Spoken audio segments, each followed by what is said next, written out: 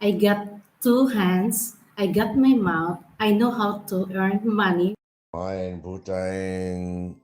Welcome, welcome. Good morning.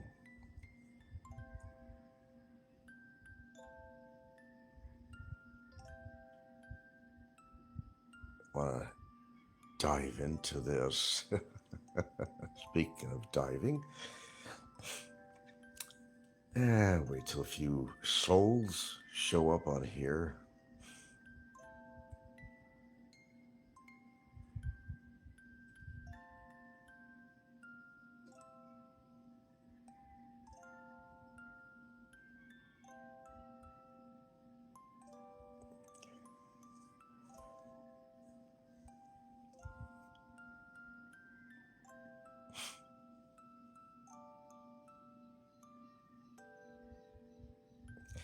Just trying to figure out who's more full of shit, Slim or Jim.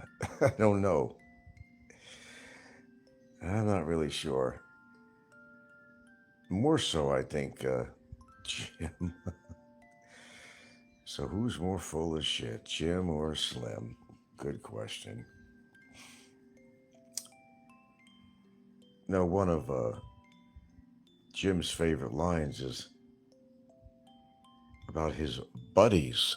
I still want to know who his buddies are. I always talk about his buddy. Well, I have a buddy. What buddy is this? He doesn't have any friends in the Philippines or Cambodia or anywhere. Well, my buddy just went through something here and he met this Filipina. It's kind of like common denominator on here. You'll have like Steven, who is, the hello, you lovely people, always coming up with these bullshit stories that he just makes up for content, of course. And you got to get a kick out of it, though. You have to look at this a different way. It's entertainment, and that's what it's meant to be. And Slim, a little different because he'll do things that people complaining about that he does. So that's what juices people up. So they make comments about that. So it keeps them tuned in. Jim, well, just makes a lot of shit up, but he's one of his famous lines, Jim's favorite lines is, I'm not trying to knock the Philippines. That's all he does. But you gotta understand where it's all coming from. He's upset because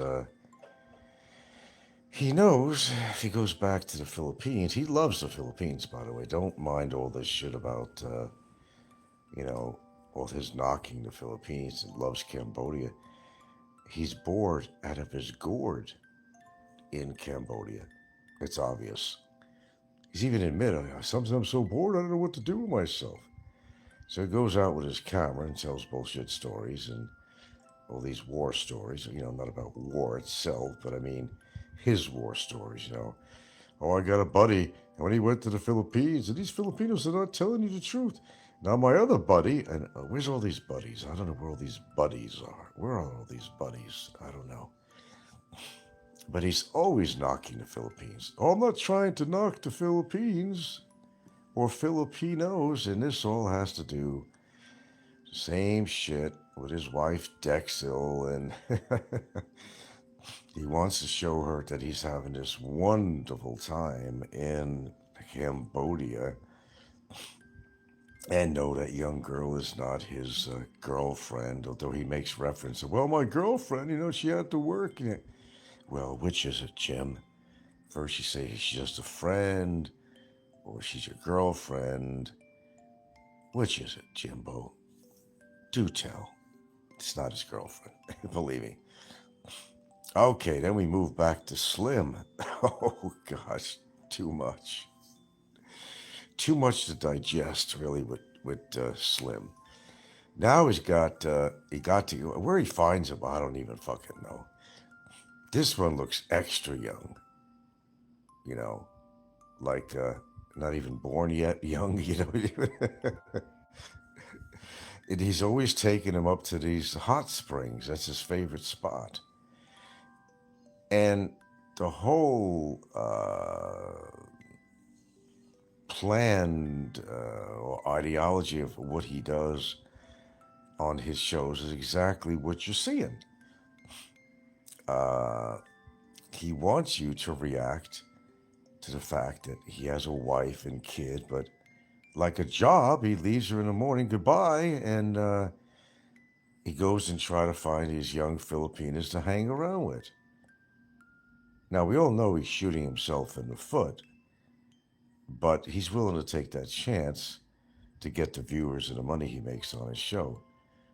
Some people might say, well, it's a planned situation. She knows that he's going out with the camera. He's going to hang around Filipinos.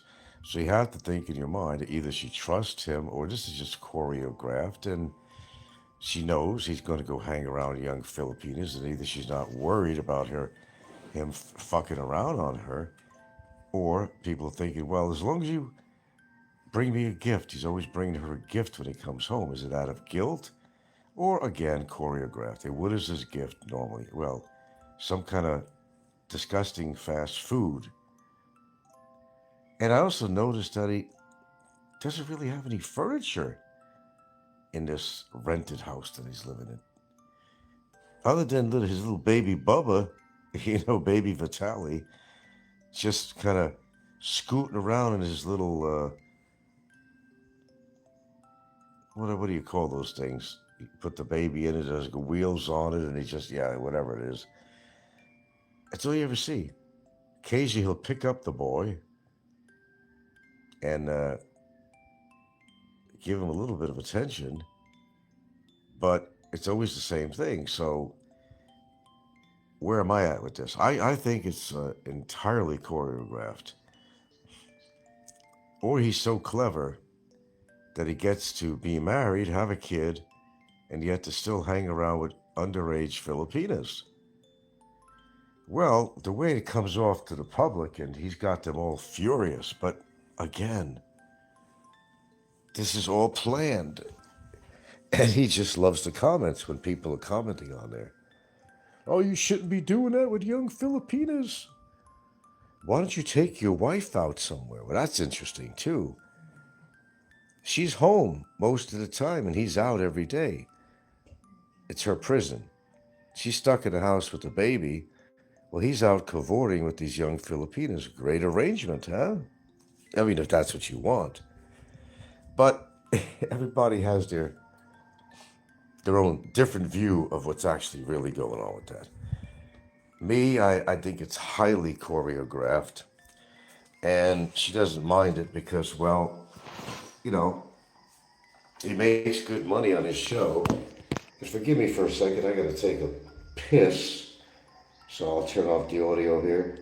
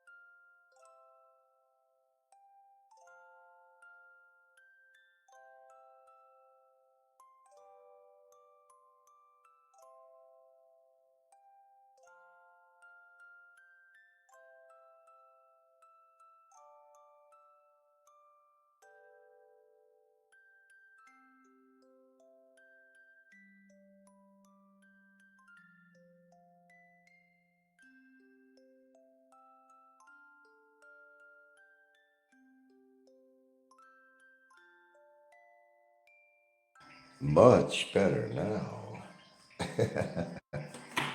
You hear the echo in here, so you know I was in the CR.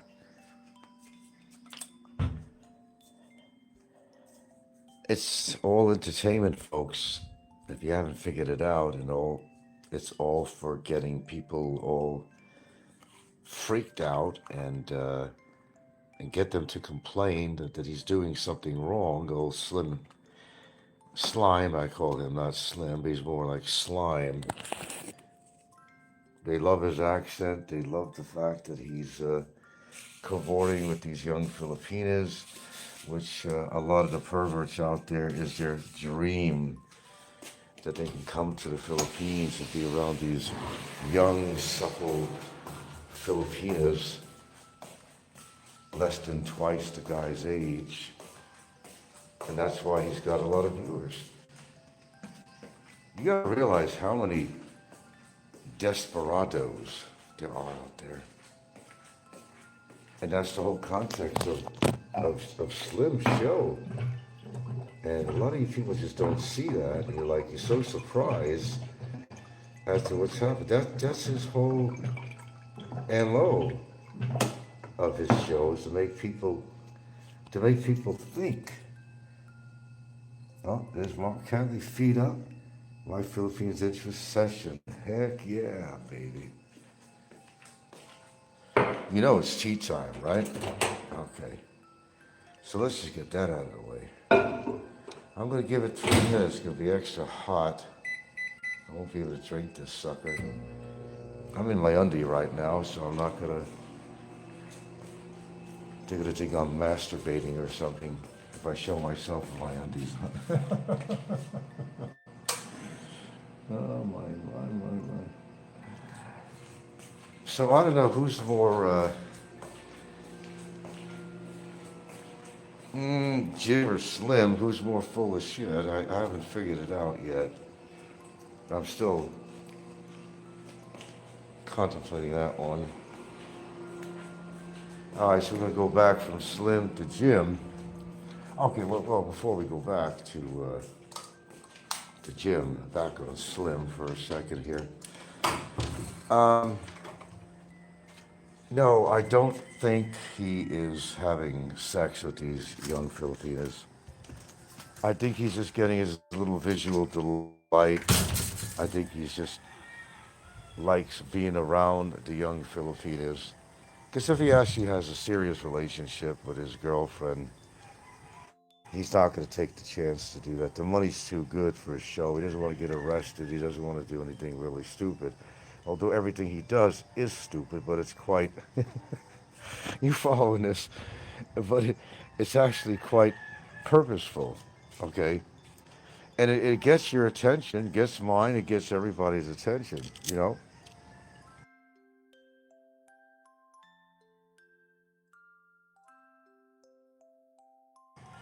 Oh, I forgot something here. My goodness.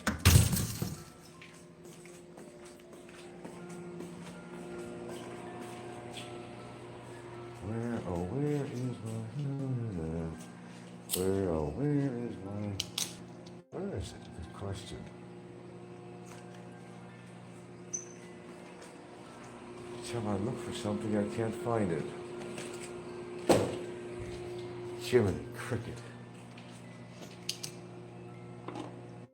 Let us see the moon.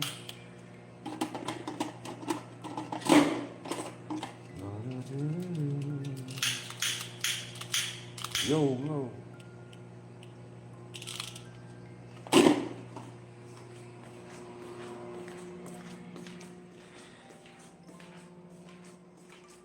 Okay, let's see. And I think later, but mostly with Jim. Well, actually, when you think about it, Slim is going to get into another accident he's not going to be able to get out of. He has an insurance policy. It's called Money. So when he fucks up in a car somewhere and like he damaged that guy's leg and did this to a truck, blah, blah, he just hands him money. And the Filipinos are happy as a clam. But as I said, there is, with all his very choreographed things that Slim does on his show, there's going to come time he's not going to be able to get out of a certain situation that'll come up whether you think it's choreographed or not, he's going to get into an accident. There's no question about it. Or the parents of those young underage Filipinos are going to get really suspicious. Some already have. They're kind of wondering, if this guy's married with a kid, what is he hanging around with my young daughter? There's only so much you can do to make money on your show and get away with some of the things that they do.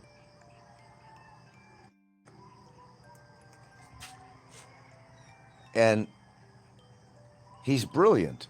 Don't get this guy wrong. Slim is brilliant. He's not brilliant what he does with his selfie stick and getting into actions, but what he plans on his show is brilliant. And what he does is he feeds off the negative comments on his show. Let's see, if they don't like me doing this, well, I'm sure getting their attention from me doing what I'm doing, so I'm going to do more of it, because that seems to get more of a reaction from the people. No, he's brilliant with that. He's brilliant. He's absolutely brilliant with that. Yeah. It always does come out in a wash. It certainly does.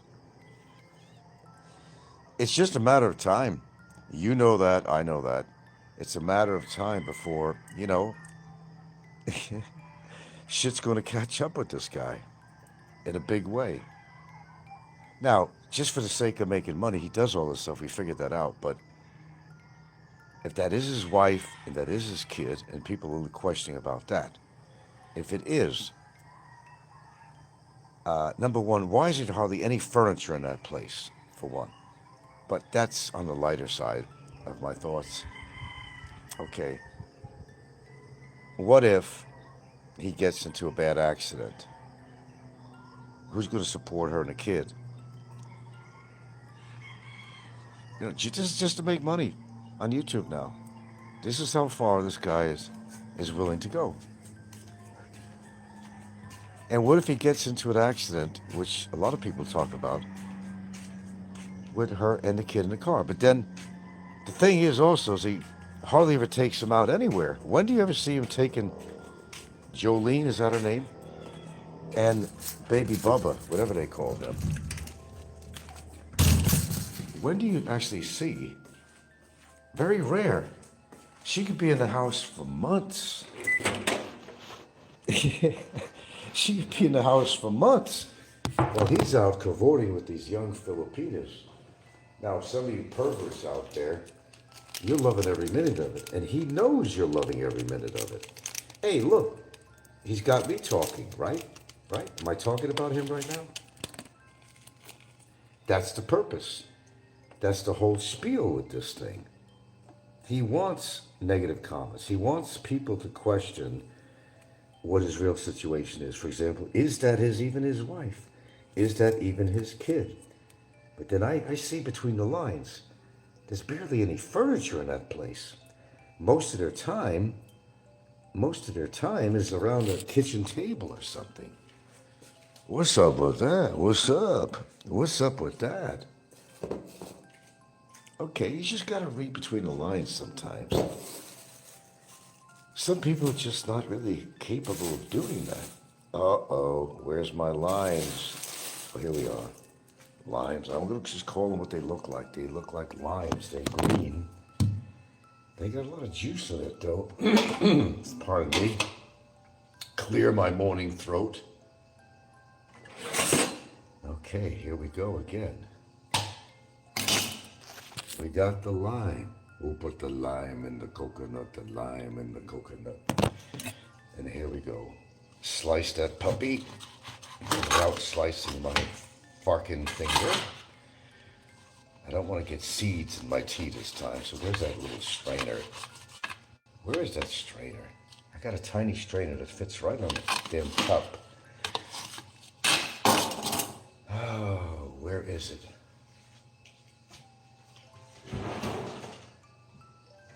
There we go now. Now we're talking. It's not enough juice. It's going to have to do. But I'm actually supposed to have a lot more citrates during the day than this. And I got to remember to brush my teeth after this, because that shit will eat the enamel off your teeth like there's no tomorrow. Okay, the famous squeeze. Let's put this on here like such, because because there's always seeds. I don't like seeds in my tea. Are you ready? The famous squeeze.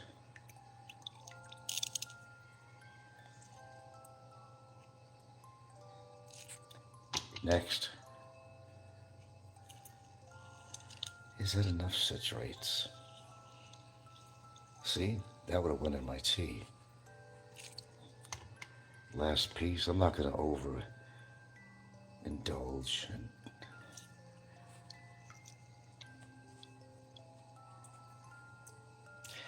Well, hey, I got lemon in there. It's all that matters. Lime, lemon, what fucking ever.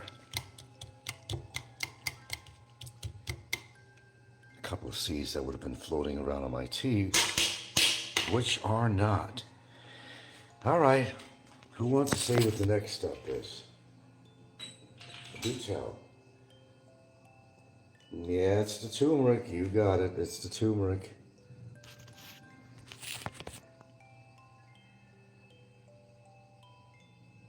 Not terribly too much of that little dash of pepper.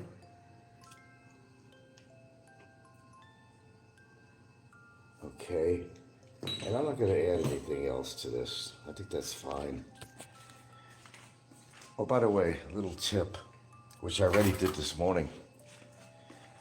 First thing waking up, besides taking a freaking piss, go and get a room temperature 16 ounce, or the best as you can. Oh wait, this morning we're going to add a little honey to this though. Okay. Ah, my job is never done. Did ants get to this honey yet? No, they didn't. Amazing. Okay. There we go. A little honey.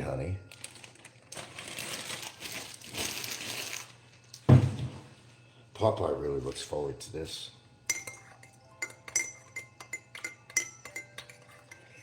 All right, let's go to the dining table. There we go. Ah, now it's all right. It's all right. No, I should just put this on the stand or something here.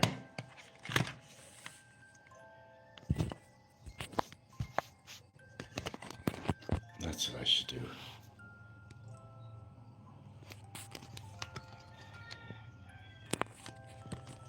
It's not cooperating. Oh.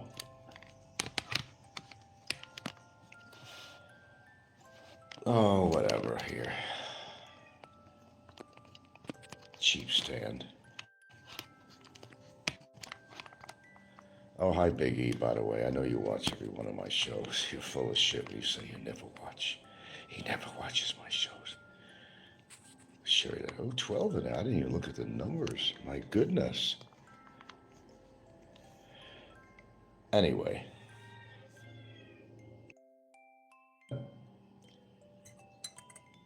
Let's let this hot puppy, let the tea bag just kind of seep in there and just let those ingredients just come together and create some magic. So what I do when I get up, I take, well, more so now, because I've read up a little bit on there, because you're basically dehydrating overnight when you sleep. And there's so many bodily functions that are affected by all those hours of not hydrating in so many ways I'm not going to get into, but that's why when you get up in the morning, one of the first things to do is to drink about 16 ounces of, it'd be better if it's warm, but I just went and just took it right out of the water dispenser, room temperature, so that'll have to do. And that'll take care of all the dehydration overnight. And it just explodes all your cells and everything. It's just, there's so much to it. Oh my God, there's so much to it. Oh, no wonder. The screen was on wide. Okay, there we go. There we go now. 14 watching, but not anybody talking. They must love listening to me. Okay, so let's kind of get back to this here.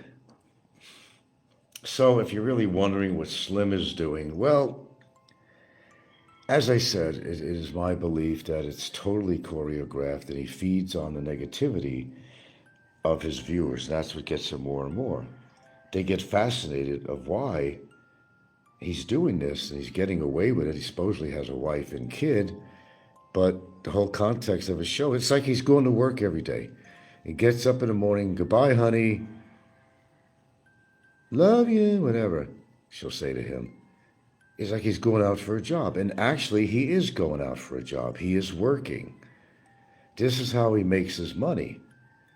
She knows it, and she's not going to get these little so-called gifts if she doesn't allow him to leave the house and go on his own little personal adventure with all these underage Filipinos. I'm surprised people haven't reported him. Oh, it's the same shit. They all talk about it. They're waiting for the sheriff in town to say something, but not from this sheriff. No, that's your job. If you've got a problem with what Slim is doing, if you feel, choreographed or not, whether he's doing something wrong, well, stop bullshitting about it and just do something about it. And his travel and learn and repeat. Its newest video, and he's at, yeah, I know, we're talking about that. What are we, young kids? She doesn't even look of age. No, she doesn't. And this is where it's becoming a serious matter. Whether he's choreographing this or not, what he's doing, yes, it is wrong. But he wants to, he's one of these people that wants to see how much he can get away with. Shit. Trolls trying to label other people undesirable. Trying to label me undesirable. That's undesirable. People like Slim and people like Jim, those are undesirable. And people like Scotty, and the list goes on. It just goes on and on and on. Do I got the light on in here? Oh, I got the flashlight thing on here. How do I shut it? I'm not sure. Anyway, once you realize that this is all choreographed, then you'll understand his whole MO with this thing. Well, the motive is to make money, and he's doing a good job of it. And yes, he's surviving on this money every month. Told you, the guy's clever. I mean, he's stupid what he does, in a sense that he's going to get in trouble being around with these young Filipinos and driving in his car so dangerously with his selfie stick out the window. So he's already got into several accidents.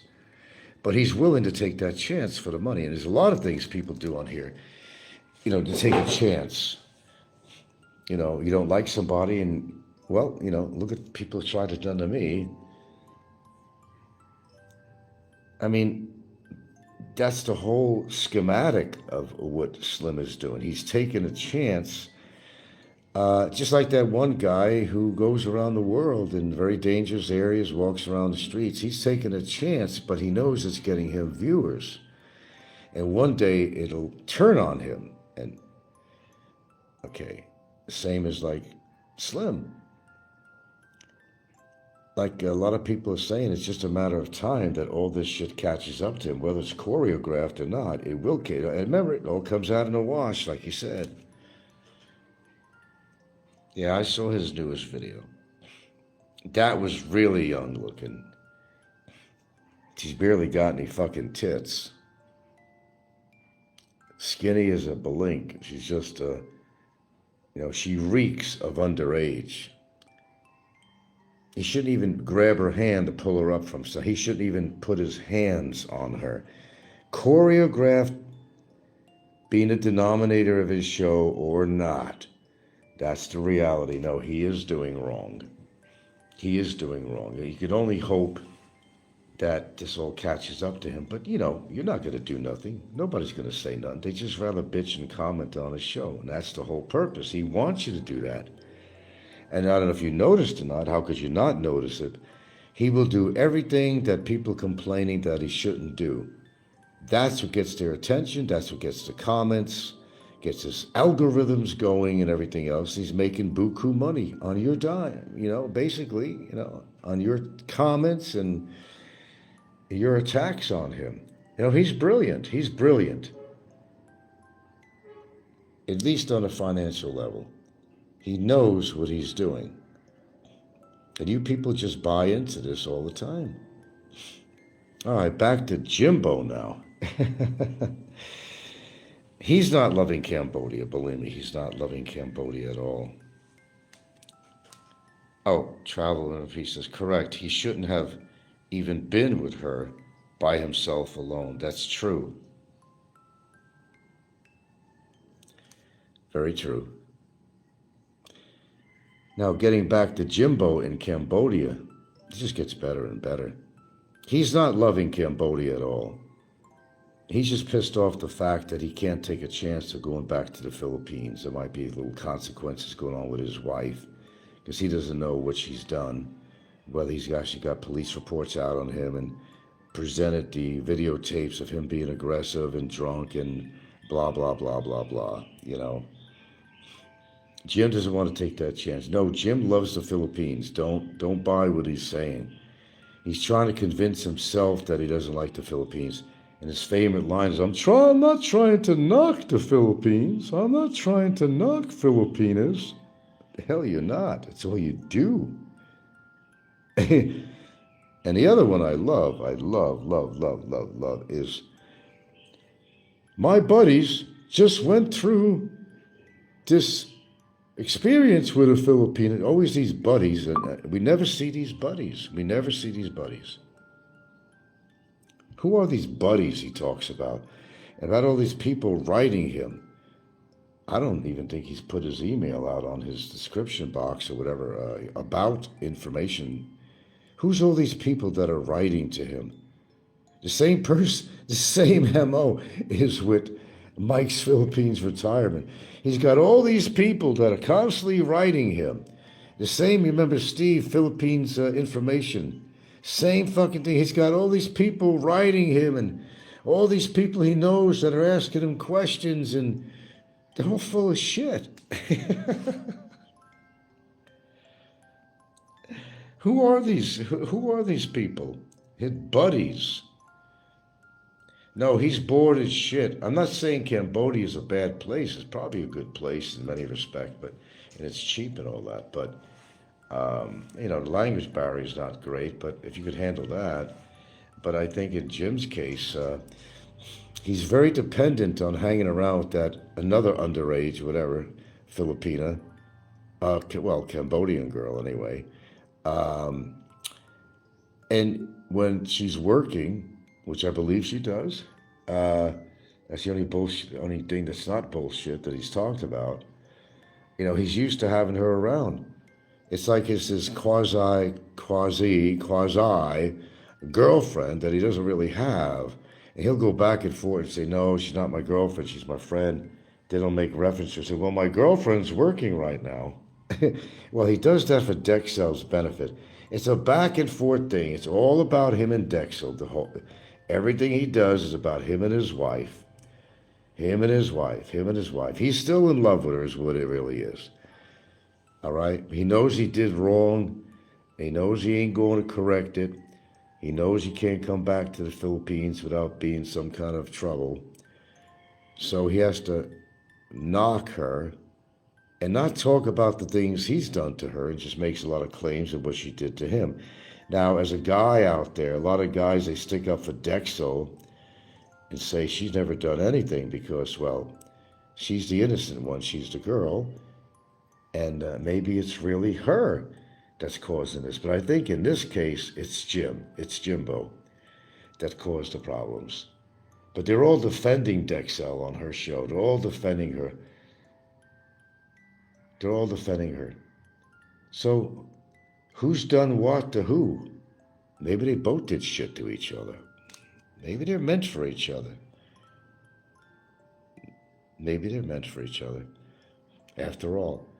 But Jim kind of burned his bridges now. He didn't finish attending any of those court shits. That's another reason he ain't coming in there, because they weren't finished with court. My understanding, they were not finished with court. So now he knows he can't go back to the Philippines, and it's killing him because he basically felt more comfortable in the Philippines than anywhere. and it's killing him, it's eating at him, that he can't go back. So his resolve to this is talking shit about the Philippines, making comparisons between Cambodia and the Philippines. There is no comparison. Philippines is the place to be rather than Cambodia. But if you have to go to Cambodia, for whatever reason, it's cheap. You have to make some sacrifices to be there, but you can live cheap there. And that's where Jim is. And Jim doesn't have any money. I mean, he's got money from somewhere. How could he eat out? How could he pay rent? How could he do this? Well, he's making money from his show. The same as Slim. That's why Slim goes out, and what a strange eating habit Slim has. That guy could put down burgers, pizza. I don't even understand how he looks so healthy. He's not overweight. He's got a good physique. Call it what it is. He does have a good physique.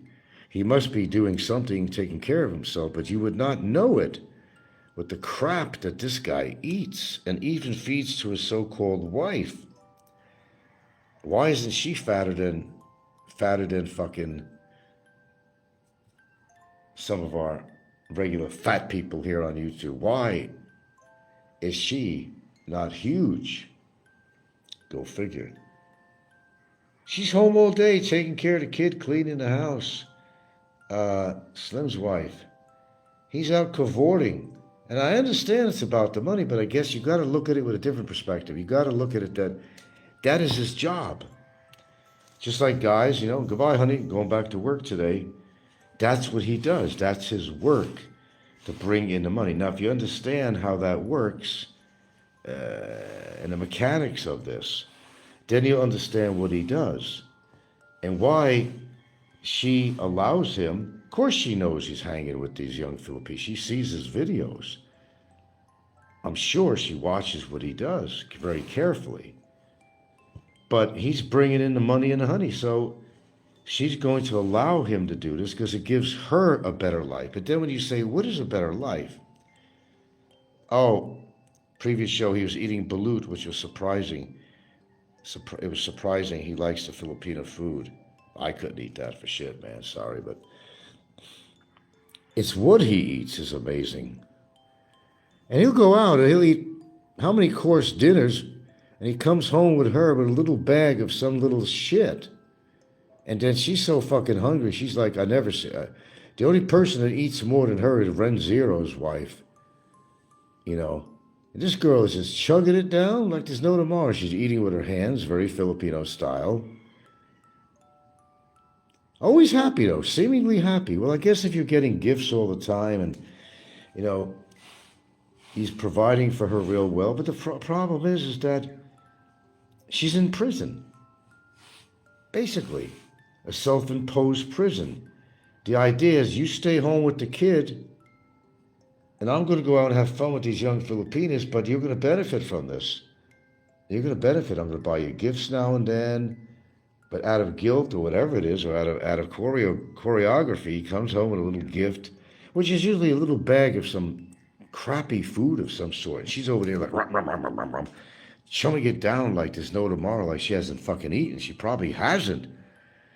Because when do they cook food around there? Do they even have a propane burner? Do they have anything to cook with? That house is empty. And that's one thing you guys haven't commented on. I hardly see any furniture in there. Do you? It seems like a big space, but it's really empty. Except for a counter or a table where they sit at. I don't see any other furniture in the living area. But hey, it's working. That's the point. He's got me talking about him, so it's working. He's got other people talking about him, so it's working. Get my point? That's the purpose. That is the success of his show. And maybe you should follow suit with that, and maybe you'll have a big-ass show. Oh, I'm sure he's got to be making as much as $5,000 a month, maybe more, I heard. Do you know how many views he gets on his show? Hey, I mean, even Jim's getting a decent amount of views on his show too. So Jim, I guess that's the common denominator, is that they're surviving on their YouTube money. The same as Scotty. It's the same scenario. How do I get this fucking light off without putting myself off my show? I didn't turn that flashlight on, but I'll leave it on. So that's the whole purpose, and it works. So hey, if it works for them, they're going to continue doing what they're doing. Remember, do something that works for you rather than something that ain't working. Even if, has a lot of negative connotations, has a lot of negative comments, has a lot of negative reactions, that's the whole idea. That's it. Okay. Who's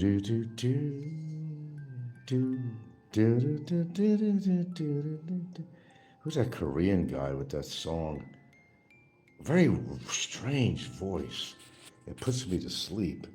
They're playing that a lot. He's like this Korean, Japanese guy playing on his little guitar or ukulele, whatever the fuck it is. Seems to be very popular around here. People using that music. So, it's working if you got me talking about you, whatever you're doing is working. Kevin's in a hiatus right now. I'm not sure what's happening with Kevin. I guess this is a YouTube review show this morning, apparently. It's innocent, so. Not sure what's happening to Kevin. Maybe he had a heart attack. We don't wish that on Kevin. I wish that Kevin would just get a real life. Plans to come back to Vietnam or something. You know what, guys? I don't think so. I just don't think so. What's going to be different this time if he goes back to rather Thailand or whatever? What is going to be different this time? Is he going to be able to correct his wrongs? Kevin is just not literally, actually, built to live in another country. And he can't help his demeanor. I mean, he did get brain damage from, machete in his fucking brain. And that all shows out. His size, ominous looking bald head, speech kind of a little bit weird. People see this. People see this and they think to themselves, I don't know about this guy. I wouldn't date this guy. He's just too fucking weird. Well, you could say that Kevin couldn't help his, mental situation because he got brain damage. But the question is, how did he really get it? I don't believe his old story. Yeah, some in-law is going to come up to him, really, with a big blade like that and put a knife into his fucking brain. He'd have to have done something pretty radical to get that to happen. So you're never hearing the true story from Big Kevin. No, you're not. You never will. You're never hearing the true story from anybody on here. I'm the only one on here that bothers to tell the truth about anything. Now, am I lying about what Slim has been doing? Am I lying about what Jimbo has been doing? Am I lying about Mike's Philippines retirement, that he's full of shit? The only interesting interview that Mike's Philippines retirement did is recently with that guy who runs this little restaurant or curiosity shop or whatever it is in Guam. Then some people say, well, why is he in Guam? Is he on a visa run? What is he doing in Guam? Then people question, is his wife still with him? Because she always showed up on camera somewhere, and you notice that she's not. So is there truth or anything? Did she leave his sorry ass? Boy, this really is a soap opera, isn't it? And we're all getting involved in it. It really is a soap opera. that we all keep running back to, don't we? That's inclusive of me. Hey, I always include myself. See how fair I am? I may talk about other people, but if I'm doing the same thing or something, I'll say, yeah, I'm doing the same thing too, maybe a little differently. But you got to be honest with your viewers and you got to be honest with yourself. Which, fortunately, I am. A little dialogue will be a little nicer on here, to be honest with you. But I've gotten rid of a few people, actually. Who was the guy I just got rid of because... Oh, shit. Who did I get rid of on here? He's probably pissed off at me. He was posting a lot, too. I don't know, I get rid of a lot of people when I find out that they're trolls. Well, most people watch are trolls, but it's according to what they say on my show. I let Jerry on because Jerry's entertainment on here, you know.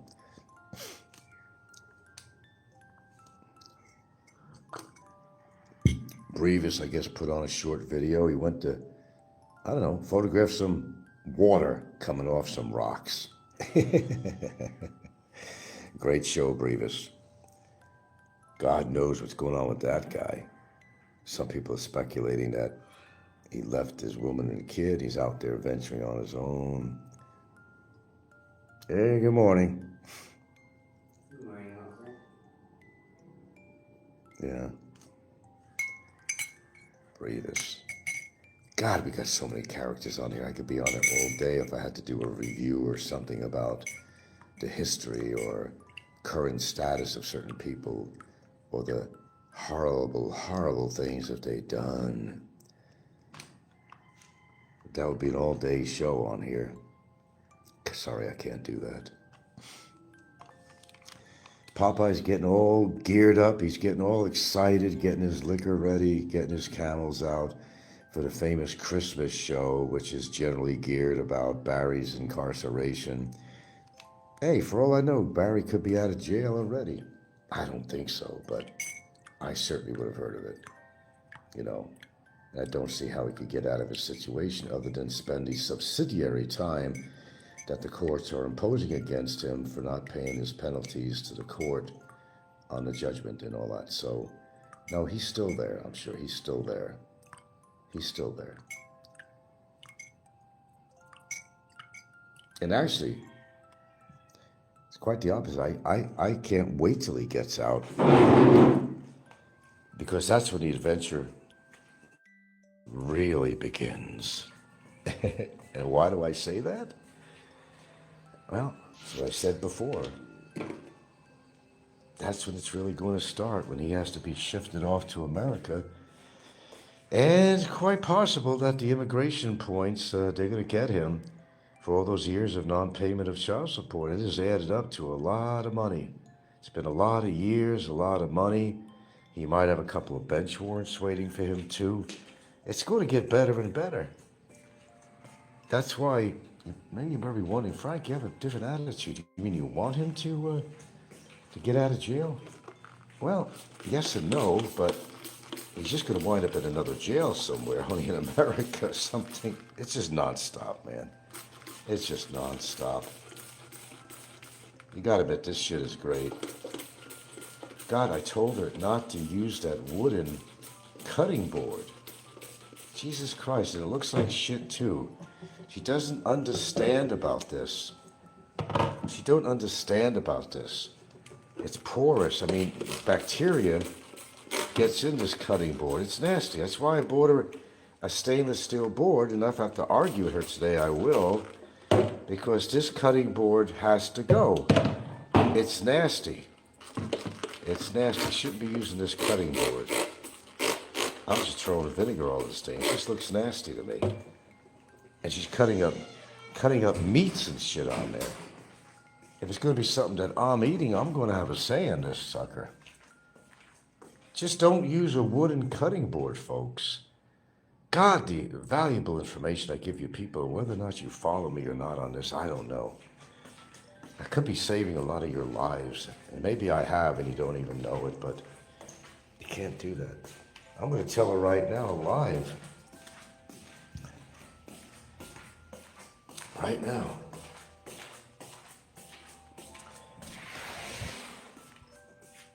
Hello, dear. You're doing the curtains, huh? Yeah. Anyway, I'm live on here. Just to let you know, though, you need to get rid of not used a wooden cutting board. Okay? The cutting board in the kitchen, where you cut meats on and vegetables. Remember I told you about that? It harbors a lot of bad bacteria. Use the stainless steel one that I bought you. Yeah, I use the stainless. Yeah, but I seen that you cleaned off the board. Yeah, because I put when I cook the chicken in the microwave, I put there the tray in the. Oh, you just put the tray on there. Oh, okay. Use it as a tray for the hot pan when it comes out of the oven. Okay, I could see doing that. All right, yeah, that's cool. I don't mind that. That kind of shows that. Yeah, because, if you don't believe me, just go ahead and Google it. If you don't want to believe me, just fucking Google it, man. Or use it. I don't really give a fuck, folks. Just, you don't have to listen to shit I say on here. You don't have to listen at all, but... You listen all the trolls? Huh? You listen the trolls? I'm wanting the trolls? You listen for the trolls in your... I'm listening to the trolls? Yeah. And what about the trolls? No, they're listening to me, is what I'm saying. You got something to say to them. You're live. Here, I said your microphone is all yours. You want to say something to them? It's here. It's on the shelf. I'm going to leave it like that. I'm going to go out for a smoke. And this is a live show I'm on right now. And if you want to say anything to them, go ahead. I'll give you a couple of minutes. It's live.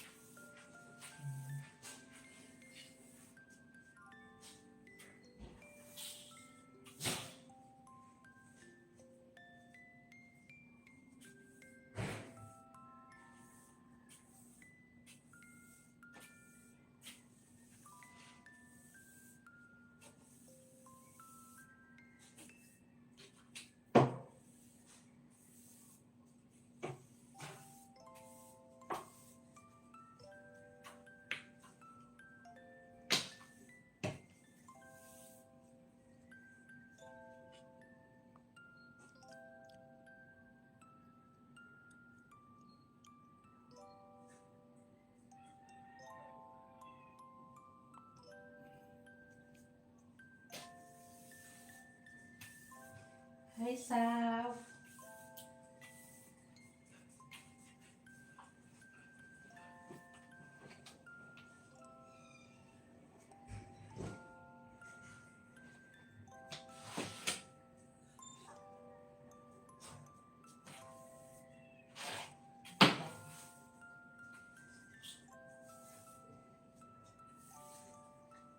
Upside out. Out.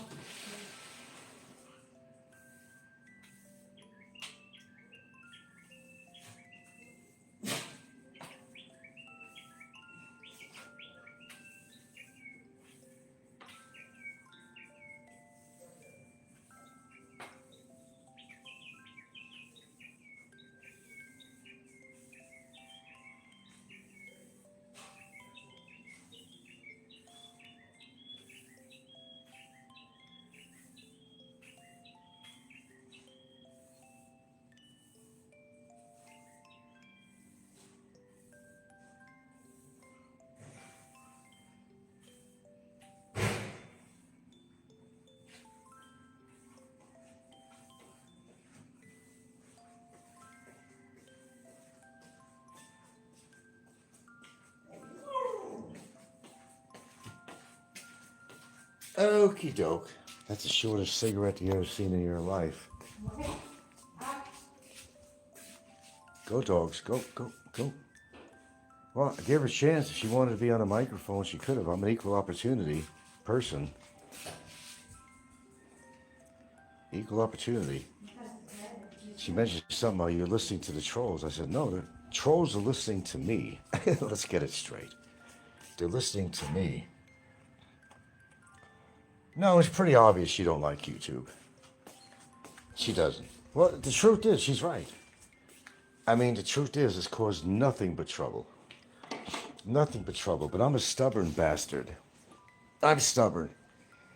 I don't let people get the best of me. I just let them make a fool out of themselves and make their own mistakes, and I'm loving every minute of it.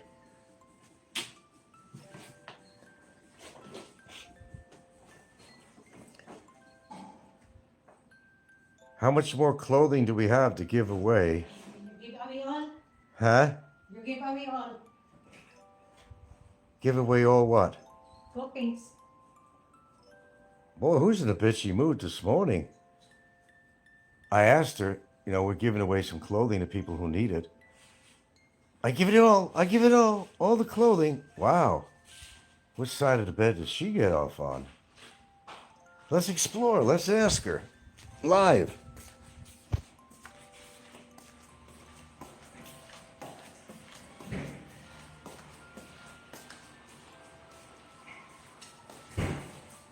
Gotta love these Filipinos. So why are you in a bitchy mood today? Nothing, huh? So you just You're do saying it. give all the clothing away. What did you mean by that? I'm busy. If you're doing your YouTube, you do YouTube. Don't disturb me. If you're doing your YouTube, don't do, let's follow up with this, folks. I'm loving every minute of it. I said I do something. We're in live for your YouTube. You talk to your YouTube friend. Don't disturb me. Oh, when they're working, they don't want to be disturbed. She's doing some sweeping. That's one thing I have found out, is that get out of the kitchen when they're cooking and when they're busy cleaning around the house or something. Stay away. You don't stay away? Here we go. Dude, that's on You don't camera. stay away? Come on, there we go. This is a print. This is a print, folks. Come on. Yeah. Tell that to the viewers. Come on, you're on camera this time, baby. You're on camera. Fuck you. To me or them? All. Oh. Ooh, she's laying it on the trolls. Fuck you, she said. All right, I'll accept that. I'll accept that. Oh, she's feisty when she wants to be. You go living room to do your YouTube because I'm cleaning. So you're cleaning, so I can't block while you're cleaning. Yeah, I'm cleaning, so you go there living room so nobody disturb you. You got no bra on. Your nipples are showing through this. Did that show on camera? I don't know. This is going to be spectacular. Nah. This is going to be spectacular. I see it now. Freeze frame, freeze frame. Isn't that a song? Freeze frame.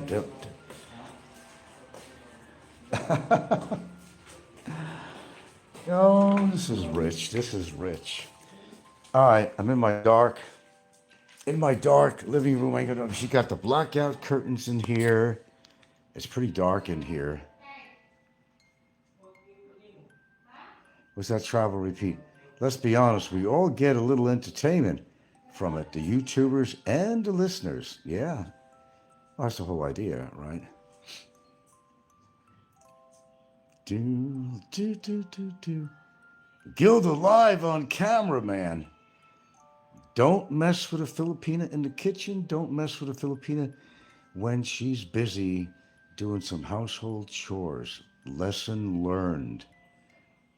It's always like that. No, she don't like me being on YouTube at all. That's why she'll make these little comments and she'll be in a bad mood because she has that basic train of thought. Well, if you're going to get the fuck off YouTube, Frank, get the fuck off YouTube. And she's right. She'd be right. She'd be absolutely right. I have to agree with her. But, I'm living on this dusty island. You got to understand, I'm retired. Now I'm an octogenarian, but I was an octogenarian 8 to 10 years ago, according to the YouTube community. I was an octogenarian. If I was an octogenarian 10 years ago, then I'd have to be, 90 years old now or something.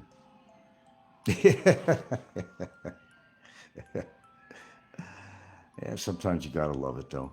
Oh, but she can be feisty when she wants. You don't know her. You don't know her.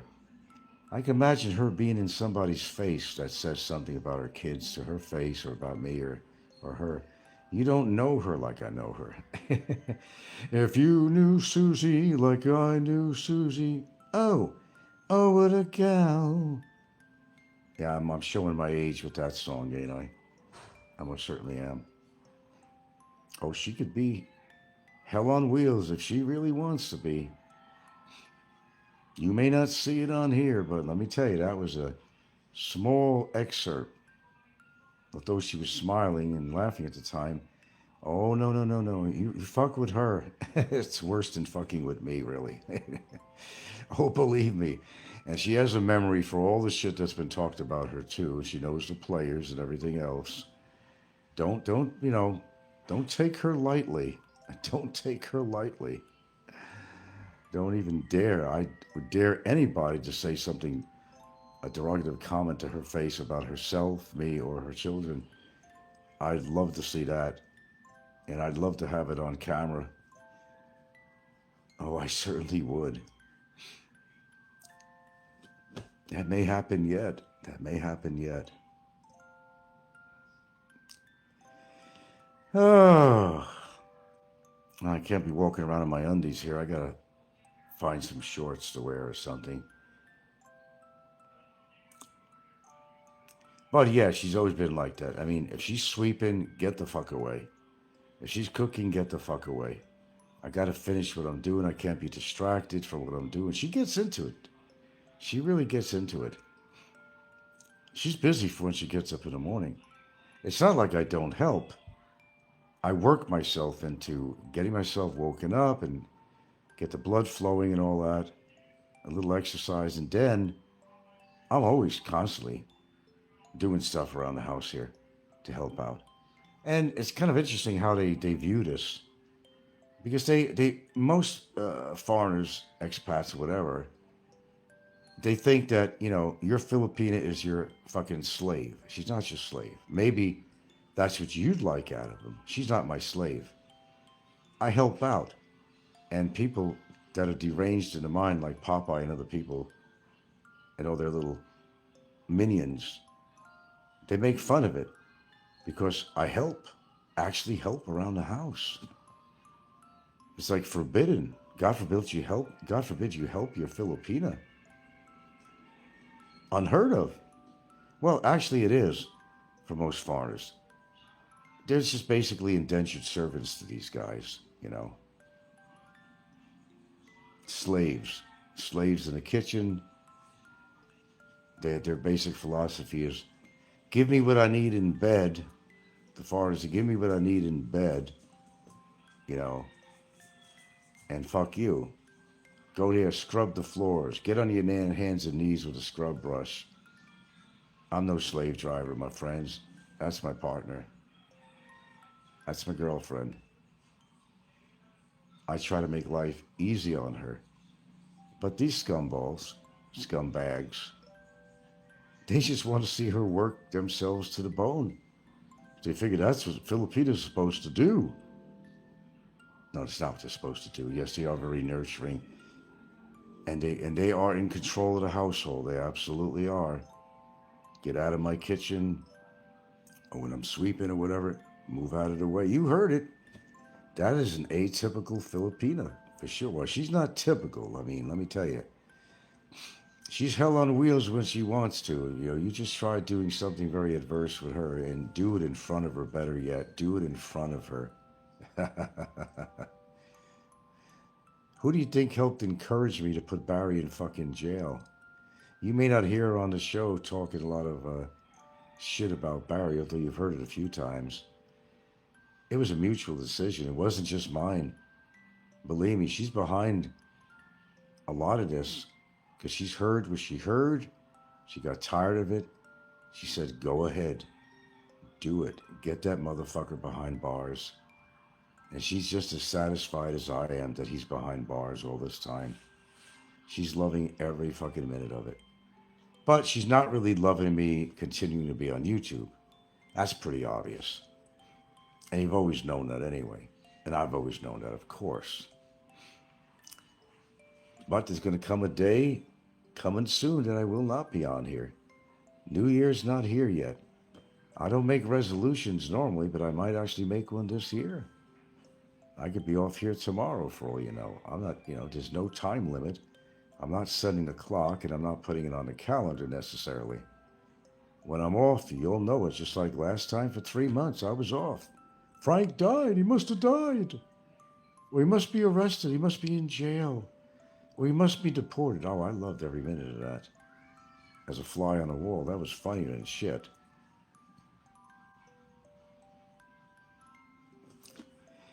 Excuse me. Again, I'm kind of getting sick of the oatmeal. Hello, Sassal, sweetheart. Hello. You come to see Daddy? You come to see Daddy? Come here. That's my girl. That's my girl. Yeah. Unconditional love. Can you get that from any Filipina or any woman? Unconditional love? I don't think so. There's always a condition to something. But these dogs, all they want is love and want to get it back. There's no conditions to anything. There really isn't. That's why they're such great pets. I hate to call them a pet. They're family, Family. You know about family? Family. Oh, Barry argues that all the time. They're not your family. They don't carry your blood. Well, Barry never understood family because he never had much of a family that even respected him. His father was too busy boning Barry up his ass when he was growing up. And kind of interfered with his concept of what a true loving family is when you're getting boned up the ass as a kid. It's a horrible thing, don't get me wrong. Father did wrong. And by the way, it's not new information. No disclaimer needed on this because Barry's admitted it, talked about it, and so no legal disclaimers needed on this because it's public knowledge. Oh, you're always late, Jerry.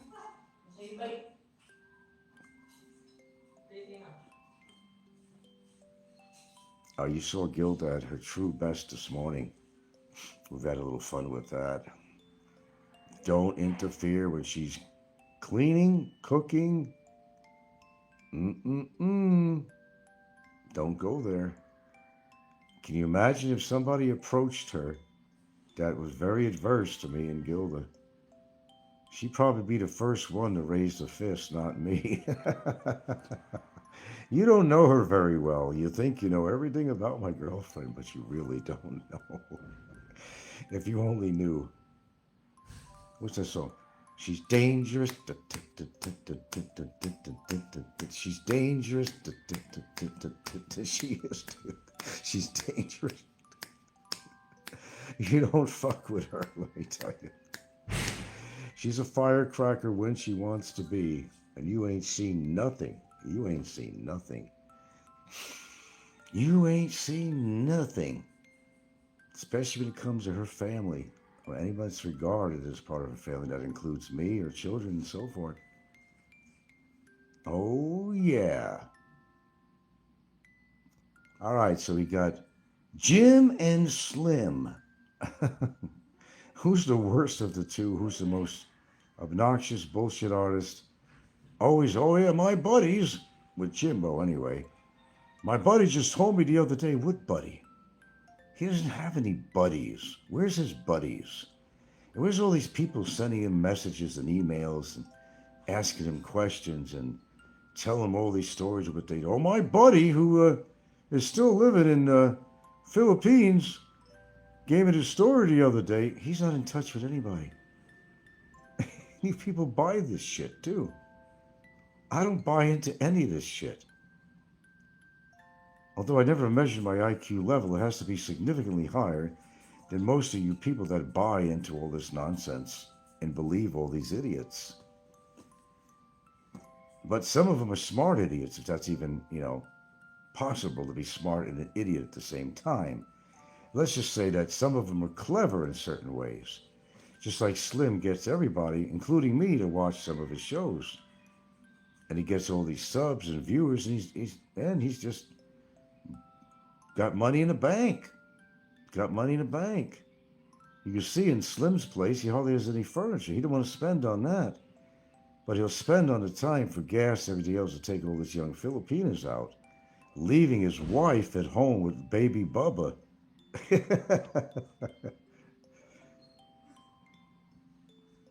Like, well, he's on a training wheels thing. The baby is still an infant, really. What's his name? Bubba? I don't know. What does he call the baby? I don't even know if he calls the baby by its real name. I don't know. Always in those training coaster that he walks around the house with. And maybe he wants to walk on his own or try, but they shove him in this damn walker thing. Uh-oh, 2% power left. That's bad. Uh-oh. Uh-oh. That ain't good. Maybe it's time. Oh, what a mess. I'm going to have to help out at the hair on the floor. It's disgusting.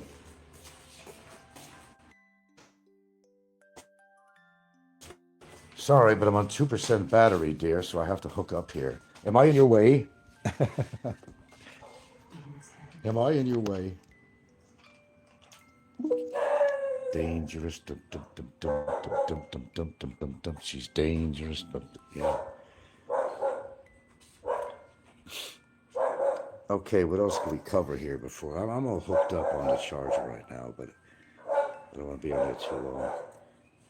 Where do they buck it at now?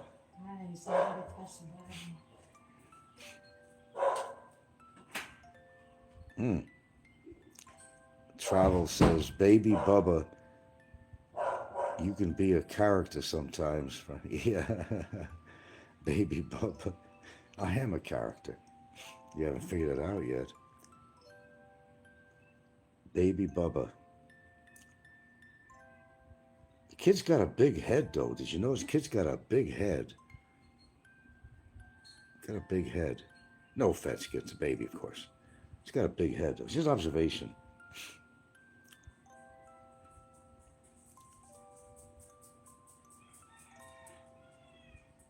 Okay, what could we touch upon? I just haven't been watching everybody's shows. We know that King Marcos ain't king anymore. What happened with King Marcos? Now he's all domesticated, spends most of his time in the kitchen doing videos on very mundane. And some people were complaining about it. I said, man, we're getting bored with your shit. What's going on, man? Ed Savino says, Ricegate Jerry. Ed Savino's back. You know, I got rid of somebody on here. I forgot who it was I got rid of. Who was it I got rid of the other day on here? I don't remember. I got rid of somebody. Well, if I don't remember, they weren't very important to me, so. Baby Bubba. But I think it's pretty obvious what's going to happen to a few of these people. Jimbo in Cambodia is going to get himself in trouble with the law. Sooner or later. Sooner or later. Something's going to happen with him. And Slim, well, that's an ongoing story. You know he's going to have more car accidents. And that's no script either, by the way. That's not choreographed. It's choreographed that he's going to use a selfie stick when he drives. Absolutely. That's part of the whole choreography. And to piss people off because they're writing him constantly. Man, you're going to, and I did too, you're going to get your family killed. But he doesn't take him out of the house hardly. So it's a lesser chance he's going to get his wife and kid killed. Because he doesn't take them out. She stays home all day in her own imprisonment while he goes out and cavorts with these young Filipinos, you know. Mark says, you canned Viking son. Ah. Yeah. Well, he was acting like a troll, Viking son. Something he said or something. Oh, you got to do more ironing on the curtains, or? Curtains, boy. Huh? No. No? My clothes. Why did you say, well, let's just give all the clothes away?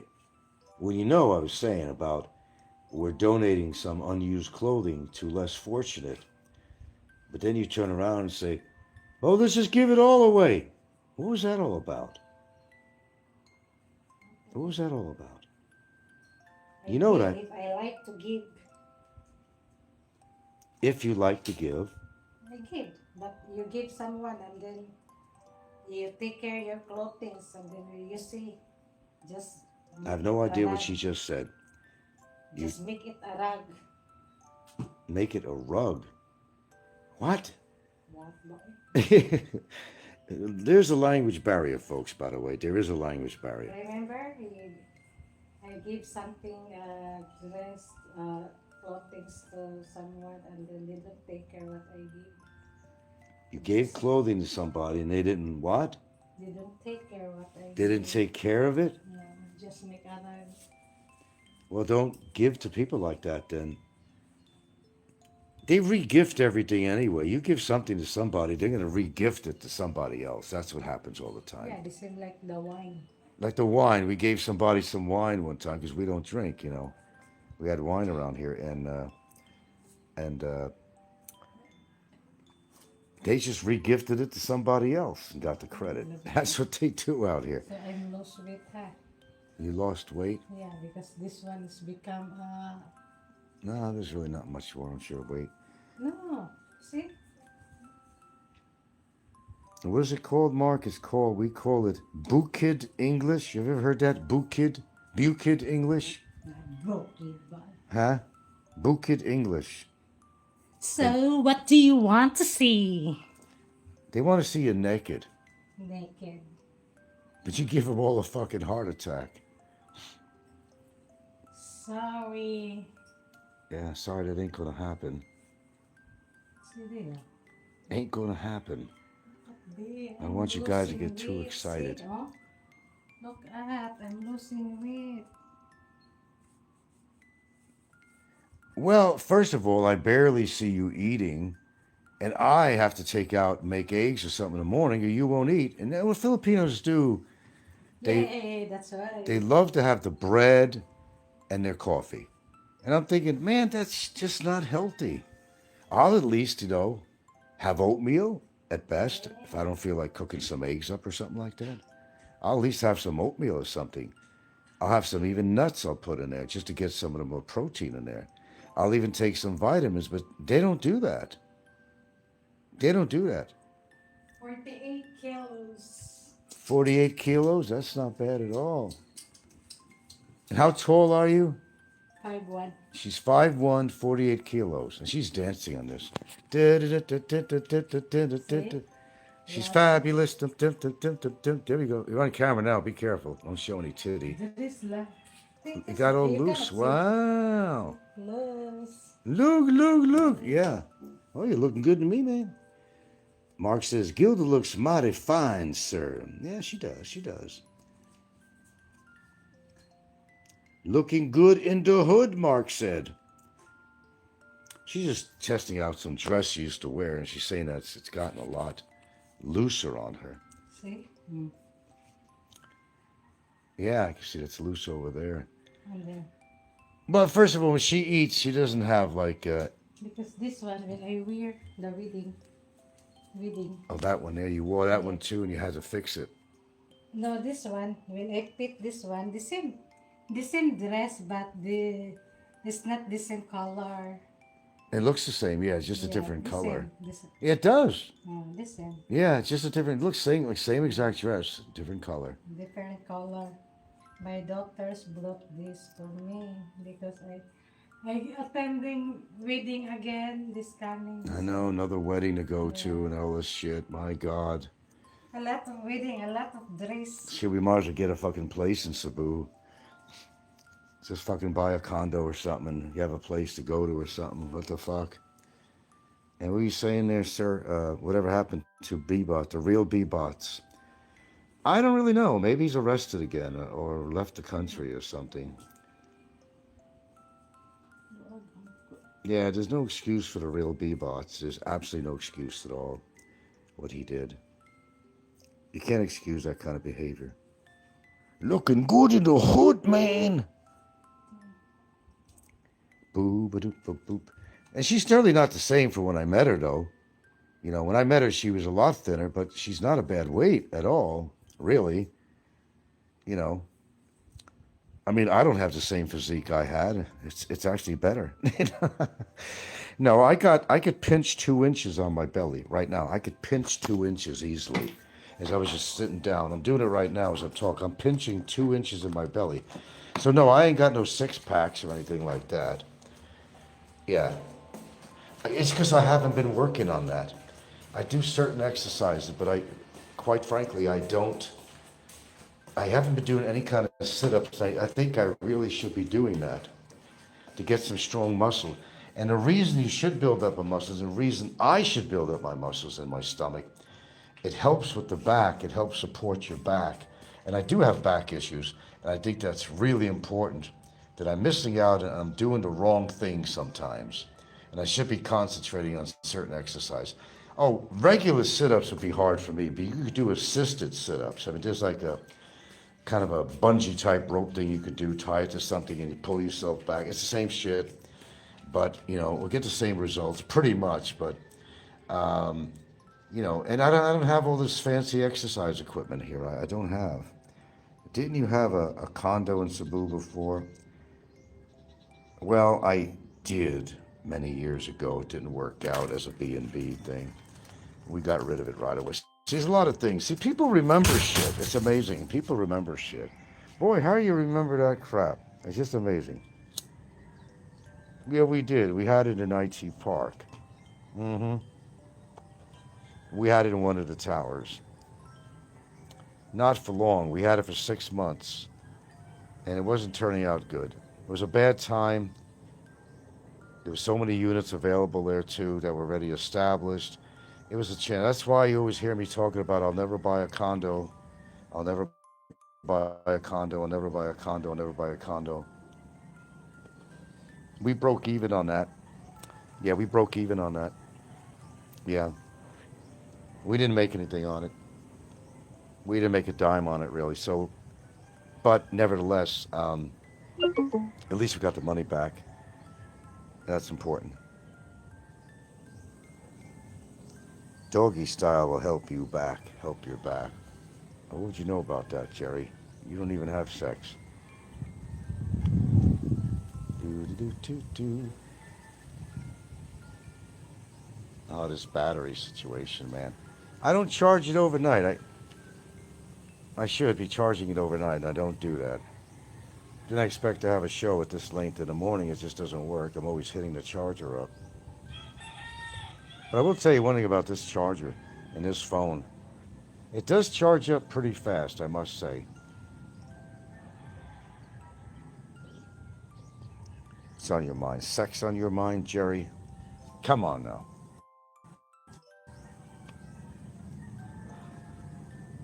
Come on now. And Jerry, how often do you have sex? Here's a personal question. How often do you have sex, sir? At your age? Tell me, how often?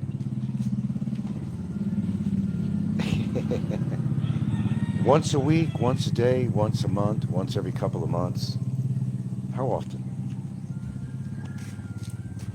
Come on, do tell, Jerry. Come on. Do you have sex at all? Or are you capable of having any sex? That's a better one.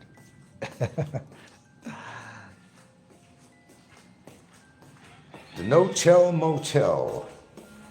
The No-Tell Motel. Oh, Frank, there's things I just don't talk about. I gotta hook up to this thing. Let me just grab the goddamn charger since you're busy in the room here with the curtains or dresses, and I don't want to be in your way because I don't want to be slashed. The slasher. My God. My goodness. No, you don't want her. You don't want to be on her bad side. Don't want to be on her bad side, that's for sure. God damn it. Where's the long cords when I need a long cord? What am I going to do? Stand here in my dining room holding the phone while it's charging? Come on now, man. Seriously. Little blue pills there, Jerry, huh? Oh, no blue pills here. Yes, they all say. They all say that. Sure, we believe you, Jerry. Hey, man, listen, there's absolutely no shame if you have to use that. Fortunately for me, I've been holding out pretty well, if you really need to know that kind of personal information, but I've been holding out pretty well with that. Thank goodness. Just take the chair here. Just put the chair over here. The chair. Yeah, a lot of that is personal. Of course it is. Of course it is. That's why I'm asking you, because it's personal. Get a reaction out of you. What do we got in this drawer here? We got a whatnot drawer here. I don't know. Fuck, there's even a lighter in here too. Oh, that's gone. Why did we even keep it? This is a whatnot. Oh, we got a little shoehorn here. I didn't know that. To help me get my sneakers, my shoes on. Never knew we had a shoehorn here. This is a whatnot drawer we got here. What we don't whatnot without, it just winds up in there. My goodness, what's these pictures? What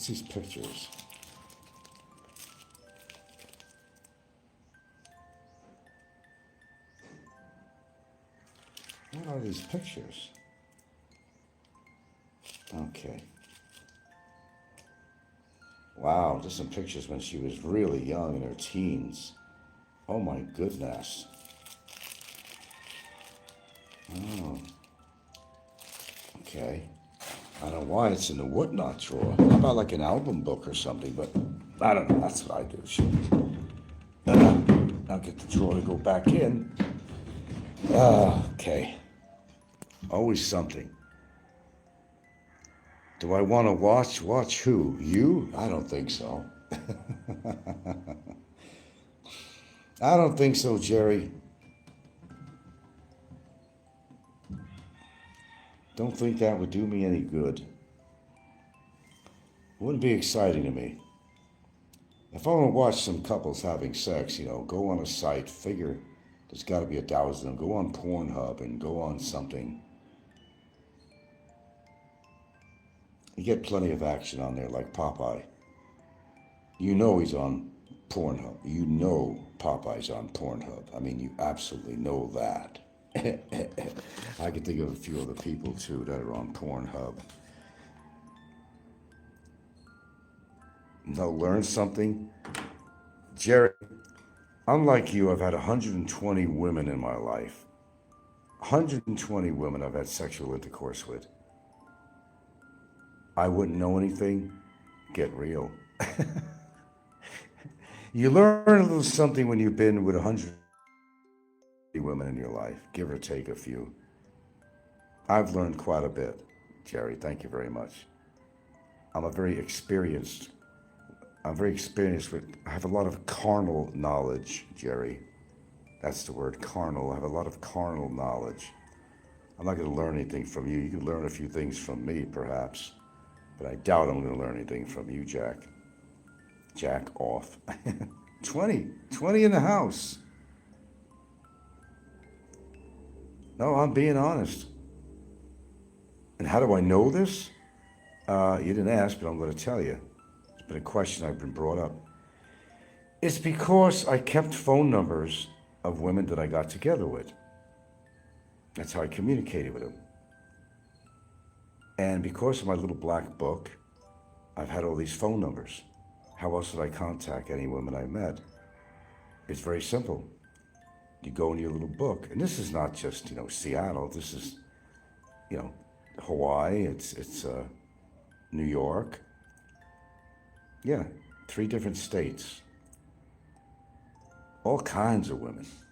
Most of them pretty damn good looking too, by the way, Jerry. I'm being honest. I've talked about it ever since I've ever been on YouTube. I am being honest. And a lot of people don't believe that because they're lucky they had one person in their life. Hey, I was single and free. I was married only once. And once that marriage was over, free man to do what the fuck I want. I've never been married since. And I haven't been married for 35 years, 30 years? I don't even know what it's been. I have to look at my divorce certificate. I don't even remember the date. Seriously, it's been that long. I don't remember the date. I was free to be, footloose and fancy free to do whatever the fuck I wanted. I've showed pictures. Where have you been? Well, just last week I was showing you a bunch of pictures out of my album book. Where were you when I was showing that? And I don't have pictures of every woman I've been with, but I did present a bunch of them from my album book. Where were you? You and your Barb Beers. What's with Barb Beers? Proud member. She is a proud member of the Frank 120. You got that right. Yeah, you did miss it. I did take my album book out. I certainly did. I certainly did. You just weren't there, Gerard. You just weren't there. And they weren't bad looking either. No, they weren't. Not bad at all. Have I ever dated? No, I got together with a Mexican woman in Seattle. It was a one-night stand thing, though. She was Mexican. That's the closest thing I came to a Puerto Rican. I wouldn't touch a Puerto Rican. She might have knives or blades up her pussy or something. They love knives. Or she might get mad at me and kick me with her pointy Puerto Rican shoes or something. Too chancy. Not the same. Well, I wouldn't know, so I've never had a Puerto Rican. I've had Mexican, Jewish, Norwegian for sure, Filipino, of course. Never had black. No, I never went for the dark meat. That's too dark a meat for me. What else? Mexican, Jewish, Italian, Filipino, Norwegian. One from the Netherlands, a blonde that I met that was traveling. She was a backpacker, and I met her in New York. She came to my place in Mount Vernon. One night stand, of course. Tall, long-legged blonde. I didn't use my charger. It's longer than yours. Yeah, you got a long charger, I know. I'm sitting in the chair here like an idiot in the dining room.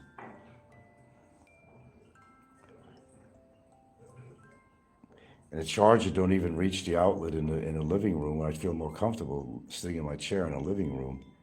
Well, no, she's not in a bedroom now, so I just go to the bedroom. We'll keep it going for a little bit. Yeah, I'm down to 2%, so for the remaining of the time, I'm going to go into the bedroom, plug it in, because it's right next to my bed. Oh, let's see. Hit OK. Let's see. There we go. Let's get plugged in here. Where do you want to use? In living room or here? Where do I want to what? Eat? No. No, I'm right here now. I could stay here. I'm not going to be on that much longer. But the cord is right here. I mean, the outlet's right here. I'm just going to finish up over here and do that. Oh, he's doing a simulcast again. Some things never change. Oh, my God. 120 women, Popeye. One woman. Well, he got a blowjob from somebody in Subic Bay. I don't know if it's the same woman he married, but it could be. Ooh, that was a Ricky snicker. Psychos. Excuse me. Yeah.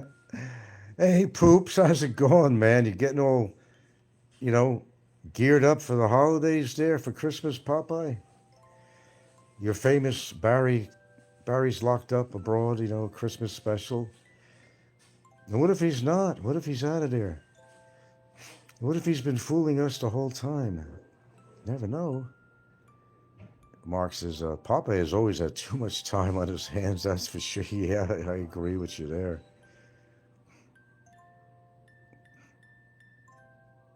He hasn't been simulcasting too much lately. Yeah. Maybe he had to go for dialysis at the hospital or something, or... So you think Popeye has too much time on his hands? Do you think? Oh, my goodness. Well, let's figure if it wasn't for me, I don't think he'd have a life at all. No, you know, same old expression. I'm living rent-free in his head and a lot of other people's heads, too. Even Big E, who says he never listens to me, but he always does, because every time he does put a show on, he's always making comments about me, so I'm living rent-free in his head. Boy, rent-free is pretty good. That's why I have a house. It's rent-free. Yeah, he's got too much time on his hands, that's for sure. No doubt about that. I don't know, man. It's not that I give a fuck about Popeye. It's just that it would be nice to see how his personality would change if he just got laid or something, you know? I'm sure there'd be a big difference. He wouldn't be as bitter as he is. I mean, I can't imagine. I mean, I don't need sex every fucking day and all that shit, but this guy hasn't had sex for like decades. It's got to be frustrating as all hell. You don't need as much as you get older. Your testosterone level goes down. That's a fact, but it wasn't like rabbits, you know. Any woman that I first got together with was sex all the time, sometimes 3 times a day. But that wears down after a while. You're not having 3 times a day. Sometimes you're not even having it every day. You might not even have it once a week or something. It's just whatever, where the mood flows, you know. It's never like when you first meet somebody, you know. But in Popeye's case, it's like, well, there's a lot of problems because he can't get a woman if he wanted to, which is even more frustrating for him. Maybe I'm his woman or something. Hammond says, hey guys, you having fun? Yeah, we're having fun without you. It's been a pretty good show so far. We've had 20 in here, but now they're bringing up Popeye because Popeye decided he hasn't done a simulcast in a few days or something or so. He's got a simulcast going on me. Yeah, he's drooling over Gilda because I had her on camera just for slightly. And he's just fucking drooling. Just drooling. Oh, yeah. Gilda was giving me a little shit because when she's busy, go to the other room. I'm busy sweeping or I'm in the kitchen cooking. Go in the other room. Yes, dear. Yes, dear. You know. And I emphasizing pretty much that she's a, you know, she can get hot under the collar when she wants to. Don't fuck with her. Don't fuck with her. There's a side of Gilda you people don't see. You think she's quiet all the time, and you think she's not a, you know, doesn't have a lot of spark, but she does. You get in her face, I feel sorry for you. Frank, is one of your rooms a knitting room for the boys from YouTube to have meetups to talk drama? A knitting room? What boys? I don't deal with anybody in YouTube. I only had a few people come over my house here. Even Mick wasn't here. No, the only person that's a YouTuber that's been at my house, in my house, would be Ricky and it would be Ricky and Brevis, and at my other house, Barry, and he was in my house. Hagante was outside my house, but he was at my house, period. Hagante and Barry. Yeah, Bama. That's it. I don't make a habit of having expats, foreigners, whatever, come over. YouTubers, period. YouTubers. Come over here involuntarily. I mean, you know. Well, you know, Ricky was definitely invited here because he was trying to kiss up to me to get that affidavit signed against Fazio. So he was kissing up to me a bit, but he ate all my fucking Hungarian sausage. Son of a bitch. Well, no, Jerry was in front of the house. He wasn't in my house. Frank, you fell for Ricky's bait. You also fell for Aloe's bait. What bait was that with Aloe?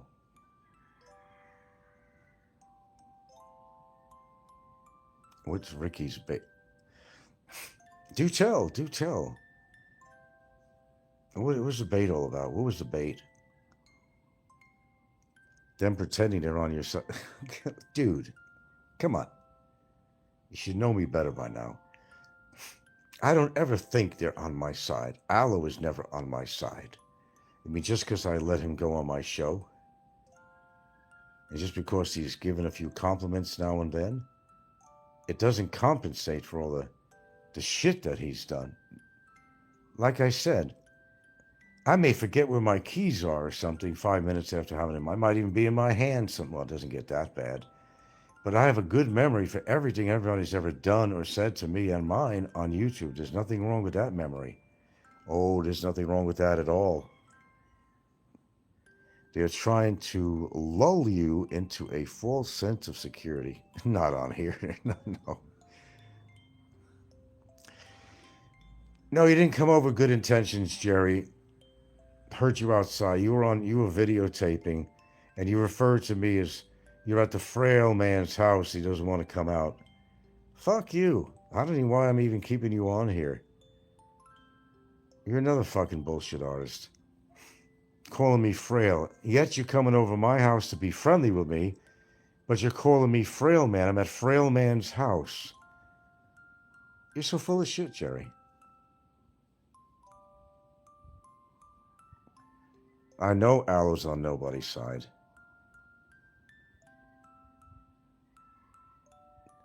You gotta know me by now. If you don't know me by now, you will never, never know me. No, you won't. I don't fall for that shit. You should know that by now. Oh, they tried, but no, I've always seen through their smokescreen. Always seen through it. And no, Jerry, you would never be invited here. You will never come here, at least on my accord or invitation and all that. No, you wouldn't. And according to what mood I'm in, I wouldn't fuck with me. Come to my house unannounced again, I'm not going to be in a good mood. I will come out. I'm not going to hit you or nothing, but I will come out and confront you.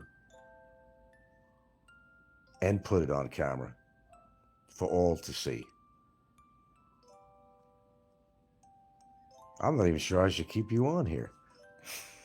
You speak with false tongue or forked tongue.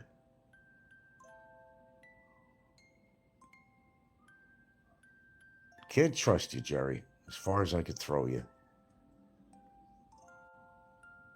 I got set up with Ricky. Of course I did. Bye, Captain Thornton. You came in here just to say that. Well, thank you. I know I did. I know. When he's on the phone talking to Barry, he kept on getting interrupted taking his calls. It was Barry on his way, and he was asking Barry, where are you? And to know when Barry's going to show up. Of course he set the whole thing up. God, you think I'm so fucking stupid. I had a suspicion from the beginning, but what really made me believe that it was a setup is while I was there and he was getting these phone calls, he didn't want to say who it was from, and it was Barry. Then I put two and two together, then, et voila, Barry shows up at the bar. This little tiny gremlin figure. I'm saying, wait a minute. That guy looks a lot like Barry. And then Ricky says, well, Barry's here. I said, what? That's Barry? Hadn't seen him for a long time. This little figure leaning against the bar like a little gremlin with a bald head. And then people made a lot of comments on that TGIF show too. He said, holy shit, Barry's small. Of course, everybody's saying Barry's taller than me. Well, that's because they can say that. They can say anything they want, but it doesn't mean it's true. Obviously not. Yeah. Hemminger says, Jerry, Frank isn't going to fall for your cheap date moves. Whatever. No, I'm not falling for any. Thornton, I thought you left. but you had to come back and comment again. Why don't you go after Ricky? You know where he lives. He's behind most of the stuff, including a Shaw complaint. I'm sure he is. Something to do with it. Because Ricky's going to fall into his own trap. I'm just waiting. Ricky's pissed off a lot of people, and his health is not holding up. Mother Nature's going to say hello to him like it did to Fazio. Don't you understand where I'm coming from? I'm telling you where I'm coming from on this. When I met up with him in fucking SNR, I was pissed. And you heard me on there. This was not choreographed, by the way. I've choreographed quite a few things on my show, but that was not choreographed at all. I was pissed off at him, and I told him. That was real. That was as real as you could fucking get. Then I let go of it, went to let him do his shopping. I did my shopping, but I came out and said what I had to say, and I did. As big as he is, you know, and it's not because I had a camera in my hand to protect myself. It's actually a good idea to document something because they may say different later on. If something goes down, at least you have the documentation. So that's why I would always use a camera in situations of meeting anybody, because for documentation purposes, who was in the right, who was in the wrong. Simple as that. Oh, well, you must. You never know when I have my little portable camera on me. I've got these little things I ordered on Lasada, too. You never know when I'm wearing it, either. You never know I had a secret camera on me. You wouldn't even know it's on me. I do that. And I don't just use that in a troll incident if I met somebody. No. I carry that along with me when I go downtown or whatever I do. If some incident comes up, I'm not driving a car, so I ain't got one of those cameras in the car. I'm walking around. But, you know, it's your word against a Filipino's word, or it's your word against somebody else, and it's good to have a little camera on you. Not an obvious phone, and they know it's a cell phone. You could be recording them. Who's to say that I don't have a little camera on me? Well, actually, I just said I did. You never know with me. You never know. I may have it on me. I may not have it on me. They're cheap, and they work real well. Ed Savino says, give up, Frank. What's that? Who wants to see me? Give up, Frank. Expat forever. No. Ed Savino says, at expat forever. Oh, at Jerry. Give up. Frank does not want to see you. Okay, gotcha. I was reading that wrong. BJ Jazzy. What other YouTubers have you met? Not many. I've pretty much what I said. Just Gigante, because he came with Barry, so that's Gigante. Barry, Mick Fisher, Ricky, and Brevis and his girlfriend. That's about the sum of it. I've not met anybody else. You said you would go after anyone who threatened your ability to stay with your family. That's Ricky. Well, you don't know what I'm doing. Do you know everything I'm doing? Do you know the exact time I take a shit in the morning? Do you know when I brush my teeth? Can't claim to know everything about me. You have no idea what I do on the side or off YouTube. You have no fucking idea. I could tell you one thing that I do and have done historically. I could tell you that. I gather all the evidence I can in case I need it. Absolutely. I got tons of fucking memory cards here around the house that I bought at great expense. They're at least 64, megabytes? Minimum. I even got a 128. I got to consolidate it all on one card, and that takes a lot of fucking time to do that. So I haven't done that. I got cards that are filled up with every character on here that's ever spoke a derogative word me or Gilda or my family. That's my backup stuff. That I could tell you. That I could tell you on every one of these characters on here. In case I need it, because you just never know when you need it.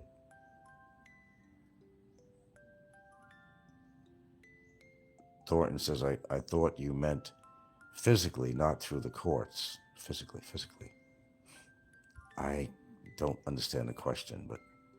Oh, you misunderstood. Okay. Yeah. No, believe me. I protect myself in a lot of ways. It's really important to have documentation on camera. I can't tell you how important that is. Real documentation, not third party, like most people have. Not third party. No, I got the original shit. And when you're dealing with a bunch of trolls like this all the time, you have to have that. I mean, it's imperative. Because they can say something in court or otherwise that's not true, and you got the evidence to prove them wrong, just like I did with Barry. Why did I prove him wrong? Oh, he's pissed at me. I know he's pissed at me. Believe me, I know he is. But I did you all a fucking favor, but you don't appreciate it. You're not very appreciative people out there. I mean, you're really not. You're not very appreciative of the wonderful things I do here on my channel. My God, I teach you people so much. So much. And it's just not appreciated. Got some scumbag in fucking jail, and that's where he belongs. That's where he belongs. Oh, hi, Popeye. I got to remind you, Popeye is doing a simulcast. Everybody, say hello to Popeye.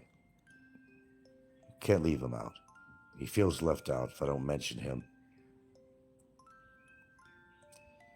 Oh, he's probably going to play some skits and something from fucking 8 years ago and redo some of the videos he's made and he's played over and over again, rehashing some old hash, getting as old as he is. Getting as old as he is. That's one person I could bring Popeye out of the woodwork is me. I could bring him out of the woodwork really easy. Just do a show. And he'll always have a counter statement for about everything I ever say. Well, don't drown now, Jerry. We would not want that. No nitrogen narcosis or nothing. Be very careful, Jerry. We care about you. Remember that. You know I'm being sarcastic, right? Go do your diving, Jerry. I gotta put some sustenance together here. I gotta something to eat. So let Popeye get wound up for his, he don't like me to call it that, his soliloquy. He decided to simulcast this morning. He must have been getting dialysis or something the past several days or something, I don't know. Thornton says, I meant you would physically knuckle up against Ricky. Oh, that could have happened. That could have happened. In SNR, that could have happened. Too many witnesses, though. Got a whole store in there. But don't put it past me, though. Don't put it past me. One day that could fucking happen. And that would be like the most played videotape in YouTube history. Yeah, you know I care. I give a shit about you, Jerry. Go fucking... Here's how much I give a shit about you. Drown, motherfucker. Drown. I care about you, Jerry. Yeah, go suck Brevis's cock. Why don't you do that? How many times have you done that? Now I have to decide whether I want to keep you on. Deciding 2 minutes of thought on my show. If I get rid of everybody, then nobody will be here. All the trolls will be gone. Then it'll just be like a live show with no commenters on it. I could arrange that. I don't have to allow comments on here. What's the word of the day, Popeye? What's the word of the day, Mr. Robert Clausen? What's the word of the day, Popeye? You're always going to have something to say. You run out of that gin and camels? Is your daughter home today? Is she wheeling you around? Is she being a good girl? Helping Papa? Savino says, block Jerry. Block the motherfucker. He'll just come back under a different name. Want to do a test? We'll do it right now. I'm going to block him. Hide user on this channel. Done deal. Don't worry. A couple of days, he'll come back under a different name. He's done that before. All right, he's gone. There you go. He's gone, like the Gone Girl. The Gone Girl. The Gone Girl, whatever it's called, the movie. Well, Popeye, what are you doing without soap operas on TV? Isn't even General Hospital, isn't it history now? I'd have to look it up on ChatGPT. Are there still any soap operas still on air? I'm thinking that there's not. Nobody needs them anymore. There's enough drama on social media that they don't need. They don't need the soap operas on TV anymore. It's a thing of the past. A lot of the characters on them are dead already. We're talking 40, 50 years, some of these shows. How long has General Hospital been on? Days of Our Lives, As the World Turns, and all that shit? Probably a good 50 years, a half a century. Fuck, my mother used to watch that shit. And I was forced to watch some of it because, well, when she was watching that, there was no cartoons, there was no shit that I wanted to see. Oh, no. I got familiar with some of the characters on General Hospital. Luke and Laura, the Quartermain family, Alan Quartermain, all these people. Sonny. Sonny was not on General Hospital, was he? Was Sonny on Days of Our Lives, or which one was he on? Sonny, the gangster. The only good soap operas ever on was with that guy Barnabas, who was a vampire. Dark Shadows, that was it. Dark Shadows. That was the only decent soap opera on that was mysterious, and Dark Shadows. I think that was the only worthwhile one on there. I don't know how many people are dead on General Hospital now. Is Monica still alive? Is the guy who played Alan Quartermain, is he still alive? I know Alan, or what's his name, the father, the head Quartermain. I know he's been dead for a lot of years because he was old already on that show already. He's got to have been dead for 20 years or something. I don't know. Good show this morning. Good show. Really good shoe. Popeye's enjoying it immensely. I'm not even going to go listen to his fucking commentary. I got to go eat. It's the same fucking shit all the time. Enjoy if you want to go there and listen to his little commentary. I promise you I'm not going there to listen to it. I can't even stand listening to his voice. Same old rhetoric all the time. Pull something else out of your hat, Popeye. Something new, for God's sakes. Something new. You worthless piece of human manure. My God, Popeye, please get laid. Get rid of this bitterness. Don't have to do it for us. Do it for yourself. Hire somebody. If you can't get it up, maybe you get an erector kit or something. Hire an architect or something. They'll set you up. No, the workout comes after my meal. And it's still very cool in the house, too. So, yeah. No, that comes after my meal. I got to get some protein in me. Oh, shit. God, I went through those cashew nuts like there was no tomorrow, man. I get my protein, believe me. That was my snacks. I'll eat some cashew nuts, whatever I have available. In fact, I got just enough to put in if I really want to make some oatmeal this morning, I got just enough to flavor. I like to put crunchies in my oatmeal. It's more exciting that way. Put some crunchies in there. What kind of kidney stones do you have? There's different.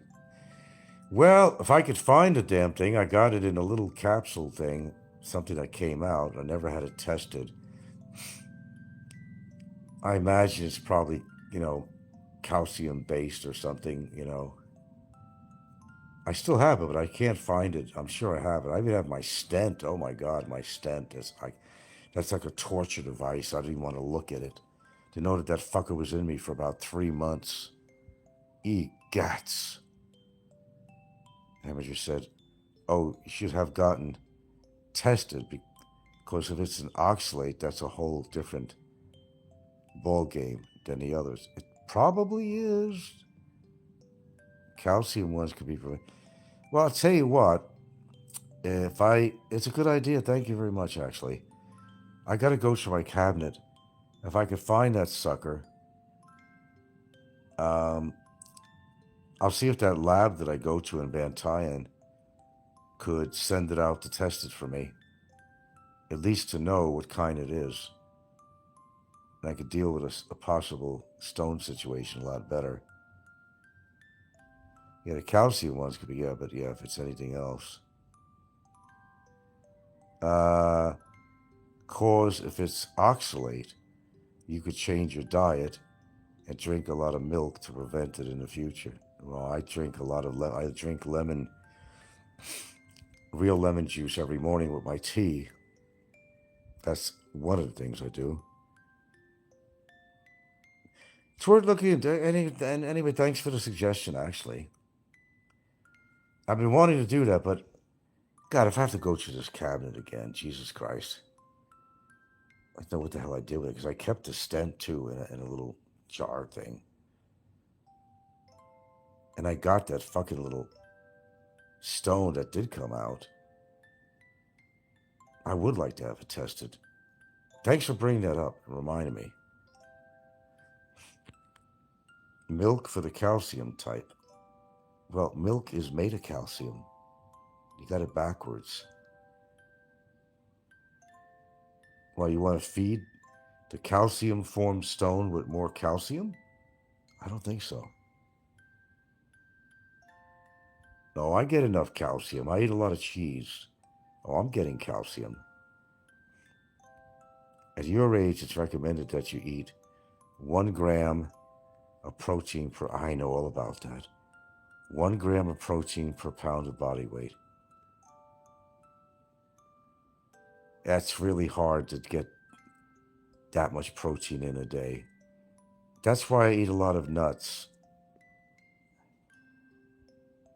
No, I don't drink cow milk. I'll have it in the form of cheese, but I drink almond milk, and that does have calcium in there, a little bit of protein, because it binds to the oxalate.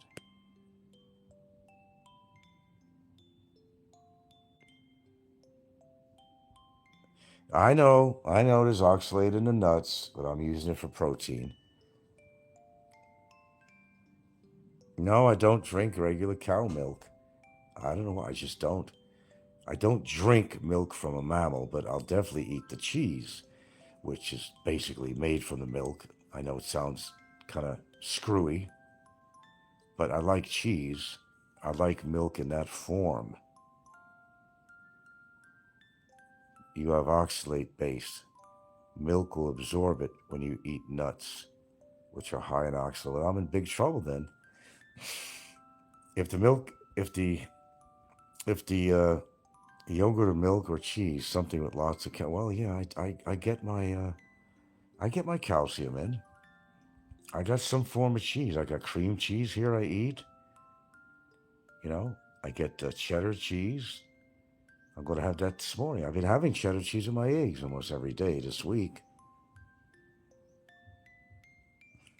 But yeah, not a bad idea to actually have that checked out. In fact, oh God, don't get me started on that now. Maybe after I eat something here, I'll go to my cabinet here. There's so much shit in here. It should be easy to find, but it's not. I got in this little plastic kind of thing, capsule thing. But if I don't look for something, I'll find it. That's how it works. If I'm looking for something, then I can't find it. That's how that works. But yeah, I was looking for that one. It wasn't too long ago. I was actually looking for that. And I couldn't find it. It's when you're not looking for something, it's just the way it works. But I have to tear out this whole shit, and I still may not find it, because I would not have thrown that away. You know, unless it was accidental. That's the only way I would have thrown something like that away. It would have to be accidental. Let me see. No, I don't think it's going to be in here. See, now you got me thinking about this. Shame on you.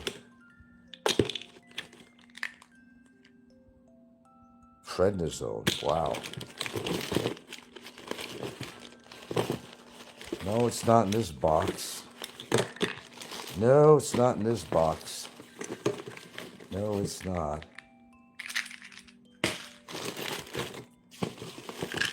Where can it be? Look at that. I even got a COVID antigen home test. Look at that. I got 2 of them. Well, it's definitely not in this box. That's for sure.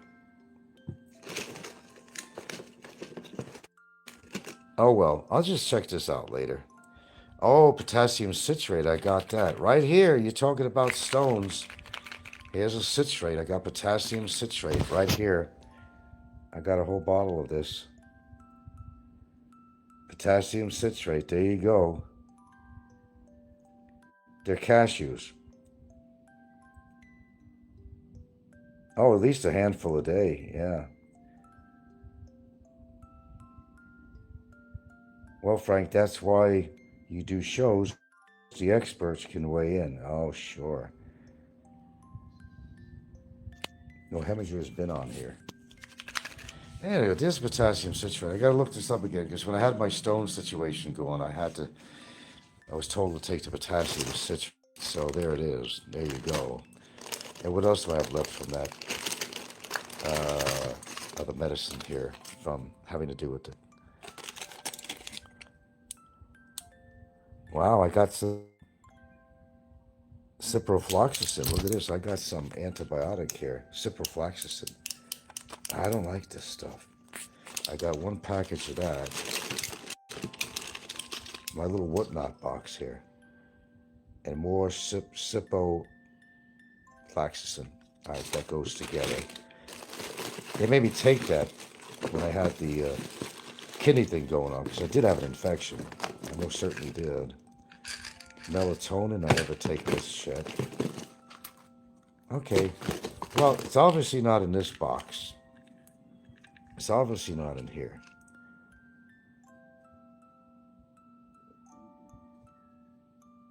Wow, I even got some cyclobenzaprine. That's for muscle spasms. Wow. And what's this? Flutocortisone for the nose, whatever, for sinus. All right, I can put this box away. Yeah, I'll check out. Oh, what's in there? Uh-oh. What's in the green bag? It all has to do with the, I know what this is. Oh, wait a minute. Ooh, I found one of the culprits. I found the stent. I found the stent. Well, I was hoping that the stone was in the capsule that I'd find in this bag, but no. Yep, I found a stent, baby. There it is. There's a stent. Look at that sucker. I've always eaten nuts. Kidney stones usually take 1 to 2 weeks to develop, but sometimes up to 20 years. Maybe you've been eating nuts for... Yeah, I've always liked nuts. This is a fucker. This is a stent. This is a stent. But I couldn't find had a container that had that stone that I passed. Isn't it lovely? I don't even want to take it out. Brings back bad. This was up my dick for 3 fucking months. Here you go. That's the culprit. Try it on for size, folks. I'm sure you'll like it. Not. All right. Well, the next thing you find will be later. Now I know where the stent is. Now I got to find the little container for the other shit. Wasn't that lovely? All right, I do got to go, dudes. I do got to go.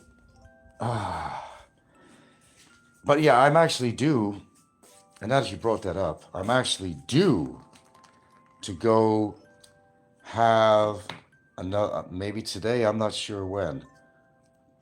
No, it's today, fine, next week, I guess. I actually am due to go and get another ultrasound. Because I like to keep up with that shit. It's really important that I do. Because I want to see if there's any stones forming or I even found Barry's framed picture here. I still have, no, it's not on my wall, but here we go. I was wondering what that was. Still have it. Okay. I don't see it in my cat. It would be here. I don't know. Maybe I accidentally threw it away. I hope I didn't. Because I think that would be really important. Now I'm going to have to tear this whole thing apart and either throw away shit I don't need. Now you're going to have me looking. I don't think I'm going to find it, though, to be honest with you. I don't think I'm going to find it. So I'm looking at all the places that I would normally have something like that, and I haven't found it.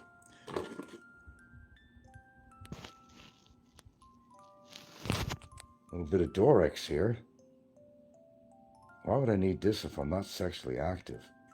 When Popeye would take something like this, he would take the top of this and shove it up his ass. Wouldn't you, Popeye? Oh, I don't want to make Popeye too excited. All right, guys, enough is enough today. I'm out of here. I got to eat something and do what I got to normally do. Later on, I'll go check. It was a good suggestion, though. Yeah, I'll take upon that. Yeah, I really need to see if I could find that sucker. Yeah, because I never had a chance to actually have it tested and actually know what kind of kidney stone it was. I need to get my shit together is what I really need to do, because I think that's important. I'm looking at my little drawers.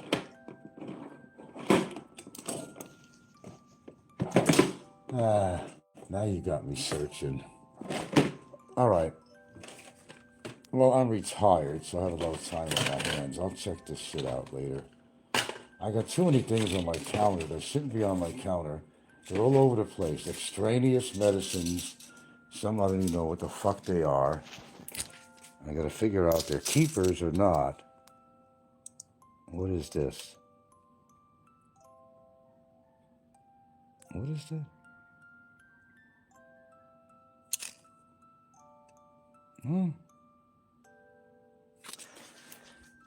And where's my good glasses?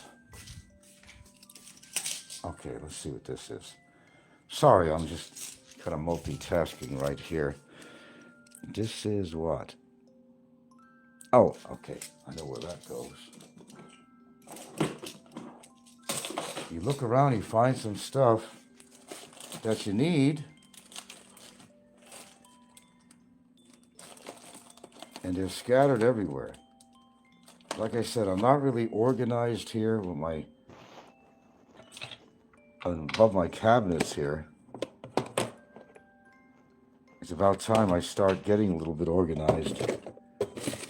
I got other medicines laying around here. They get to me when I was at the hospital, different shits. But I got the potassium citrate though.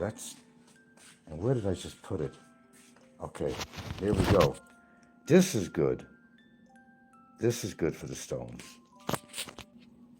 These young ladies or young girls with their face redacted, some believed to be the Epstein survivors, very young very young girls. You can see right there. And Donald Trump, just zoom in, look at that creepy face of his. And then the Trump condoms and gags and restraints. All of this is, I guess, part of Donald Trump and Jeffrey Epstein's sick and twisted world. It's hard to even report on this. This also comes out, you saw our reporting earlier this morning, hat tip to Scott McFarlane, who was the first to break this, about the Epstein survivors and Senate Democrats demanding an audit of the Epstein files currently in the possession of the Department of Justice, believing that they're probably tampered with or manipulated or destroyed. You had the great reporting. You guys killed my dad in Korea. You think I'm happy to see you, my Jim? Don't touch me, Or what? Huh? or I'll touch you back. Run, Jim, run. You're a man on the front line. Jimbo in Cambodia. He's trying to sweep out the town because of the Thai-Cambodian thing that's going on. Jim's frantically trying to get some transportation out of there, but he's wearing a camouflage shirt, too. Oh, I don't think they're going to mistake him for a Thai person or a Cambodian. I don't think that's going to happen. Maybe he'll get, an RPG up his ass or something. Oh, howdy, what time is it even? Yeah, Jim is running the Cambodian War. You're a man in Cambodia, Jimbo. Camouflage shirt and all. Trying to get his ass out of Cambodia. Oh, I think I'll have to go to Vietnam. Oh, wait, who's fighting actually? Thailand and... it's Thailand and Cambodia, right? It's not... Of course, Jim made... Oh, I gotta get out of here. Oh, they're fighting. Yeah. I'd have to go to Chantu's house, to her parents. His supposed girlfriend. The parents are probably wondering, who is this man? Why is she hanging around him? Well, if the money's good, whatever, they'll take care of him. But Jimbo's having a hard time finding a bus or cab to get out of there. Oh, maybe I'll spend a week. It's according to what Trump said that they ceased fire, but apparently if they're telling people to get out of the area, apparently they didn't. What do you need to know? I mean, Jimbo, you're on the front lines. The front lines. Oh, you gotta love this shit, man. I'm loving every minute of it. The adventures of Jimbo and Slim and all these people. We got a whole new bunch of people out here. Whole new bunch of people. Whole bunch of new coconuts. Run, Jimbo, run, run, run. Maybe Dexil or Drexil or Advil or something, whatever her name is. Maybe she'll feel sorry for you and take you back. And you'll come a-running, you'll come a-running. That's right. He really can't because he don't trust her. That's all the horrible things he did with her. That he's not going to be arrested or didn't go to court for that other thing. I guess he burned his bridges in Philippines, you think? Run, Jim, run! God, it gets so fucking hilarious on here. It really does. These are real people. They're not pretending. These are real foreigners doing this really stupid shit. No wonder they got followers. Well, if they found a way to make money, they found a way by being themselves. Oh my God, they're all like cartoon characters. God, you name them, Ricky, Scotty Boy. All these people are like cartoon caricatures. But they're real. They're not making this shit up. That's the beauty of it. And they're not doing stupid things. Well, Slim is, for the sake of the show. He's doing stupid things to piss people off so they can watch more. But he's doing stupid things, period. I mean, put it that way. That's going to get him in trouble already. But Jim is like a man without a country. He doesn't own a house in Michigan. It's his parents' house. He ain't got a portfolio. He ain't got properties. He ain't got a construction company. He ain't got shit. But what's coming in on his AdSense, and his mommy's sending him a little check every week to survive. Do you see him living in a fancy place? Now, most millionaires live in a decent place. Even in Cambodia, right? You could live pretty damn good for very little. But he chooses to live in some fucking chicken coop, whatever the hell. So yeah, guys, I'm here at my apartment complex. I guess war has been started. I'm 20 kilometers from the border. No, sorry, 12 kilometers. I actually have to go down. I got to go down here and see if I can catch me a bus to Vietnam. I'll go over to Vietnam for like a week. It's that, or I can go to Shantu's place. It's her parents' place is up in the mountains. But it is chaotic here. There's a lot of people that are staying, and then there's a lot of people that were leaving. But the funny thing is I was just at the border. I was just at the border 2 days ago, and there was no military presence. You guys can check the video out. Thailand versus Cambodia. And now it's very chaotic, so you guys stay tuned. So yeah, guys, I'm here. There's a bunch of bus stations here. They're not open yet, so I don't even know what to do. A lot of people called private rides, probably out of Phnom Penh, but we got people. 155, boys, you know what it is? It's like 10 bucks!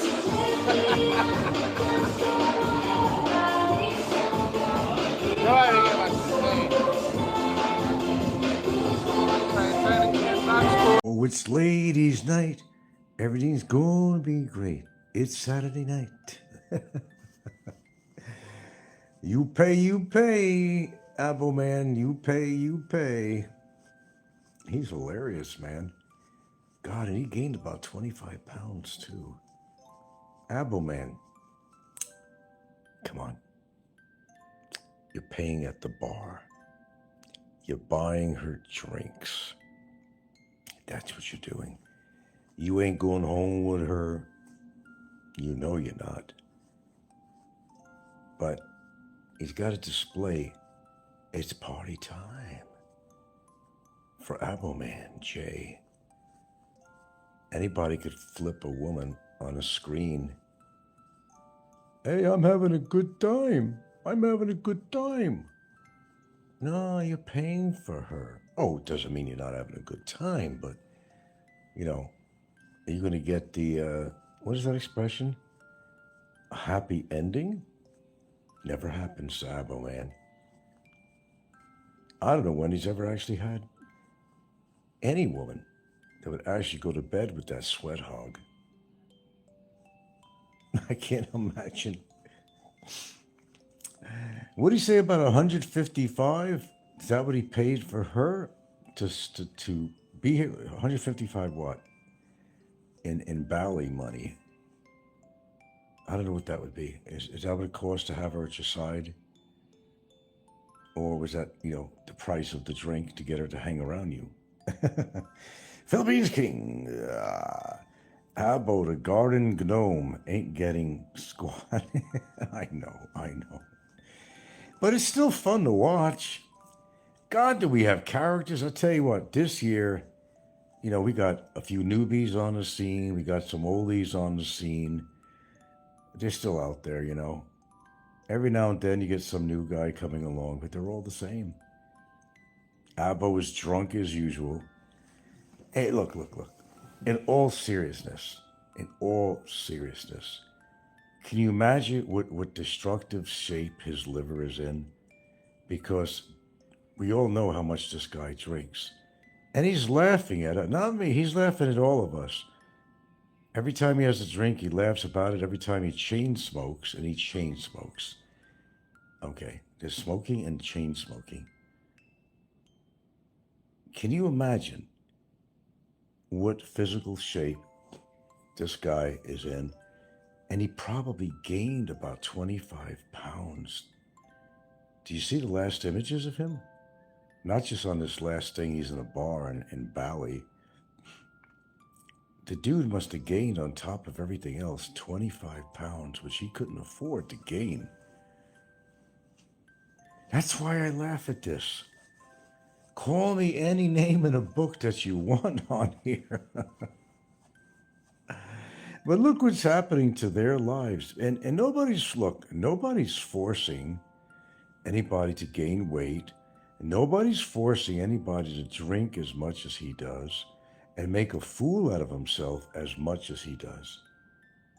You know, it's their own doing. What's that? You're right. New guys everywhere. Jogo Wonder is trending with clean content. Clean content on here? Is there any clean content? I guess there is. If you want to like find this family thing, you'll go to 8 Miles from Home. They're playing up on the kids and the grandmother visiting and all that stuff. I got so bored of that show, I stopped watching it. Of course, he's making a fortune, but you know, as I said, people, they know the formula to their own success. You know, what works for them, what works for Slim, what works for Jim, what works for Abo Man. But well, Abo Man's not making no money. He's, you know, he's out of the contest on that. But it's fun to watch Jay.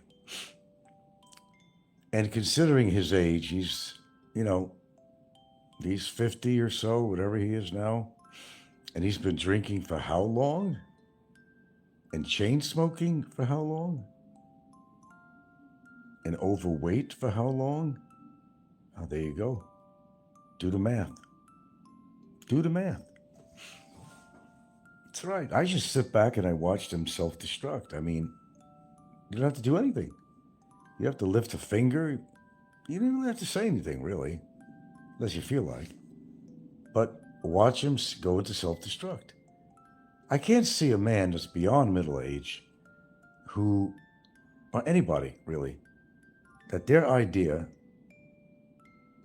well, let's say you're retired, for example, you know, well, he's not really retired. He has to work. He has some kind of, I don't know, day labor job in some day labor job in Australia. He'll work some heavy machinery or something on there. And it's a day labor job. It's all it is. Because nobody's going to pay you on a regular job to take lengthy vacations and stuff like that. It's just not going to work that way. Unless you got the nicest boss in the world. And I just don't think that's a reality. So, yeah. So, recipe for disaster. We get to all witness this. That's the beauty of it. The gift that keeps on giving. You know, watching these idiots make it a bigger idiot of themselves, and while they're self-destructing at the same time, you know. It doesn't get better than that. It really doesn't. Yeah, I'm not going to be on this long. I got to figure something to eat for lunch. John Smith, hello. Oh, man, pardon me. I start getting a little tired about this time of day. You want to know the truth? I don't know what to eat anymore. You know, it's either it's not defrosted or it's like, you know, I'm trying to decide whether this is good for me to eat anymore because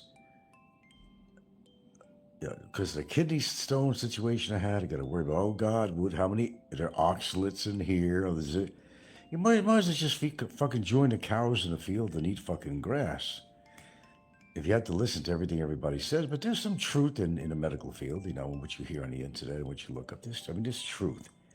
Certain foods do certain things. So certain people just don't really care. They just let their lives fall apart. Look at Jay. He'll eat anything on a plate that don't eat him back. Shit, he gained about 25 pounds and he was overweight to begin with. Doesn't stop him from drinking. No. Mate, how's things going with the Hunchback case? Boy, everybody seems to know the Hunchback. They should go into different names here. Hunchback case about you. Would you know if the scumbag is still with Shaw? Well, apparently you can't spell, and they talk about me. I just make mistakes, but let's see your mistake. The Hunchback case about you, and would you know, you mean K-N-O-W, you mean? If the scumbag is still with Shaw. I don't know anything, except he's obviously still incarcerated. I would know if he wasn't. The best way I could answer you. As far as being with his, pardon me again, seriously, his pseudo-girlfriend, I'm highly doubting it. 10 days and counting for bummers locked up with. Oh, fuck Popeye and his Christmas specials. Hopefully in 10 days, Popeye drops dead or something within 10 days. What a bitter, bitter, bitter melon this guy is. Boy, I'll celebrate if Popeye croaked and I found out about it. Man, shit. If I was off YouTube, I'd come right back on and I'd have a celebration. I know that sounds really deep, but truthfully, really. What did you make? Oh, God. Okay. Ramen noodles? Really? Okay. Well, this is actually a kind of instant deal. She puts egg in, and it's actually a pancit, really, is what it is. No, not the store-bought. This is high salt and everything in it, which is not good. But we didn't have anything defrosted around here. You got to think about these things ahead of time. Oh, jeez. Well, it's food. I'm not going to go out and eat out lunch every day.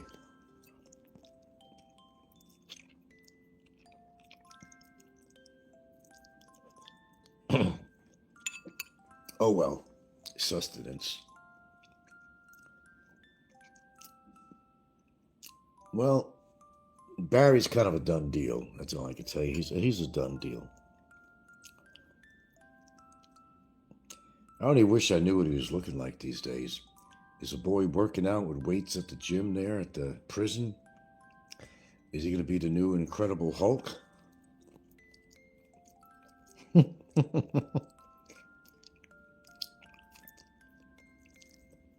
Or is he going to be looking like an Auschwitz victim? And please don't tell me he can get bigger than he was the last time he was on camera when Jay was visiting at the Mandawi Detention Center. He was huge then. If he got bigger than that, oh shit.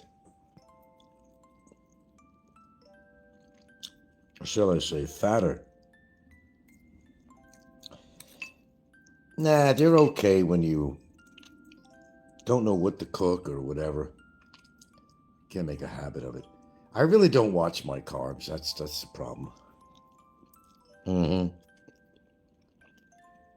I don't.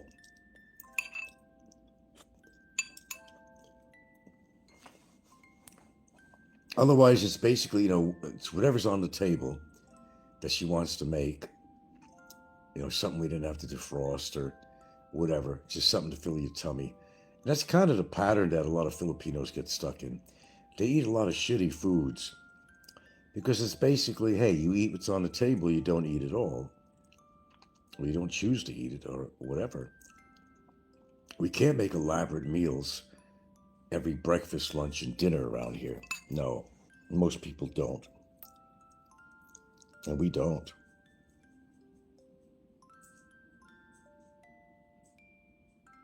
I don't know.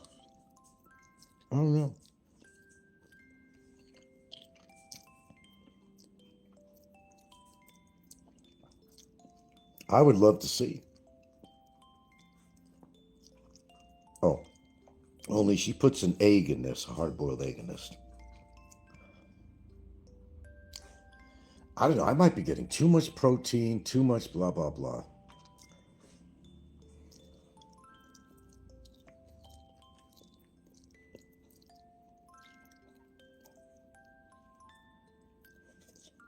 I don't know. Too many carbs, too much protein. I have no fucking idea. If I had to go get every fucking test possible, it would clean me out. They'll find out this, find out that. But there's certain things I have to do every now and again. Of course, I had a couple of UTIs in the past 8 months. Would you say it 8 months? No. No. No. Not even. Oh, no, not even.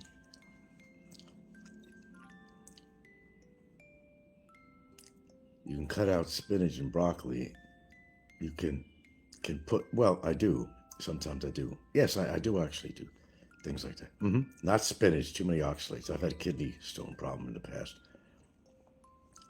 Broccoli also has, I do eat a lot of broccoli, that's for sure.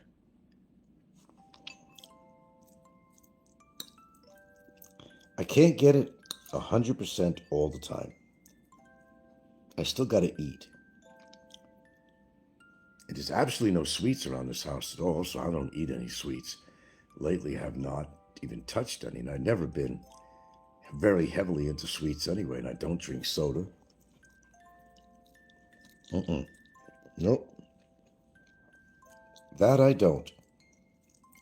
That's one good thing that's one thing I don't do. Thank goodness. But man, I know one thing. And I apologize, I'm eating. I know. I know Barry drank a lot of soda, Coke. And most people do. If that shit could take, paint off a car, and you're consuming that on a regular basis, I could make a whole list of things it's doing to your body. If you knew how much sugar was in there. But like I said, and like Abo, people like him are going to do shit. They're not thinking about what it's doing to the body until something breaks down. Then you're going to hear them crying. Oh, gee, my liver is falling apart. I ain't got long to live. Whose fault is that? Oh, I know.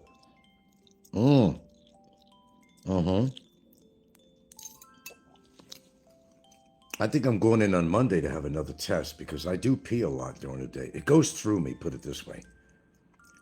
We got to understand, some of the stuff I take act as diuretics. I have, I have tea every single morning. That's a diuretic, the green tea. I put lemon juice in there and some of the spices I put in there too, which some of them act as diuretics. Yeah. And possibly one of my supplements could act as a diuretic too. So, nevertheless, but not knowing, it wasn't a matter of how many weeks ago or a month or so or more. I had a small UTI. It wasn't bad, but I went and got antibiotics. I had a test. It was cloudy, a little bit cloudy, the urine, as they put, their technical terminology. It was cloudy and said some, meaning some bacteria, which means it was bacteria. If it was really bad, it would say many. They use these words, some or many. And if it's a full-blown out infection, they'll say many. If it's not, and maybe it's just starting, they'll say some.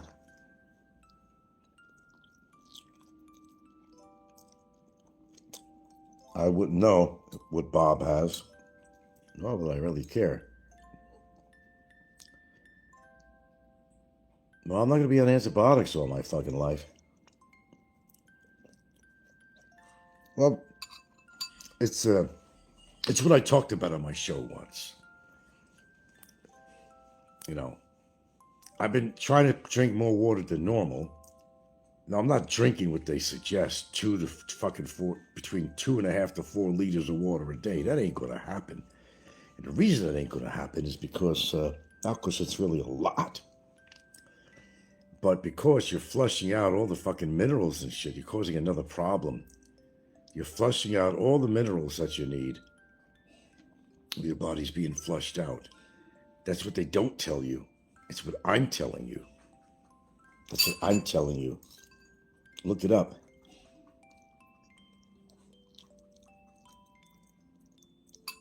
Yeah, Bob is not going to last very long. Most of these people are not. Bob is so overweight and even funny. He's been like that the best part of his life. He drinks, he does drugs, he does all kinds of shit. Bob is he's a mess. Bob is a mess. He's an absolute mess. Maybe worse than many. He could possibly be on the top of the list other than maybe Ricky.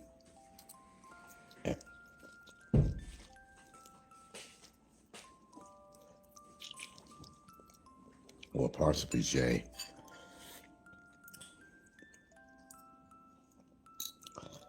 But, you know, you got to ride it out and just wait and see what happens.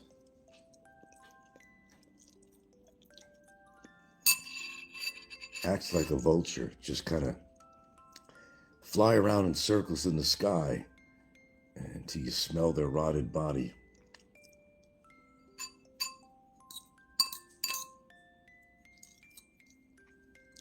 I couldn't live that way. No. I just couldn't. Your life is that out of control in that way. I just couldn't.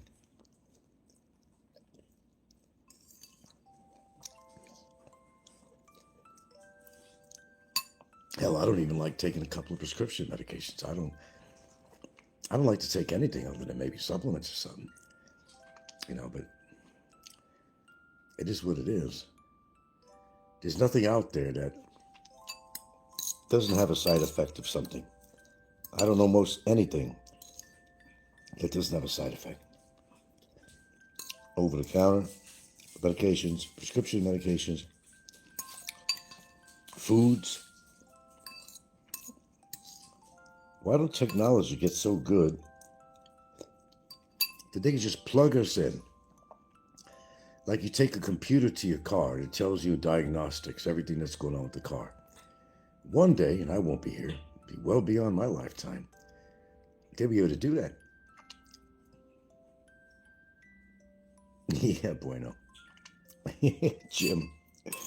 Yeah, I posted that. I've been a busy boy. I posted that. He's a man without a country. He doesn't know what he's doing half the time. Boasting about Cambodia, but just that he just can't really go back to the Philippines. And it pisses him off because he really does like it there. He just don't want to admit it because, well, he knows he can't go back. That's what you do. If you can't go back somewhere, you're gonna piss on that place verbally. And that's a pretty normal human response, I think. But many people, it's like the attitude, oh, fuck the place. Fuck, I didn't like it anyway. Or I didn't like the women there. I didn't like the food there. Yeah. And Jim's got his camouflage shirt on, too. Maybe he'll get his ass blown up. They'll think he's an insurgent or something, or some crap like that. God, you dogs are making a mess, aren't you? They sure are. Oh, they. Well, that was a healthy lunch. But let me tell you something. Not everybody is eating three squares a day, and we probably shouldn't, and I probably shouldn't. It's healthier not to eat 3 squares a day, but you're not going to make all elaborate breakfast. You're not going to make all the time an elaborate lunch, nor an elaborate dinner. Okay, that's not the norm. That's not the average person. Look at Kevin when he was in Thailand, because of all the money he was spending buying drinks for the girls. He had to run to 7-Eleven all the time. And he was eating noodles all the time, which he couldn't afford to do. Not financially, but health-wise he couldn't. Because the major carbs he was eating, and he's already overweight. So that didn't work out well. Excuse me. Yeah, Jim is running. He's always running from something, man. It's like, I mentioned all the players, man. You got Scotty, you got Jim, all this. I mean, they're all running from something. Or they can't get settled for it because they fucked up their life somehow. I personally could not live that kind of life.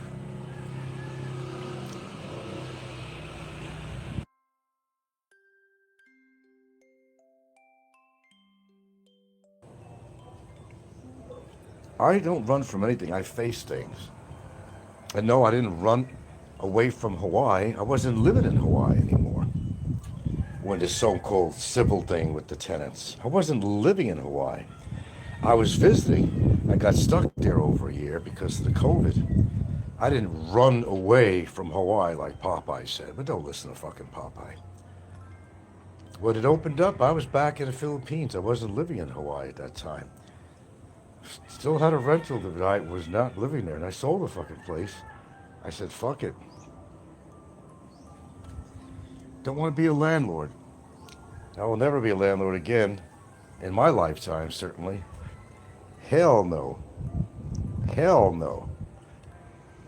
That ain't gonna happen. She could do what she wants, and I'm dead and gone with the house or whatever but I am not, personally, in my living life, I'm going to become a landlord. And I've rented. A good part of my life, I rented. I've had 3 homes. I've had 3 homes. I had one in Seattle, and home in Hawaii, and a home here. And I only rented 2 people when I had a home in Hawaii. I had multiple tenants. I think there was only one tenant that was pretty cool. But it wasn't for long term because they were in between building a house and they needed somewhere to stay for quite a while, you know, till their house was actually built. They figured it was a lot cheaper to rent for me than to go stay at a fucking hotel. I mean, it certainly was, believe me. Ain't no doubt about that. Shit, you couldn't rent a garage in Hawaii for anything affordable. And boy, they're having they got an arsonist or something going around. 3 fires already in the past several weeks in the Hilo area and around there.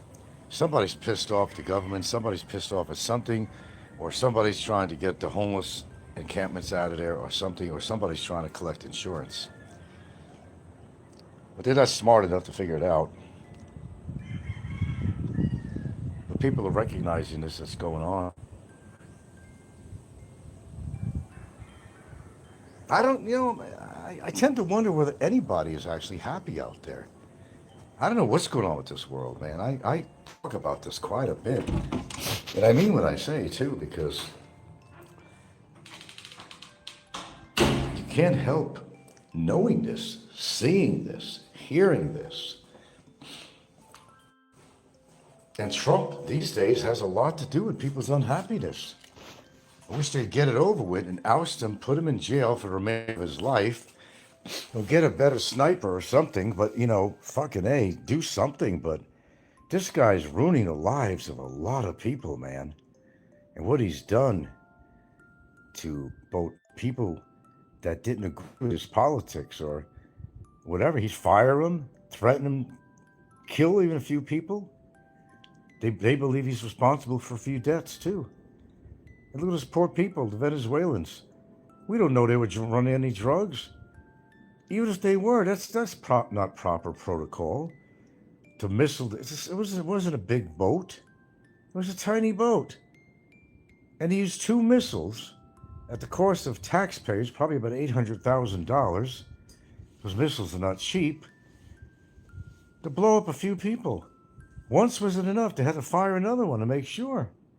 Get rid of the evidence. Do you ever hear that stories about here in the Philippines? How they, it's happened before. One good example was a bus driver once. And what happened was he hit a pedestrian, ran over him. The guy was still alive, so he ran over him again to make sure he died. And why did he do? You're probably saying, why did he do that? I'm going to tell you why he did that. Get rid of the evidence. A dead man tells no lies or no truth. He don't say anything. Why did he run over him a second time? Because his company is not going to be happy with the driver, for one.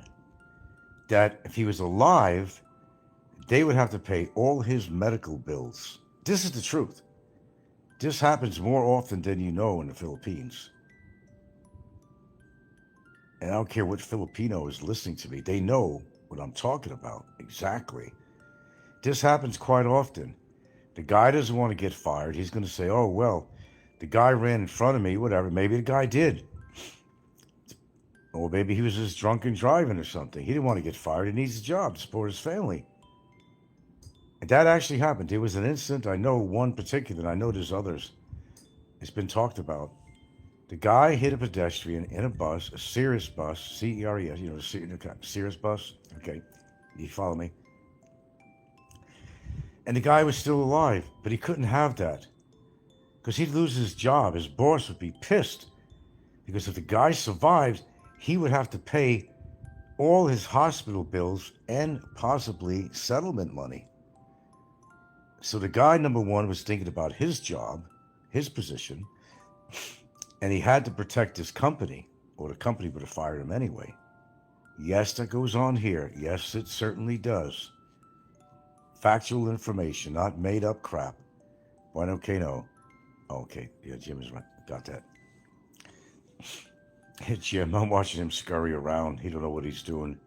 I may go up to Shantu's place up in the mountains. So is it your girlfriend or what is that young girl? 16-year-old? 17? She ain't even more than that. I'm sorry. No. Gilda looked at the picture, but he said, no, she can't be more than 17 years old. And a Filipino can tell by looking at another Filipina. It's their country, man. It's their country people. They could tell right away. She's seen close-ups of her. Said, no, she's not anywhere beyond 17 years old. At best, 17. Yeah. The same as those chicks that Slim has been hanging around. Yeah. They are not of age. They get away with this shit, too. You know, amazing how they get away with this shit? Because everybody's waiting for somebody else to do something. I'm not the sheriff here, okay? Let things happen the way they fall, you know? Let them just happen. Let them get in trouble. It'd be, you know, it's good PR that they're making for themselves, you know, and to find a way to get themselves in trouble, you know? I say keep it coming. That's what I say. Until somebody watches this, or the right person, or the wrong person, however you want to look at it, and actually does something about it, maybe an official who happens to be with immigration or DOJ or something. All comes out in the wash, man. That should be the name of my show. It all comes out in the wash. That's a good name. Should have used that a long time ago. Because it does. It all does. Does it not? Should I make a list of people where it all came out in the wash for? Either death or fucking incarceration? I mean, come on, man. Serious shit. Anyway, I definitely got to get out of here today in a little bit. I've been in the house all fucking morning doing shit. So doing some shit I didn't want to do, but... Oh, what is Popeye saying now?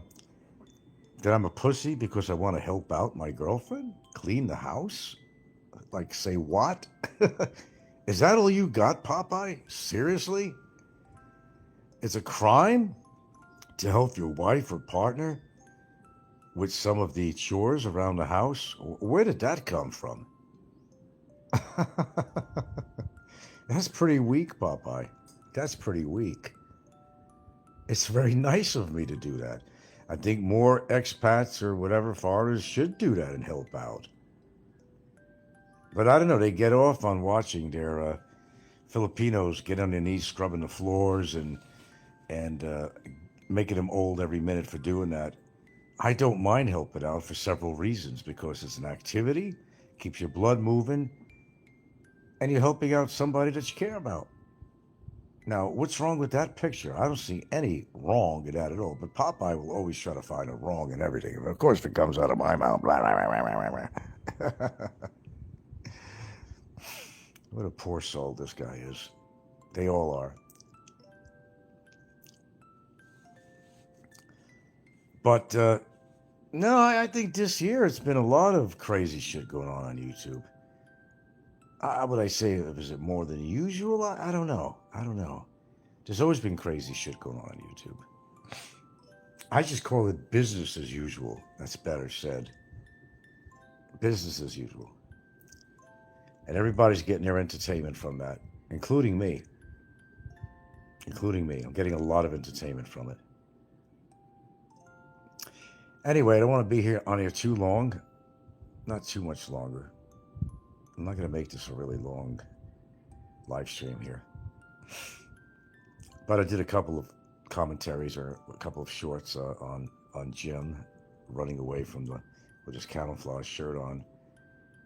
His little so-called girlfriend don't seem concerned at all, but Jim is like, where do I get a bus? Where do I get a taxi cab? I got to get out of here.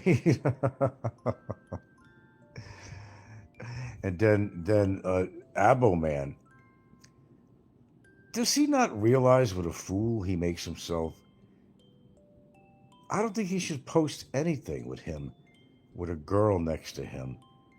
He's got his thumbs up in the air like, look at me, I'm actually near a real furry girl. A girl is actually standing next to me and letting me put my arm on her shoulder. Well, the fact is he's trying to get her good and drunk so he could try to score with her, but it never works. She's the one that comes out the winner because she's getting free drinks. That's about as far as it goes, boys. Far as it goes. But he likes to make a spectacle of himself, and I love it every time Jay does that too. Look at me, I'm drunk as a skunk as usual. Look at me. I got a woman next to me. Where am I? I'm in a bar. Well, where else is Jay going to be? In a bar. It's the only place he's going to be next to another living woman. I don't even know if it was a woman. Could have been a lady boy. I don't know what the hell she was. You can't tell these days. But that's like a notch in Jay's belt. If he could even have a woman be next to him on camera or in a bar, it's like, look at me, success. I'm a success story. Look at all the babes I'm getting. The problem is you're not getting any one of them. They don't leave the bar with you, Abo man. Put on all the display you want, but we all see through it. There you go. As Popeye likes to say, there you go. And I think there I go too. All right, I want to get the fuck out of here today. If I do go to the beach, maybe I'll do some beach footage. I'm trying to see what I feel like doing, but I don't feel like sticking around the house today. I feel a little energetic. I already did my freaking exercise this morning, but that's not enough. I cut a couple of things out. But what was I saying earlier? Yeah, actually, you know, I don't have a huge prostate. 2.1 was my last, which is within the past 6 months. There was a 2.1 rating on there, and that's actually very good. That's actually very good. That's even smaller than average for my age, as the technologist who was doing the ultrasound said. But I want to go in there again within the next couple of days, or after the weekend when they're open. I want to get some more tests done. Why? Because I could, and I could afford it, and because I probably should. Always test, you're right. When you think you might have a UTI, and if I did, what's causing it? Well, could be causing it is the fact that if you have a stricture, now, again, I don't want to get into the whole scenario of this whole kidney stone thing I went through, but I'll give you the basics. Sometimes you have a stone in your urethra. If you don't know what that is, that's the tubing that comes out from each kidney, okay? Your urine flows through it, etc., okay? If you had a good-sized stone, the stone itself could have caused a little stricture or scarring in your urethra. Secondly, if you had a stent in there, which I did, that could cause some little collateral, I call it collateral damage, in which case, sometimes that scarring or stricture can cause or influence a infection. So what do you do when you suspect something like that? Well, number one, first test, UTI. Very inexpensive. 600 pesos, 400 pesos, I forgot. It's not much. I go to a lab out in Bantayan, a pretty good place. All right, so you get that done. Take a look at the results. Okay, now if you don't see any light bacteria floating around on the report, they're going to say that there's none, or it's clear, or they're going to say that it's cloudy, and they're going to say, as far as bacteria, where it says bacteria in the results, they're going to say many, which means that you got an active infection, or they're going to say the word some, or no, they're going to say few, not some. It says few, which means that you do got some bacteria in there, which could get worse. That's how they work it. Now you learned something. So you start off with that. And while you're there, I mean, you could just do it right there, which I probably am. Ultrasound don't cost that much. You get an ultrasound. And you want to make sure if you had a kidney stone infection once before, it'll probably be to your best interest to have another ultrasound done again. Hemorrhager's back. Gonna give me shit again. Frank, breaking news. Vitamin D supplements in massive doses increases risk of kidney stones. Oh, thanks for that. I don't take it in massive doses, okay? I take it in the recommend dose with the D3 with K2.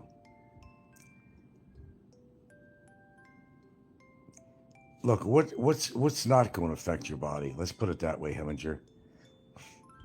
Okay? Seriously.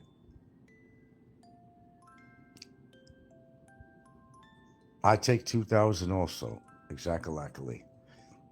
I don't go over 2,000.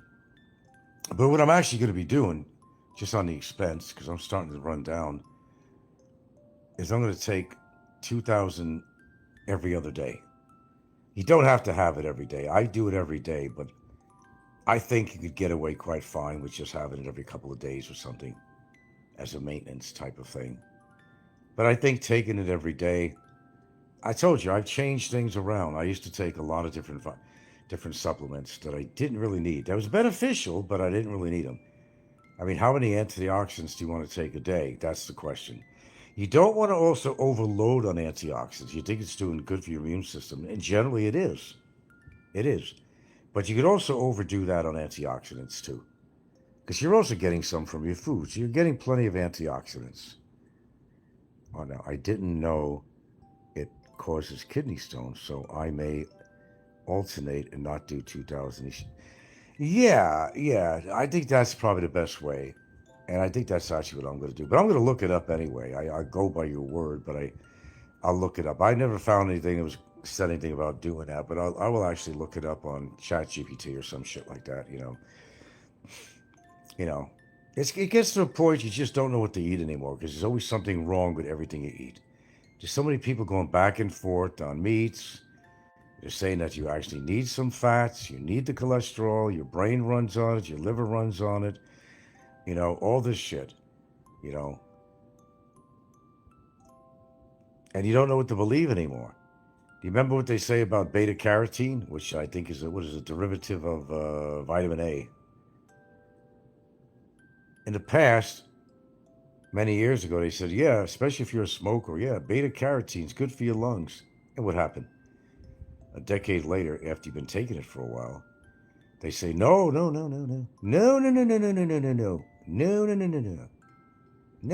Kramer. They say, don't take beta carotene in that form of a pill. It could actually contribute to lung cancer. See, you can't win. You just can't win, man.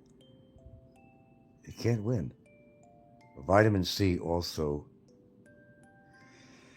Well, yes and no on that. Yes and no. I generally take 500 to 1,000 milligrams every day. Now, the controversy on that, here's the thing. If you don't smoke, if you smoke,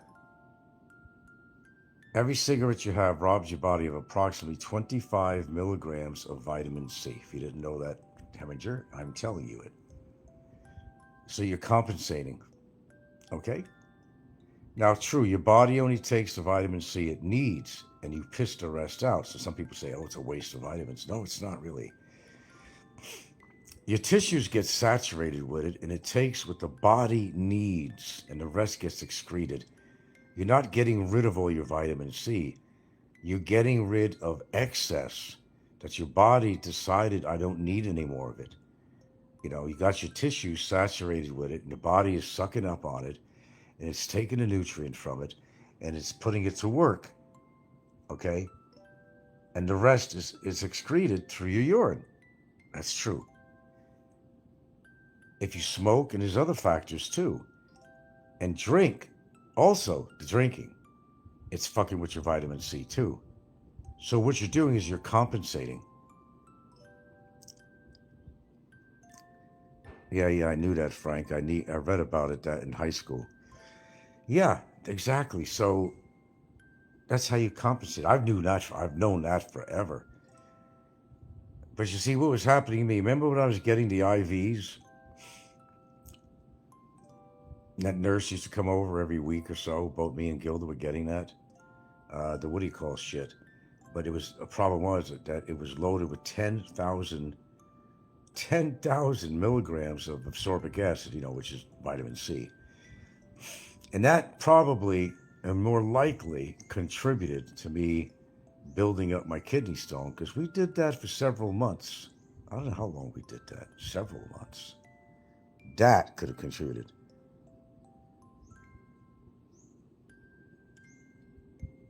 What's that?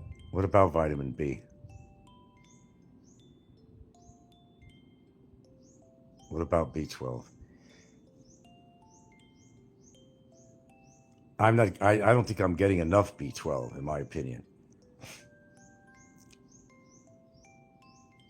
And what do you mean for sure about B12? That he's saying, oh, I thought you were taking B12. No, I can't find it without other B vitamins in it. I had some shit left over here in these little capsule packets, sealed packets, not in a jar, which you don't hardly ever get out here. B12, you lose a lot of that as you get older too. You need more B12. I don't know what my level of B12 is. I really don't know. I can't have every test for every fucking little thing, because that would get awfully expensive. You should get your eyes checked, Frank, for risk. Smoking increases risk of macular. Oh, I know. My eyes aren't the greatest. Sometimes they're not in focus. Well, I've had a cataract surgery many years ago. Actually, in Hawaii. Not that many, but it's been a while back. And they put a new lens in there, whatever. And every now and again, often really, the vision there ain't as clear as my other eye, but then sometimes my other eye. Well, actually, because I have a what do you call, in my eye or eyes, I know my right eye had the cataract surgery. I have a, what is it called? Oh, shit. The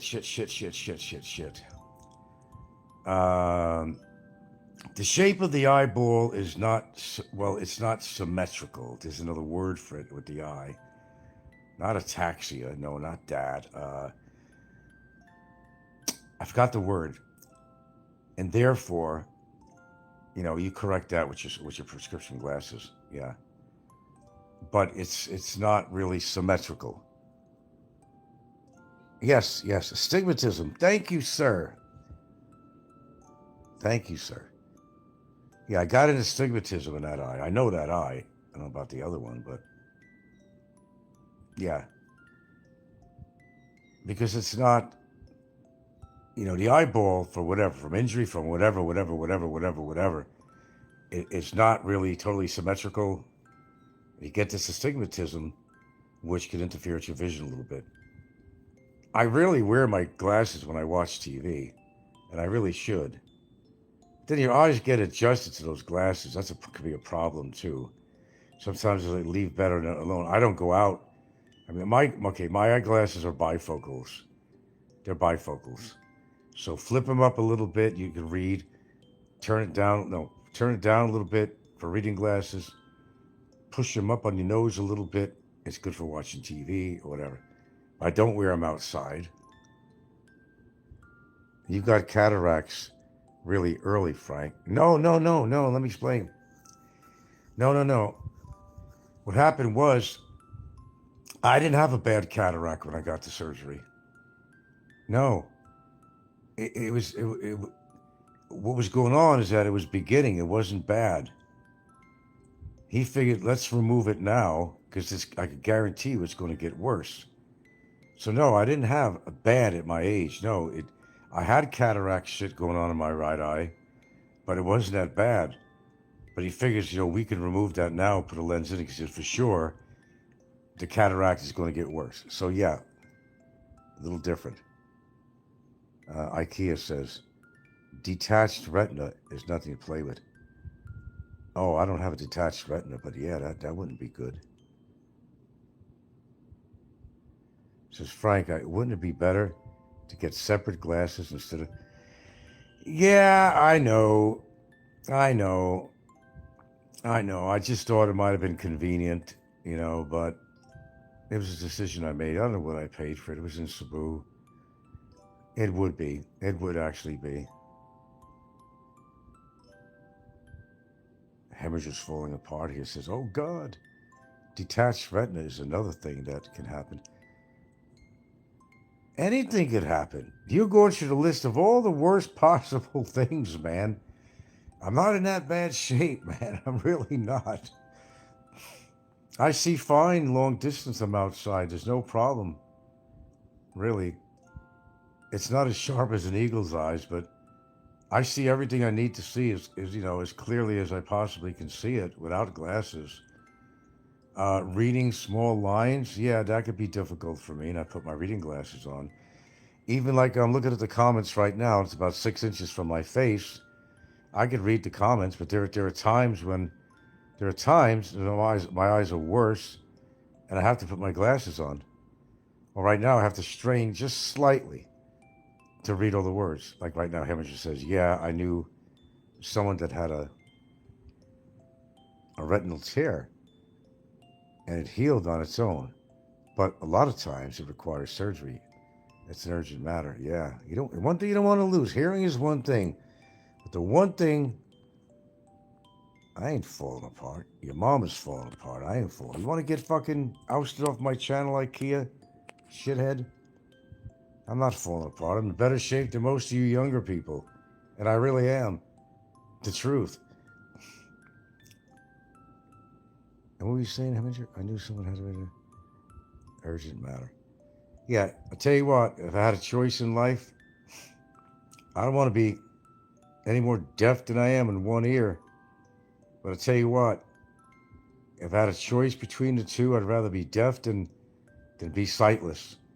Because if you're sighted, you could get around on your own, you could be independent. And you don't want to hear all the bullshit coming out of people's mouth anyway. So you're better off not hearing anything.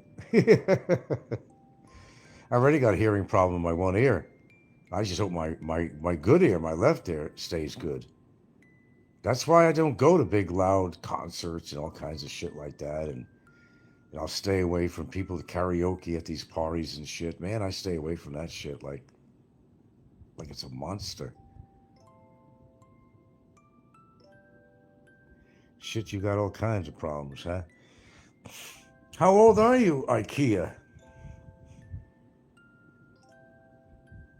Welcome to the real world, man. Sometimes all you can do is laugh at yourself, man. You're 67? Okay. You're not too terribly far off my age. You're getting up there. Hey, I'm happy I'm alive at my age. I mean, shit. That's something to rejoice about. There's a lot of people that never even made it close to my age. And there's a lot of vloggers that died younger than me on here. But of course, they were obese, they drank, or whatever they did. They did everything wrong. Well, if you're going to do everything wrong, here's my philosophy of life. If you happen to have a vice, of course, try to take care of it. But if you're having a problem with that vice, at least do something good for yourself. Don't compound it with something else. Eat well, eat right. Take supplements if you need it. Take prescriptions if you need it. Nobody else is going to take care of you except your old lady, your girlfriend, your wife. As you get older and you're in a bad situation, you're going to need her. But what I'm saying is, if you already know you have a vice, just don't build up on it, is what I'm saying. Try to do some good things for your body besides whatever that vice is you happen to have. Build up on the good. Don't increase the bad. That's all I'm saying, to sum it up. Moringa, I don't even take that on any regularity at all. I don't need my COVID vax. I'm not getting into that again, Heminger. Took it in the past when I needed to. Had 2 shots of that. That's it. That's it. I don't even want to talk about it anymore. In fact, that same diagnostic center lab I go to, they actually offer flu shots. But they want like 1,500 pesos for that. I think I should take advantage of it. I don't need a pneumonia shot because they're good for quite a few years. I had one about a couple of years ago, if not 3 at maximum, and that's perfectly fine. I don't need a pneumonia shot. I already had a shingles shot, but that was about, that was here. Was that here? I had a shingles. It was between the past 5 years is all I could tell you. And that's probably okay because a shingles shot lasts a while. They have a new pneumonia shot. You probably don't have the new one. I haven't heard about a new one. Oh, fuck. Jerry's back again. I'm getting rid of you again, Jerry, under another name. Bye. I don't want to deal with you. And Jerry came back on again. Because I ousted him out this morning.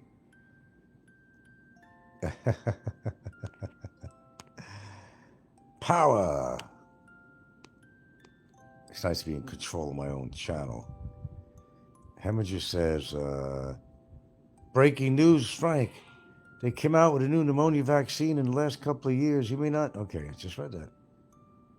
I don't see Jerry. He just came under James Kardashian Bond, which is the other name he always uses. You know that one. James Kardashian Bond. Yeah, that was Jerry. 125%. No, he came in real quick and I got rid of him real quick. The old one is half effective. Well, maybe I just will get another one. That's cheaper. The pneumonia shot is cheaper than the fucking flu shot. You just got to find a place to get it. Some pharmacies offer, but then they don't. You know, like Mercury. You got to find them when they're offering it. But that lab offers both. Actually, they offer both. That's right. Because, you know, a doctor runs that clinic because it's the doctor's family. He's a doctor, and his brother, let me see, his sister owns the lab. It's a clinic in a lab. He has consulting services there. He's in there every day. So his family owns this business. He owns this business. Mega money. And he's a pretty cool guy. He's pretty young. But he seems to know his shit. I've seen him a couple of times. Yeah. But I don't usually go to him for a doctor. There's an older guy I go to. He has a Spanish last name. I'm not going to give out his name. But he's good with infectious diseases, though. He's good with that. I think that was his specialty. But all he does, that's all they do now is consult. They don't operate. They don't do any shit like that. Unless they're a specialist, okay? It's a new trend that's been around for many years now. It's easier just to be a consultant. This way, if you fuck up in a surgery, you're not going to get sued. So it's better to make money as a consult rather than an actual, and do actually surgery. Who else is going to tell you that there is a new pneumonia vaccine? You have to check if you have the newer one. I don't know what my last one was.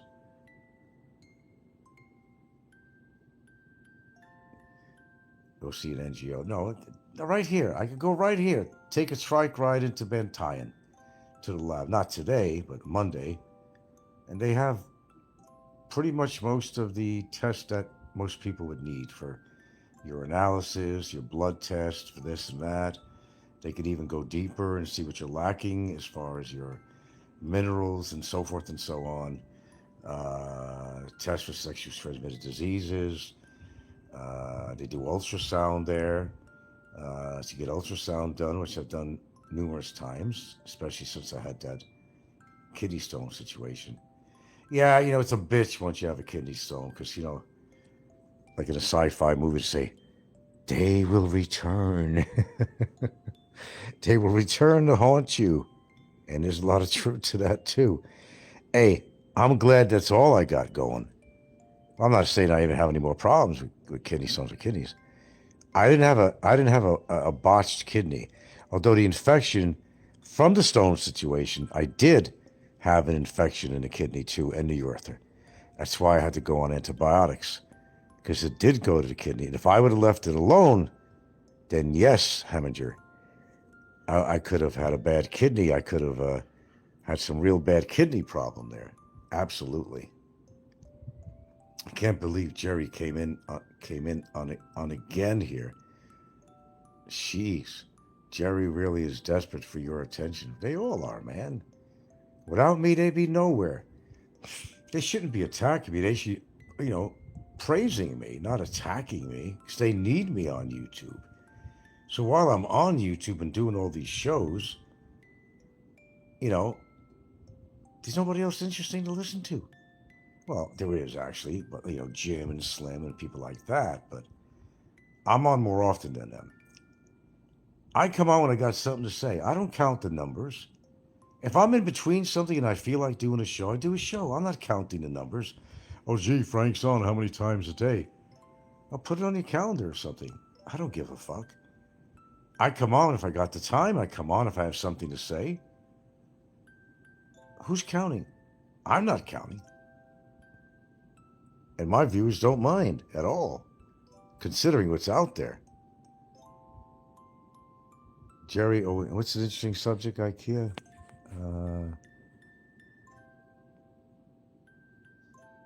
Okay. There were 9 watching and 5 thumbs up, now 11. Keep it up, boys. Keep it up. Not that it matters.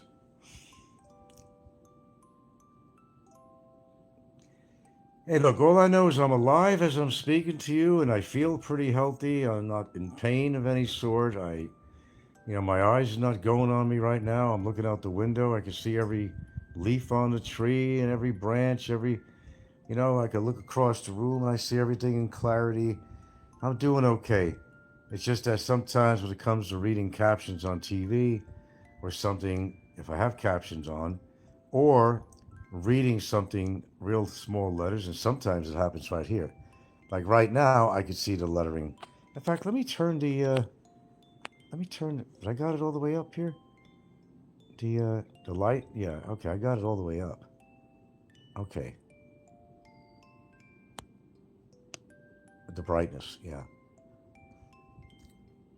I got plenty of moringa. You want to see my moringa? Can't take care of that. I can't get rid of my allergy. Frank, blurry vision could be a sign of macular degeneration. Do a screening. Well, when I got my glasses, he checked for that. He didn't see no macular degeneration. But the next time I'm at an optometrist or something, or ophthalmologist rather, I'm going to have them checked anyway, because I may actually decide to change the glasses over. I don't mind using the glasses, but I don't use them outside anyway. Don't matter. I don't need to get a separate pair of glasses for long time. Actually, what I was asked when I was getting the new lens in there, for the cataract, he says, "What's more important to you? Do you want me to put a cataract in there that's going to work for your reading to make it better?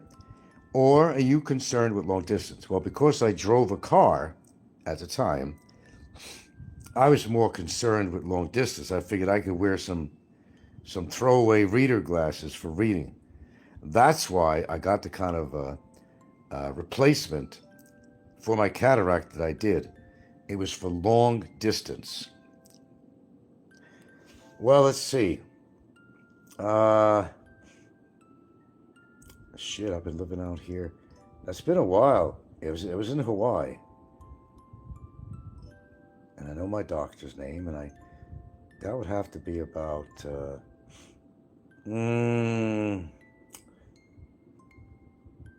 damn it. Let's see, 9, 10. Could have been like 10 years ago, maybe. Has it been that long? Maybe. Or did I have it when I was actually, for that year I was there? No, I didn't have the operation done. It was before. It could be about 10 years ago I had this done. 10 years ago. Maybe about 10. What's a miracle drug?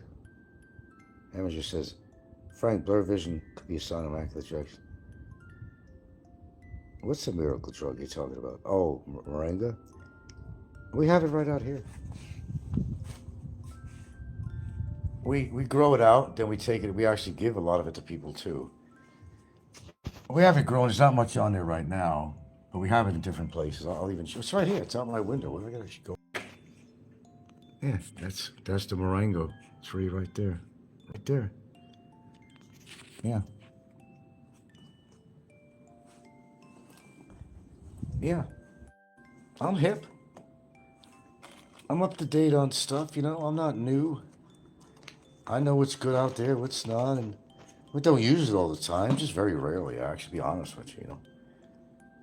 But I don't know, about 10 years ago, man, haven't you? About 10 years ago, something like that. The back of my head, here's where I get concerned.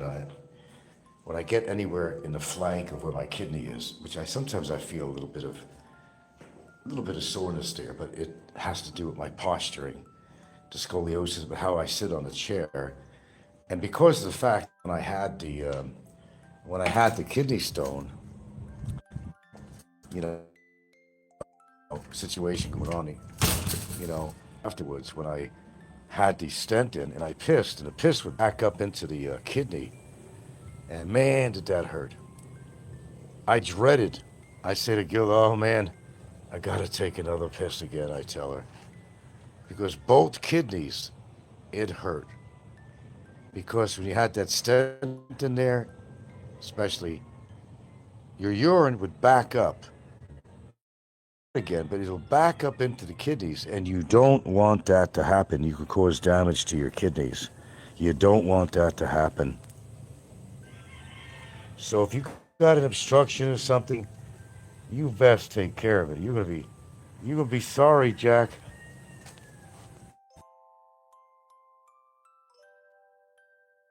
It's no fun in games. Take it from me if you've never had a kidney stone, a big one.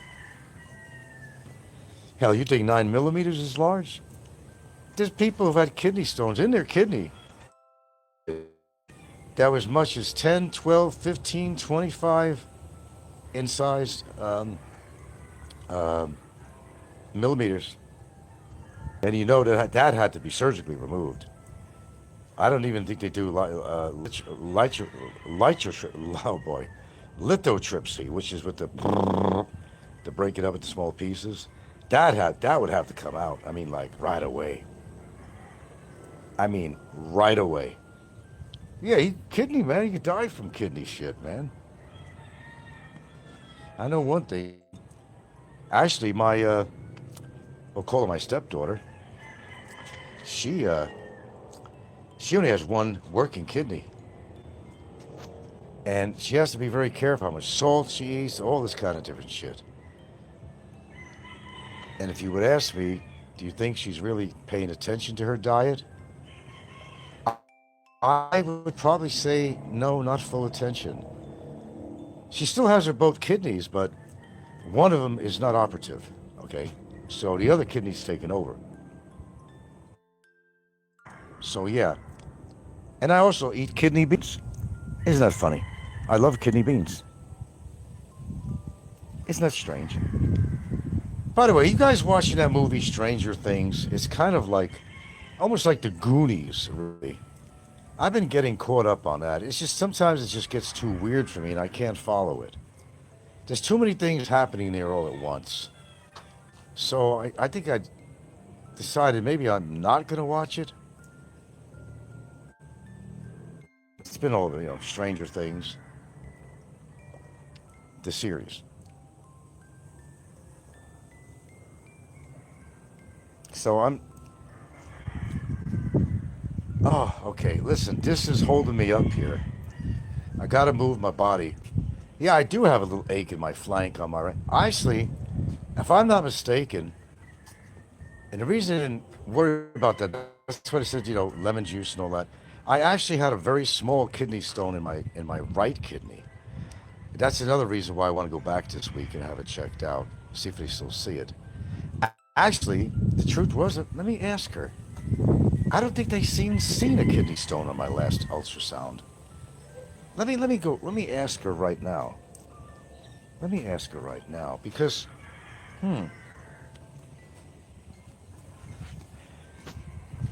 she'll remember things better than me. Otherwise, I have to go look for a shitload of papers. Hey, curiosity, did they actually say I still had a small kidney stone on my right kidney? You remember that? Yeah. And they said He said you get the 2 stones. I had 2 stones. Yeah. Okay. The one is the big one, the 9 big millimeter, one, yeah. right? In my ureter. Ureter. The other one is small, very small. Very small. And then the other side, but My right side. But they cannot get it. They can't get to that. So that has to dissolve on its own or something. Or it can move. So there you go. I might still have a tiny kidney stone in my like I was just telling them, it's terrible posture on this chair. Right in that flank area over here, Gilda, where your kidneys would be, that's where you usually feel. Sometimes it feels like right now. It could be muscles, I'm not going to write it off, but it could be muscles. But I sometimes feel a little sore to stare. That's why I think this week I'm going to go back to the lab. I forgot what they said, how much is the ultrasound. I'm going to get another UTI and an ultrasound. Because I want to be sure, I don't want to go through this again. No, hell no. And as I said, I don't advise anybody out there. And to tell you another thing too, it's called preventive maintenance. A lot of people, they feel fine and all that stuff, but there's a lot of shit going on inside of them. They don't even realize it. You don't have to have a reason to go and get an ultrasound to test your kidneys and your gallbladder and all that shit. You don't have to. You don't have to be having any signs of that at all. No, you don't need. Go. It doesn't cost money, especially if you're in the Philippines or if you got medical coverage in whatever country you're in. Go to a lab or some facility that can give you an ultrasound and have it checked out. It's not going to hurt you. You don't feel anything. They put a little jelly on you and they have this little thing that just go around exploring with this little thing on your skin. It's all it is. There's no pain. There's nothing involved. It's all external. And they look at this and just tell them you want to have your kidney, both kidneys, your ureter, and your prostate gland, and your bladder and ureter area, checked out. Do it. If not just to, entertain me, the fact that you went and did it. So unless you're broke as a skunk and you can't even afford an ultrasound, go and get one done. Because you might be shocked. There's a lot of people that get kidney stones that don't even realize they have it. And I didn't realize I had that one until I started getting pain. What did I know? I can't see through my body. Get it done. It can't hurt. Don't go through what I did. Please don't go through what I did.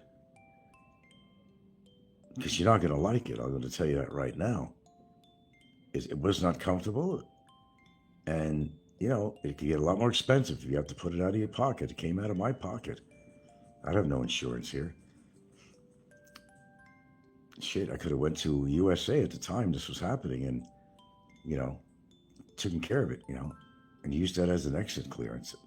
What I could have done, should have done, would have done, whatever, that's all history. But it came suddenly. That's how it comes. Remember, I had it 2 times. And once I was living in Seattle. And it wasn't a large one. It was pretty small, actually. But it caused a lot of pain. That was in the kidney. And he gave me some shit. Probably gave me potassium citrate. I took one today, actually, because I found my bottle of it. I get that from my lemon juice, but I actually have some tablets, but I'm not going to take it all the time. You got to discover what kind of stone is it, first of all. That helps a lot. And I had the stone from the previous one here, that incident I had, but I'm looking all over. I can't find the damn thing. So with that being said, go off and have it checked out. You might be preventing yourself from some terrible agony. Gilda knows how much pain I was in. She saw me almost practically faint on the floor, but I was standing up in the condo room. I had to go rush myself to get to the fucking emergency room. I said, right away, man, I'm in pain. I don't know what's going on here, but I am in pain. My back, it could be kidney stone, whatever. And right away, they didn't talk to me too much. They explained. Right away, they got a nurse to put a little, catheter thing in find a vein and put that in there. And they loaded me up with some morphine. And boy, what a relief that was. Thank goodness you have those drugs out there. Oh, they'll give you it when they know you're in pain. They can see it in your eyes. You're not going to fool anybody in an emergency room. They know if you're some big ass drug addict, they can tell what you look like, your teeth are rotted or something. They're going to look at you and say, no, this guy's trying to get a free fix or something. Well, you're not going to get it free anyway. I mean, you're going to pay for that in an emergency room. You're not going to leave the hospital without paying, let's put it that way. But some people try to get away with that shit, Okay, talked enough. 14 out there, good numbers. I got to go. So keep in mind, a simple test can prevent you. Well, like they say, what is an ounce of prevention is worth a pound of cure. Don't think that you don't have kidney stones. There's probably a better than good chance that you possibly have them or they're developing. They may start out small and get big. You may not be drinking enough water because you have to flush your kidneys out of all the toxins or else they build up. It's just like anything else. How pipes get clogged, right? Plumbing pipes. Things build up in the side walls, just like your arteries. Things build up in there until it closes off on you. Or some big chunk of cholesterol or calcium deposits. And same thing with the kidney stones. I mean, if you don't flush your body out and drink enough water, but it's how you go about it. And the way you go about it is you drink a lot of water. But you're going to have to get you're going to be drinking a lot of water more than normal. You want to flush your kidneys out. That's how you're going to prevent any kidney stones from forming. Number one thing, drink a lot of water. But if you're going to drink a lot of water, you're going to have to get some of those minerals back in you too. You might want to put the dash of salt in there in your water, because you're also flushing out the minerals that you need, the electrolytes, and you need all that. There you go. And Miss Heminger actually shut up here. Oh, wow. Okay, there you go. Another learning experience of Senate. Articles of impeachment exhibited by the House of Representatives of the United States of America. In the name of itself and of the people of the United States of America, against Donald J. Trump, President of the United States of America, in maintenance and support of its impeachment against him for high crimes and misdemeanors. Article 1, abuse of presidential power by calling for the execution of members of Congress, and his conduct of the office of the President of the United States, Donald John Trump, in violation of his constitutional oath to faithfully execute the office of President of the United States and to the best of his ability, preserve, protect, and defend the Constitution of the United States, and in violation of his constitutional duty to take care that the laws be faithfully executed, has unfaithfully, dangerously, and unconstitutionally abused his official position by threatening Democratic lawmakers in Congress with execution. President Trump called for the execution of 6 Democratic lawmakers, all of whom are currently serving in the U.S. Oh, yeah. Welcome to my after dinner show here.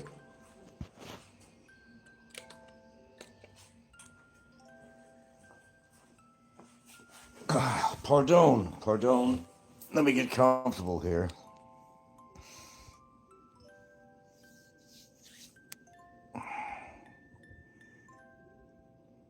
Yeah, they're pushing hard on this. He's going to go down as the one of the worst presidents in history, one of the biggest embarrassments to the United States of America, and an embarrassment to the world, really. He's mentally ill. I mean, is that an excuse? No, it's really not an excuse in this case. He's representing every American out there, and he's also destroying all the allies of the United States, threatening other members of Congress and the Senate with death threats if they don't follow his policies and so forth. It's just a horrible situation. Really a horrible, horrible situation. We'll see what happens on this. Oh, Jim is out there talking about Kokong and oh, geez. He's going to beat everybody up. He's not afraid of anybody. I don't know. What else you want to hear? I'm just kind of giving you a little bit of local BS going on here. Jim's going to beat up the world. Look at my muscles. Look at my muscles. Well, I wish you had more brain than muscles, Jim. But, well, he doesn't. Yeah, so, no, this is not written in. Was it Senator or Congressman Joe Green? He came up with this impeachment resolution, and shit, I don't know, man. It's like 210 Republicans signing on this or something. I don't know what the deal is on this. I was just hearing this. You remember they tried to impeach him before, and he used his strong arms to prevent that impeachment. I mean, how much could he actually get away with this? How much longer? I don't really know. He's putting his threat of power, money and power on people is what he's doing, threatening their jobs, their livelihood, and everything else.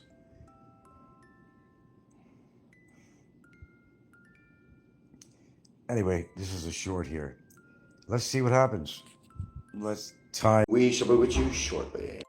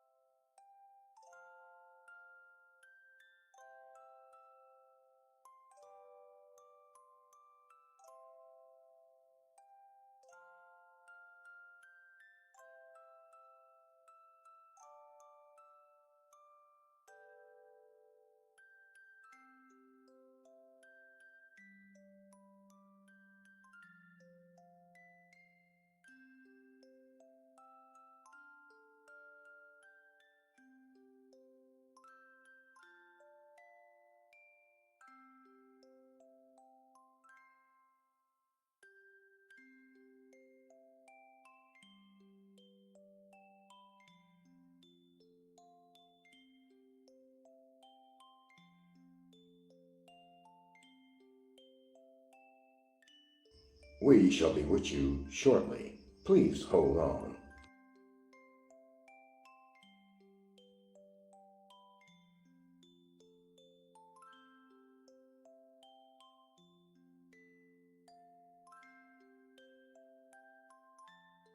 We shall be with you shortly. Please stand by.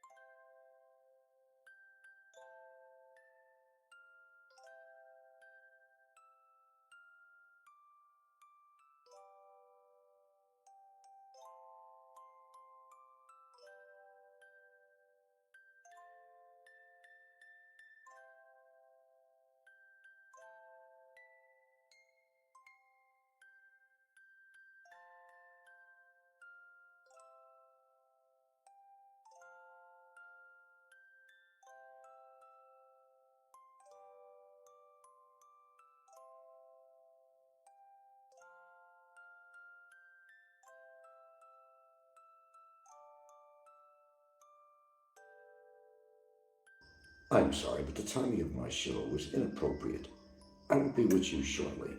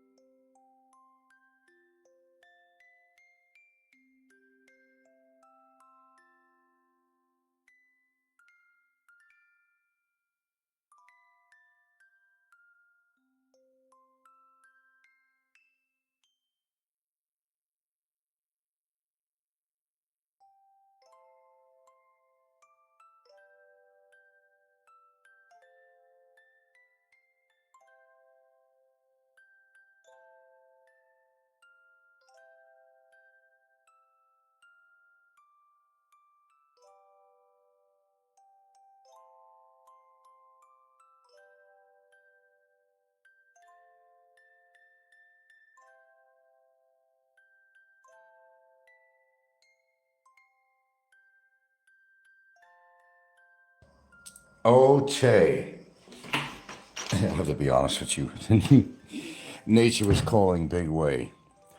Just as I signed on live. Sorry, when nature calls, believe me, I will answer. Okay, we're not going to do a extremely long show here. Question is, what's wrong with everybody? Everybody on the attack of somebody just to get those goddamn views and subs. I don't know, Philly has a show scheduled and he shows a picture of this guy with eyeglasses on. And I don't know what the guy's condition is, but there's like a list on the right side if you look at his caption on there, his thumbnail. Autistic, ... this, or simp. I don't know, Philly, what makes you think you're so fucking perfect? Philly does indeed go on the attack of people. Philly's never been that innocent. He's never been that innocent at all. You've been following him for a long time. He's never been innocent. Okay. Oh, yeah. No, it's a scheduled show is what it is. It's scheduled, so, yeah. But, the title and so forth is very suspicious. It sounds like he's going to do a show attacking somebody. But no, Philly doesn't do that, does he? No, he never does that. That's all I'm seeing on here is everybody, well, this is nothing new. Not on YouTube and not in this genre here in the Philippines. This is absolutely nothing new, but I'm just saying, is everybody going out of their monkey-ass mind? Did the COVID do it to you? Did the injections do it to you? I mean, what the fuck is going on? Seriously. Everybody's just attacking each other on here. Hey, I'm used to it. I've gone through this for a decade. But I'm just saying I'm a little more observant these days, and everybody and their grandmothers on the attack of somebody else on here. Egots. Okay, well, I guess it is what it is. I'm not going to be able to change it, neither are you. That's why I truly, truly hope that the people are deserving on here of getting that bad juju, getting that bad karma, gets it hard, because there are no innocents on here at all. There are no innocents whatsoever. Not on YouTube. And I know everybody's brave behind their computer screens or their cell phone screens. You know how that works. The keyboard warriors always have something to say about somebody. Isn't that the truth?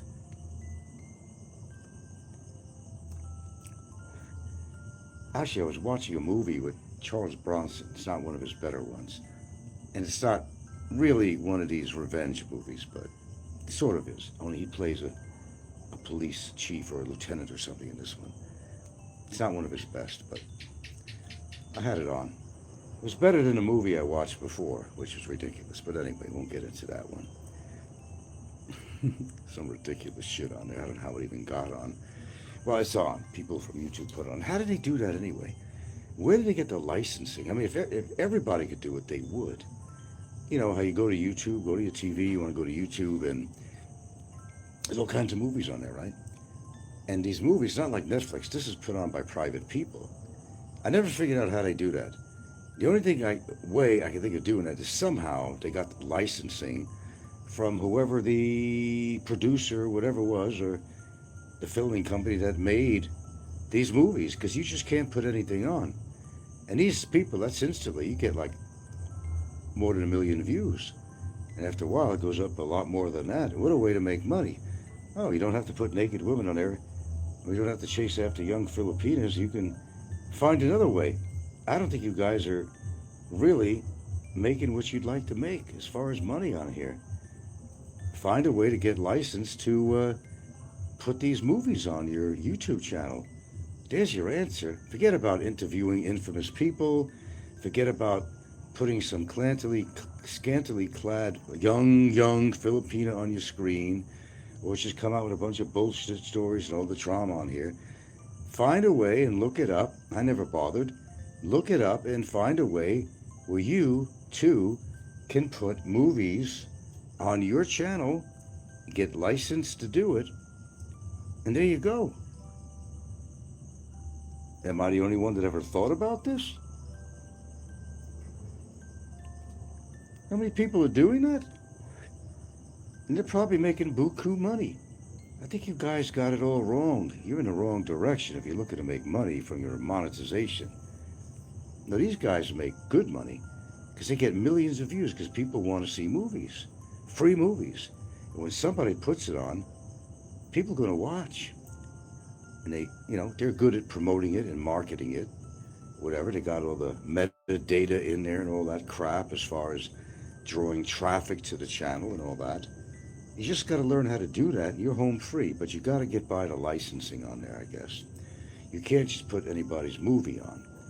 Just like you're really not supposed to be playing somebody's videos on here either, but hey, I'm just saying.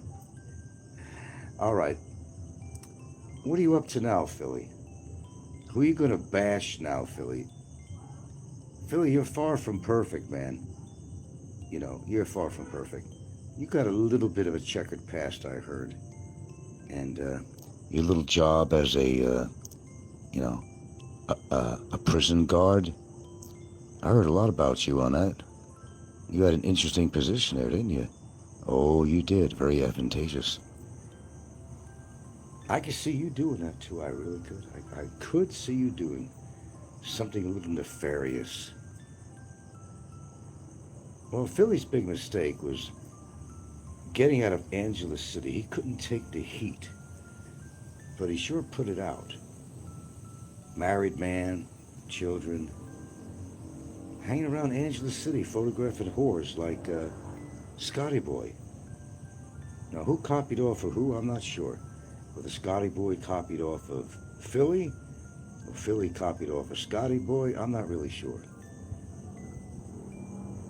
But Philly's heydays when he actually lived in Angeles City. That's when he was alive. instead of moving to the countryside in an actual swamp, I mean, an actual swamp area. An actual swamp. That he did.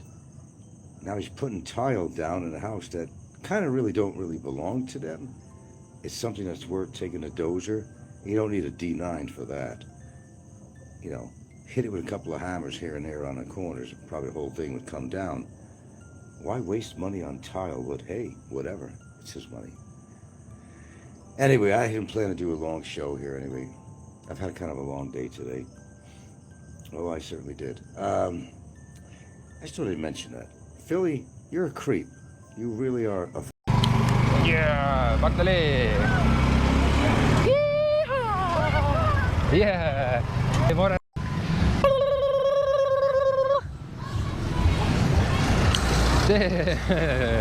Damn, it was so nice to get. Hey, what's up? What guys? I'm calling the wind.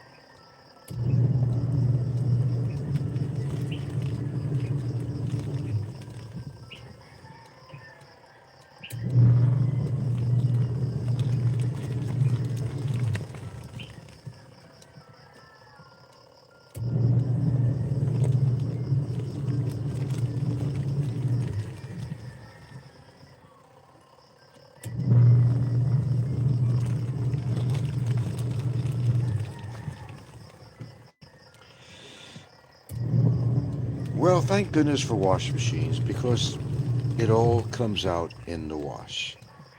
As well as what we witness on YouTube, in this particular genre, it always comes out in the wash. And we're talking about people's behavior, what they post on YouTube, and some of the crazy things that they do that we capture and note on camera. Like the two previous shorts that I just did on my show of a particular person, and that we allow these people to walk the streets of the Philippines. Yes, it all comes out in the wash. It makes you wonder, how are these people allowed to walk the streets of the Philippines? Yes, indeed, it all does come out in the wash, as I've demonstrated on some of my shorts. Now, if you take a look at Slim, it's pretty obvious he's not working with a full deck. These are the undesirables that walk around the Philippines that are allowed to come into. We can only go on what we witness, and we, as individuals, as viewers, can only go on their own evaluation of what they see and what they hear. Is it all put on? Or is a person generally out of their monkey-ass mind? Well, that's for you people to decide. But again, not being a board-certified psychologist or psychiatrist, I myself have to only go under what I see and I hear on YouTube. And this is not what we could be deeming as normal behavior, making strange sounds to little kids on the street. Weird impressions. The crazy questions that he'll ask total strangers, even going as far as asking, how much do you make on the job? What self-respecting Filipino is going to go divulge all this information to a perfect stranger that they've never met before, asking highly personal questions? Again, is this a put-on? Well, I don't think it is. I don't think it's a put-on. I think it's mental illness. And it's amazing what is allowed through the pearly gates of the Philippines to their immigration stations that get through the pearly gates of the Philippines. What we're allowing to walk the streets, who is dating these innocent Filipinas, who many of them are very gullible and naive, and they fall into the trap of false promises and have to deal with the behavior of some of these foreigners that some of them maybe write off because, well, he's from a different culture, so maybe he really isn't insane. Maybe that's just the way a foreigner from his country acts. But then soon later to find out, perhaps the predatory nature of the beast, when it starts getting a little carried away, when the YouTuber graduates to different levels of their own psychosis and start doing even more bizarre behavior and acts, then it becomes serious. And what becomes more serious is when they are allowed to get in a car and drive on the streets of the Philippines and harming and potentially harming other innocent people because the guy decides to put a selfie stick out the window without any regards whatsoever for safety of other people on the road. When do you say enough is enough? When does somebody's so-called entertainment that they provide on their show to satisfy the insatiable appetite for drama and maybe the macabre or bizarro world, how much are people willing to put up with? If it was your child on the street that got hurt from this man, would you say, well, it's just, a YouTube channel? Or would you be awfully pissed off that the asshole was driving around with a selfie stick with no regard whatsoever to the health and safety of the people who are on these streets and roads? But, it's okay because he's a well-known YouTuber. So we'll excuse that. And we like the drama. And we want to see how many other underage Filipinos he decides to take to a very remote place in the mountains with a waterfall. Do these Filipinos not see this? Are they that gullible? Why would they take such a chance with, well, potentially, basically a stranger, to go to a remote location where a man whose behavior is clearly not within the psychological guidelines that a professional would basically relate to according to witness behavior on these videos? Why would these Filipinos trust a man like that? Like putting their life in his hands. Now, it's going to come to a point where he's going to be hurting somebody really bad one day. It's inevitable to happen because he refuses to change his behavior. All for views, all for subs, all to make that money so he can come home and buy his little wifey who's in the house every single day a prison of sorts. She stays home with the baby. Well, he goes out and cavorts with young Filipinas. Now, some people think, okay, well, it's choreographed. Well, a lot of this is, but a lot of it is not choreographed. You're seeing somebody with some very serious and concerning mental health issues that is a potential danger to the public. It has proved so far. Now, as fate may take its place, maybe one of the parents of one of these young girls that he likes to hang around with all the time, to serve his viewers, to give them what they want, to show that little young pussy on there, in hopes that maybe he's banging them on the side, which is their wish. Well, that comes from sick people to wish that a grown-ass man of that age is even capable of getting to that point of having sex with an underage Filipina. There's a lot of editing that goes on in his films, so we don't see everything that has happened beyond the hot springs or the waterfalls, and how, coinkydingly, some of them are scantily dressed in scanty little bathing suits. Now, the question is, are they that naive?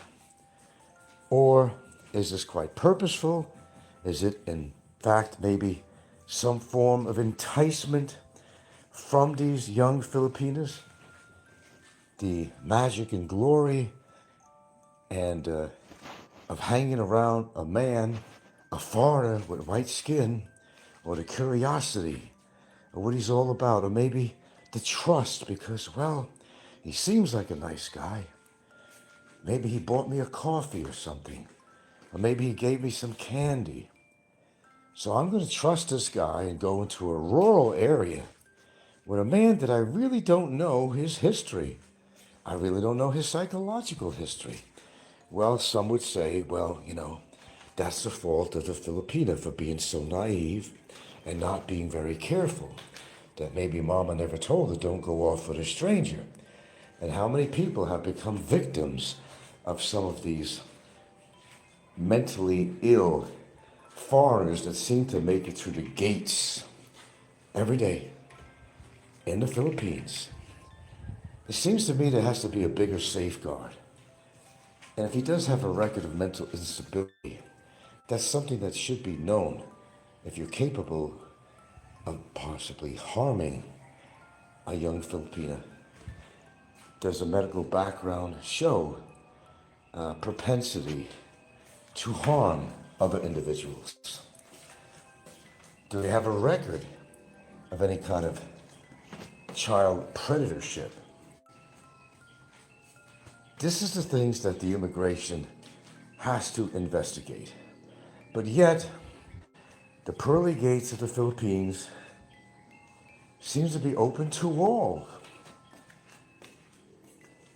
Well, good morning.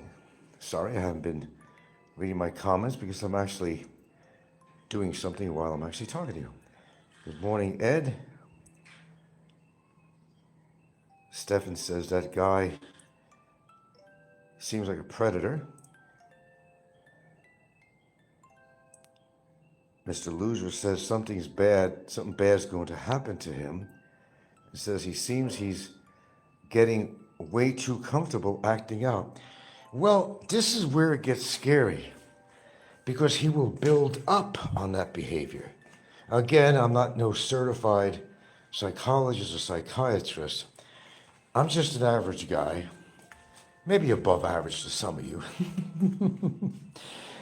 But I'm just a layperson who knows how to read between the lines, whose eyesight maybe isn't eagle perfect, and my ears are not perfect in hearing, but I know what I see and I know what I hear, and my eyes and ears are functioning well enough to be able to see and hear and witness this guy's behavior.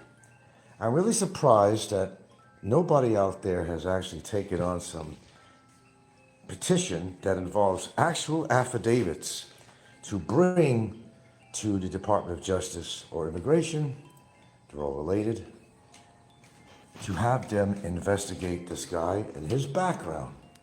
Now, I personally don't want to see anybody getting hurt. And it's going to happen.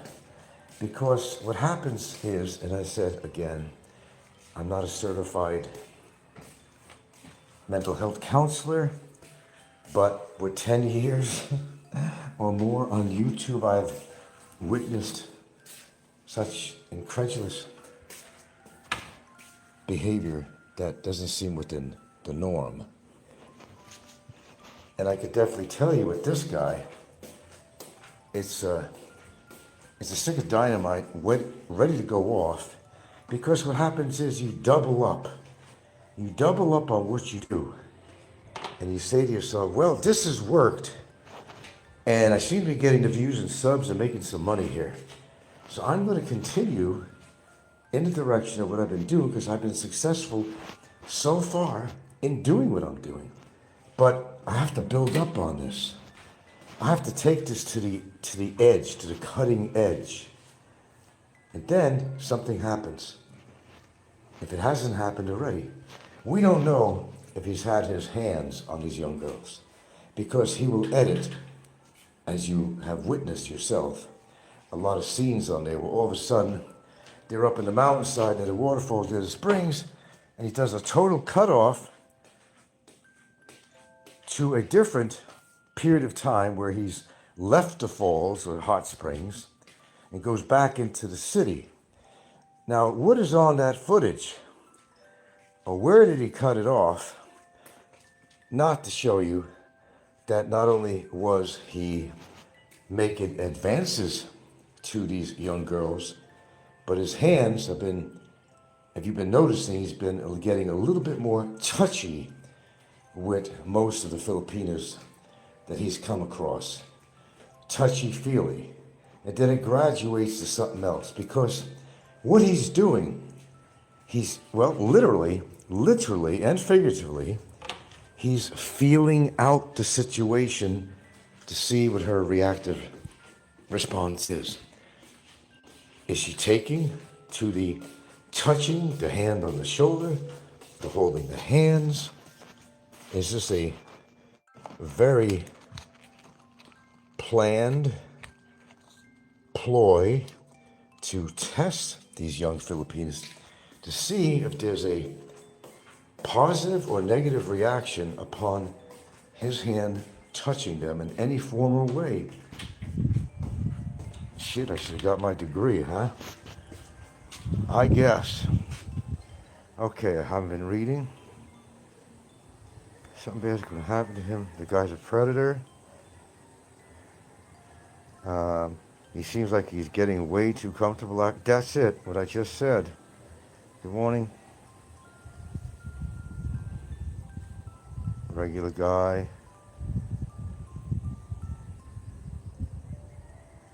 Pay for play guy. Well, pay for play, no, not Slim is not a pay for play. Well, in a sense, okay, how you want to look at it. He'll be nice to them, take them to places, build up their confidence, this is what a predator does. A real predator, this is what a predator does. They like to use the word grooming. They like to use the word grooming. Well, this is a real case of grooming because he's feeling her out, them. Okay, and he's keeping track of their response to certain things that he does. Now, if it goes in his favor, he will continue to go in that direction until he gets what he wants. And the ultimate prize is going to be getting a little bit too frisky with them, building up their confidence in him to the point that not only will he put his hand on their shoulder or hold their hand, but he's going to accidentally on purpose touch her breast or something else, or give her a little pat in the ass and then decide to feel her ass and get a response from her to see if maybe that feels good. Maybe she likes it. Maybe she's receptive to this. Boy, I tell you what, I should have went into a particular profession because I'm good at recognizing this kind of shit when I see it on there, and I'm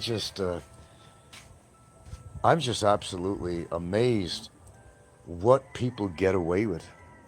I'm amazed. Exactly. Mr. Buster Cherry. But, I went through something here with somebody, as you obviously know, with a particular vlogger who's not in a very good situation right now because of his behavior. But you see, I decided to do something about it, where unfortunately, and it is unfortunate that a lot of people just allowed the individual to get away with the thing he did, the bad treatment of Filipinos and other people, and taking their money and just being a scourge to the society of the Philippines from the first day he ever arrived in the Philippines to the current situation where he's incarcerated for nearly 3 years. I was the person who took action. But then again, I also took it personally because it was very personal. It was very personal because the things he said on YouTube about me, which of course weren't true, therefore creating a bad reputation for me in the eyes of those who maybe know me, or in the eyes of newcomers that would come on the show and listen to this stuff and actually believe what was being said about me.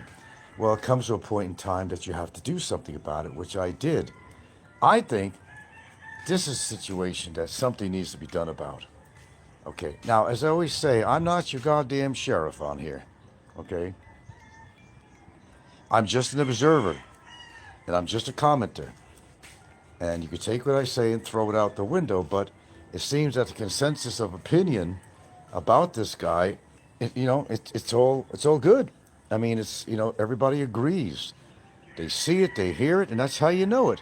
It's either fact or it's fiction. It's one or the other. It can't be both. Either somebody did something to me on here that was so bad that I had to bring him to justice, or they didn't. We got to the point where the person even admitted their guilt on all counts. Well, there's guilt. There was always guilt. But to get the person to admit it, it's a good step. But unfortunately, when a YouTube channel is getting successful, they look at what has caused my success. What do the people want to see and hear? Well, you obviously know what people want to see and hear. They want to see Filipinos, especially young ones. Because some people have the tendencies and perversion to gravitate toward very young Filipinos. I don't know if it's a combination of real youth, but it gets really perversive when they're underage. And it becomes dangerous. All right, Stiglitz, go back to work. Good morning. Well, I compare him to Vitaly. I've said that before. I mean, even the accent, even the looks, a little bit with the body. I mean, he is another Vitaly. There's no question about it. He may be worse than Vitaly in different ways. And I don't even know what's going on with Vitaly these days. He's still in jail, as I understand. Probably in Bikitan. I'm assuming. But the question is, when is enough enough?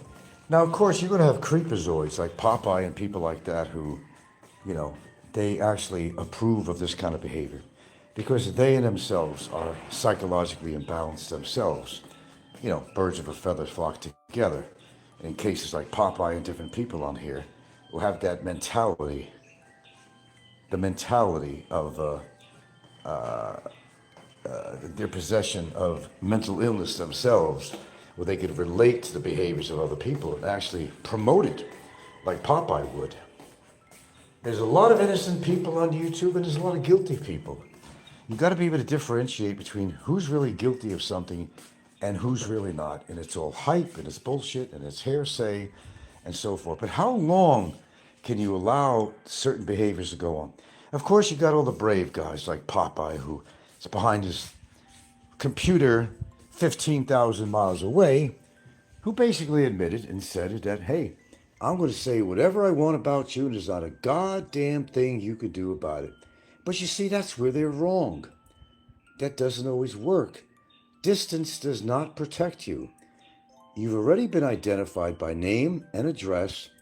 There are people out there, and there were in the past, like Rain Man, I forgot who else, that wanted to go to Florida and put the scare into Popeye, and it worked because he would get off for 6 months at a time after somebody was threatening him or saying they were in the area or going to come to his house.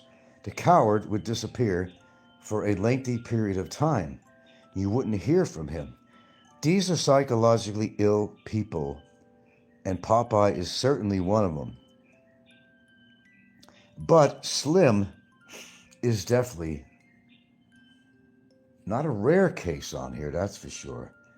But he has been exhibiting, and again, disclaimer, I have no background in the science of psychology and psychiatry. I don't have any pedigree in there at all. But as a layperson, I have the ability to read, I have the ability to see and hear and witness things and put together whether it's factual or fiction. I have that ability to do that as well as my viewers. And just because you're entertained by somebody like Slim does not mean that what he's doing is right. And anybody who promotes that kind of behavior are probably living in the same realm of unreality that Slim is living in. And they're no better than Slim is. And people like him. That's my point. This kind of behavior should not be allowed on here. Go after the real criminals on here. Go after the real undesirables on here. Not people that you just pick and choose and say, well, I don't know, he blocked me once, so I'm going to jump the fence and talk shit about him because I want to join the big boys club and wear the big boys pants. That's mental illness right there. It says volumes about their psychology. So if you saw my 2 shorts this morning, which is up there right now, and they're short, like I said, they're a matter of seconds, not minutes long, really. Go take a look at just a couple of small examples of Slim's behavior. And from one video alone, I could have gotten at least 10 or 12 examples, but I didn't want to really elaborate on it. I just did a couple of clips that gives you an idea of the psychology of the person. And they're walking the streets, and he has a wife that allows him to do this for the money. The money's good. She's not complaining, gives him a big kiss when he comes home. When he leaves the house and leaves his wife and baby at the house, he thinks it's like, I'm going to work. See you later, honey. Give a peck on the cheek, pat the baby on the head, gets out his phone with his extension rod on it, his selfie stick. Same thing, the same scene, opening the gate to get the car out. Closing the gate is the same scenario every show. Getting into the car, extending his selfie stick, and driving on the road, putting people's lives in imminent danger. This is not acceptable behavior. Look, I'm not going to do nothing about it. Okay? I've done my job on here. I'm not your deputy or chief in charge of crimes on YouTube. Only when something affects me on a legal or personal level will I actually enact on anything at all if it's been over a good period of time, and I will decide, yay or nay, that something needs to be done. But why wait for some Filipino to be hurt? Why wait for an innocent motorcyclist, car, pedestrian to be hurt on a road because this guy wants to get ratings on his show? That should not be allowable. This is where people in a real situation like this should speak up once and for all, where they're thinking not just about the entertainment value of the guy's show or anybody like him, but to see the potential risk involved with this behavior to get the viewers and the subs and to make the money, and what he does and performs on his show that is not only dangerous to the public and could be very dangerous to the young Filipinos he's hanging around. Now, some people are questioning it. Well, how much does his wife know that he's doing? Well, he does cut and edit his videos, so his wife is not seeing everything that's going on. He always seems to have this MO, just like these psycho killers and shit do, serial killers. They always have a particular spot that they like to take their victims. And his situation is going up in the mountains where there's nobody around. Oh, I got a nice waterfall I want to show you. I got a nice hot spring out here. It'll be fun to go there. Loser says he has to keep it over the top to make money. That's the only way he's surviving in the Philippines. Well, we hope that it'll catch up with him. And it's amazing how many people are surviving on their YouTube income. What if you make some complaints to YouTube and show examples? Generally, it has to be done on a laptop because I've never been successfully able to do it on a cell phone. It's different somehow. You can't put all this information in and links and all this crap. I've never been able to do that. For some reason, you do it on a desktop and you go make a YouTube report where it says report, and you get a whole array of things that show out in a box and what category you're putting it under. And please put detail. And they ask you for the timestamp and everything else on there. I can't get that on my phone. And my computer, my laptop, I don't really use it. It's kind of faulty. But a lot of you that have the ability to report this abuse, to get his show taken off, so he has to start at the beginning again, and maybe we'll teach him a lesson of some sort that people are hip to what you're doing. And we don't want to see an accident happen to an innocent person. We don't want to see a young Filipina get hurt. They're all young. They may claim to be a certain age, but I don't buy it. I don't buy it. And this guy is an expert manipulator.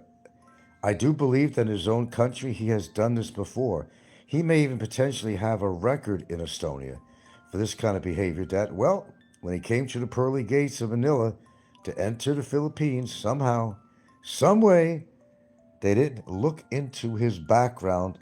And I'll bet you dollars to police donuts that he does have a checkered past having to do with predatory nature and this kind of behavior and other accidents.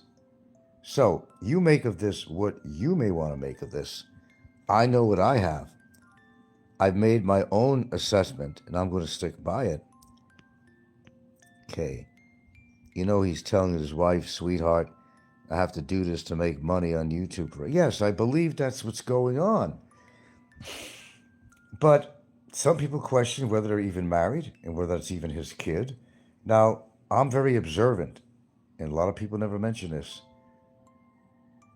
The house that he's renting is practically bare.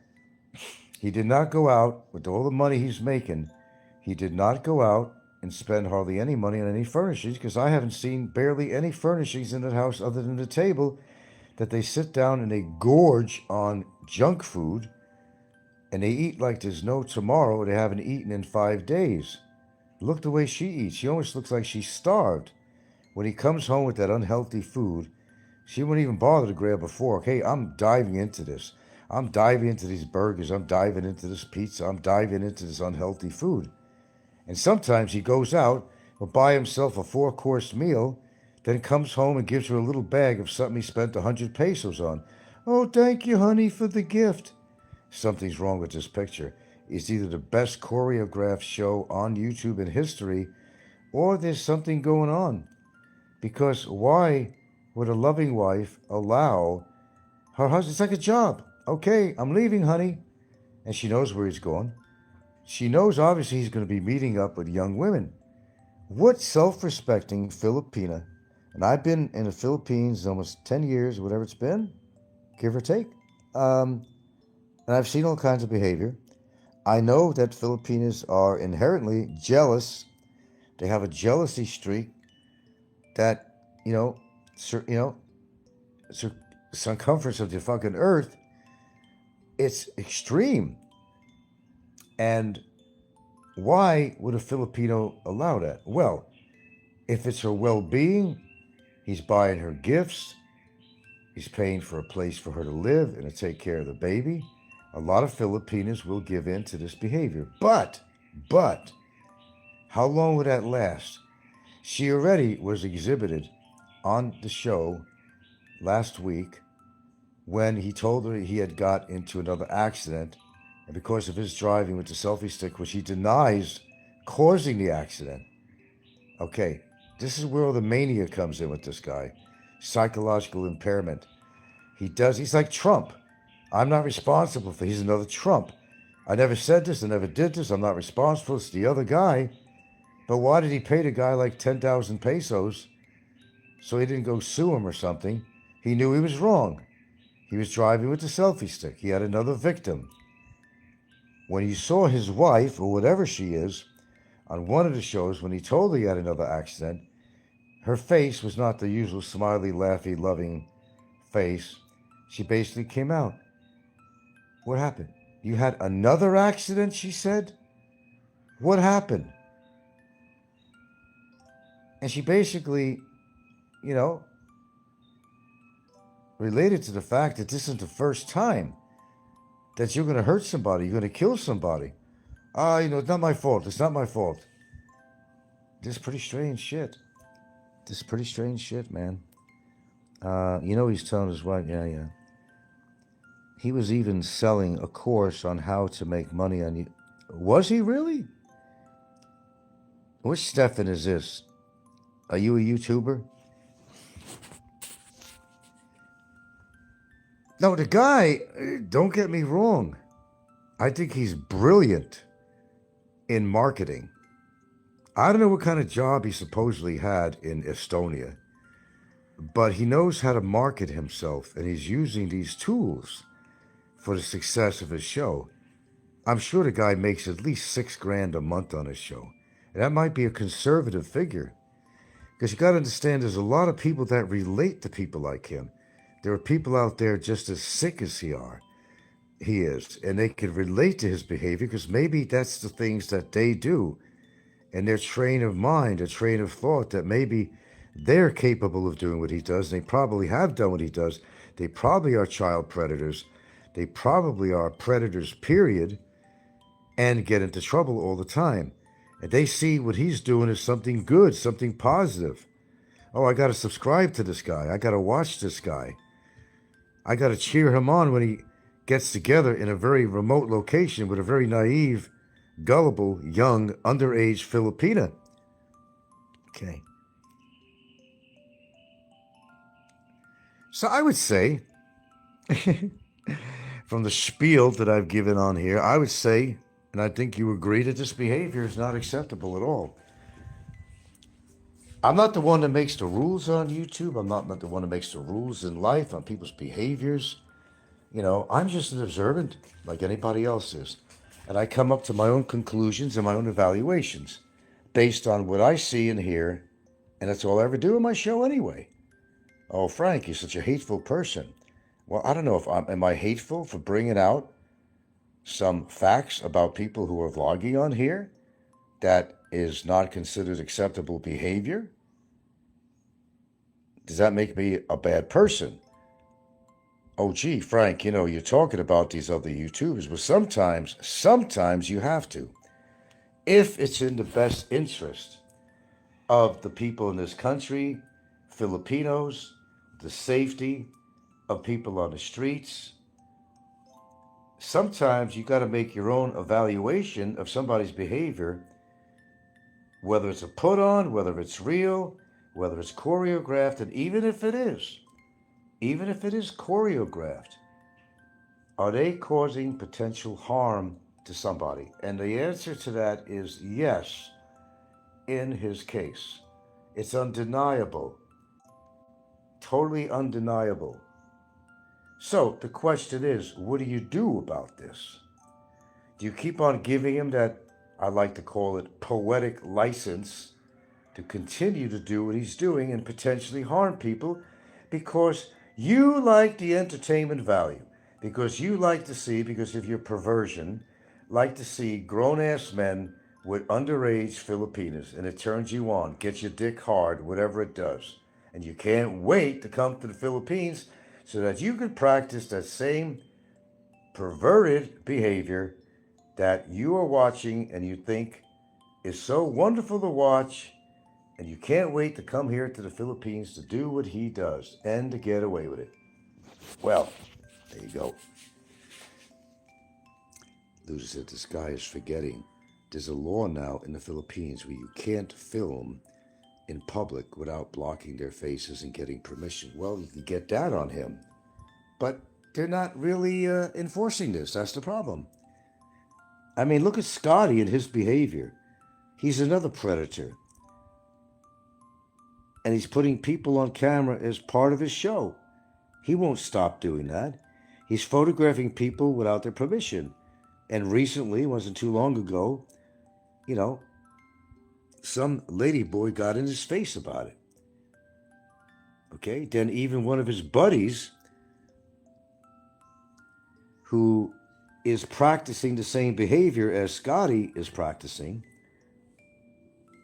didn't like his face being on camera and had it out with Scotty. They don't want to be discovered. Even the perverts themselves don't want to be on camera all the time, because if they do something in Angeles City or whatever it might be, and it's actually caught on camera, they could use that against them. Remember, they're competitors. They're not friends. Like the people Scotty knows from Angeles City, for example, who's been hanging out a lot. They're not friends. Understand that they are competition. They're competition. No such thing as friendships. Well, whether there's a law or not, it doesn't seem to be enforced. And therefore, it gives them, again, that poetic license, the famous poetic license to continue to do the things they do. They have to ask themselves the question, is it working for me? Am I getting more subs? Am I making more money? And as I said earlier in this broadcast, they build up upon what they deem to be a successful formula. If it's been working for them, they are going to continue this behavior. They're going to continue vlogging, doing the same things they do, but the difference is they're going to take it another step. Predatory behavior. Look how long I've been on YouTube. You realize how many times I've been attacked unnecessarily? Okay? Have I ever been like a wise guy on here? I sure as fuck have. I used to give people a little taste of their own medicine on here. They didn't like it. They didn't like it. They didn't like it at all. And I know somebody that don't really like it who's still fucking in jail. I gave him a taste of his own medicine. Guys, it happens. A lot of people think they can get away with so much on YouTube. But like I started the show with my handy-dandy washing machine, and I made that message very clear that it's all comes out in the wash. And so far, since I've been on YouTube, I've seen people go through the wash machines and the dirt all came out in the wash. They're either dead or getting deported or in jail. And it's actually amazing that some of the other predators on YouTube, and you know who they all are not sitting in a nice, comfortable little jail cell somewhere for their behavior. And they're stalking and they're harassing. They were just lucky that they got away with it. Well, Ricky didn't really get that incident with Fazio. He didn't really get away with that. It was addressed. And it's on his record. It's on Ricky's record. If anybody had to put a case or something against Ricky, he's already on record in Panglao, Bohol, for this incident with Fazio. So if anybody really wanted to push the envelope, they could with Ricky. Because they're going to go back. There might be a slight interrupt here. I got to walk out back for a second here.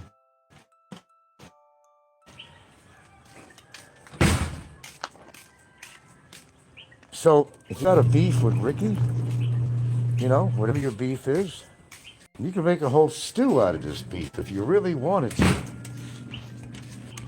Because the fact is, he is on record. That's important. Paperwork. It's what I've done with several people who I've had some real problems with. They're on a blotter. That was the first step, being on a blotter.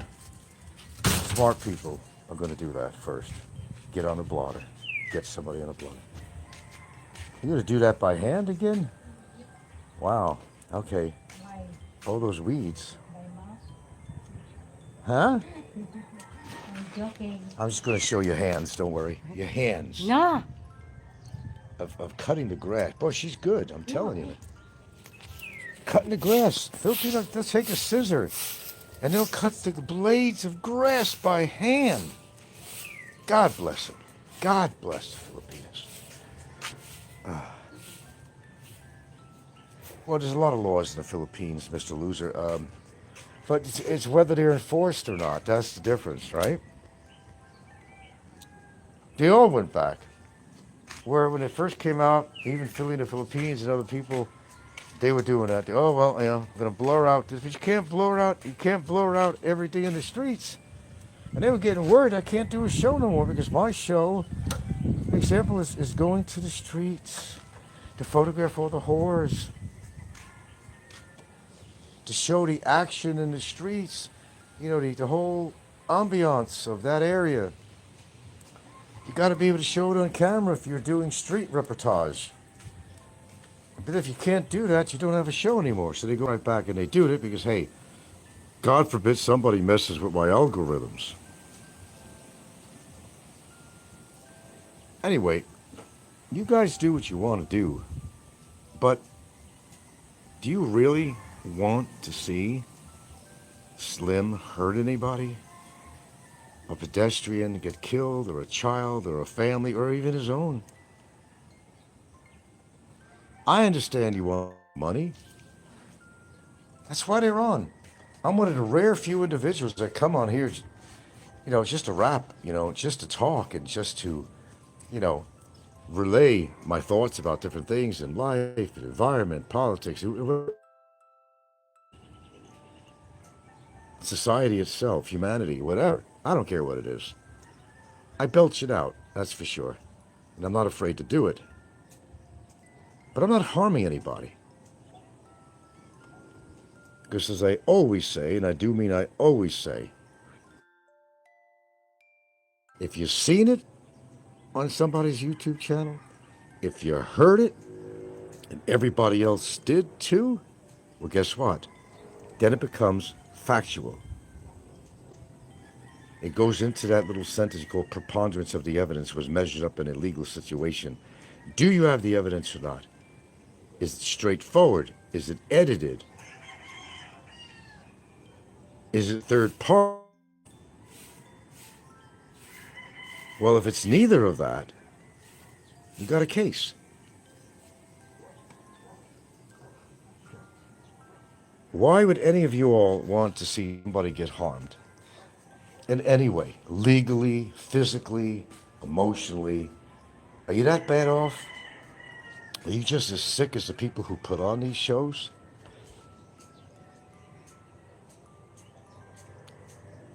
Unlike others, I'm not afraid to talk about it. Under any situation or potential circumstance.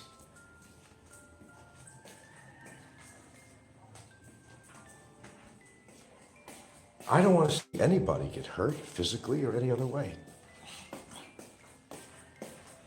And these are grown-ass men that are doing these shows too. That's the sick thing about it. These are grown-ass men that don't act like grown-ass men. If they are a harm, fuck them if they're a harm to themselves. Fuck them. Let them harm themselves. Maybe we'll get rid of them. But they do not qualify as far as giving any semblance of feelings, oh, sorry for these people in certain events, because when they're the causative factors of people getting hurt, maimed, reputation, physically, mentally, morally, it goes on. But it is you people that allow this stuff because you want to be entertained, because your life is so derelict of any socialization in any formal way that you can't get that woman that you're watching everybody get. You can't get that stability in your life that you watch on here that other people like myself have as a prime example on here. And you get mad, don't you? Oh, you get steaming mad. Like the carpet cleaner. Steaming mad at dirt. Don't you? Don't you? You can't handle it.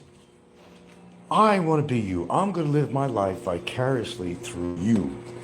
Isn't that what's really going on here? And what they will do, what they will do to show you that they're unhappy with their life as they exhibit very clearly their intense loneliness and their isolation from the rest of the world, because no woman wants to date them. No woman wants to give them a second look. Then even times they put out money to have that companionship, and a woman still wants nothing to do with these guys. So then you get even more angry. And you got to do something. I'm going to show you. Oh, I'm going to show you. I'm going to spread lies. I'm going to make allegations about you.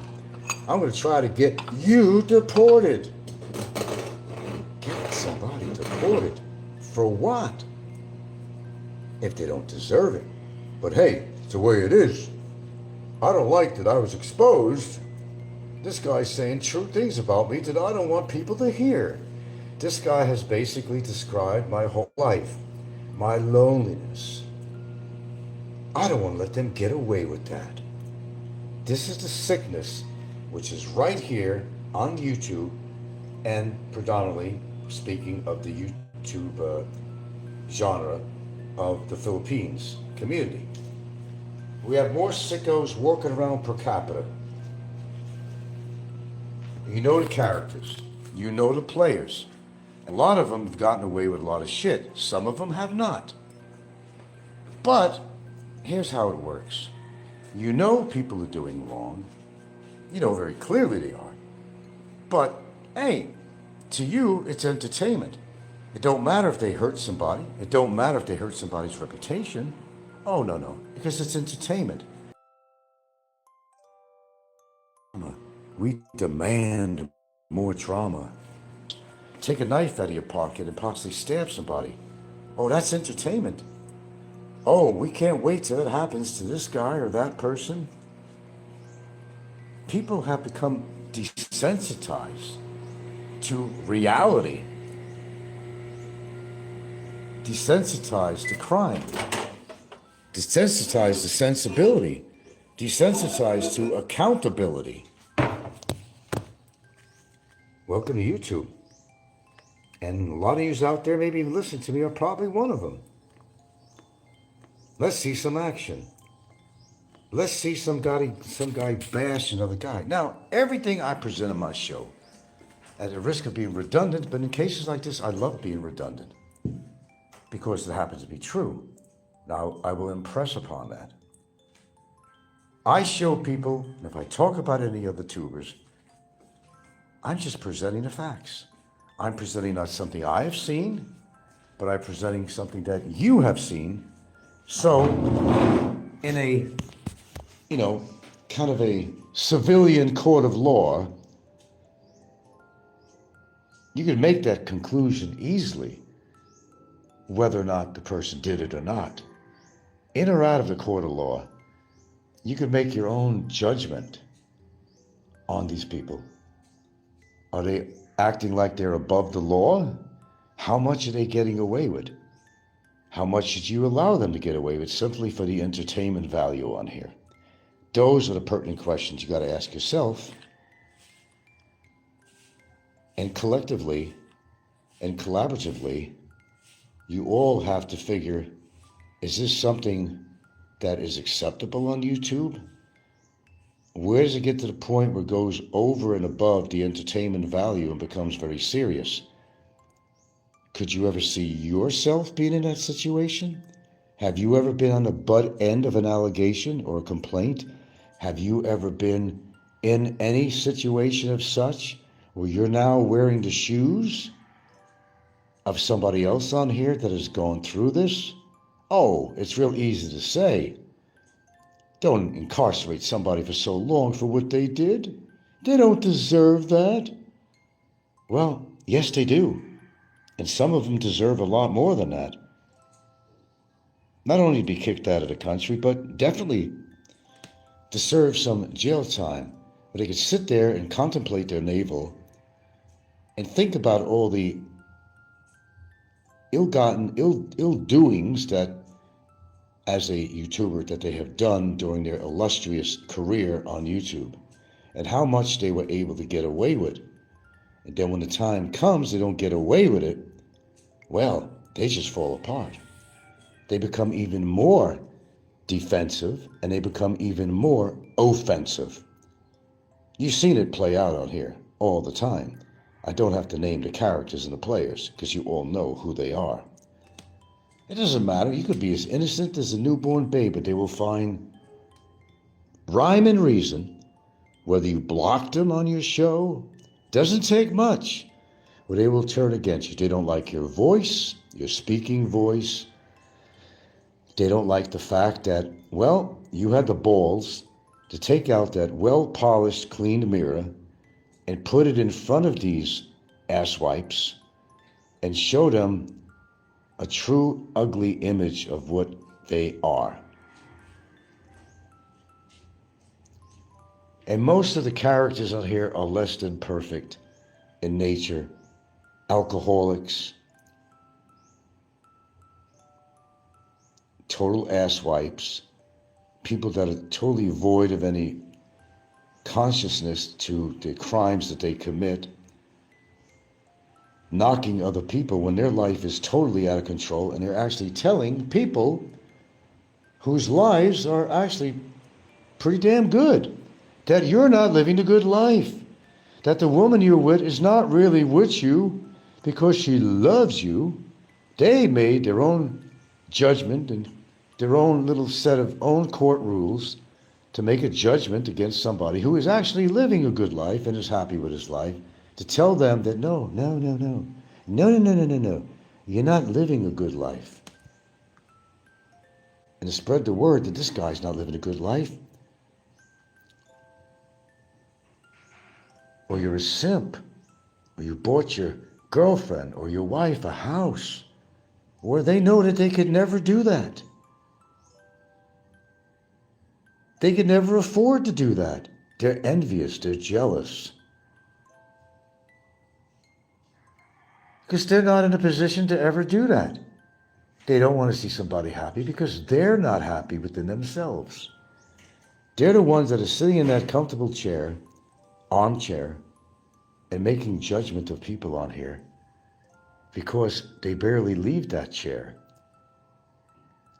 And they were not successful in finding a Filipina that would be interested in them. So they get real defensive and they get offensive, and that's the way it goes in that order. So they're going to attack anybody who actually got their shit together, who did what they planned to do, to move to the Philippines, to find the perfect Filipina for them, to live in harmony with their mate, their partner, their wife, and possibly some of their family. This is the elements that these people do not possess, and they are really upset about it. Look at Popeye.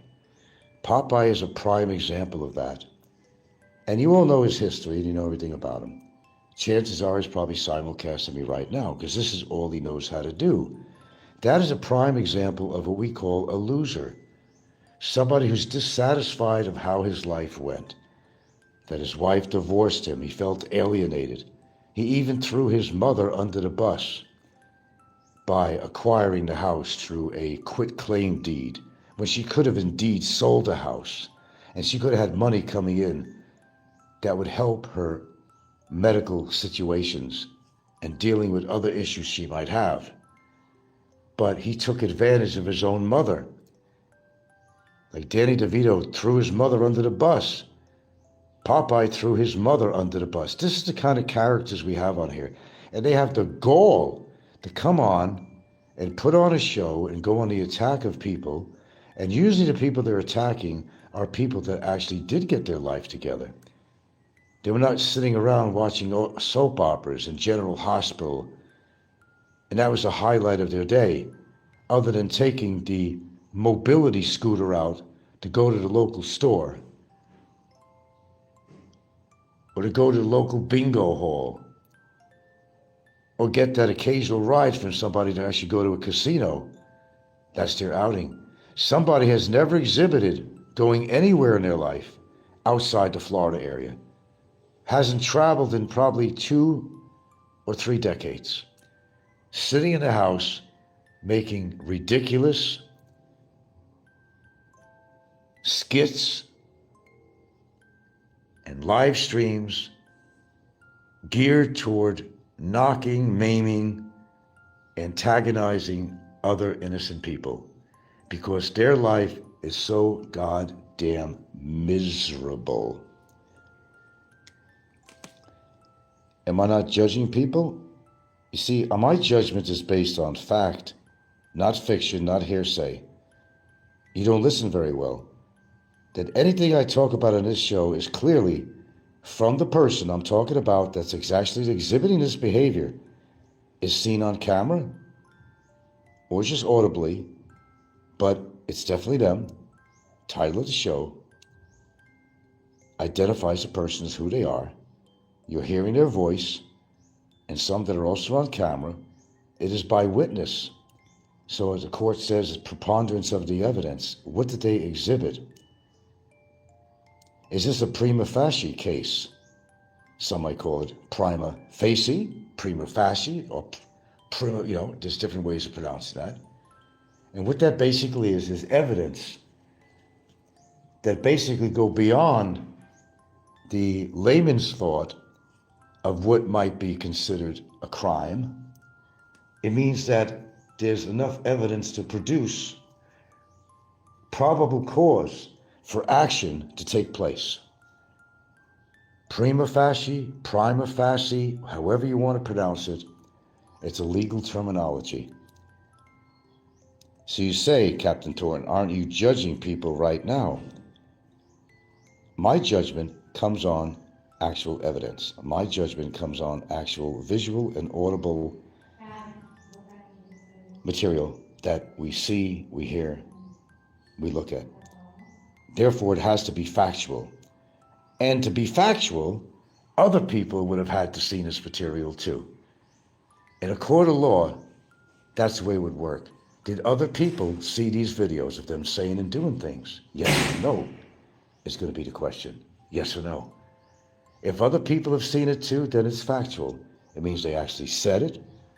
They actually exhibited it on camera or off. And it becomes a prima facie case where it's simply broken down to saying that, yes, this is a real case. It's very feasible that this is, worth going to court or taking some kind of legal action, because you've seen it, you heard it, the evidence presented, such as in Barry's case. Barry always said, you got no evidence on me, which is ridiculous because I used to play it on there. So in the courtroom itself, as you remember, a big screen TV, the evidence was presented on Barry for all to see in the courtroom and all to react. The judge seen it, the court reporters seen it. The people sitting waiting for their case have seen it. Onlookers have seen it. And he's seen it in the courtroom while his mouth was wide open and he was dribbling in disbelief that Frank actually had evidence. For some reason he thought I never had evidence, but that sounds absurd, because I've actually played some of this evidence on my show. So he knew I had evidence on him. But when he's seen it raw, seen it in the courtroom and on a big screen, it's like all of a sudden, holy shit, he even made a statement to that. Where the hell did Frank get that evidence? And he was saying all along that you ain't got no evidence, brother. You ain't got shit, Frank. But boy, did he have an awakening in that courtroom when that evidence was presented on a big screen. Couldn't say anything then, except, how the fuck did he come up with that stuff? He had to plead guilty on all 5 counts. You got to push people into a corner sometimes. They say you don't have evidence. Show the evidence.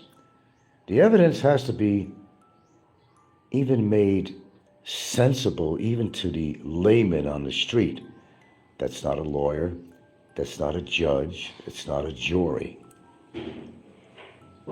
If you were to go to some lay person on the street that wasn't involved with any of these goings on here, and you presented him some video footage, not AI, not edited, but raw footage, not tampered with, they would say, wow, man, I can't believe that person did that or say that. Is there something wrong with them?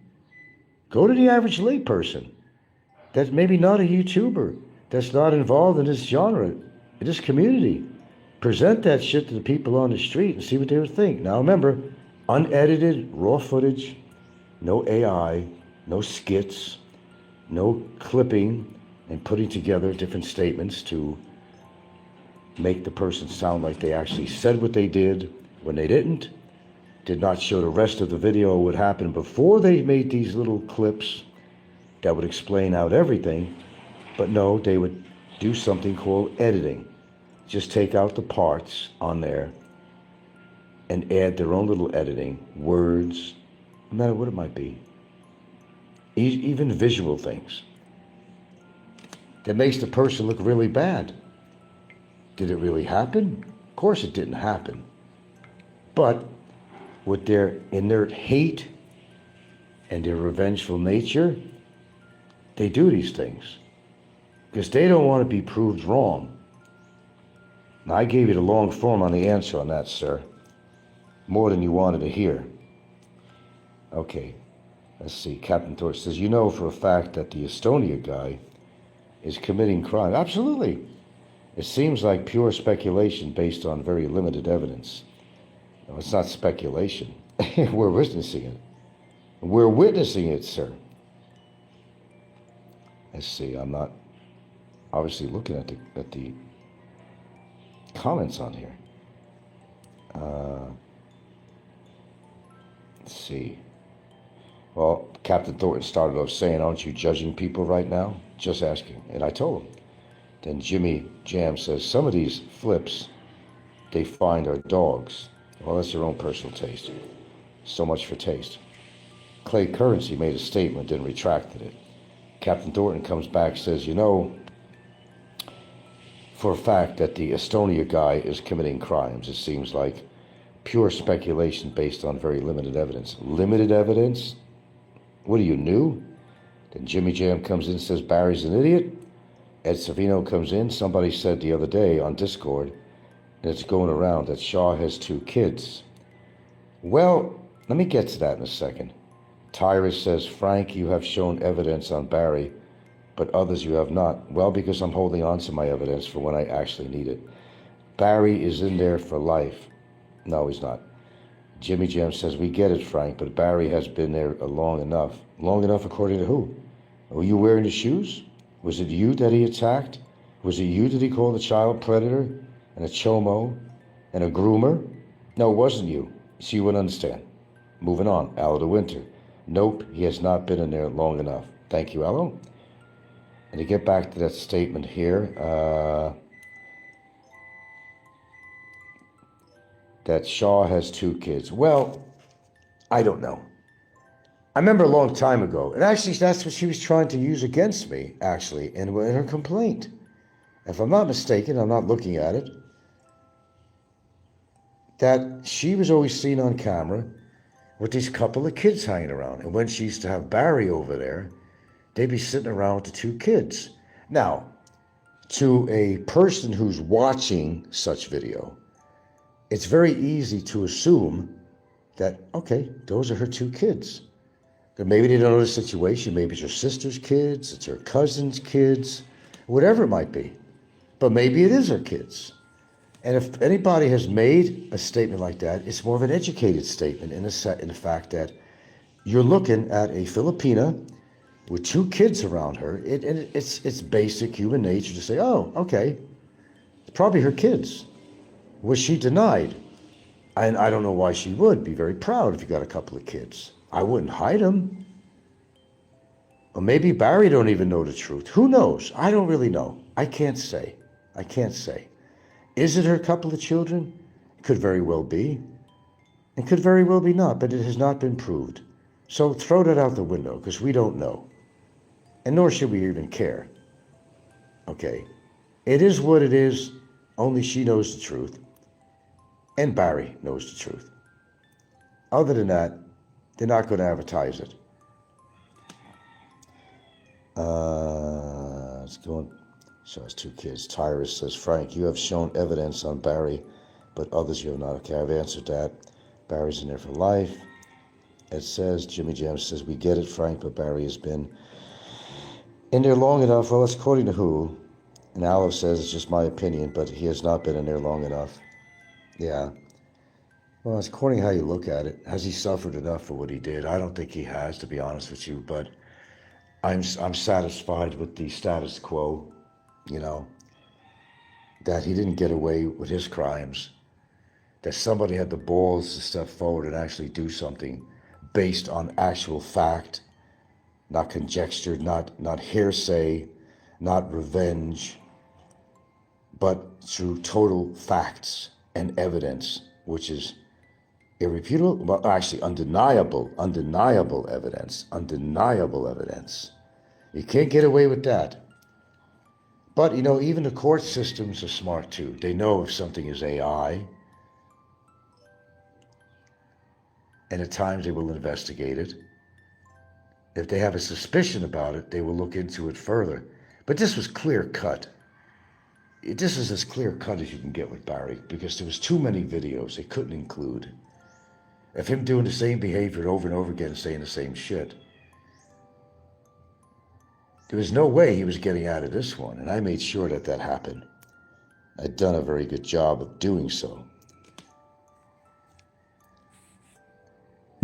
And all I know is it don't matter what my future is, if I'm going to die today, die tomorrow, whether I'm going to be deported out of the country for a little bit, whatever the situation may be, or not be deported, or allowed to go on my life and just continue to vlog and not continue to vlog. I'm always going to have that in my portfolio of conscience, that I did something that was righteous, that was necessary, and the results were very, very satisfactory. Very satisfactory. Aloe says, one thing is for sure, Jimmy, Barry will be forever a changed man. Philippine jail does that to you, and rightfully so. He will be traumatized for life, and that's good. Well, I can just about agree with that statement, Aloe, but some people are not capable of change, but they don't learn. Barry has that kind of capacity of ignorance, actually. And I don't think he will learn. I think he'll be just as cantankerous as he has been. He's going to rinse and repeat over and over again because he's mad at the world. He's mad at what his daddy did to him. He's mad at all the rejection he's had in people in his life, from his personal life to YouTube life to family life. It scars you pretty hard. And it's hard to get out of that mode. I mean, look at Popeye. He's bitter for life. He's never going to change till the day he dies. He's always going to put a show on talking about me or somebody. He's always going to act very bitter. He's always going to be trying to make people look pretty lame and trying to maim people and try to antagonize because he's not living the life that he hoped for. He knows it's over because he's pretty much at that age where if you haven't accomplished what you've been wanting to accomplish, there's a very good possibility that you're not going to get there. If you haven't had a woman in almost 3 decades, chances are there's a reason for that, and it's probably going to continue being like that. It's over for him, in other words. Alice says, Barry is just putting on a brave face, because that's all he's got now. He does not want you to see that. You broke him. I know that, Al. But he's done. What he's going through is going to destroy him. No doubt about it. Well, it ain't over yet, Alan. And my viewers, it's not over yet, because once he does get deported, begins a new chapter in his life, which may not be like, oh, gee, freedom at last, thank God I'm free at last. I don't think it's going to be that easy, because there's a better than good chance that the minute he gets on U.S. soil, no matter where he lands, immigration may meet up with him, because he might have bench warrants and things pertaining to other crimes, and especially and mostly noted is long-term non-payment of child support, which the statutes of Alabama is a 20-year deal. It's not been 20 years. It's still active. He's still responsible for that. And if he does try to get a job to survive, whether he's flipping waffles again or whatever he does, or the big bad bouncer at the bar that he claimed he was, well, they're going to attach his salary. Yeah. By a certain amount of money. And working at a Waffle House does not pay very much. Well, yeah, hourly wages have gone up in America now. But still, considering the prices of anything in America, renting, everything else, he'll be living in a cardboard box. But the whole idea is that he has money on the side, and I don't care whether you believe me or not. I've been right about a lot of things, honey, and I've been wrong about a few things too, but I'm right about this. He's been saving X amount of money for when he was getting his SSI. He doesn't want to touch it. He didn't want to touch it to pay the penalty to the court. He doesn't want to touch it to pay the damages to me, because his whole idea and plan is once he reaches American soil, he wants to get some form of transportation, preferably something he could actually sleep in until he can get situated in an actual apartment situation or get Section 8 housing that he boasted about, that I'm going to go on welfare, just to throw it at the taxpayers, just to throw it at his YouTubers and say, I'm going to be just as a bastard and a pig and a nasty, low-class piece of shit that I was on YouTube when I get to America. I'm going to show all you people that are against me. I'm going to utilize your taxpayer money. If you're living in the United States, I'm going to go on welfare. I'm going to get food stamps. I'm going to get Section 8 housing. Throw it in people's face. How much of a fool that made him look like, and what a lowlife that made him look like, which has already been established well before that statement. He's going to wind up on the streets. He's got to have gasoline to get that car going and have the money for mechanics when it breaks down. He'll try to find a woman out there. Because, you know, he's another John Holmes. according to him. And he's a ladies' man. But with his income in America, they're not even going to look at him. And when they look at him anyway, see what he looks like, they don't want to be do it. The guy's a creep. He's a creep. Battle-scarred, tattooed, cigarette hanging out of his mouth, the walking chimney, choo-choo train. I'm sure he probably got back into smoking again to his chain-smoking habit like Jay. And boy, he learned a lot from Jay, and Jay learned a lot from him too. What a team. What a team. The dynamic duo doing all these dastardly things. He's going to do the same thing. But he's not going to get any women in America. Unless they're another fucking living in the Okie Smokies. In the Okie Smokies of Appalachia or somewhere. His $600, if he's still able to get it. And we don't even know that, my friends. We don't even know that. So even if he's able to get his $600-something check every month, that's not going to impress even another inbred hillbilly. It ain't going to work. Oh, he's facing a lot of hardships. It couldn't happen to a better person. Let's see, I'm not reading the comments. Sorry about that, but I'm going off into space, looking elsewhere. I'm not even looking at here. A bouncer at a bar. Yeah. Jimmy Jam says Swiss, if I remember correct. What was that? Ed Savino, Motel 6. Leave the lights off for Barry. Lester comes in here saying, what would you do if you end up being cellmates with Barry? Well, why don't I answer that? Let's just say it will not be a pleasant experience for him. And if you know anything about me at all, you'll know that to be true. He'd be shitting his pants. He'd become incontinent. Because what I feel for this guy, if you could feel my energy right now and all the shit he's done, no, it would not be beneficial for me and Barry to be in the same cell or anywhere near. He talks brave. Hey, wait till you get in here because you're going to be in it. Well, don't hold your breath on that. Number one, don't hold your breath on that, son. Don't hold your breath. And if something like that ever happened, I'd be bailed out anyway. But if I wound up there for any form or reason, he would not want me as a cellmate. I'll guarantee you that. Aloe says, that's another stupid comment. Frank will end up as cellmate of Barry. Come on, I've heard that 1,000 times. Never ever going to happen, boys. Well, even if it did, I'll get bailed out. I'm not going to be in it. I would be bailable. You got to understand, he's got a double jeopardy against him. He's got a double whammy. The immigration of 7 years. Not looking good for him on his record. Okay?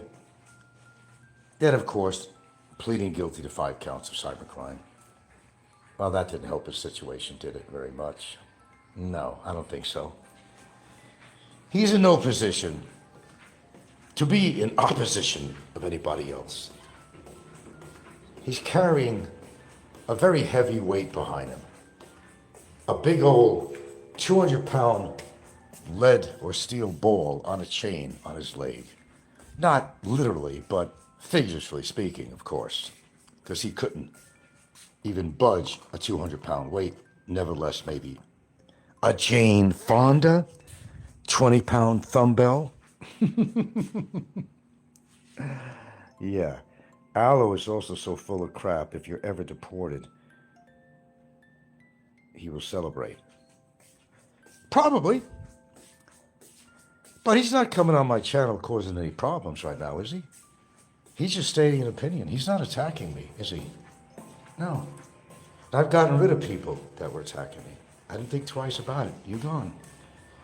I know everything Aloe's done. I told you there's nothing wrong with my memory.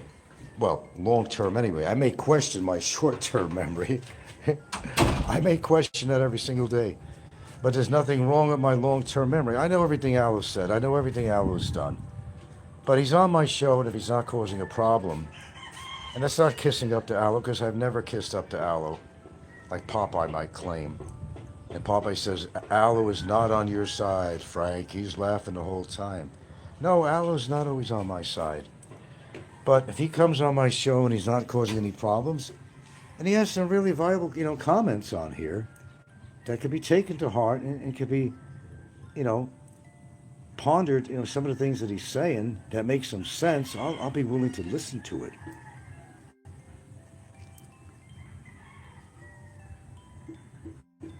Let's see. Captain says, Aloe is full of crap. If you're ever deported, he will celebrate. Aloe says, full of crap. Lester says, yeah, I'm confused. I thought Aloe hates Frank. Aloe says, this is about facts, not wishful thinking. And Lester says, I think Aloe just wants to watch the world burn. Perhaps, because the world is burning. And it is. The world is burning. And we're lighting a match. But on YouTube, everybody's got their box of matches out there if they don't have a lighter. And they want to see that fire rise higher and higher in the sky. All the trolls is just chanting and doing this crazy dance around this fire, adding fuel to the fire so the flames get higher and higher and higher. Until a swift wind blows and they all get burnt to ashes. But only people like me, the phoenix of YouTube, can rise from the ashes. And I've risen from my ashes on here many, many times. Aloe to be witness of that and everybody else.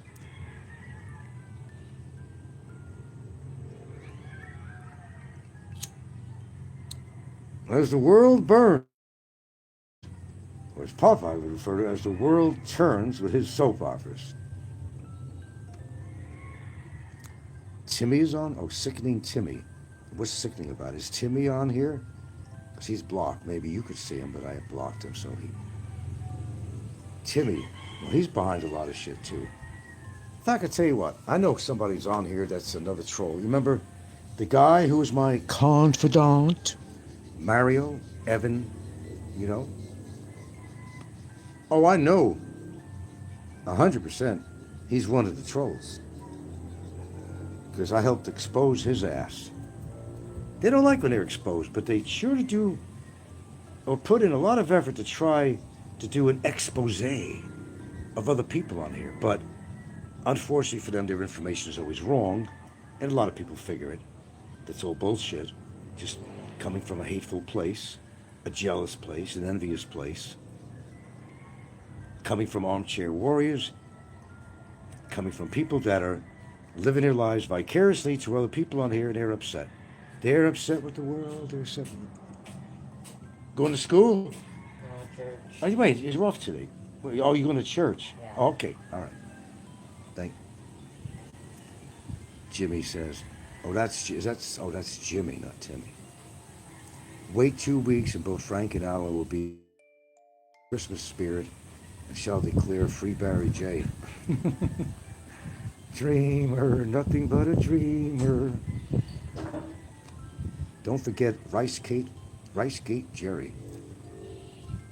Oh, I don't forget anything. I remember what needs to be remembered. That's what stains my mind. It doesn't go away. I got shit on everybody on YouTube that's ever given me a hard time. And believe me when I say there's no exaggerating, not hyperbole, just facts. I got more evidence on people in here. If I need to pull it out, I could do it at any point in time to protect myself and show that the real culprit is not myself, but it's actually them. Especially after everything that's transpired on here, I'm very careful about, let's just say, like Fozzie would say, taking notes. Let me refer to my notes. Well, in my case, it ain't notes. It's actual videos, actual shows where people are saying or exhibiting what they're doing. Because I don't want to, I've had to go to court for some reason again. I don't want to go in there, bareback, no viable evidence. Be a waste of my time and money. When I'm going to do things, I'm going to do it right. Because it's the only way to do it. Don't waste your own time. It's too precious. It's too valuable.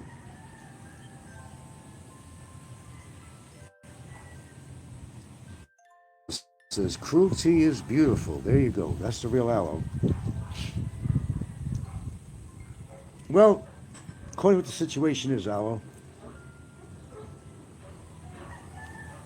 what kind of cruelty are people exhibiting against you, me, or anybody?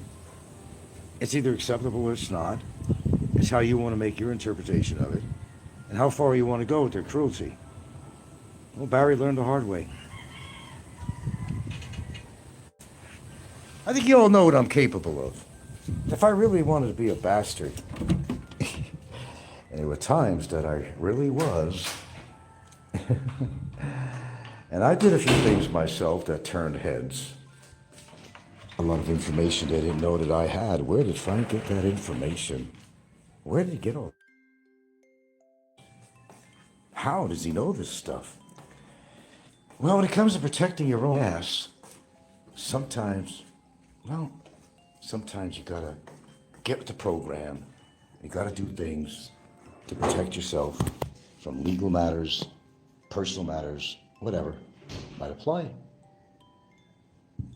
Because if you go without evidence, you got nothing, and you can't substantiate your claims.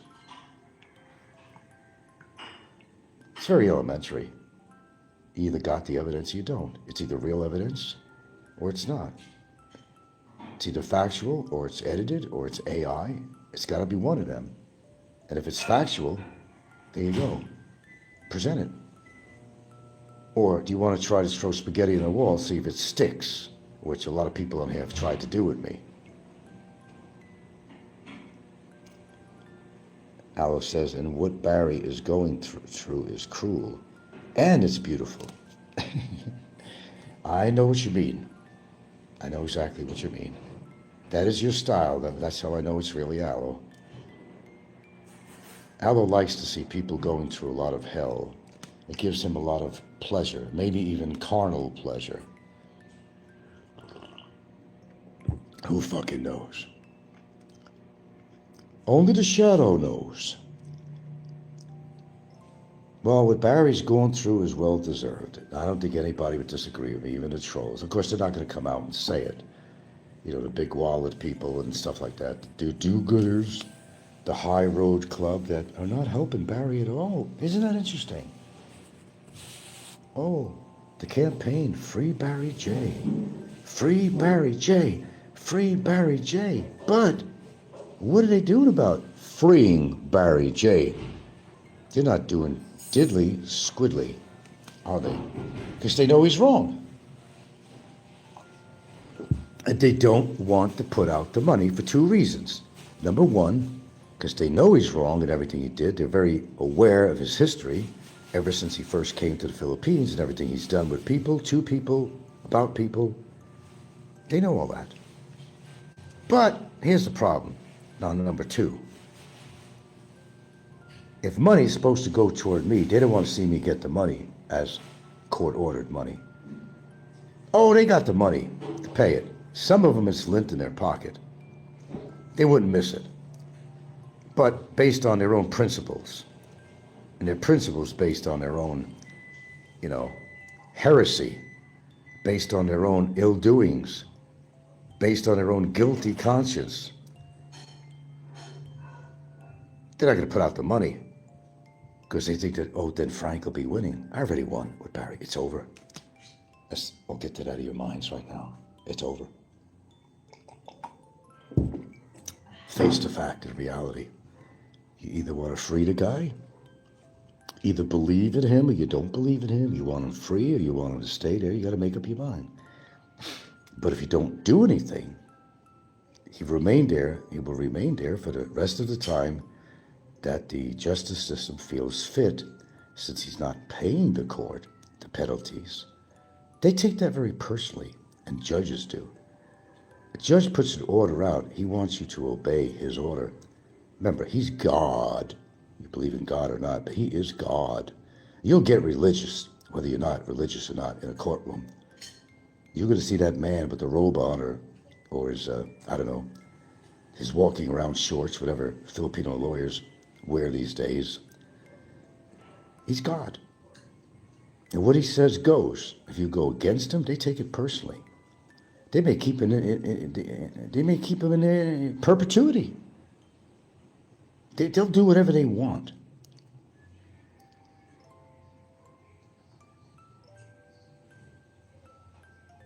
Aloe, it sounds like, Jimmy's Jam says, Aloe, it sounds like a personal thing with Barry. Do tell. Well, if he wants to. Well, Aloe is part of the solution and he's part of the problem. He does agree on certain issues on here, and he knows that Barry is a total waste of life and a scumbag and a low life and should be in jail. Then again, there's the other part of him that, well, he's a troll. And he'll go either way. A flip of a coin. Don't even need a flip of a coin. He'll go either way on a moment's notice, a spur of the moment. But that's what he does for his own entertainment on here. But he has his lucid moments every now and then where he realizes what's wrong is wrong and what's right is right. He has those moments every now and again.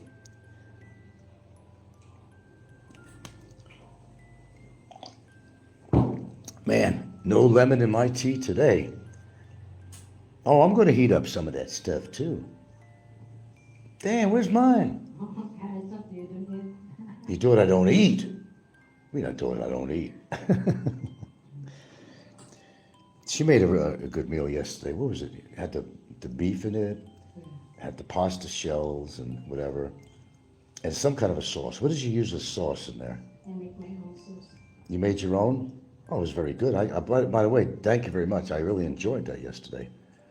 I didn't know if the kids were going to eat it. You were saving it for them. I didn't want to touch it, you know. But I'll definitely have it for breakfast this morning. Ed Savino says at Aloe, do you believe, B-E and then L-E-A-V-E? Really? Believe Jerry was a part of RiceGate. What's your opinion on that, Aloe? Come on, give us your honest opinion. Who do you think was really behind it? I have my own idea. But who do you believe is behind it?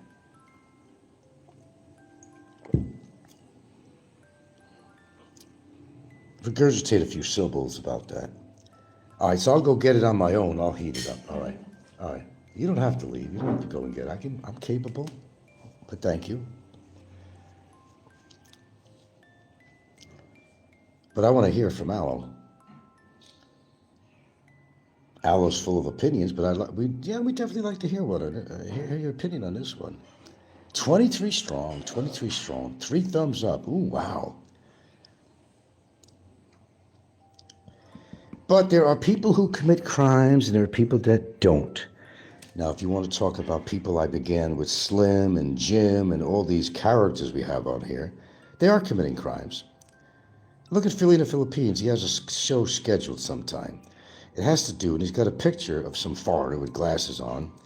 And I don't know what the guy's mental condition is, but he makes some reference on a little checklist. Is the guy autistic? Is he this? Is he that? Is he that? And at the end of it, he says something like, what was the ending on that? I don't know. You have to go see Philly in the Philippines thumbnail on there. No, Philly in the Philippines doesn't attack anybody.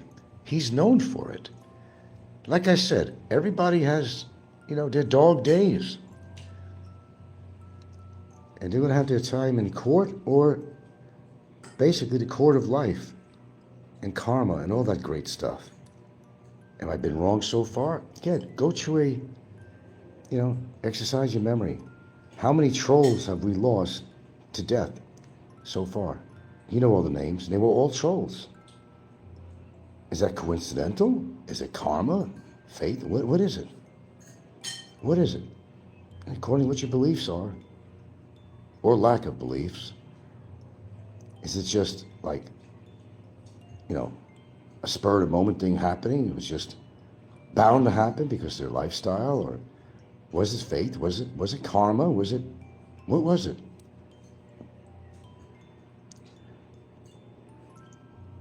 Let's see. Aloe says, the guys behind RiceGate are Brevis and everyone who's related to him on here. The guys who came to your house, and you know who came to your house. Al de Winter says, Timmy, does that upset you? Alice says, yeah, Timmy, and I am not even ashamed of it. There's no shame with Aloe. No. I'll give Aloe credit for one thing only. He's not afraid to say what's on his mind, whether it's real or fake or just being vindictive or whatever. He's not afraid to say it. But then again, for somebody who hides their identity, their real name, who they really are, over a decade, feels he has absolutely nothing to lose.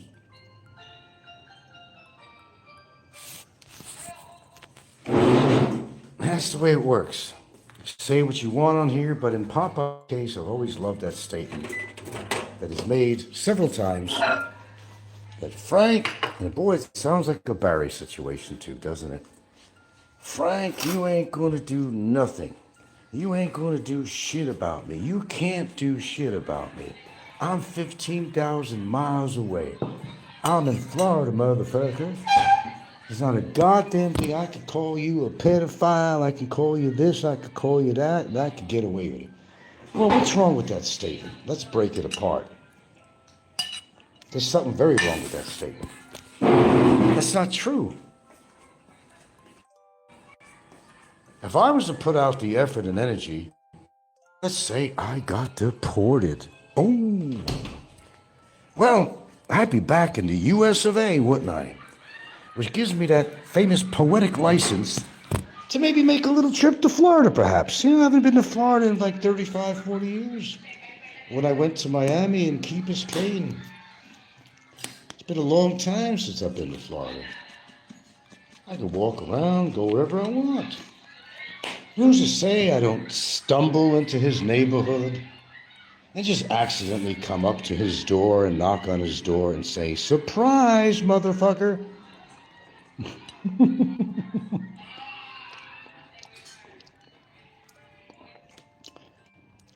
Like the movie Stranger Things, the series. Stranger things could happen. And it did happen to Popeye. Was it Rain Man? Who was it? There's a couple of people that were coming to his house, and he went into hibernation for 6 months at a time. He hid behind closed doors. And no, he wasn't making no skits, his famous Popeye shorts. No, he was shaking in fear. Shaking in fear.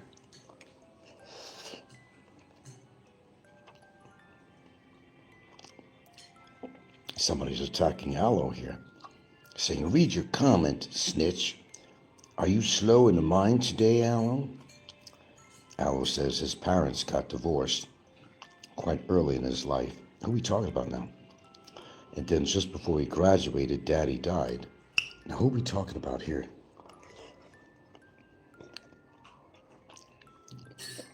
Tyrus, nah, I just pay too much attention to you, that's all. Sorry for that.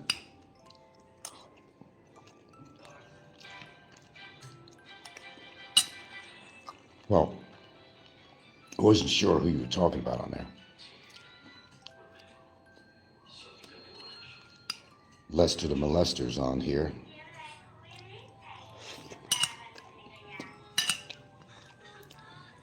Well, Lester, why don't you investigate it, since you people are so good at that?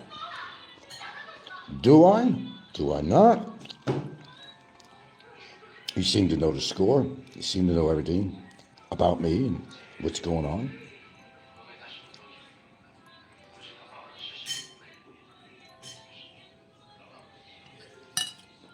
What am I not reading here? The freedom to depart from the facts of a matter or from the conventional rules of language when speaking or writing in order to create an effect.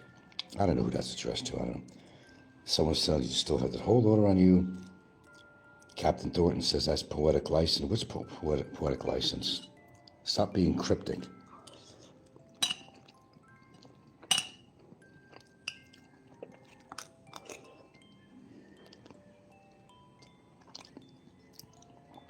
Lester says, I've been at YouTube for months, just asking. Tyrus says, sorry, Frank, you are not going anywhere with $1,400. I don't make $14 a month. I make a little more than that. But what's your point? What's your point? Do you know my banking history? You think I'm just surviving on my pension if I had to? Is that what you've been trained to think on here? Alice says, Timmy, try harder. You need to try harder, so much harder. Captain Dorton says, I just gave you the definition. Lester says, I can't believe Barry is still in jail, slow moving in the Philippines. Oh, I believe it.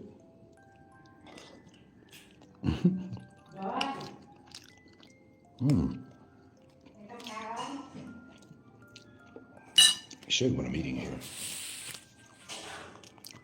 You got these pasta shells with ground beef, just pepper in there, a little bit of salt, a little bit of black pepper.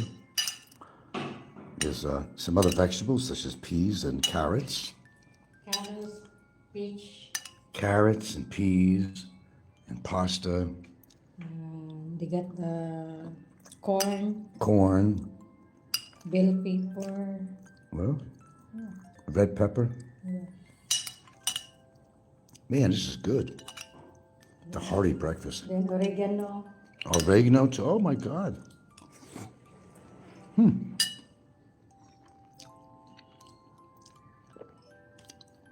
What's the definition of poetic license, Captain Thornton? Okay. And Savino says Popeye has a show, Barry show, December 23rd. I think it's the 24th, isn't it? Lester says, no offense, but that looks like hobo casserole. Well, it's sort of a casserole, and it's really good. Hobo casserole.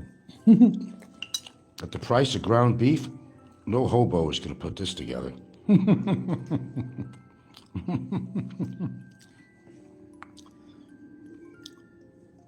Social Security is not a pension fund, well, whatever you want to label it. It's what I have coming in. But people soon forget that what you make on your pension has nothing to do with what you may have in the bank. And that's something you'll never know. Ain't gonna happen. Don't be jealous now, come on. The freedom to depart, poetic license is the freedom to depart from the facts of matter, from the conventional rules of language when speaking or writing. You had to look that up, didn't you? I got Google too, I got ChatGPT. It's not your intellect that's writing this paragraph. I'll use it any fucking way I want. And you're becoming a thorn in my foot, sir, so you're going to get rid of you. Get with the program.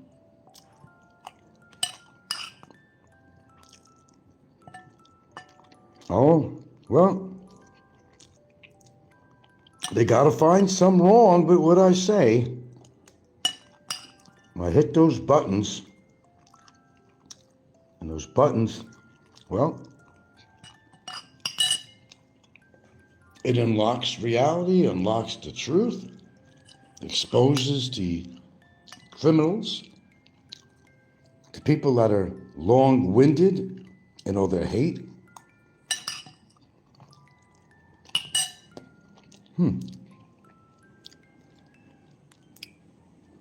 Address your mother's ass. How's that? Does she have a nice ass? Would Aloe fuck it? Now, if Aloe would fuck it, might be a good ass, because aloe also goes two ways. I think aloe knows a good ass.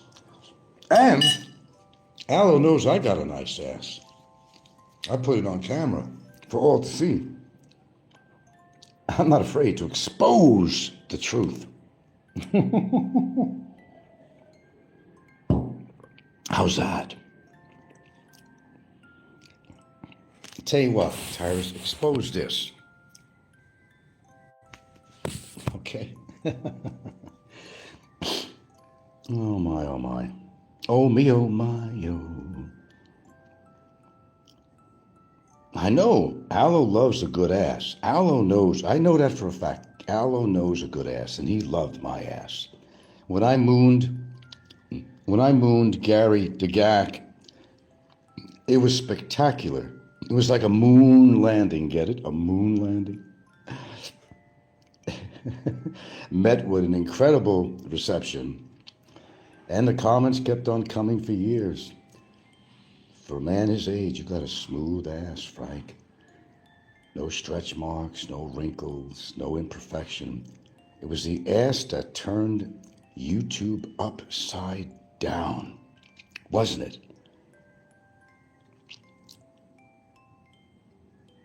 Aloe knows a good ass when he sees it. Do I got a good ass, Aloe? Come on, be honest. Do I got a good ass? Is it acceptable to you? Would you plant your tree in my forest? How about a forest? I know you would. Aloe doesn't, if you have to say any good points about Aloe, if you have to think of any, Aloe's not afraid to say what he wants to say. That's where me and Aloe are, at least brothers in that respect.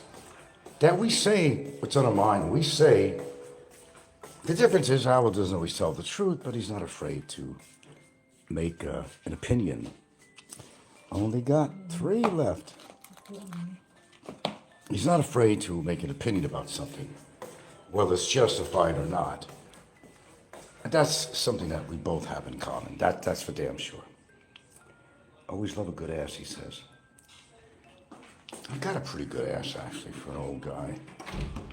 Oh, I'm tired of calling him old. What's old? It's irrelevant. Old is not just a number. I mean, it's attitude.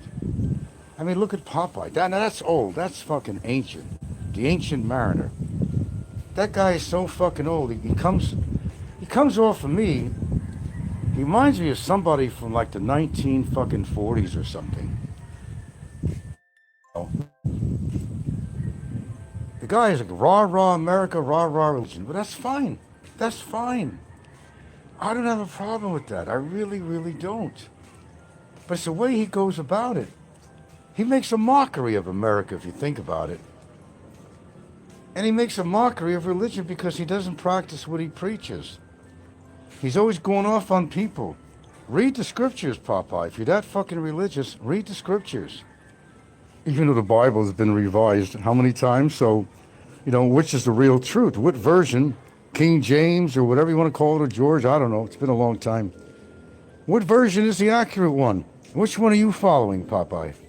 Or did you make your own revisions in the Bible and say that I can get away with anything I want?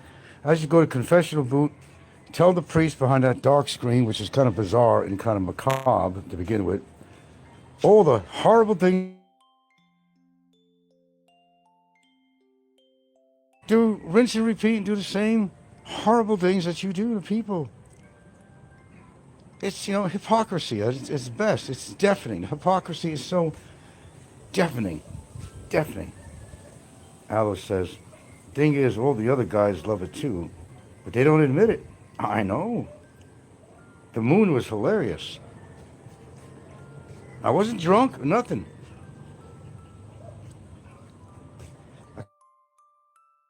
Moon over my hammy.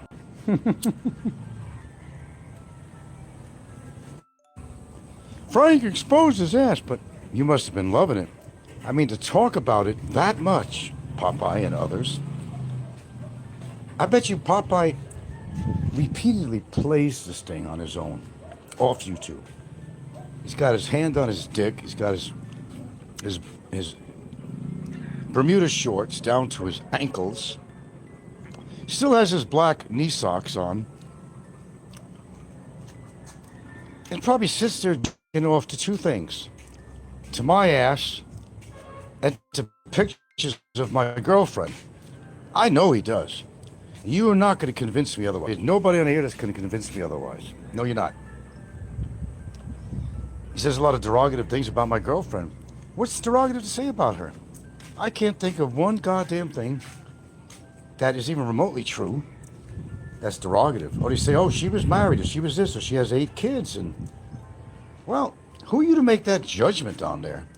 What her social situation is, whether she's married or not, how many kids she have. What has that got to do with the price of tea in China? Nothing.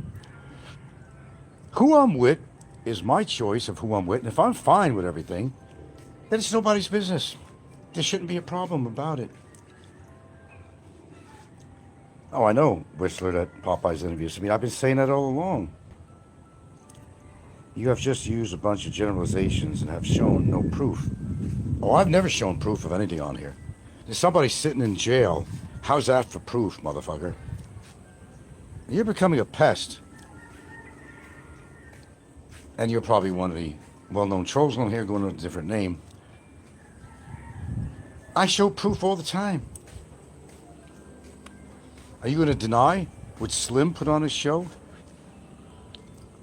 Are you going to deny the cockiness of Jim in Asia?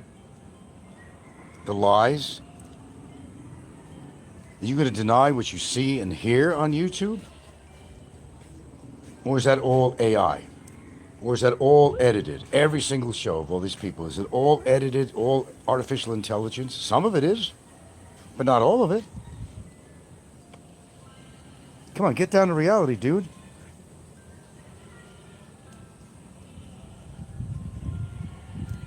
We already did that with Aloe not so long ago. We weren't doing a StreamYard, but Aloe was just about a week ago. Wasn't it about a week ago, Aloe?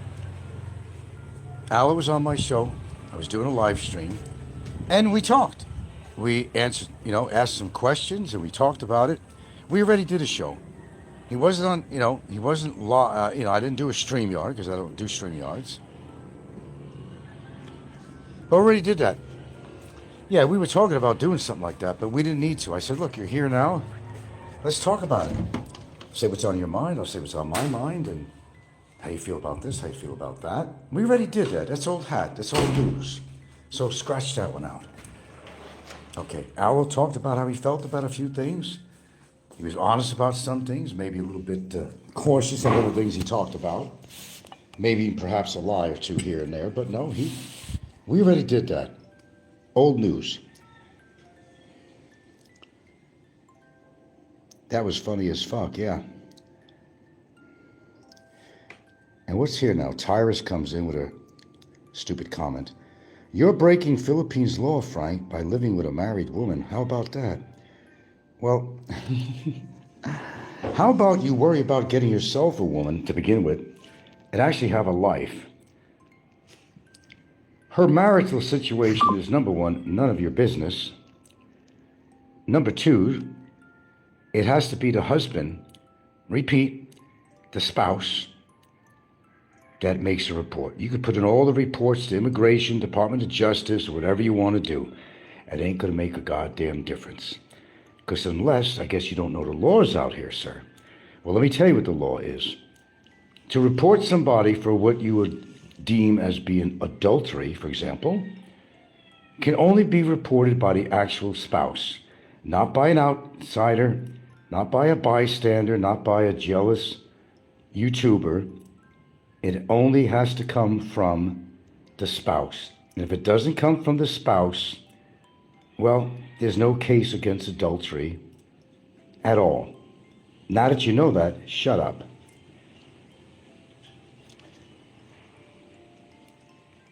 You're breaking the law of nature, Tyrus, by making some lame comments on here. Showing what a asshole you are. In fact, let me get rid of you. I don't have time for this. Life is too short. Well, if I'm breaking Philippines law and that's my situation, report me. You think police are going to come over the house so you're arrested for adultery or something? No, they're not. Even Aloe knows this. It has to come from the spouse itself. If it ain't coming from the spouse, you got no case. And it doesn't warrant any achievable crappy shit that you're trying to do. It has to be the spouse. And if the woman has a good relationship with her spouse, there's no problem. So why even bring it up, make it an issue? You're breaking Philippines law. Well, report me. See how far that goes. Even Alan will admit that. Well said, Frank. Tampoon Timmy. Yeah.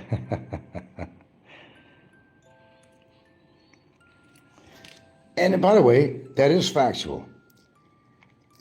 You can report anybody you want that you think is living an adulterous lifestyle. Well, wait a minute. Let's back up on this. Everybody's saying that she's my caretaker because I'm an old man. Well, that's a whole different scenario. She's my caretaker. There you go. Not committing any act of adultery in our case. She's my caretaker. And we share the same bed because, well, we don't have that many beds in the house. It's just convenience. You morons. Really. Seriously. Moronic. Knock yourself out with that one. Knock yourself out. Watch all the police show up at my door and say, I heard that you're living in an adulterous relationship with a married woman. See how far that gets. I couldn't do it to you, and you certainly can't do it to me. Don't worry about what our social situation is. Married, not married, kids, no kids. In the scheme of life, it shouldn't matter to you. See, because it's my life. You're not living my life, and you don't have to live my life. You don't have to live my life. You have your own choices. You don't have to make choices I've made in life. Just like I don't have to make choices of however you're leading your life or pretending to be or can't achieve or... That's about the sum of it. Aloe says he is breaking the law. He's breaking the law and laughed my ass off. Says who? Again, just wishful thinking. Driven by an obsession with Frank. I could have said it better, Alan. Thank you for that. Couldn't have said it better. Breaking the law in whose eyes? The Catholic Church? The laws of the Philippines? Both? Well, I'll tell you what, the Catholic Church lets people get away with a whole lot of shit. The fucking priests are fucking molesting little children in many cases, as we've seen on the news. The Vatican just covers it up by paying off the families. You didn't know that, guys? You didn't know that? There's a lot that these priests are getting away with because they swore into celibacy, but they're still human. They have their needs. And they're sitting there with their computer jacking off like any one of these lowlifes watching Pornhub. You think they're not doing that? But sometimes you get so carried away that, well, some of them actually become sexual predators. Real sexual predators. They chose their profession. You know, even they're hypocrites. They gave an oath. But they're breaking the laws too, perhaps, many of them. Let's see here. King says, Bummer is the only one who broke the law. The only one that broke the law? How many laws are being broken as we speak right now with YouTubers? What Slim is doing, what Jim is from Asia is doing, all these creeps who make up stories that don't really exist just to have material for this show. Philly in the Philippines and how he goes on the attack of people. I wonder what kind of a guard he was. He was a guard at a prison. Who knows what he was involved with? Now, for the sake of legal purposes, I'm not going to say anything more than that, except that, was he a straightforward guard? Did he do anything while he was a guard and take advantage of his position? I don't know. And if I was to say on here that he did, I would be in big-ass trouble. That's an assumption. That's not necessarily true. I don't know what he did as a guard. If you want to watch all these movies, they're always getting paid off by the prisoners. Did he do that? I don't know. And I'm not going to say on here because I actually don't know. I can speculate till the cows come home, but I wouldn't really know it. Would he be capable of doing that? Everybody's capable of doing something. You met a priest, Savino says, that was at a party with a hooker. Frank went there with the church. Wow, I went there with the church. What does that mean? I don't know what that means. Hey, I know a situation right here in town where a professional lady, I don't mean professional meaning like, prostitution, nothing like that. Professional business lady got together with a priest in Bantayan town, a priest. Not only did she get together with him, but the priest got her pregnant. Oh, it was a big cover-up. Big cover-up. The baby was born. Baby was born. Now, I will also add notation to this, that this professional woman was a devout Catholic. And a devout Catholic who rides a proper saddle, properly strapped in, the horse is properly harnessed. Why would somebody do something like that? It's hypocrisy. She broke all the cardinal rules. The guy broke the law. I think he's now practicing at a different parish now. Even a priest.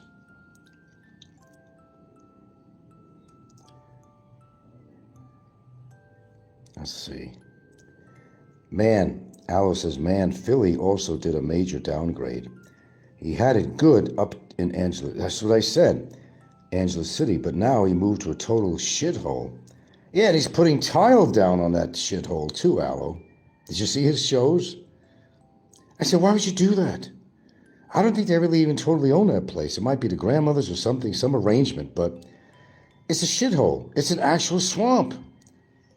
It's an actual swamp with mosquitoes and you name it. Chickens running around all over the place. Mud. Why don't he invest in some sand and gravel, not for the tile, but he's got all this money he makes on YouTube. Why don't he put it toward making actually an actual gravel driveway? We're not going to have all this mud that your children have to parade through all the time if you gave a shit about your children. And the disease-spreading mosquitoes, dengue, all that kind of shit. Rest in peace, John Blaze. What about that? Half of Philly's videos are about the rat problem. No thanks. Well, one rat to another. I think, Alice says, I think he got chased out of Angeles City. Well, it started partially because his wife got robbed on the street. And that put the state of fear in his head, Because he belongs in Angeles City. That's where he did his best shows. I don't mean they were good shows, but it was his best shows. Chasing whores while he's married. Always focuses his camera on the prostitutes. I think that says a whole lot about Philly. Right there. Did he ever cheat on his woman? I can't say for sure. Was he ever probably tempted? Oh, I'm pretty sure he was. Did he actually go out of his marriage and give in? I don't know. You'd have to ask him. He's not going to tell you the truth. I don't think it was conducive to his health to stay in Angeles City, but at the same time, it's not conducive to his health to live in an actual defined swamp. And he's putting tile on his floor. But he's got every animal in the world parading through his fucking house. Snakes, rats, roaches, mosquitoes. But he wants to put tile on the floor. It's not like he's not making a lot of money. That guy makes at least, that might be a conservative figure, I don't know, $6,000 a month. Just from his YouTube. You've seen how many subs he has. He's making good money. And he can't afford, I've never seen him live in a decent place since he's ever been on YouTube. Even his Angeles City place was a dump, right in the middle of the city.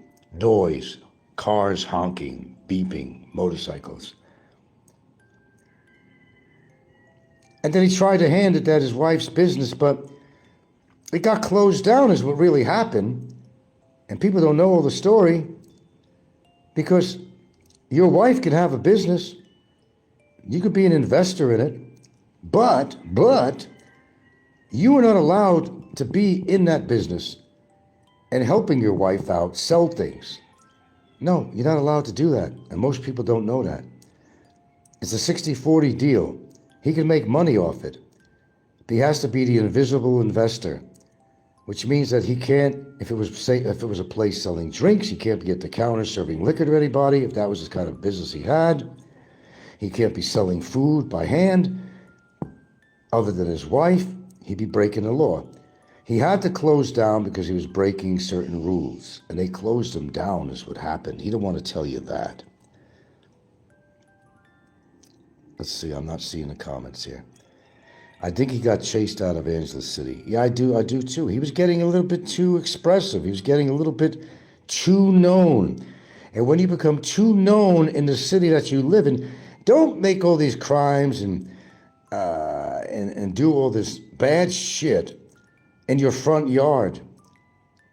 Go in somebody else's backyard, but don't do it in your front yard. And he did everything in his front yard, literally. Walking the streets of Angeles City, focusing on prostitutes. What drove him to be that interested in prostitutes? Did he partake in that? Was he looking for, an easy one? Or did it ever work for him? Let's see, Aloe says, despite the bad image, Angeles is actually a good place to live. Believe it or not, I wouldn't know. Billings Flying Circus says, regular guys, goons, ran Philly out of Angeles. Oh, regular guy, I think he has something to do with it. Well, he wanted to take over the territory is what happened. You might be actually right on this, now that I think about it. I think that's what happened. And Philly got scared. The tough guy he is with all the tattoos and wearing his hat backwards and all that shit. The tough guy, image, because he was a prison guard. He's a tough guy. He's a wimp as far as I'm concerned. He's guilty of a lot of shit, that guy. Trust me. Yeah. Well, his territory got taken over. He got taken over. He didn't like it. Probably got some threats.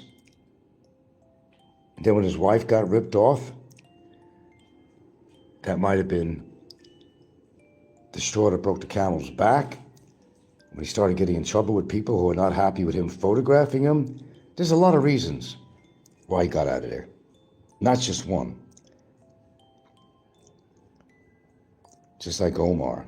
Yeah, Omar, where's... Yeah.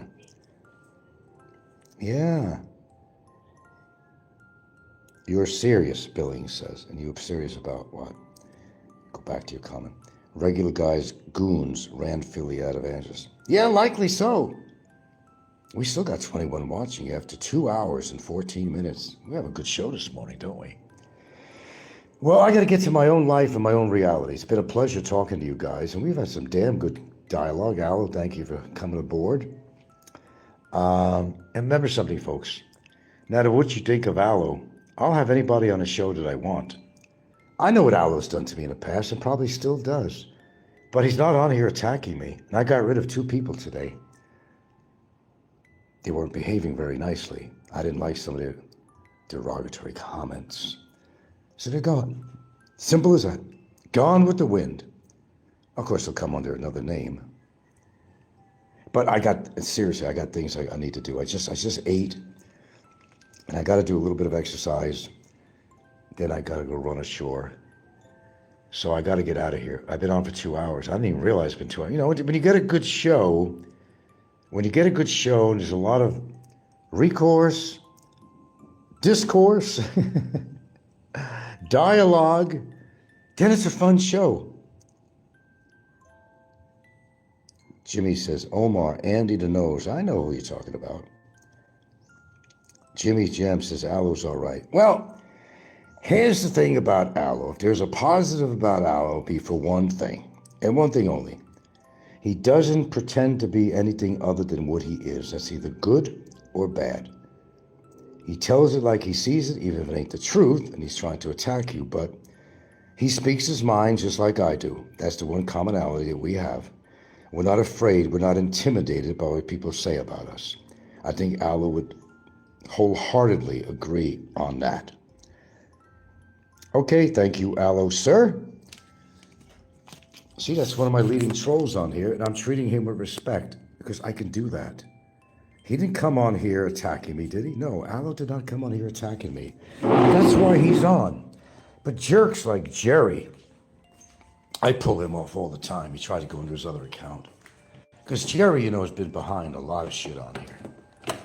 You don't win with me. It's impossible. I've been on here over a decade. Everybody ate crow so many goddamn times I can't even count. But they're hoping that the day comes that I'll be eating that crow. They're praying, even if they're non-religious, they're down on their knees hoping I get deported, hoping I get hit by a fucking jeepney or something, or get a terrible disease. Well, as far as the health department is concerned, I'm not aware of any lethal illnesses I may or may not have. I'm not aware of it. I'm not afraid to say my age and be proud that I'm 71 years old. I'm above 71. I'm 71 plus. I'm still here. Whether if you're religious, it's God's will. Whether it's genetics. Whether it's some of the good things that I do on myself besides any bad things. There has to be good. You got to do a balancing scale. And along with some of the bad shit you might do, health-wise, whether it's drinking or smoking, and I always preach this on my show, and I always will. If you don't do any good with the bad, you're just making the bad worse. And it's all you're doing. Sure, I'm guilty of one habit, that's for damn sure, but I'm living with it. And I'm doing things that could potentially counteract some of the damage. Now, of course, yes. Just quit. That's all. And shut up, Frank, right? Just quit and shut up. It's not that easy, is it? Yeah. Just like you'd like to be you'd like to be a really successful YouTuber. But you don't have the capacity to do it because you're too vile. You're too jealous. You're too envious of everybody else. And all you do on your show is make allegations and try to maim and hurt other people. It's in your nature. Just like that good old scorpion. He's going to sting. You know he's going to sting. And why?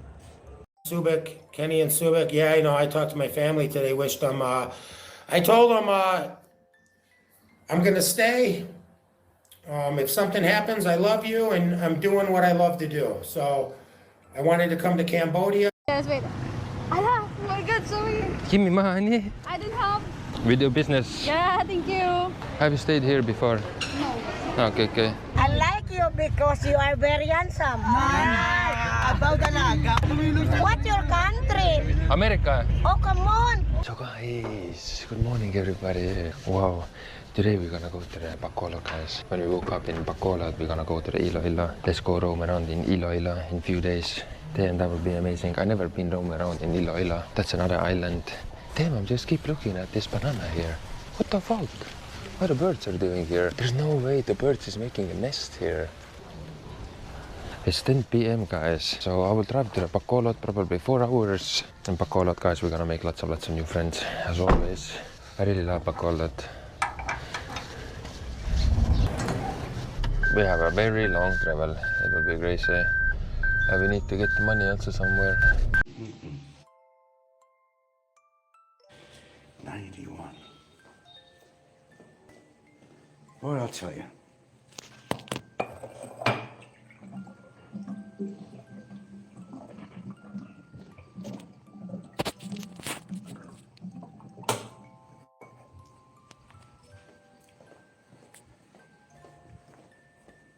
Okay, we're gonna get this fan on here.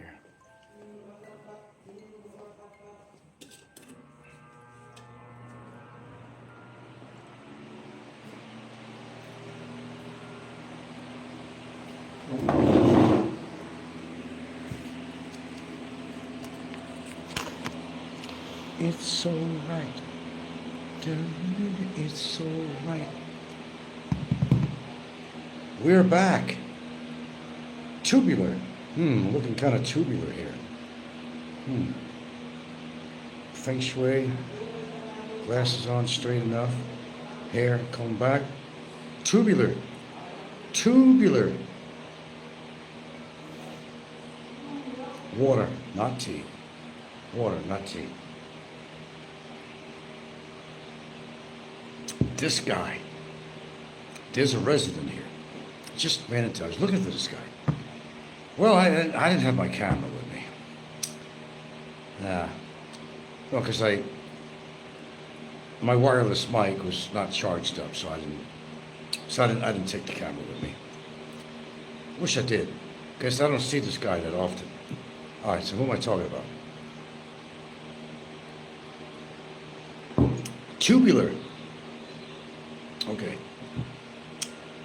There's a resident here, and they said he was 100, but then he was telling me he was 81, but the people knew him. And the guy, 91 years old, and he's walking around like nothing. How many people are even going to reach 70 on here? Nevertheless, 71. I don't think too many. I mean, I really don't think too many. My opinion, I'm going to go with it. But this guy walking around, we don't have many viewers at this. I just came in a little while ago. I'll wait till a few more people show up, or just record it. I just do it anyway. Water. No tea. I had my tea this morning. There's nothing in it. Nothing in it at all. Nothing. Took care of that this morning. And just a couple of vitamins. I only took one vitamin this morning. I took a D2, D3, K2, and a vitamin C. That was it this morning. That was it. But 91 years old this guy was. 91 years old he was. Is.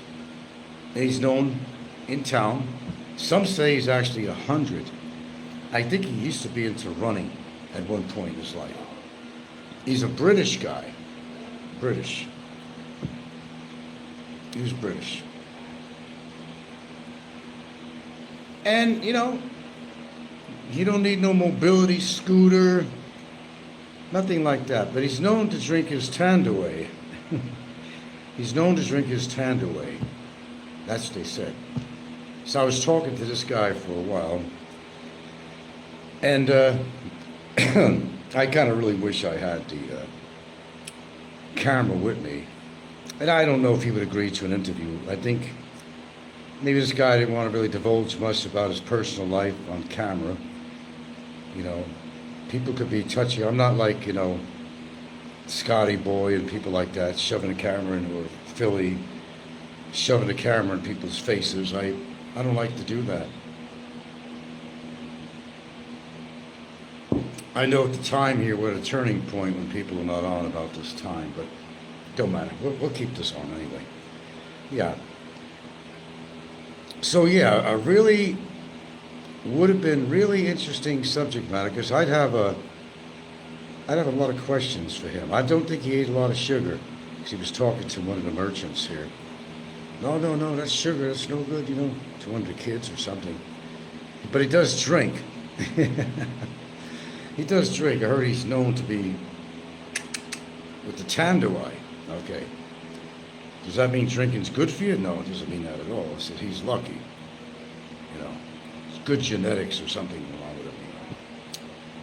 But 91 years old, that's a respectable age. And he's mobile. He don't need a Popeye scooter or nothing like that. This guy was mobile. Walking around like there's no tomorrow. Well, maybe it is because there's no tomorrow for him. I don't know. I think if you could live to a ripe age of 91 years old, 91 years old, now you're doing something right in your life other than the drinking. Which proves my point. I got a bad habit, but I'm doing other good things in my life. Well, he drinks, but he doesn't smoke. He's obviously doing something good with his life. His diet, whatever it might be. But 91 years old.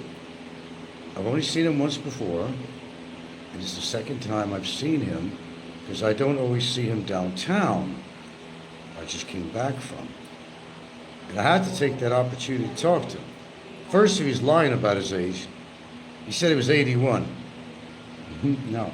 The ladies at the, that he knows very well, the vendors, say, no. Even this other Filipino guy who knows him for being around said, no, he's 91, he's not 81. He told you 81, but the guy is 91 years old.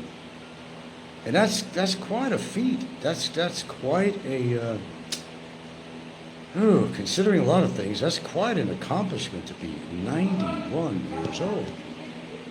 I'll keep on repeating that number, 91, 91, 91. How many of these goofballs on here will even make it to my age, nevertheless 91? I don't think so. Look at their lifestyles, everything else. Shit. The ones that are not my age yet are probably not going to live to be my age, or they're not going to live too much beyond my age, or make it to my age. How do I know this to be true? Well, it doesn't take much. I'm not Mr. El Doctoro, nor am I a witch doctor, nor do I have a crystal ball. You just got to be tubular. And put two and two together. Look at their lifestyle.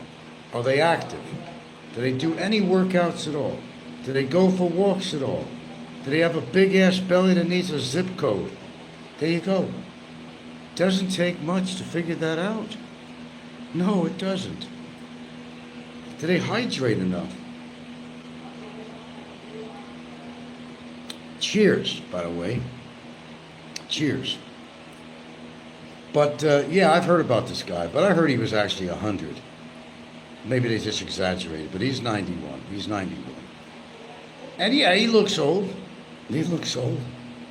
I mean, he could probably pass for maybe a not-so-healthy 80s, but he was 91.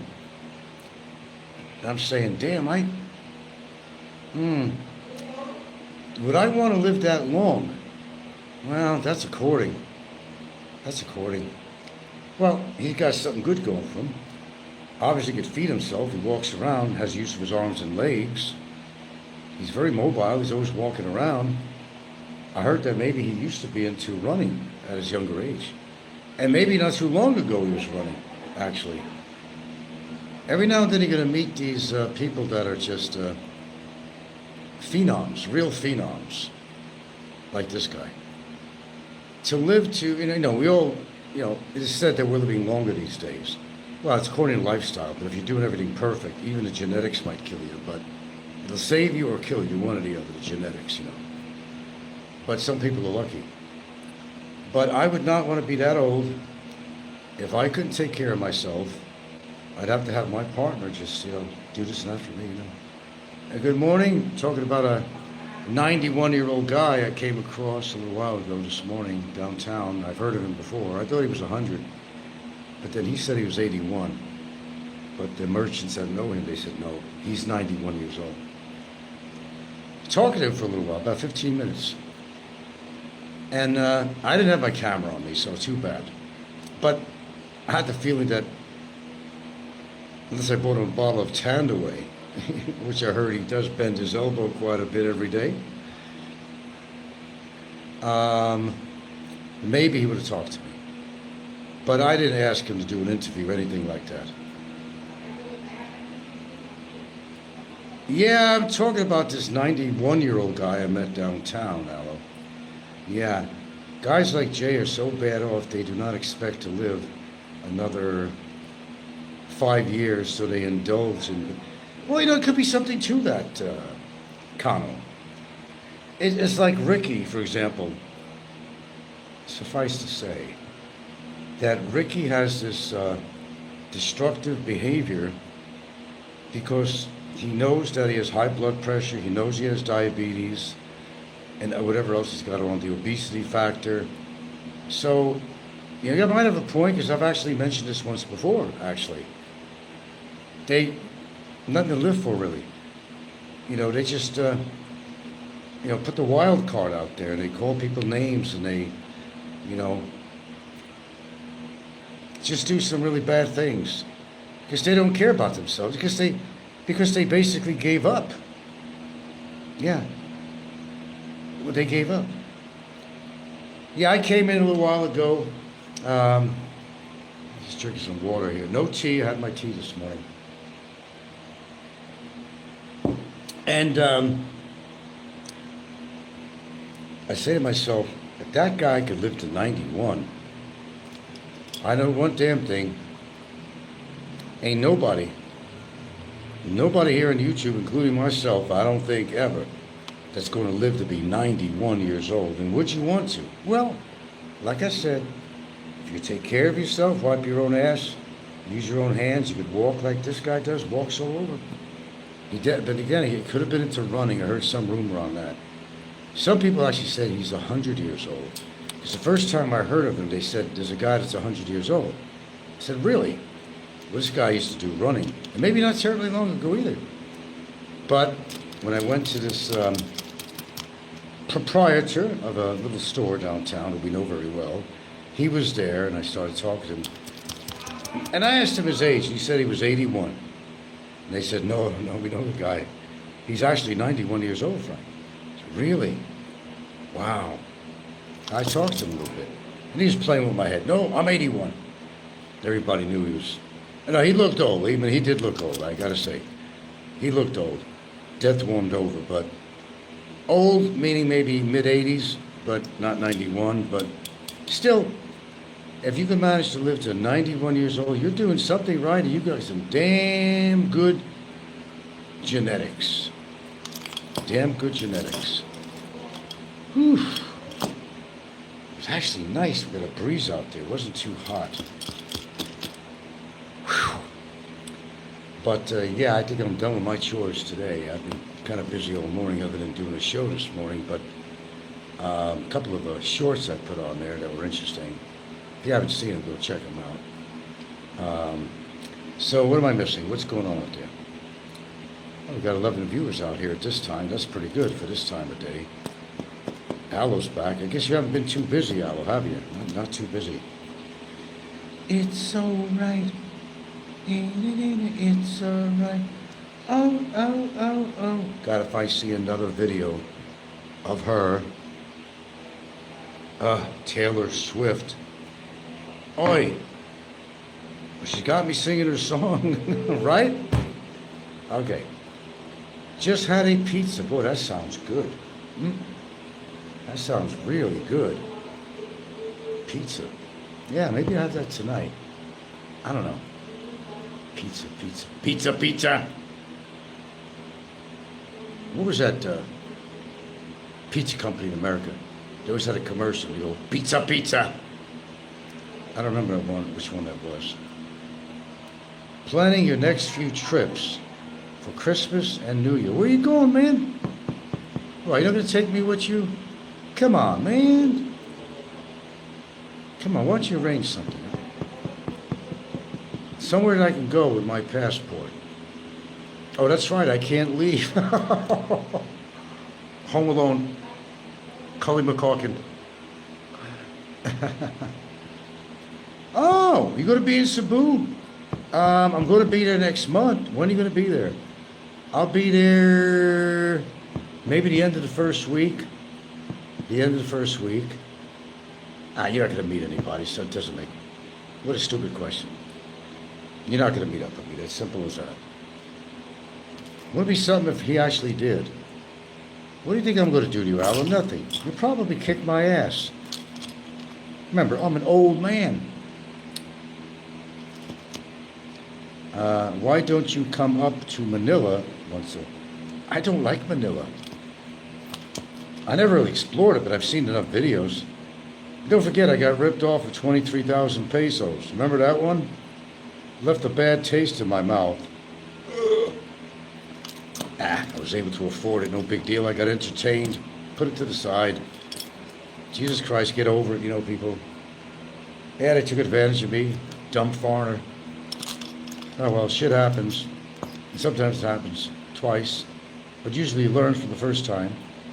No, it didn't kill my vacation at the time. Who said I didn't have fun while I was there? I did, so... I think we would get along. I think we get along just fine. I don't have any hate towards you, Al. You've done some really hateful things to me, though, but no, I'm very civil. I'm actually very civil. I'm very civil. And I'm not stupid enough with all the shit going on to get myself in trouble with anybody. To be honest with you. Well, I said you're coming to Cebu. Why don't you just, meet me somewhere in Cebu? Gilda will be with me, so it'll be fine. There ain't gonna be any problems. There will be no problems at all. Alice says, as I said once, the big battles on YouTube are over. No, they might just be beginning. You never know, man. You don't know what's going on behind the scenes. I'm not dead and done yet, necessarily. Who said I was?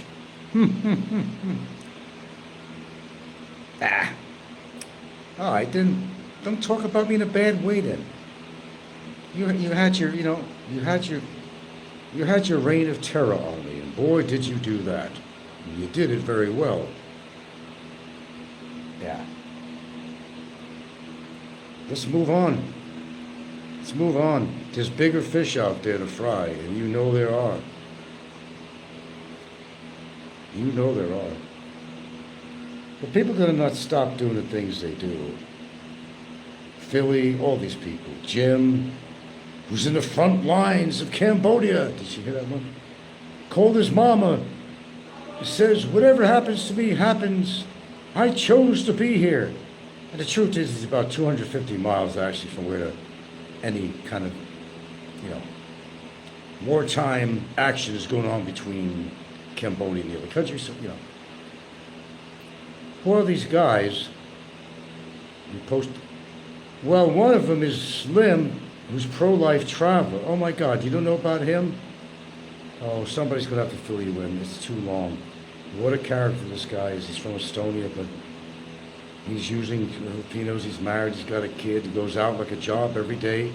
Leaves the house. He goes hang around with these underage Filipinos. Takes them to remote waterfalls and hot springs, while his wife sits home and cleans the house.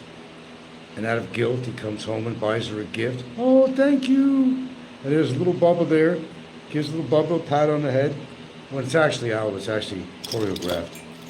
He's making buku money on his show, and he's doing everything that people have been arguing against him that he shouldn't be doing, like hanging out his selfie stick out his car window that got him into 3 accidents so far. And he continues to do it, even though people are complaining you would have killed somebody, or one day you're actually going to have your wife and kid in the car, you're going to kill them. He uses that as a tool. The guy's brilliant. He's brilliant, but he's stupid at the same time. The other guy is Jim, which is Asian Adventures with Jim. He's a 50-year-old, 20-year steroid user that likes to show off his crinkly, wrinkly-looking muscles all the time. And he's going to beat everybody's ass up. He can't go back into the Philippines because his wife, Dexel, and there's also a court thing on him there, and he can't go back in the Philippines. And he talks negative about his wife, blames everything on her when the guy is very destructive. He's a binge alcoholic. He's obnoxious as anybody could possibly be. Boy, you're missing out. He's in Kokong. Jim, as far as Asian Adventures with Jim, he's in Kokong. Kokong, K-O-H-K-O-N-G. I mean, he's not on the front lines. But he's acting like, this is your man, Jim. In Cambodia, on the front lines. I can't get a car, I can't get a bus, I don't know what to do. Maybe I'll go to my girlfriend's parents' house in the hills. It's not his girlfriend. He's hanging around with a 16-year-old that says she's 30. He hasn't got a piece of ass from her, because he can't. His nuts are all shriveled up from 20 years of steroids and testosterone usage. He's all muscle, brawn, but no fucking brain. Does that give you an idea? Yeah, I remember the bodybuilder guy, and that's him. Yeah, he's in Kokong. Kokong. Did you say Kokong? King Kong? That's a Japanese movie. It's never synced with the audio. Kokong. Kokong. Kokong. Yeah. You know, Japanese movies, they never sync. The audio is never synced. They make great equipment, but they can't make a movie. Yeah. I feel good, like a 71-year-old should. I feel fine, but she is mine. I feel good, and I feel fine.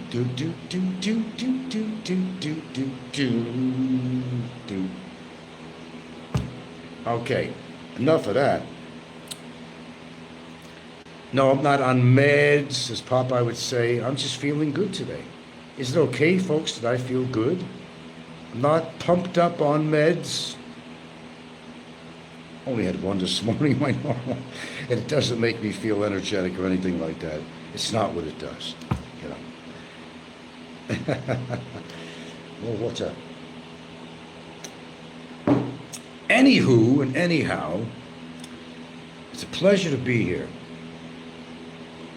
To be here today on YouTube, to be alive, to wake up to a new morning. People need to be more positive on here, man. It just gets, I don't know, man, mundane and played out and everybody yelling at each other. Look at that, we got harmony on our channel right now. There's nothing but harmony. Harmony. Ebony and harmony. And together we shall be with Aloe the Winter and the gang. We are here to be in harmony. There we go. I know, Bobby Popeye said, Frank's all trumped up on medicine. I'm not trumped up on anything. It's just me. That's who I am, period. You know, unless you piss me off, that's another thing. But even that. No, had to do some shopping downtown today. A couple of other things, and she had to drop off her dress because she's going to a wedding on the 28th. The wedding is actually, I can't make it though. It's her son's wedding in Cebu. But I got to stay here to watch the dogs in the house because the kids are going there too, so. But I'm still going to Cebu, I think maybe the first week or so of next month. Today, rest of the day, I'm not doing shit, actually. I'm just gonna mop up after the dog's fucking bloody terror. They're both having their fucking period. That's not exciting. I'll watch some movies on TV or something. It's okay. It's actually, it's okay. It's so right. Whoa, whoa, whoa, whoa. Fuck, I'm gonna, that Taylor Swift, man.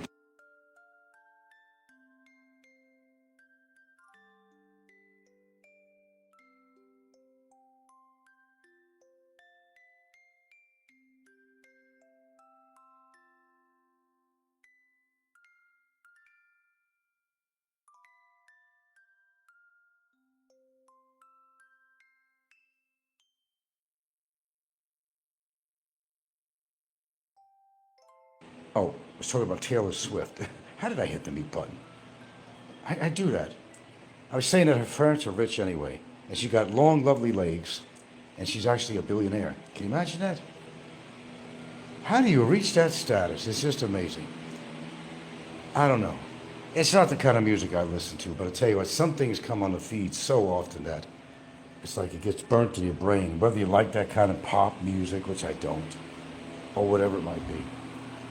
That's not the music, but I mean, believe me, in the past I've had commercials that were on my mind. There was a time I was even really concerned about it when I just couldn't get a certain tune off my fucking brain. Well, they succeeded in getting to with certain songs and how people remember songs and mass production, distribution of that music to every media. That'll do it sometimes. Let's see. Taylor Swift is shit. I loved it. Well, yeah, I mean, look, I never said she was great.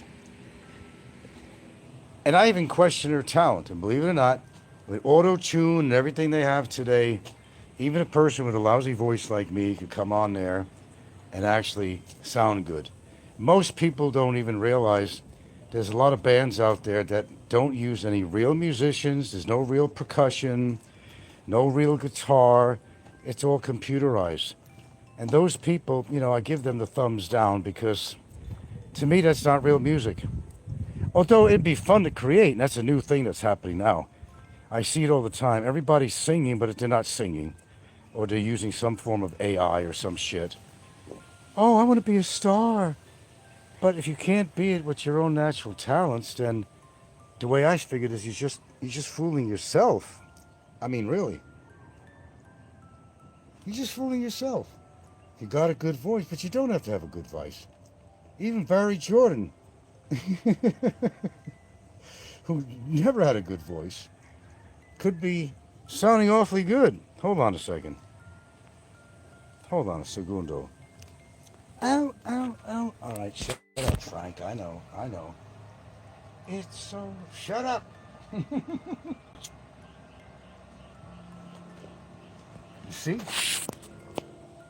See how that can get to you? Oh, the 80s were great. Yeah, there's a lot of good bands. I mean, you know, I was into like, you know, Duran Duran, and there's a lot of bands that I liked from the 80s, but 70s mostly, 70s. But 80s did have some good bands.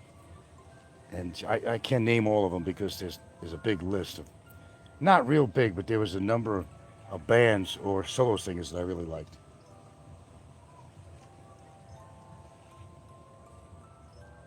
And some European bands were really good too. A lot of people, you know, even the band Europe, I mean, they were fantastic.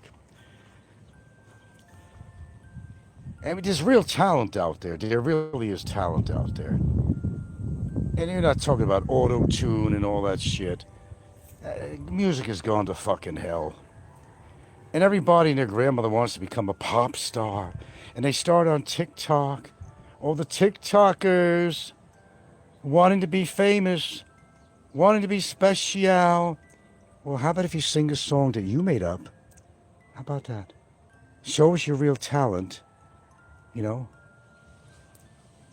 I'm going to tell you about an online band that many of you might know about. The Greystones. It's a family. These young kids, I swear to God, they're still chewing bubblegum. They all play an instrument or sing.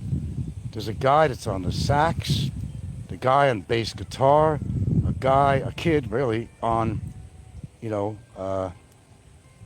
guitar, and his two sisters. And they switched to, they're called the Greystones. And what they do is all cover songs. They don't do anything original, but they're making money on their show for college. They probably come from a rich family. They got some pretty good equipment, but they're not fucking with auto-tune or auto-tone, whatever it is. They're not fucking with any of that. You got to hear this girl sing some of Stevie Nicks songs. You wouldn't believe it, man. You wouldn't believe it. Well, that is voted on the Rotten Tomato thing, whatever. They voted the worst song. The final countdown, I think, sucked, really. Ding, ding. No, Europe has some other stuff, but no, I didn't like that one. But Europe, the band Europe, they're good. And look at U2, the band U2. You can't get too much better than that, really. Bono. How about the Scorpions?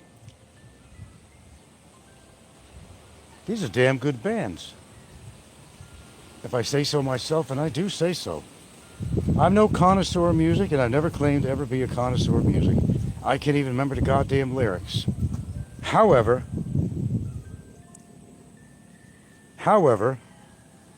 doesn't mean I don't appreciate the music.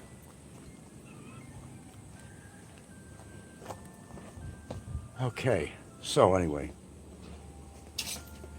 let me get where it's comfortable. Know what I'm saying?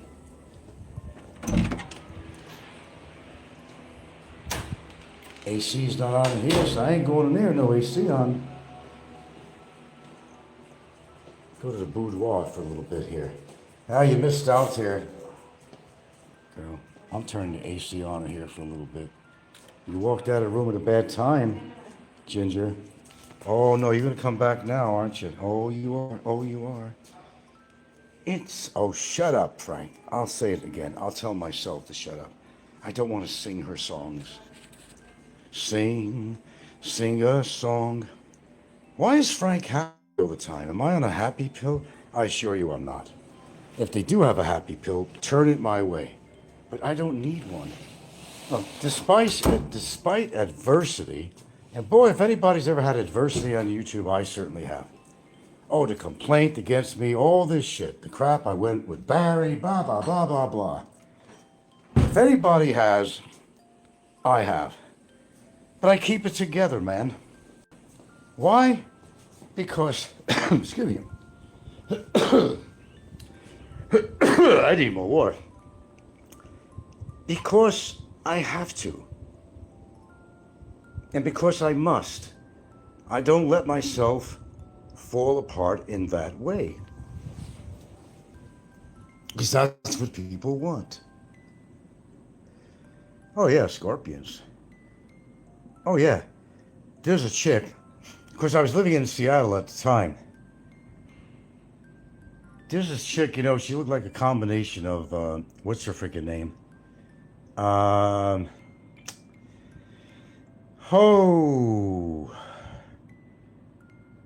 It'll come to me. Oh my God. Anyway, I met her, and she was like, she was living in a basement apartment at the time of her friend over in the Kirkland area of Seattle, just north of where I live, near Lake Washington area. And this chick, I don't know, at the time, I've had different looks in my life, you know. How my hair was, you know, European nose, whatever. And she really thought I looked like Bono. I'm saying, how do I look like Bono? And I looked at some pictures of Bono back then. I said, yeah, something with the nose, maybe something. But I never thought I looked like Bono, nor do I really want to look like Bono. But I like Bono. But having sex with me was like having sex with Bono in her mind. It was the closest thing she was going to get anywhere near Bono was me. But I didn't complain about it. I didn't complain about it. Man, she mounted me. But there was one problem. I had to oversee. She once had children. You know, she wasn't like a young girl. I don't know, she's like 35 or something. I don't know. But she had kids somewhere. But she had that belly, that telltale belly with all the scars on it for, I don't know if she had cesarean or something. I don't know. And my father used to call it, you know, Sicilian. She goes to me, not looking bad for my age, huh? And I had to refrain. I said, well, yeah, and thinking to myself, yeah, the rest of you looks fine, honey, you know. But that belly of yours. And I'm going to tell you something, too. My girlfriend, and you know how many kids she has. Ain't nothing wrong with her belly. She don't have all those goddamn scars and shit. Stretch marks, that's it, stretch marks.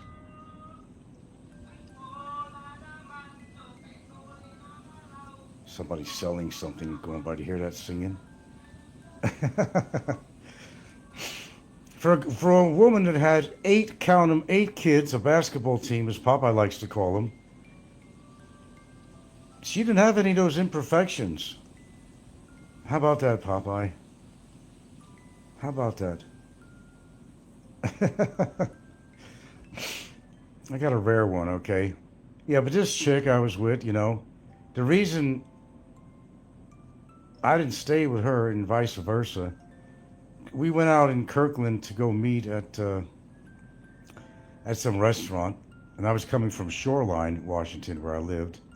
Not terribly far away. I drove up there. It wasn't like a half hour ride. Right off Lake Washington area, you know. And I went there, you know, it was for dinner, early dinner. But see, I'd already ate because I eat early. So she's there ready. She's munching down on a meal, right? And so I get there. She's got her drink there. She was a lush, as it turned out. She was a lush. And she ordered drinks and everything. And then, you know, to be nice, I ordered her another drink. You know, I don't drink, so I didn't, you know, I got a beverage of some sort, you know. And she was the type that, well, she did smoke, but she would keep the lighter on the table. And if she, listen to it. I told this story before. Spoiled, because she was married to a very rich man, okay? She was used to being catered to. I know you love these stories. So she would pick up the lighter and put it in my hand and have me light her cigarette. Yeah, like she couldn't do it herself. Who the fuck are you, you know? Thinking. The same with the car. You would have to go and open the car door for her. Look, I'm a gentleman, and it's not out of the question for me to do that at a car door. But I never gave in that much. She's not fucking handicapped. Open your own fucking door. Light your own fucking cigarette. One of these women livers type, you know? I said, fuck that shit.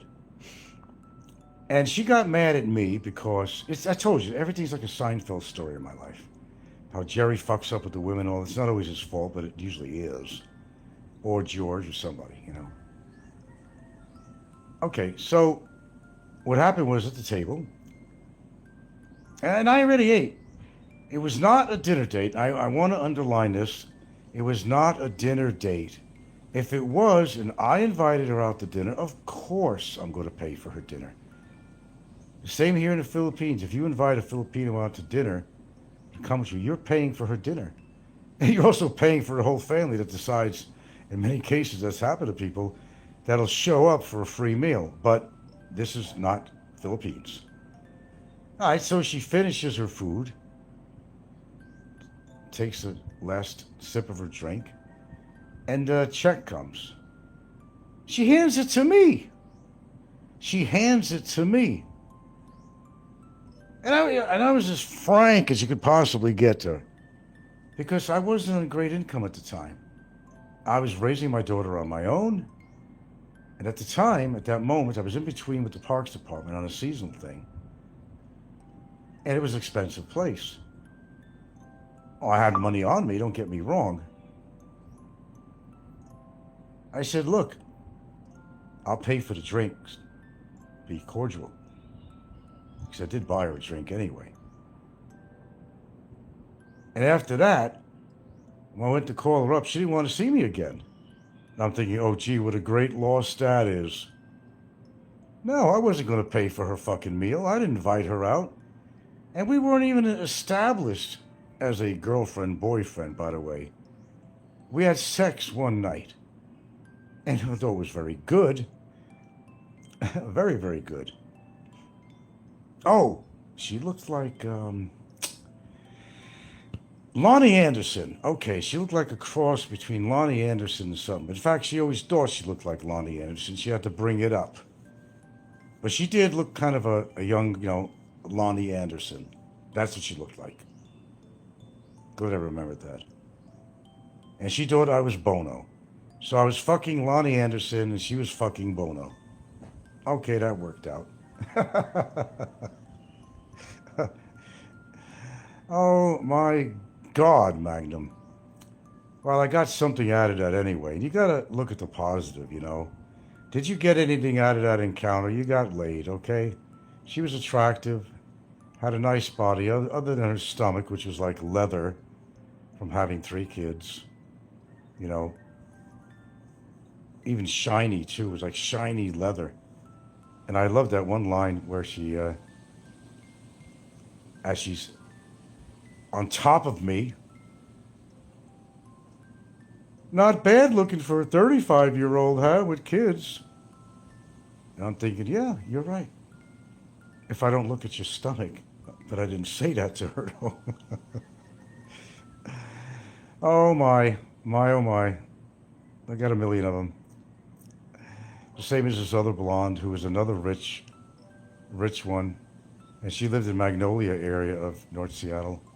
Very wealthy area. Off Lake Washington, of course, was right there. Lake Washington. Oh, yeah. She had the big money, that one. She had the bigger money.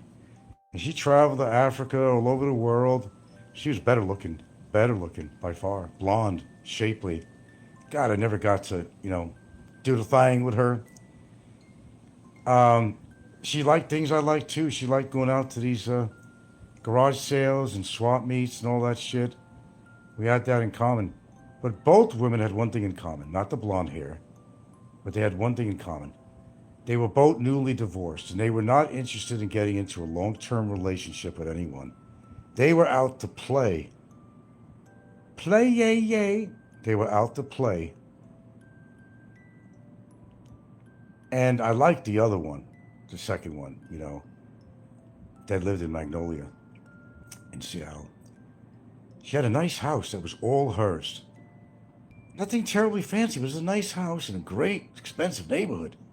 She got that off her husband, and God knows how much. I forgot what her husband did for a living, but he was wealthy. Oh, yeah, they traveled the world, all that shit. She was slumming it. And I hate to put myself down by saying so, but she was slumming it. I didn't have a fucking quarter to my name. Well, of course I did, but... And she was slumming it. She just wanted to have a good time. And we made out and shit like that, but I never got to meet her because here's what happened.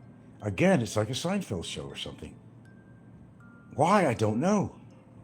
Maybe that's why I relate to Seinfeld. Well, I was working at Discovery Park when I worked at the Parks Department then. So she'd go for coffee and a croissant in this restaurant right nearby, an expensive little area there. And I figured, well, I'd meet her. Sometimes I did. But, man, I thought she was a happening thing, man. Now, my photography, right? I had this beautiful black and white, it was like an 11 by 14, of these roses from the Woodland Park Zoo. They had the garden area there. And what I did was I hand colored this thing. I did it for her. It was on a matte paper, so you could put the oil paint, or you could put the oil in there.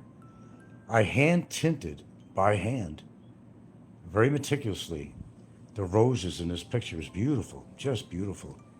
I put it in a beautiful matting, my expense, in a nice frame. So I came over one morning, because I'm very generous. That's just who I am. And I thought she was a great possibility. I didn't know she was just out to play and how fresh it was from her divorce. What did I know? I scared her away, basically. So I wrapped it in like that brown kind of wrapping paper, I said, oh, I got something in the car for you. Oh, what's that?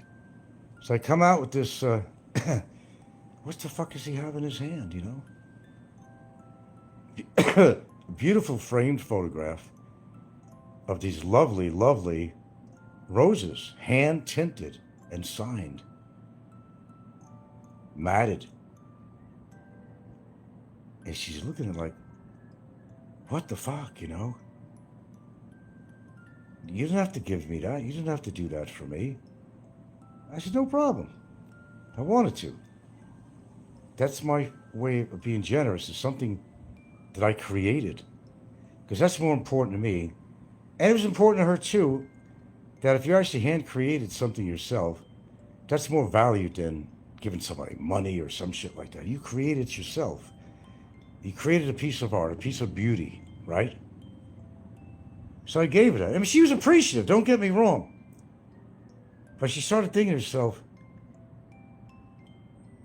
no, this guy's getting too serious. I just got out of my marriage. I want to play.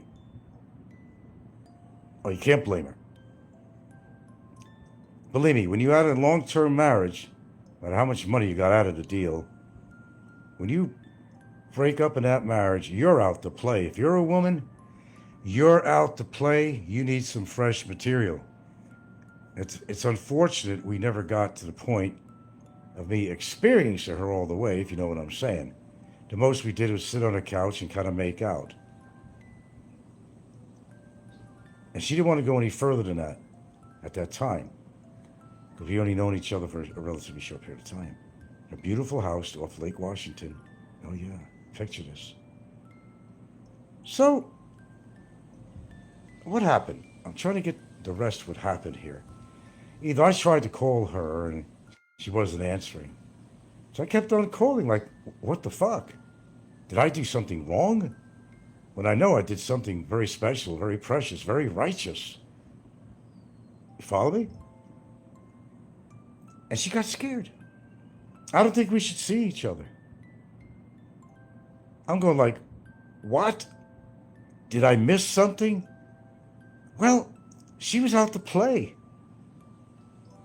She was out to play.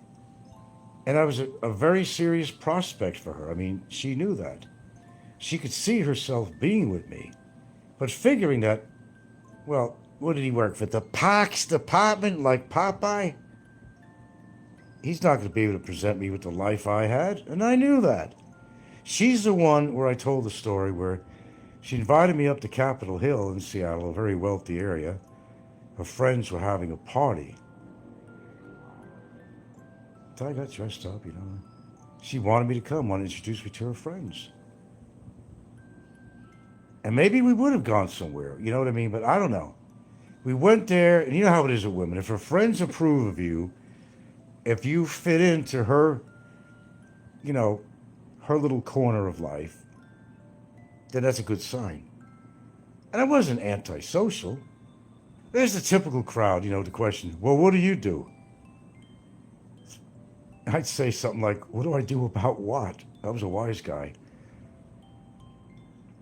And I'm thinking, oh, these pretentious motherfuckers. They were all in the IT business, all making money. Some of them are Microsoft and so forth and all that, you know. I just didn't measure up to that kind of crowd, you know. I was simply a fucking low-life fucking laborer. A regular guy. It has nothing to do with Scotty. But I was a regular Joe. After that, I think that's what happened. But I think it came when I gave her that painting. I hope she at least kept it, at least. Didn't re-gift it to somebody. Something to remember me. But I knocked myself in the head. I didn't get to that point of actually getting intimate with her. At least intimate to the point that I would like to be. And, you know, never called her again. I don't know, maybe she even mentioned that, you know, she might have mentioned that she's just been divorced or something, but she was actually rude about it. I don't understand it. Was she into me? Yeah. Yeah, she was. I felt it. I've seen it. Did I fuck up? Did she fuck up? Who fucked up? I don't know. But I'll tell you what, I had been with some beauty cuties and some rich ones, let me tell you, including one I did spend at least a year with was the doctor's daughter. But it was the same shit. This is the girl that was born with a silver spoon in her hand from Edmonds, Washington. Her father was a fucking doctor. Her mother was a registered nurse. It was never going to work out. Like a sucker, she moves out. A lot of circumstances went on. She had a friend, who was really a friend, Jeff, his name, and moved over to Concord, California, in the East Bay area. Oh, Frank, she called, I made a mistake. I brought all my furniture and things out here, too. Can you come out to visit me? Oh, my God. Guess what I did? I went out to visit her. 2 times. But the second time she was cold. Very cold. Very cold. Left very cold. But it was a good thing. Because she was like the one that was bulimic, secretly hiding her alcohol, and I guess, things got better because she married a guy that ran numerous in the East Bay area or San Francisco area men's rehabilitation units for alcoholics. You guys are listening intently, are you? Look at that 13, famous 13 out there. You're listening intently. That's the whole idea. I got your attention. I know people love my stories. And she's probably a millionaire. They own some properties. I know they do. I get curious. Why not? I get curious. Got a couple of kids. Probably mid-20 or 20 now or something. I don't know how old. And guess what? The woman used to be waif thin with a pair of knockers that'll, a great pair of knockers, let's put it that way, and shapely. An ass shaped like a heart or a pear. And a stomach flat, no fat at all. But she was way too thin. And if you know anything about bulimia, they see themselves as being fat when they have their BMI is so fucking low. But that didn't last, but she today gained weight. I've seen a picture of her. I've never seen her with her face kind of filled out, her body filled out. She's almost a little bit plumpy, which is hard to believe because, she was really deep into her eating disorder. Fuck, I wrote a booklet on it. I even read it on here. She didn't like that booklet, though. Oh, no. When I wrote it, I gave her one. Oh, she didn't like it. Why? It's the same thing as YouTube. I painted a picture of her, basically. Made her look at herself like I put the mirror in front of some YouTubers on here. She read the book and she goes, "Is that what you really think about me?" I said, "Well, you do exhibit everything I wrote in there, and everything is true. This is just a helpful booklet for guys that are dating, or vice versa, people with an eating disorder." I thought it was well done, actually. Still have it. I read it on here about 5 months ago. She didn't like that. Of course they wouldn't, because they're very defensive. I'm not like that. See, we went dancing one time. Rarely did that. But one thing about her, boy, is she out there. I went 2 times with her dancing. I didn't really want to dance. A small club, bar, really. Play music. And you put drinking in her, and she just comes alive. Never mind her body morph, psychologically that she thinks her body is morphed. You put liquor in her, she's all over, come on, Frank, I want to dance. Even the guys would tell you, hey, dude. They wanted to have her real bad. She was attractive. Let me tell you guys. Why don't you dance with her, dude? I'm like embarrassed, really.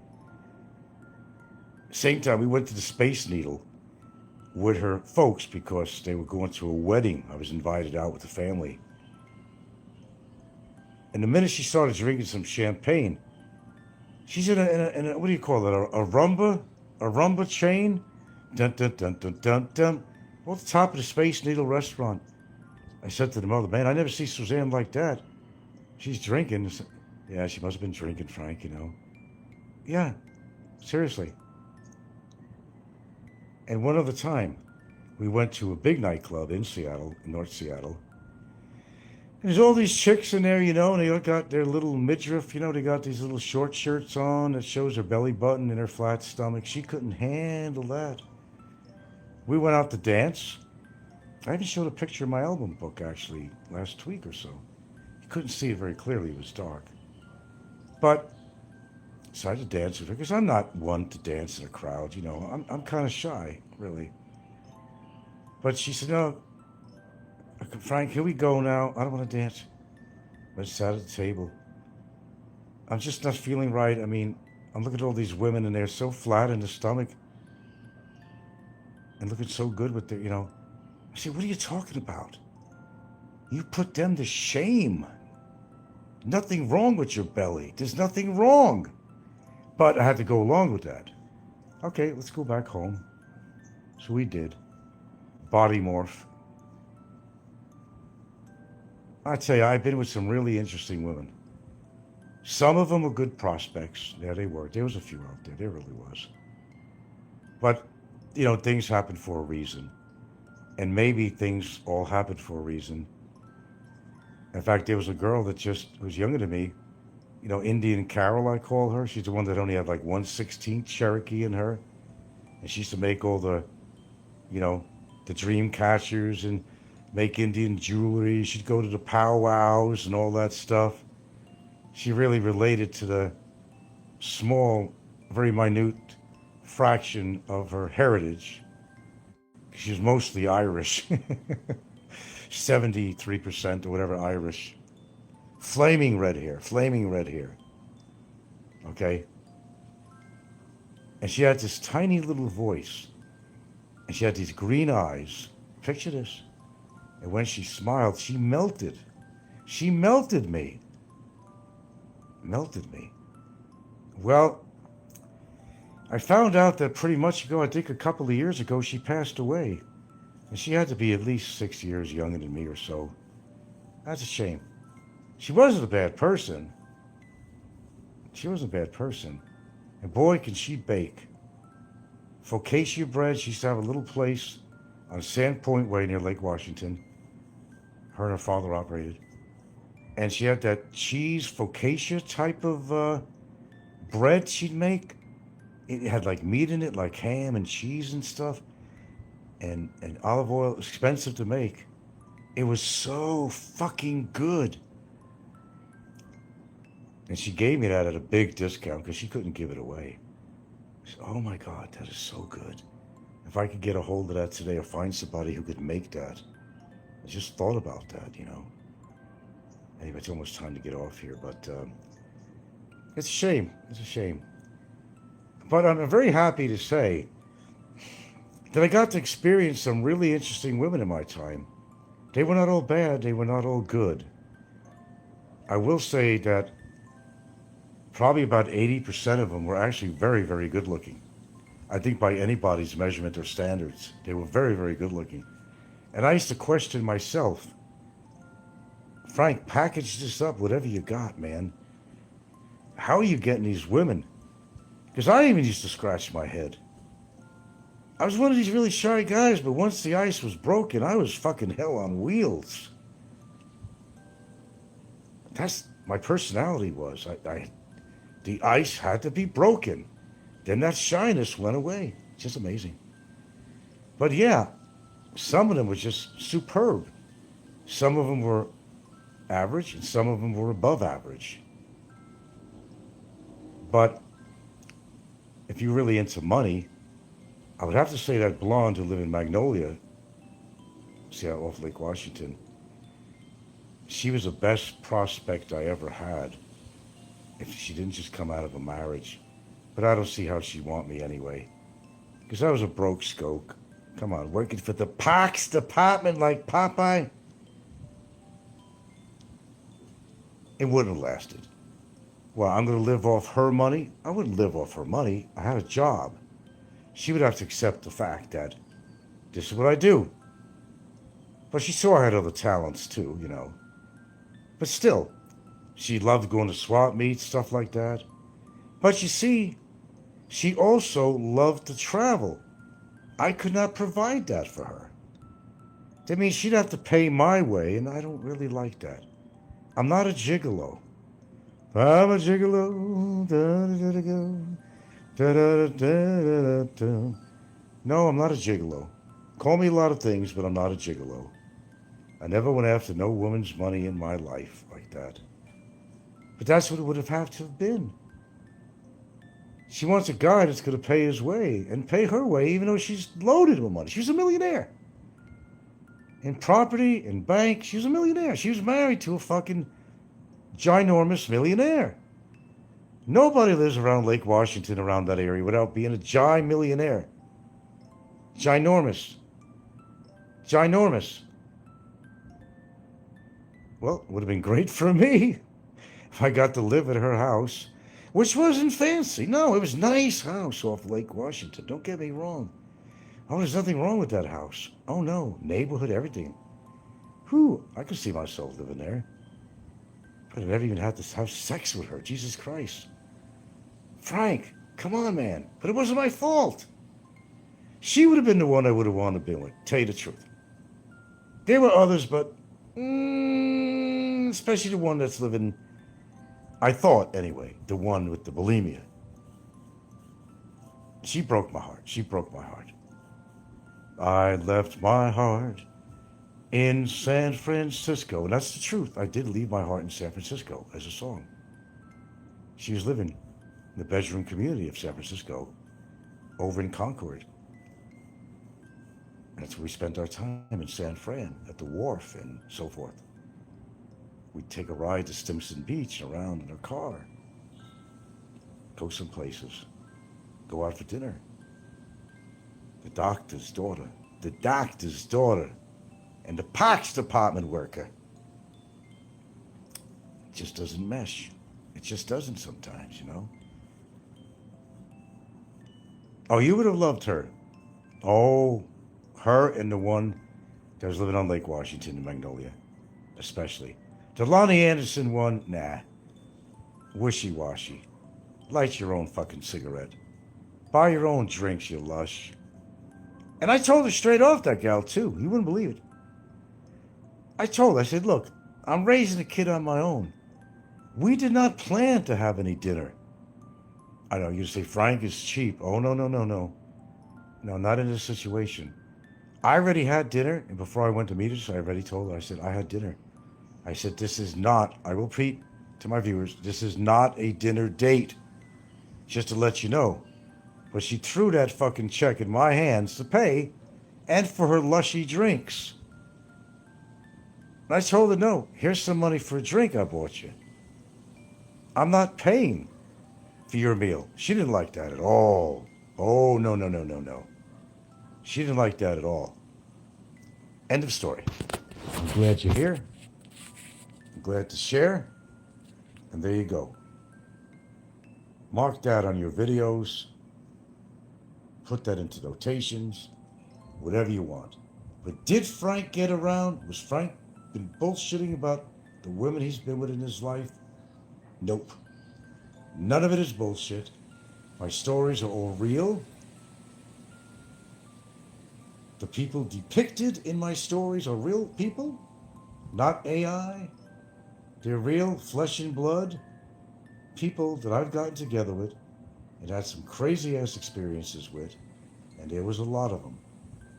Sometimes I did things were kind of wrong. You know?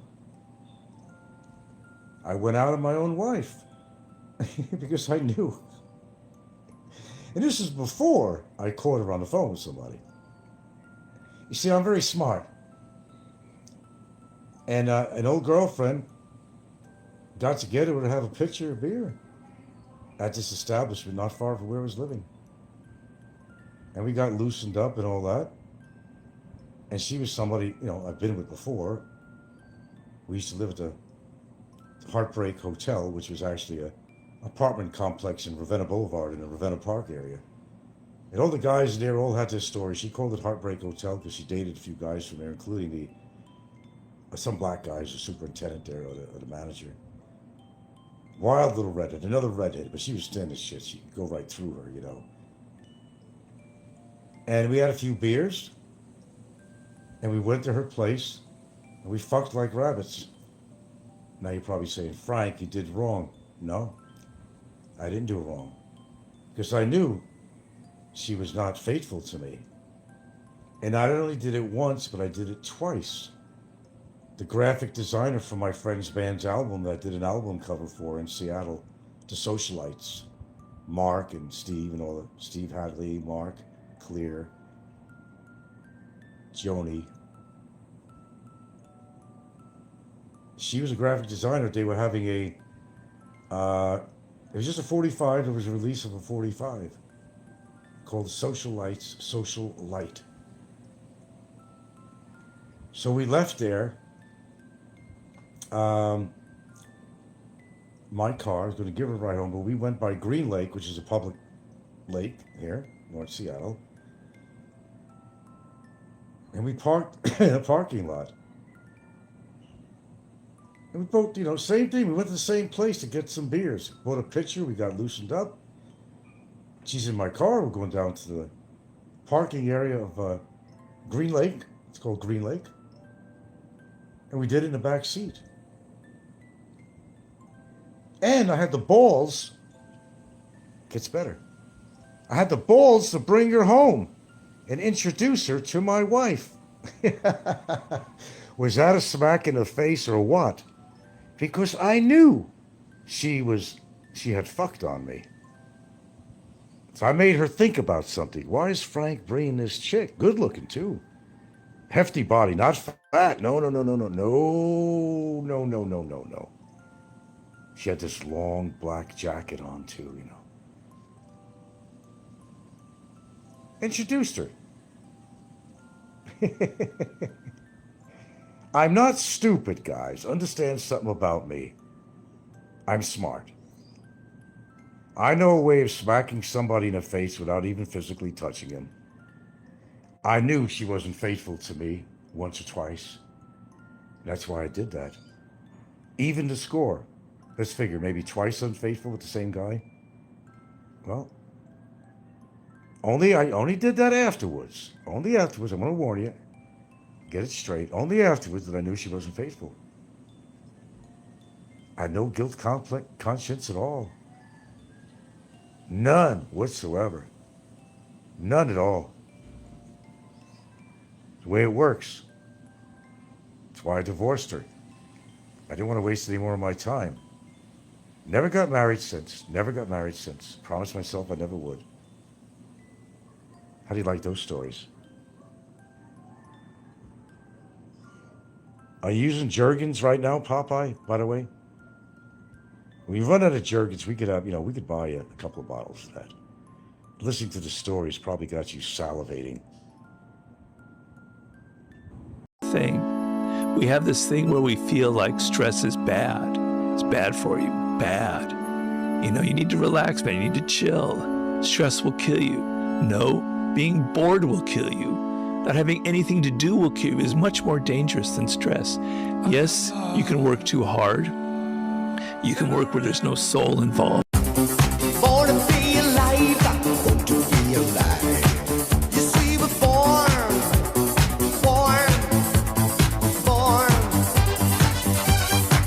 to be alive. People ask me why I never find a place to stop and settle down. But I never wanted all those things people need to justify the lives. Oh my goodness.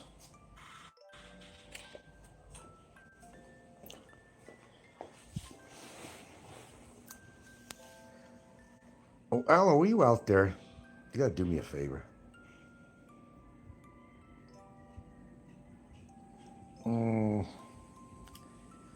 I need some chocolate. Okay, we'll wait until a few people come out there.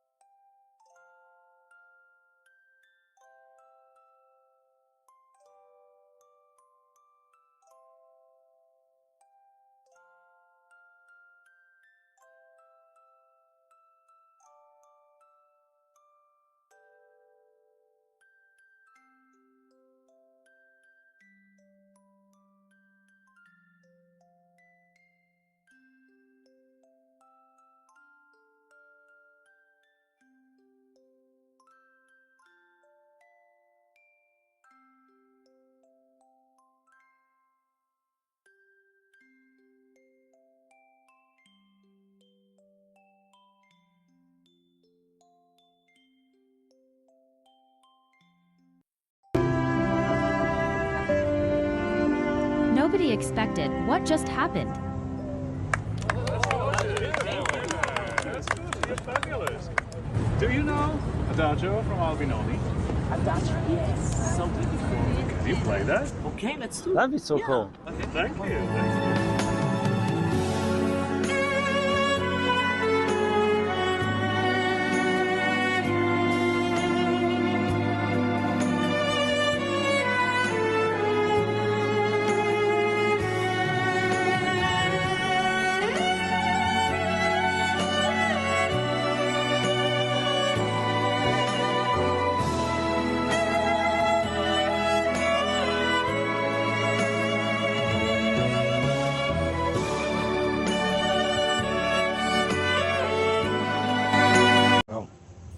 I wish he was 20 years younger. 20 years younger. I'm not asking for a lot. I may redo certain things over. Certain things.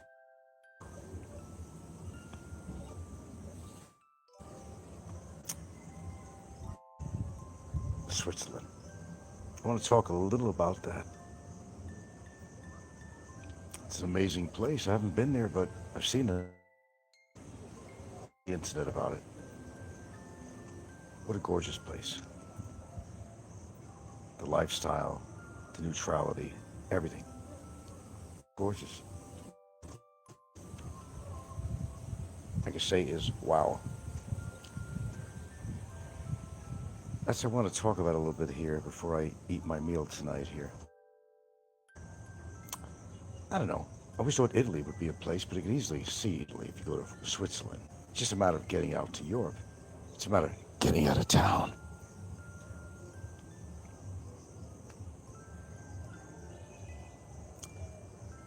With that being said, I got a few videos on there. I got a short of a very talented man playing the cello. He's very well known in his circles. I think he goes under the name of Jodo, J-O-D-O, cello, C-E-L-L-O, as in the instrument. Yeah, I heard. But Switzerland, you know, to get your feet wet, I think that would be a great place. Al was lucky to live in Switzerland, but to him it's, you know, old hat, but what a place to come home to. What a place to come home to. I did a video, and I don't know if the woman is, you know, Swiss or not, but they don't all have blonde hair like you think they do. But if you go to the short video of the guy playing the cello, again, his name is, I think it's Jodo, J-O-D-O, cello, he plays the cello. So he has his own channel. You can see his talent on there. Jodo cello. And the guy is outrageous, man. Now, in that video, I made a note on there in a comment. I said, check out the lady, the woman, who he briefly showed on there. She has a long black jacket on and long, dark or brunette hair. Gorgeous. Boy, if that's the example of women, I think you guys are choosing the wrong place. If I were to start all over, I'm glad I have who I have in my life. Don't get me wrong, I wouldn't trade that off. But prior to that, well, you see, here's the thing. You know, the majority of us probably couldn't afford to live in Switzerland. It could be a place you could visit, but to live there would be, I would say, nearly impossible. Well, it would be impossible on a pension, let's put it that way, or Social Security, whatever. It would be impossible. You know, you'd have to save up quite a bit of money to have a good time out there to visit too. You know, besides air transportation, land transportation, eating, I'm sure the restaurants are extraordinarily expensive. I'm sure everything in Switzerland is expensive. But if you could afford to go to Switzerland, now, of course, I haven't been there. I was just talking about it. And just look at my video there. The people are well dressed. They're well scrubbed. The streets are clean. It's a neutrality. It's a country of neutrality that don't get involved with people's fucking, you know, ridiculous wars, not fighting over attrition or anything. You know, Switzerland is Well, yeah, Iceland, yeah. Iceland, for what I've seen, has a lot of beauty. But I think as training wheels, I think Switzerland would be a great place to visit. I don't think that's ever going to happen in my lifetime. I just don't know. Unless Aloe sends me out there. We got to give one thing to Aloe. I guess he lives in Switzerland. And what a place to live. But it's so fucking expensive there. I don't think there's a welfare system. Barry, sorry. I don't think a welfare or Section 8 system out there. I just don't think there is. I don't think that exists out there. I don't think that'll ever happen. The wealthiest people in the world live in Switzerland, one of the places. Norway's another one, but a lot of wealth and, of course, Swiss bank accounts. Can't forget that. But two things. Check out Jodo Cello, his channel, and listen to this guy's music, his cello. I have a video where he's in front of a mall somewhere, and it's probably in America or something. I don't know. And Tim, I forgot the guy's name. What a powerful voice. I got to put that on. At the risk of getting, scorned by YouTube and whatever. It don't matter at this point. It really doesn't. But, the guy played the cello to this guy. So this guy was like magic. Isn't it nice to have a musical talent like that? I'm not a connoisseur of music, but I appreciate good music. Even classical music. I actually like classical music. I don't really make a habit of listening to classical music all the time, but I could really appreciate classical music. It's relaxing.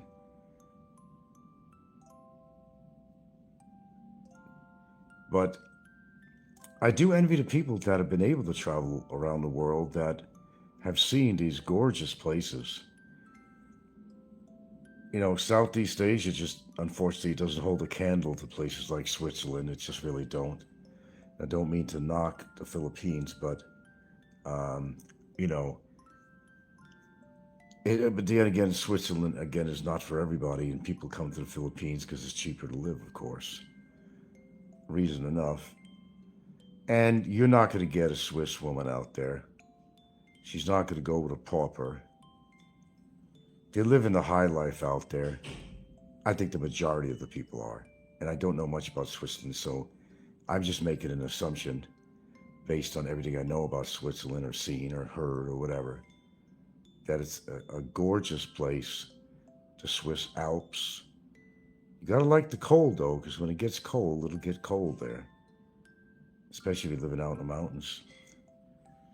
But what a gorgeous place. Aloe is so lucky. I don't even know if Aloe appreciates it, I don't know if he's lived there all his life. I think he may have some German in him or something. I don't know. We don't know everything about Aloe. Yeah. Yeah, Iceland. Yeah. Well, they got some pretty mean-ass volcanoes out there, though. I don't know about Iceland. But a country that's neutral. They don't get involved in other people's affairs, like all this fucking crap going on between different countries and shit. Switzerland holds up by itself because there's plenty of wealth there to go around. I only wish I was 20 years younger. 20 years younger. That's all I'm asking. 20 years younger. Maybe I do things a lot differently. There's some things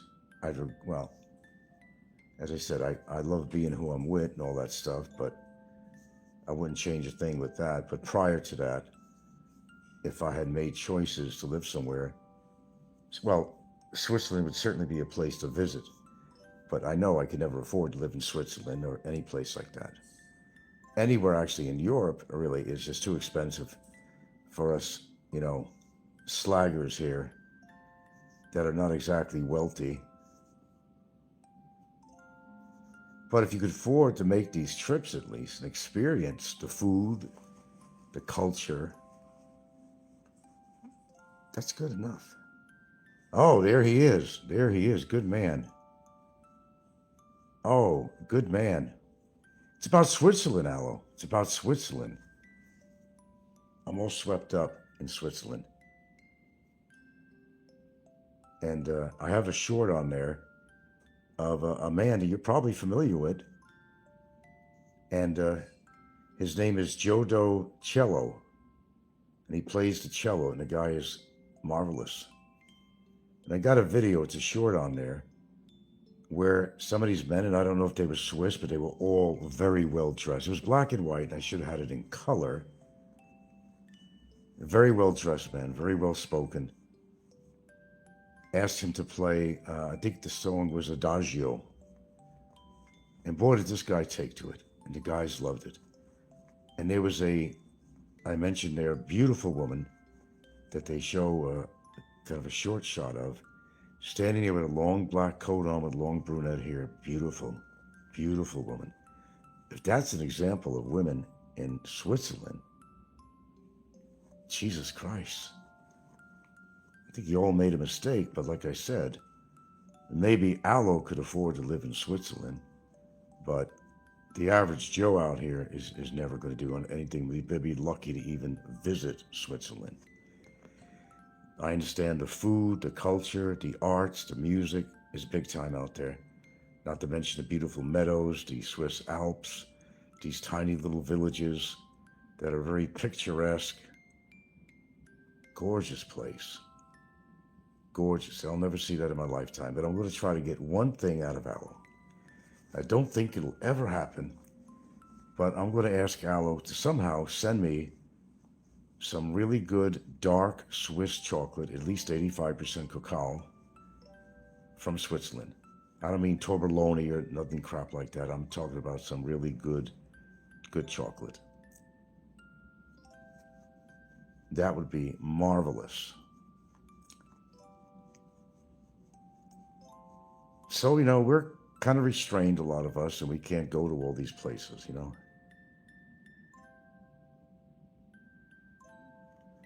Well, I don't know who makes the best chocolate out there. It has to be at least 85% cacao because of the antioxidants, and it has less sugar. The higher the cacao percentage on there, the less sugar in it too. Alice says the best is Laderac. It's luxury chocolate. They opened a branch in Manila. Really? Gotta be kidding me, man. Yeah, I love good dark chocolate because the higher the percentage, the less sugar. And it's incredible for your body. I mean, the antioxidants in there is super incredible. And I'm one of the top of the list for some of the healthiest things to eat if you want to consider it a treat. It is a treat, but the quality really matters. Do you know of that musician out there? What's his name again? Jodo Cello, like the cello he plays, C-E-L-L-O. I think he is from Switzerland. He might be. I know he plays in Switzerland. And actually, he has some concerts scheduled out there in Switzerland. Now, I don't know how old the video was, but if you get a chance to see this guy, I don't know how cultured of a person you are, Aloe, but I'd go. I do not know the guy. I checked out your video. I assume he's based in the Netherlands. I'm not really sure. But he plays different places. And he's really, really good. He's got a lot of talent. So nice to talk about something other than fucking trolls on here,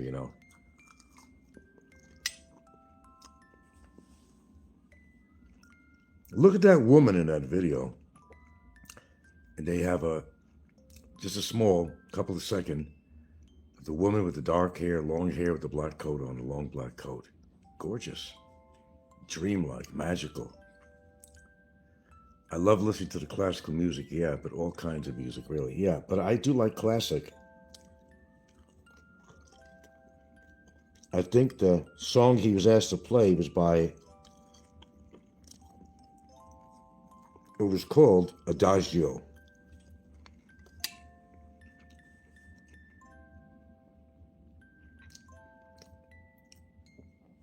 Is Timmy on there? I certainly don't see him. But Alo, congratulations for living in Switzerland. I'll tell you that. I'm going to give you that. I'm going to give you that. It is a gorgeous place. Someone mentioned, well, try Iceland. Have you been to Iceland?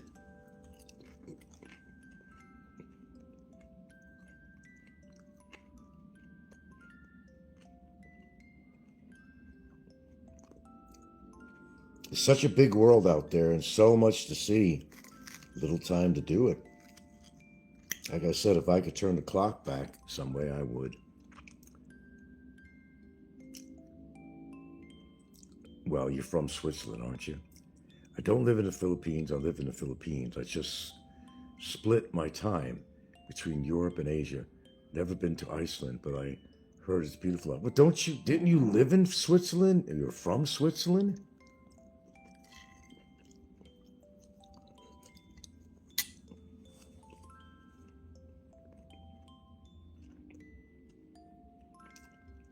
Because I'm a little confused. Yes, I am from Switzerland. Lived there. Okay, cool. Well, what a hell of a place to live, man. I don't know why you still ain't there.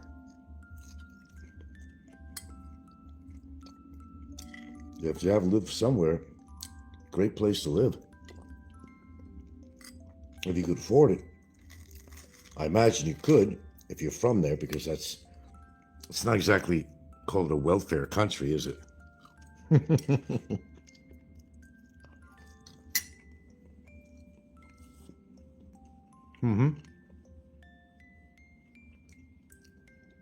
So you don't think that's a place that Barry could afford to live, do you?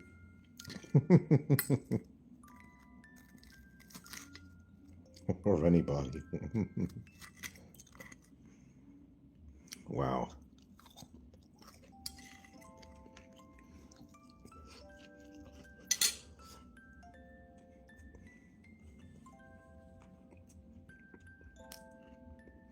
No. There's so much life to live out there, and I did a short on there basically telling people need to hang loose, that they're so wound up over little shit. And even here on YouTube, they're so wound up about other people on here. When people are out there living their life, those that could afford to travel extensively, of course, they're living their life.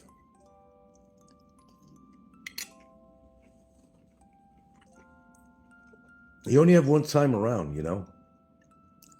But not everybody, including myself, cannot afford to just jet set to Europe somewhere. No.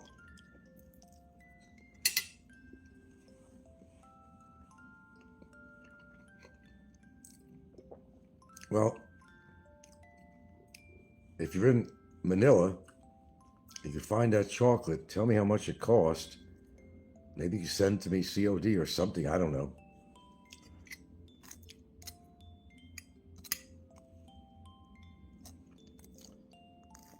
But tell me, Switzerland, do they actually have low-income areas out there?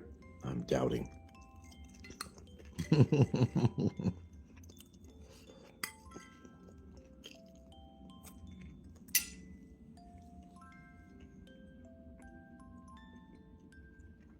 Okay. Well, I don't know. Maybe I could find some of this stuff in Cebu. I'll have to go there next month sometime, but I can't get the store-bought shit around here, you know. Toblerone is not exactly my... Toblerone, or however you pronounce it, is not exactly my favorite chocolate.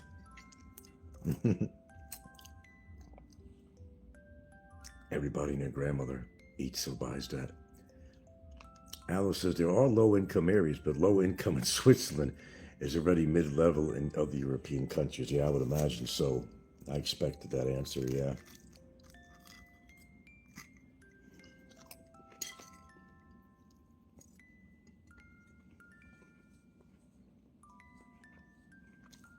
Wow. Well, you know, maybe in my next life, there are low-income areas, but low-income Switzerland's. Oh, yeah. Maybe in my next lifetime, if the world is still here, I could accomplish something like that.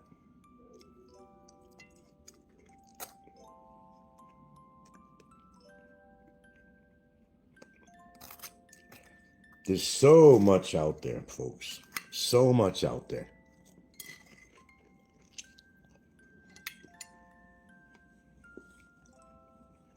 Yeah, I imagine it would be. I actually might have some heritage from Switzerland, actually. On my father's side, his father was born in northern Italy, above Milan or somewhere it was. I actually got it written down in a book. I got that information from my Uncle Tony before he passed away. But the recessive gene factor I have of blue eyes and light skin in my family, and the ancestry, the Italian ancestry has been leading up, even the name is leading basically up in that direction, either Germany or Switzerland or somewhere around there. I never had a chance to examine the total family tree, but I actually might have roots in that area going back. Oh, yeah.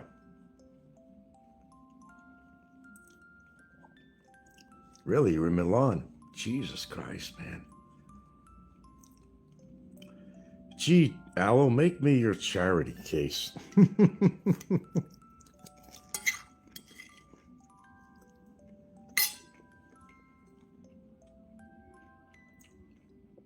I'll take your charity.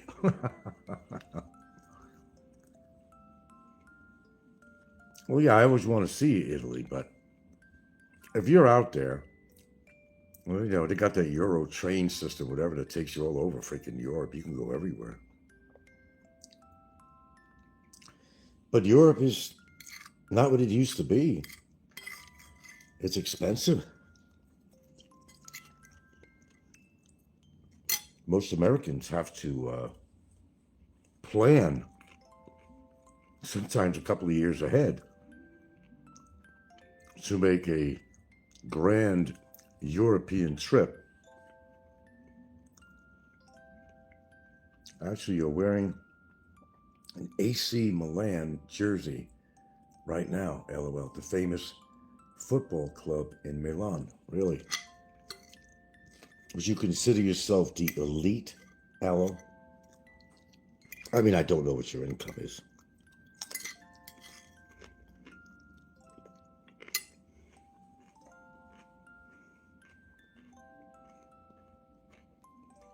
But even if you live in Europe,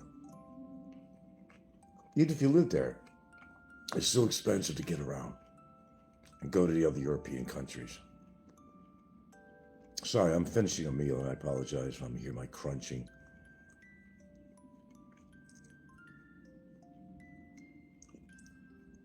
Milan is expensive, yes. I was surprised.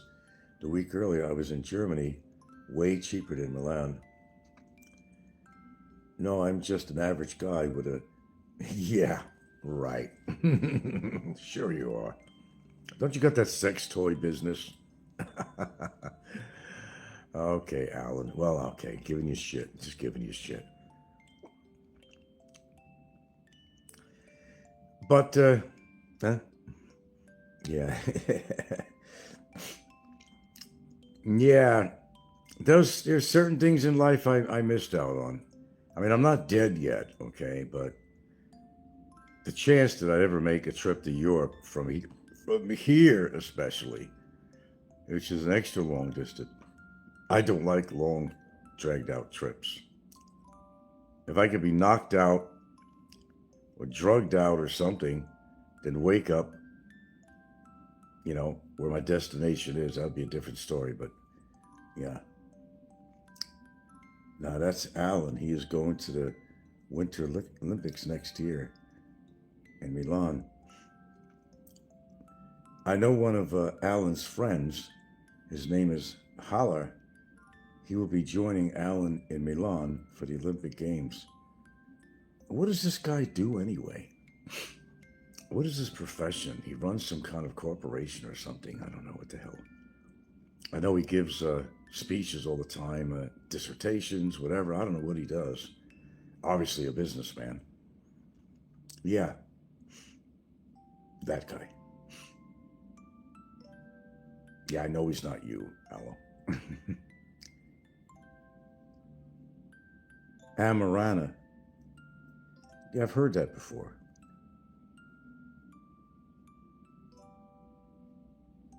His business is called Amarana. And what does he sell? Is he the one that sells sex toys? No. Amarana. I suppose you can get in on that action.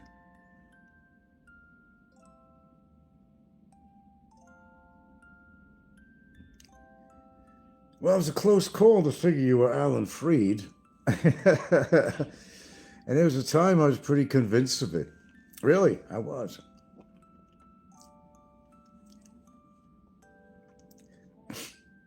Well, it had to do with something you had on your URL. That's where it came from. But we won't have to go back into that. Well, you should come out in the open sometime, dude. It's been a decade you've been on and off YouTube, and nobody's going to beat you up or fire an RPG at you or something like that.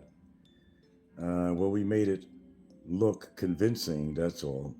Just trolling. You know what I mean? Yeah, I know what you mean. So that's what I did.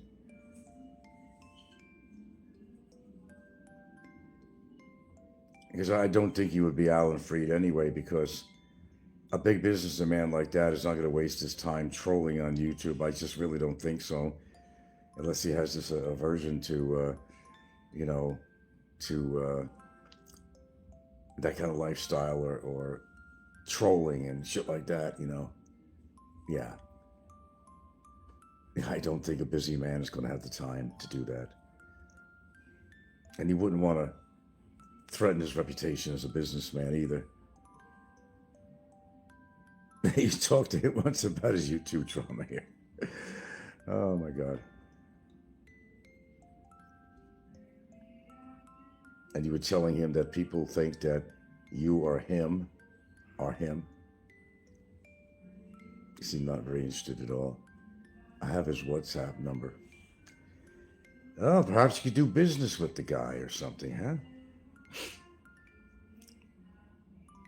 But damn, Switzerland, man. That's right. Even the poorest areas, you're going to have a upper middle class income or something. I'd starve there. I'd starve. And I think a lot of us would.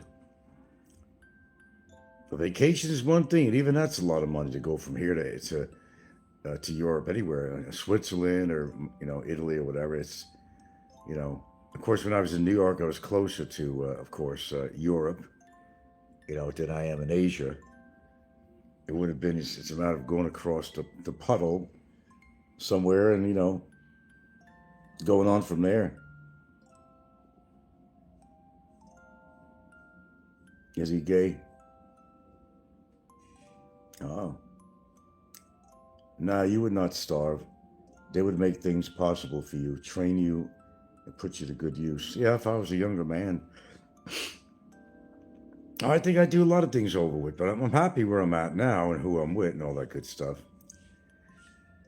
I did a video earlier telling people that you need to really let loose. And people don't know about me. I'm not like stressed like people think I am, and I'm always very jovial. I'm always very active in many ways. I'm always making jokes here. I sing, I dance. If I'm really miserable, then I must be really miserable if being happy in my place is what it is. I mean, people speculate a lot about me, but yeah, it's not that way with me. Me and Gilda were going to do a little dance video. We decided to hold off with that. She don't really like to display herself on here, and I don't blame her. But all for fun, because we do things like that. We've danced together, joked around, laughed, and she knows I like to go break out into little dance moves now and then. And she's pretty impressed with it, actually. And I'm not going to put an age thing on it, for my age, She knows I got the moves when I want to. She sees it almost every day. Almost, not every day, but almost every day. I may hear music and break out into dance or something. So I must be really miserable, Aloe. I must be really horribly miserable. Switzerland, and that's the other side of it. Most of my... I gotta scroll down a bit here to read that again. That's where most of my friends, and we meet up every time I go back there, are quite well off. But they are stressed all the time. That's the other side of the medal. Man, they're doing business all the time. I have members in my family who are rich. They make big money, but they are stressed out, burned out, almost early aging, drinking, etc. Yeah, I would imagine so. You should get so tied up in your business, it also ruins marriages too. But the ladies don't mind because, set them up in a beautiful chalet or something somewhere and, give them a goddamn credit card or whatever. And they're spending your money. And they have an understanding that in order for to have those amenities, that he's going to have to work and he's going to have to be away from home or he's going to have to be busy all the time. So...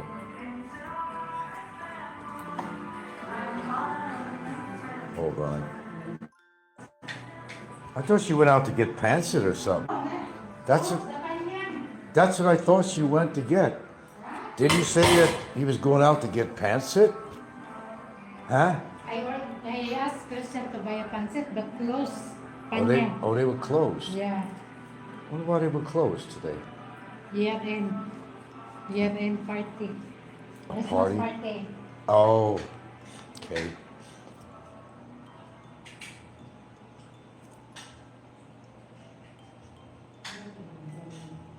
I don't know what Timmy's saying to you because I can't see because he's blocked on here. I don't know what he's saying, so that's between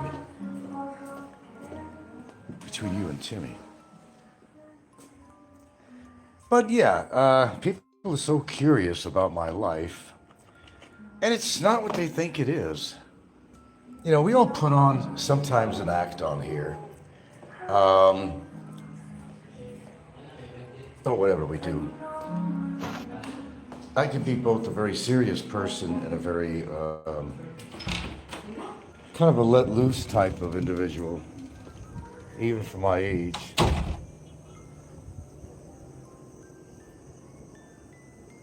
I'm pretty open-minded about a lot of different things.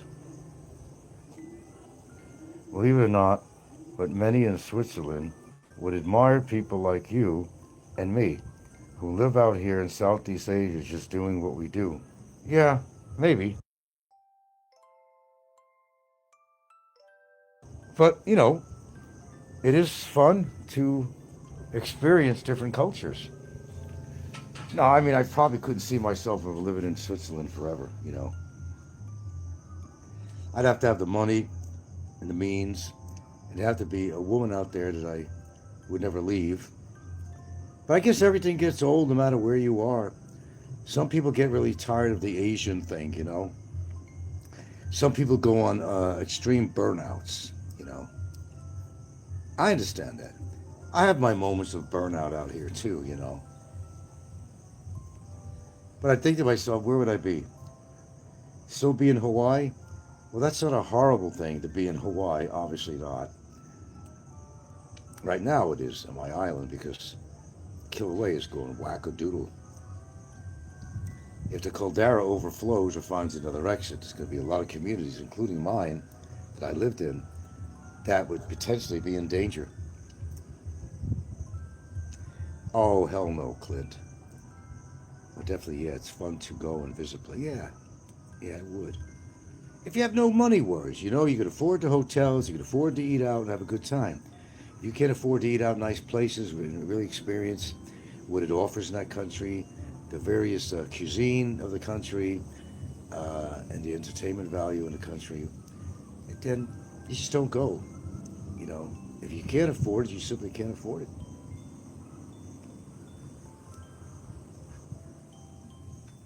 New York. Well, that'd be an interesting thing to go back to New York and let's see. Alice says, I own a small farm in Nueva Ecija. I don't go there often these days, but I lived there a while. I am planning to return to that place in the years ahead. It's peaceful out there. And where's that? And where is that? Nueva Ecija. That means 9 something. Well, where is that?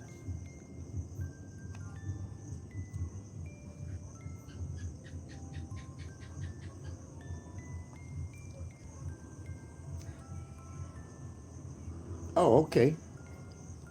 I'm not a Manila person, you know, but I like the Cebu area myself. It's not that I'm well traveled either around the Philippines either, but I saw a taste of Manila and did walk the streets a little bit of Manila on that 6-hour layover that I spent, the famous 23,000 pesos. I never heard the end of that. I didn't like what I saw. I don't know. I just got a really bad feeling from it. The traffic, filthy hotels around there too. The corruption there. You can almost smell the corruption, but the pollution in Manila is far worse than Cebu. Far worse. It's the rice. That's right, because you said that you own or something to do with a rice farm. You're living off, you said, some residual income or something from that, the harvest or something, and you have this income coming in from some certain enterprises, let's put it that way. I think that's what you told me last time. Manila is challenging, yes, but it has many good spots, nice places, yeah. Yeah, Manila is a place you need to know first. To really what do you think of Cavite? I have an old friend from Seattle. Him and his Filipino wife has been living in Seattle for all these years. Finally, he's like a little older than me in his 70s, and he finally moved out of Seattle, sold his house, and moved over to Cavite. What is Cavite like?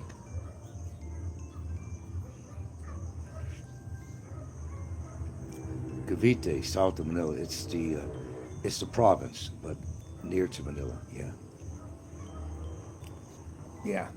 Nah, his name was Terry Brown. He lives. He finally made the move. Apparently, they had some land out there in the family. At one time they had a kind of a little shrimp farm or something going on. I don't know. They had some little enterprises they were trying to do out there. They're having a family they were running or something like that. I don't know. He's got money because his wife worked at a big hospital in Seattle and I don't know, kind of a big administrative position or something like that. Then, you know, he got his pension from the city that he worked for and his Social Security. So I imagine, and plus the sale of the house and everything else, I guess he's doing pretty well for 74-ish, somewhere around there.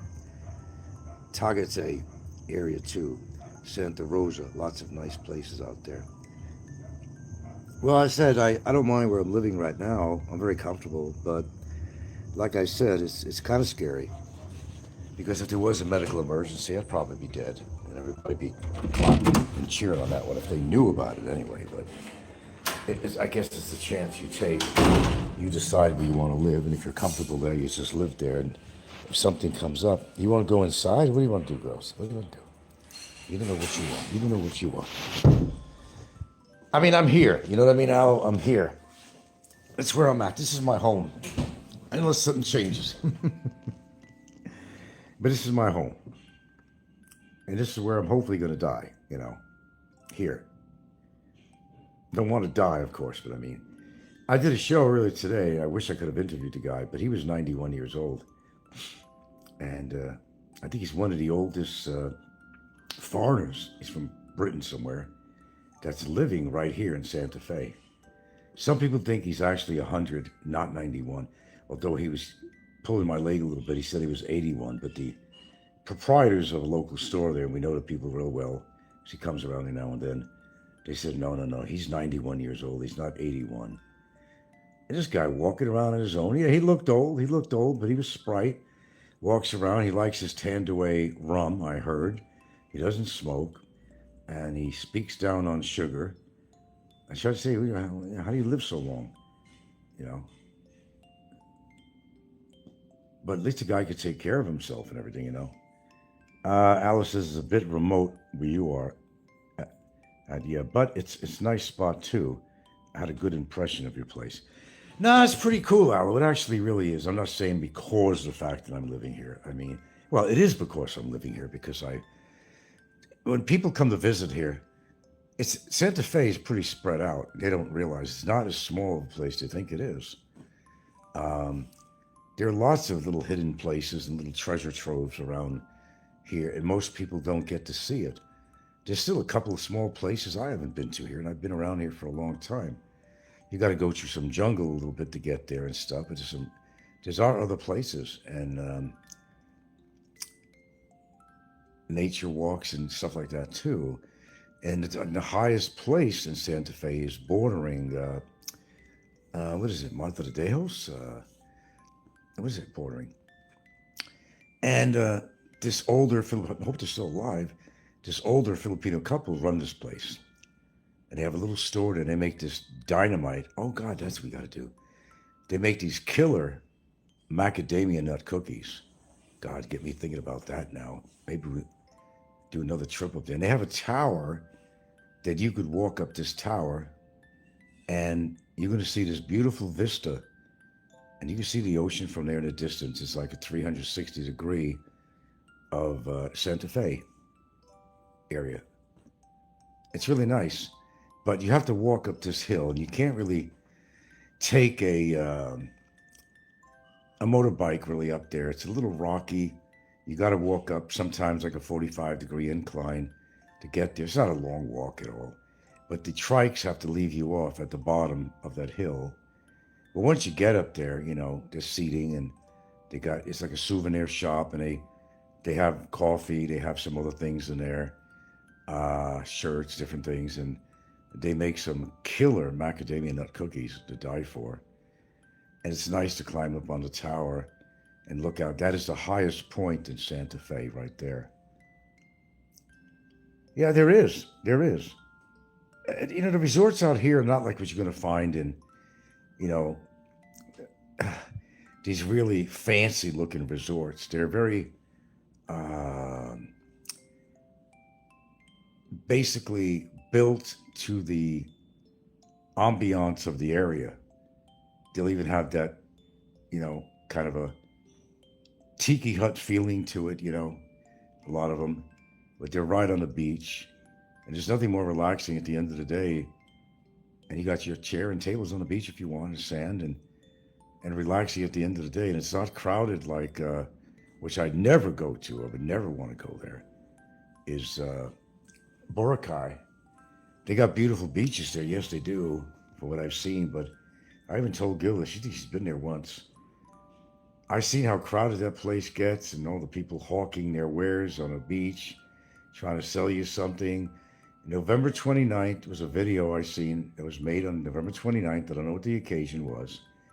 But that beach was so crowded, you'd think it was a California beach in midsummer. It was standing room only, and I said, fuck that shit. Hell no. No, it's nice out here, man. I still don't trust the waters out here, to be honest with you, though. They're not as clean as you think they are anywhere. I don't care where you are in the Philippines. You'd have to be, I don't know, the waters are not that clean. Because there's a lot of stuff that's dumped in the water, inclusive of ferries. there's a rule at sea that supposedly if you're in international waters, that you can dump the load off a ferry or something like that. And they do, believe me, they do. And supposedly it just blends in, the fish eat it, whatever, and it's creating nutrients and organic matter for the ocean. But they dump medical supplies in there, they dump everything. So although the beaches out here in the Philippines, they look pretty, some of them are turquoise looking, they have the white sand, it reflects the blue sky. It's not what it is. That's why I don't go swimming a lot. I don't go swimming for a lot of reasons, or several reasons.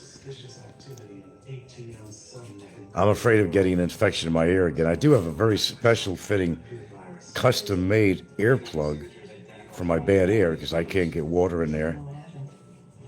And I can't dive other than snorkel because the pressure of the water would send me into a total vertigo. I would go into vertigo and I'd drown. Yeah. Having to do with the bones in my ear and all this stuff, It can't take the water pressure. It'll affect my balance. I remember in Hawaii when I used to just visit Hawaii, even in the beginning. I used to go to Kaha'ulu Beach, which is on the Kona side of the Big Island. And it was a good little, tiny little snorkeling beach, a lot of tourists used to come to. It had the natural Hawaiian rocks out there that the Hawaiians put on. It was a barrier.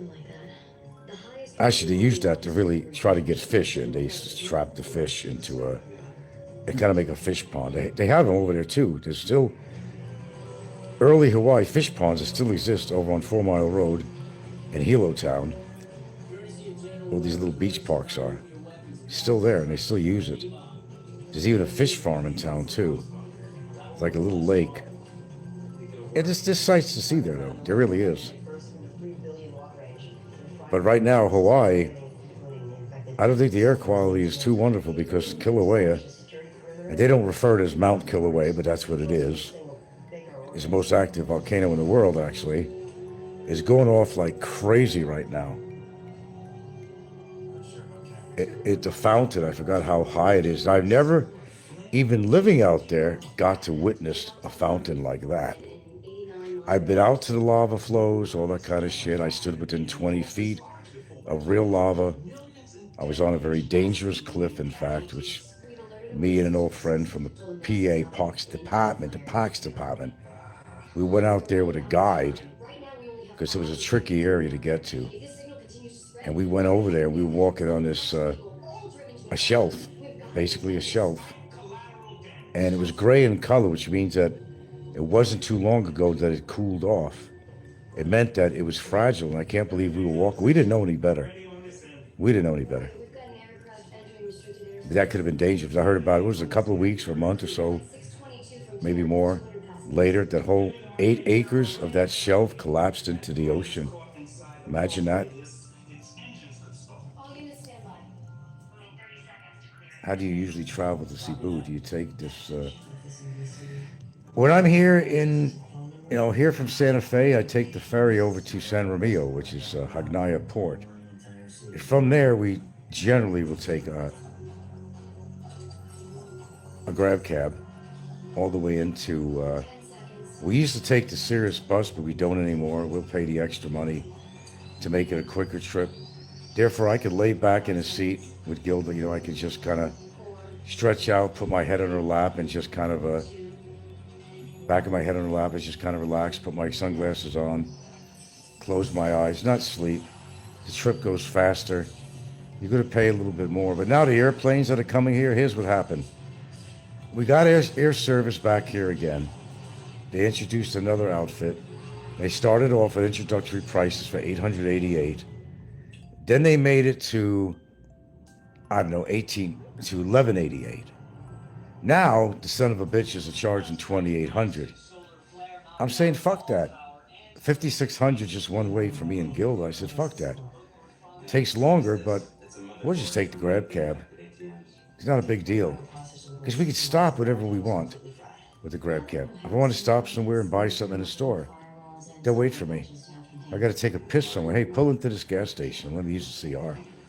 Or if I want to stretch my legs or have a smoke or something like that, or straighten out my back or something, I could do that.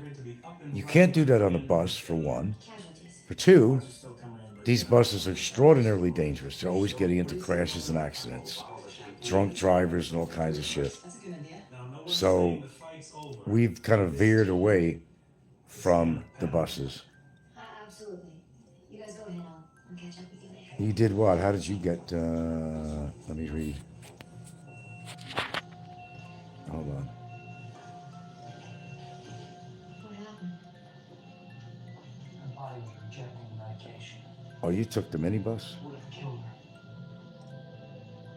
Ethically? A long ride, but enjoyed it all the way down to Cebu City, yeah.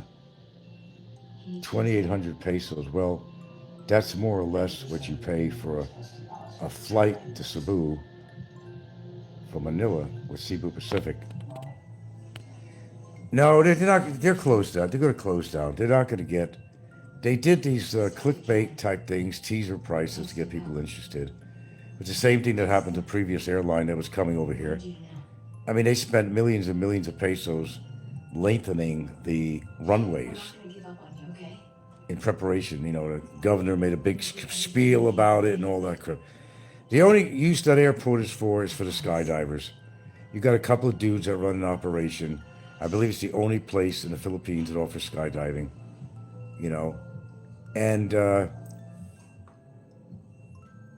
they're making money like crazy. I mean, they don't have to do anything. They gather the passengers, a couple of people, whatever, they fit in there.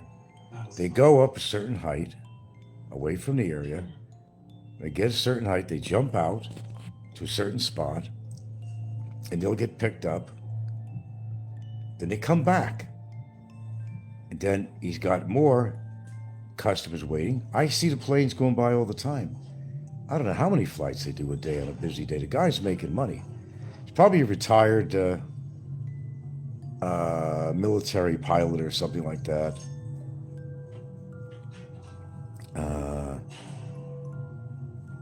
Yeah, but they want 2,800 pesos for that now. We said, fuck that shit. They even raised the ferry fares, too. They even raised the ferry fares. You know what they did? A bunch of years ago, they had that fancy-ass ferry in here, but they got strong-armed by Island Ferry and the other ferry system that dominated the port here in Santa Fe. And this thing was a luxury, kind of a hydroplane type of thing, you know. It only took like, I don't know, at best 45 minutes to get from Santa Fe to San Remedios at Hagnaya Port. It was fast, clean. It had a CR that looked like somebody's very clean, well-run house, clean, sanitary CR where you could go to the bathroom. It wasn't this disgusting trow or trow, whatever you call it, a horse trow that you find on a ferry, pissing on yourself. It had air conditioning, had a big screen TV in there. It was nice. But they got strong-armed out of the business, is what they did. At least at that port. But anyway, I've been on here for a while.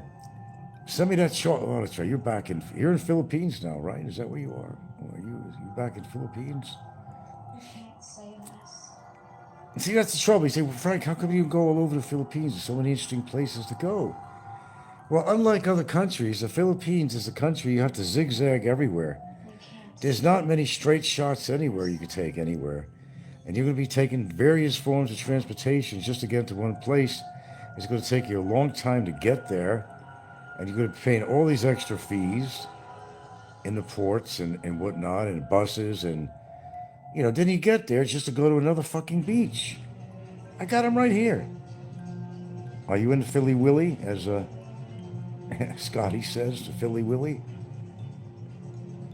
Well, fuck yeah, man. Well, come down a bit time, this time for sure, you know. You don't have to announce it to everybody else. You can find a way to get a hold of me. I'll definitely meet you. It'll be between me and you. I would not advertise you came down. Unless you wanted to. You got my word on that. Yeah, if you ever decide to come down again, let me know. We could revisit a few places and do some really nice on the ocean, seaside resorts further out that you'd like. I think you would.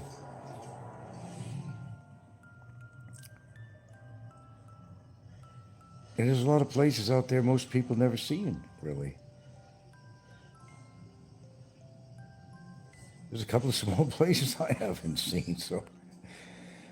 some of these properties and land out here, if you went to go visit somebody, you got to go through sometimes 15 minutes of jungle and a rough road just to get to these people's houses. I mean, it's still like that. They still live that way. So that's for real. Now they got that fucking 11-story condo being built. They just really killed the ambiance of this town. They really destroyed it. Now it's going to give license to have people do the same. They paid off all these officials and shit, I'm sure. A lot of money was exchanged, to do this. They invaded violated environmental laws and everything else, Department of Natural Land and whatever. And they got away with it, man. They got away with it. They said they wanted to take us around in the trike. When I arrived on Bantayan, the trike dudes at the port, oh yeah, they're all going to hit you up over there. Right now, business is very slow around here. They're not making any money. Right now, with everything that went on, the earthquakes, all the shit that went on, and the economy and everything else, no, businesses are not really doing that great. Trikes not really. There's a lot of trikes in town. They all line up. It's a first come, first serve. There's an area that they line up. And sometimes some people are lucky to make one fare in a day when it's not a busy season. They line up, and you come there to get a trike. It's the first guy in line. When he takes off, the guy behind him turns on his motor and moves up to that position, jockeys into position to be the next one. And sometimes these guys hang around all day just to get one fare. Yeah. Oh, Cirrus Liner. That was the name of the bus company there all over. Yeah, I don't trust them anymore. They're always getting into accidents, almost going in the ocean. There's so many accidents with those buses because some of the drivers are drunk. It's not always their fault, somebody cuts them off. You know how they drive out here. But there's been too many accidents with these Cirrus buses. How they pronounce it, I don't know. It's Cirrus or Cirrus or whatever. But yeah, that's what we used to get around most of the time in the past. But I don't particularly want to go. Sometimes from Hagnaya Port to go to Cebu, we would sometimes hire a van exclusively for us, not for anybody else. And they had, 2 rows. And I would, take one of the seats on there, and I'm able to lay back. And Gilda could have her own seat if she wanted to do the same. She could, but she's always in conversation with the drivers. She's a real talker, But I like to lay back. It makes my trip. It's good on my back if I lay back too, because it's a long trip. Yeah, that's the popular liners that they're using out here. Okay, I've been on here quite a while. Looks like almost an hour now. Okay, we had some pretty good dialogue here. Thanks, people, for joining, and thank you, Aloe, for your input and so forth. And it's been interesting to hear a little about this and that, and talking a little about Switzerland and so forth. Yeah, if you could find the right chocolates, hold on to them or send me them one way or the other. I don't know, man. Maybe it's time you did meet somebody. Of all people, me, of all people. You might be surprised to the fact that I would not actually have to go out and advertise it.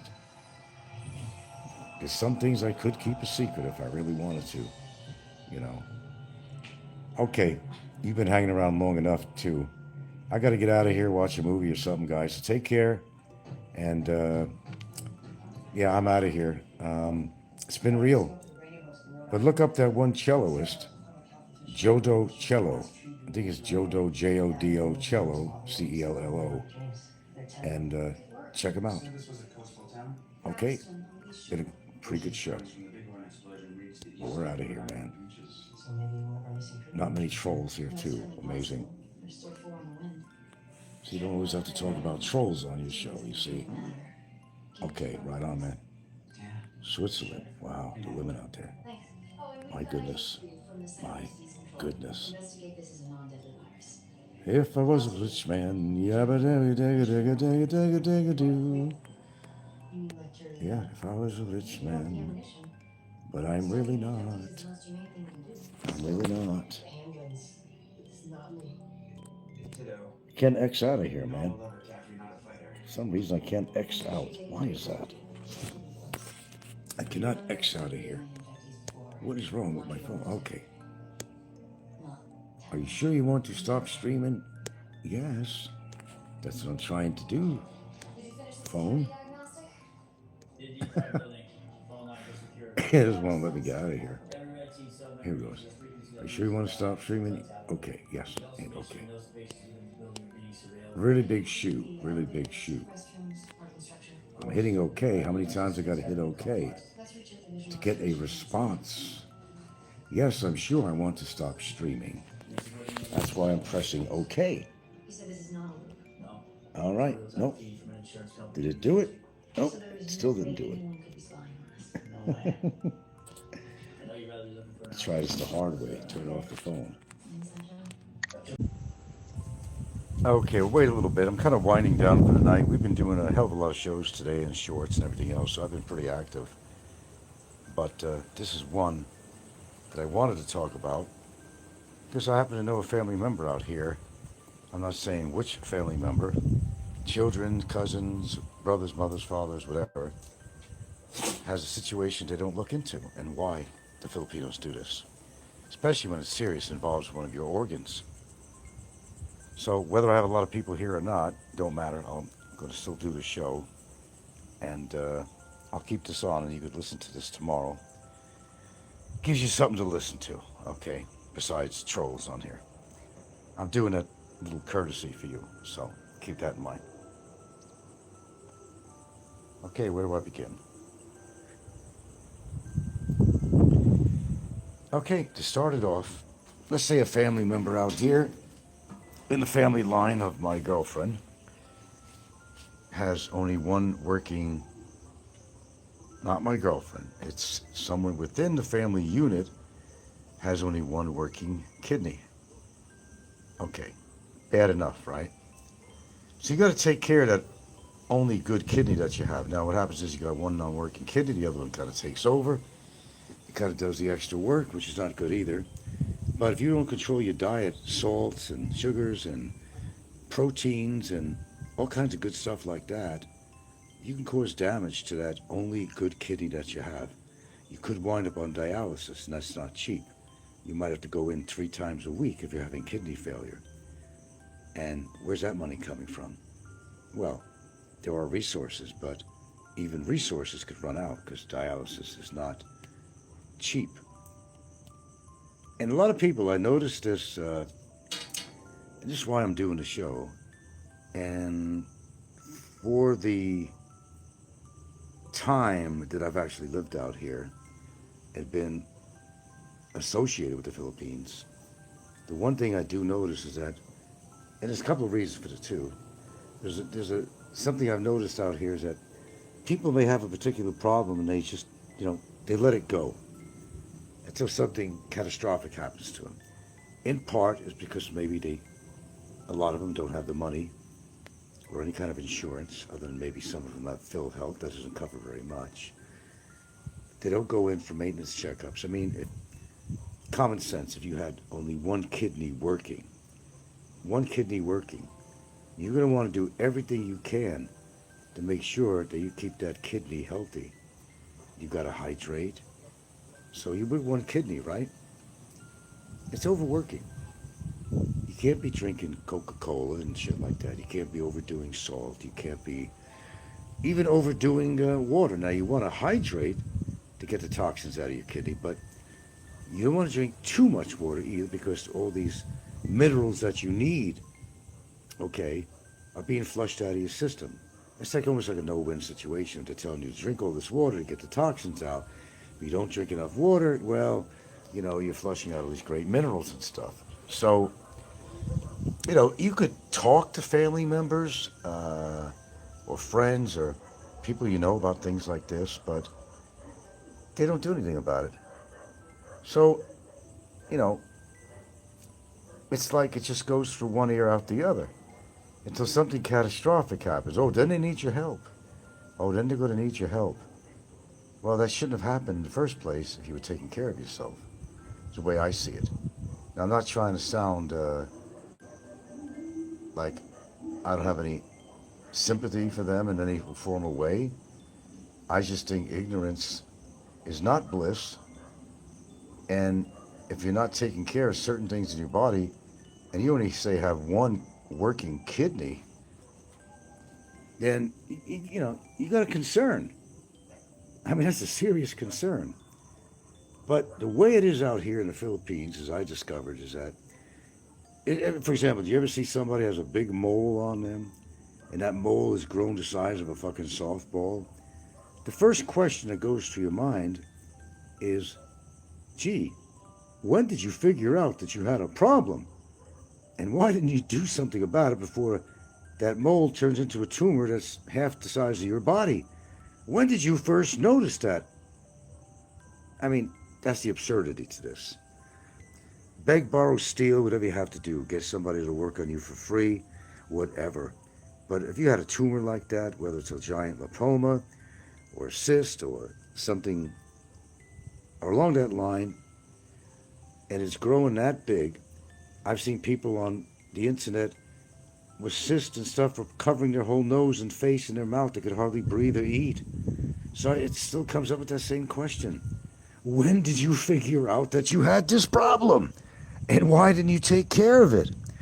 So, as I started saying about a member of Gilda's family, and I'm not saying who it is, whether it's child, cousins, other relatives, has one working kidney.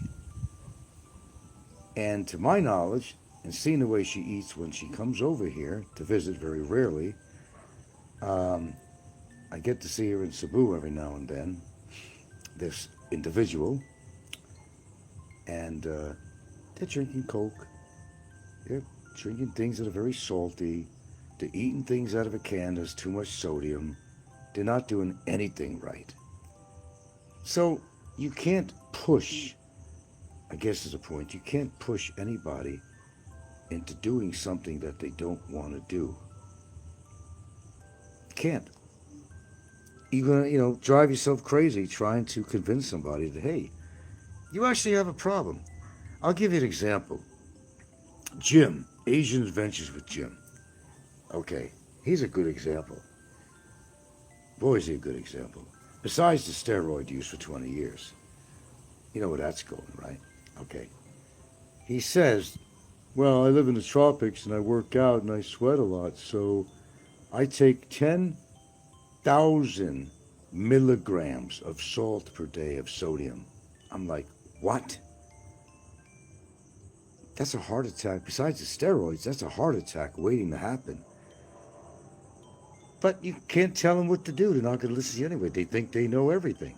I don't claim I know everything. But I think I know more shit about the human body than the average person here in this community. By far. By far. And I don't need a goddamn medical certificate or anything. So if Jim is taking 10,000, he bullshits all the time, so you can't really believe him all the time, but he claims he takes over 10,000 milligrams of sodium per day to compensate for him working out and sweating in the tropics, sweating and so forth. On top of that, he's taking all these steroids. And I'm thinking, man, he is a dumbass after all. Does he not realize that's a recipe for disaster? You take that much salt, you're going to raise your blood pressure. How often does this goober ever check his blood pressure? He's more concerned on building up his fucking muscles, and while the rest of his body is deteriorating. And on top of that, to make it worse, he's drinking like a fucking fish. Well, he's an alcoholic, henceforth. That's what an alcoholic does. They drink. So that ain't going to help his heart. That ain't going to help his blood pressure. If you're taking 10,000 milligrams of salt, sodium per day, that ain't going to help your blood pressure or your heart. So what do? You don't do nothing. It's their life. You can be nice, and you can make a suggestion to somebody like I do on my show quite a bit. I don't expect everybody to follow what I say, because there are things that I am still learning myself. Certain supplements I was taking, I don't need to take them anymore, because you learn as time goes by and you become more knowledgeable. You learn, and you learn from your mistakes. Now, the only time you're going to get that amount of sodium in your body is when you have an emergency. To put a bag of ringers up there, whatever they call it, they're going to give you like 10 to 20,000 milligrams of sodium. Well, why are they doing that? Doesn't sodium raise your heart rate and everything? Not good for blood pressure? Well, they do that to stabilize people, but it's a one-time event in an emergency. It's not every day. That's a big difference. But you shouldn't be taking any more than a couple of thousand milligrams a day of salt. And you're also getting it, oh boy, and a lot of your processed, well, why do I even bother really? I don't know why I do this for my viewers. I don't know why I even give a fuck. But, you're getting sodium from a lot of processed foods you eat, from all different resources and sources and whatever. But you don't know that, do you? Because some of you don't really give a fuck. And some of you have that attitude we've talked about on here. Well, I'm retired. I'm going to drink as much as I want. I'm going to eat as much as I want. I'm going to eat a lot of things I shouldn't be eating because I'm retired, they're thinking. I want to enjoy the rest of my life. Okay, nobody's saying that you can't enjoy the rest of your life. I'm never saying that at all. Please do. But don't start complaining. When all of a sudden your body goes into terrible pain and you can't deal with it. When your organs are breaking down and you get on YouTube, oh, I'm sick. And, well, duh, no wonder you're sick because you don't take care of your body. You don't care about your diet. You're going to eat and eat until you need your own fucking zip code. Your blood pressure's going to go high. You're going to develop diabetes. And from diabetes, it's a dominoes game where all the other organs are going to be affected by diabetes. You could lose limbs, you could lose your life, and you could have heart attacks from diabetes, but they don't care. They don't care. And if they don't care, I shouldn't care. But yet I do come on my show, and I do put out this information for people to learn from. And there are a few people I think have walked away from my show learning something from me. But how many people actually practice what I preach? Okay. As far as things they didn't know what they're doing to their body besides maybe smoking or drinking and, and their diet, no exercise or lack of or very little, or they're very stagnant, they're very, lead a very, sedentary lifestyle. There you go, sedentary lifestyle. It's all on you. It's not on me. I just put the information out. And you do with it what you want. And I've gone through this spiel many, many, many times before. Some people appreciate it. Some people have actually learned from me. And again, I put a disclaimer out there all the time. I'm not a medical doctor, and I'm not in the medical profession. And I don't claim to be. I'm just a person who knows how to read and could learn things from my reading. I could learn things from what's happened to me, why it's happened to me, what I did about it, and what you could do about it if something like that came up. I talked about the kidney stone situation I had, how serious it is, it was, because my kidney actually has an infection too, had an infection.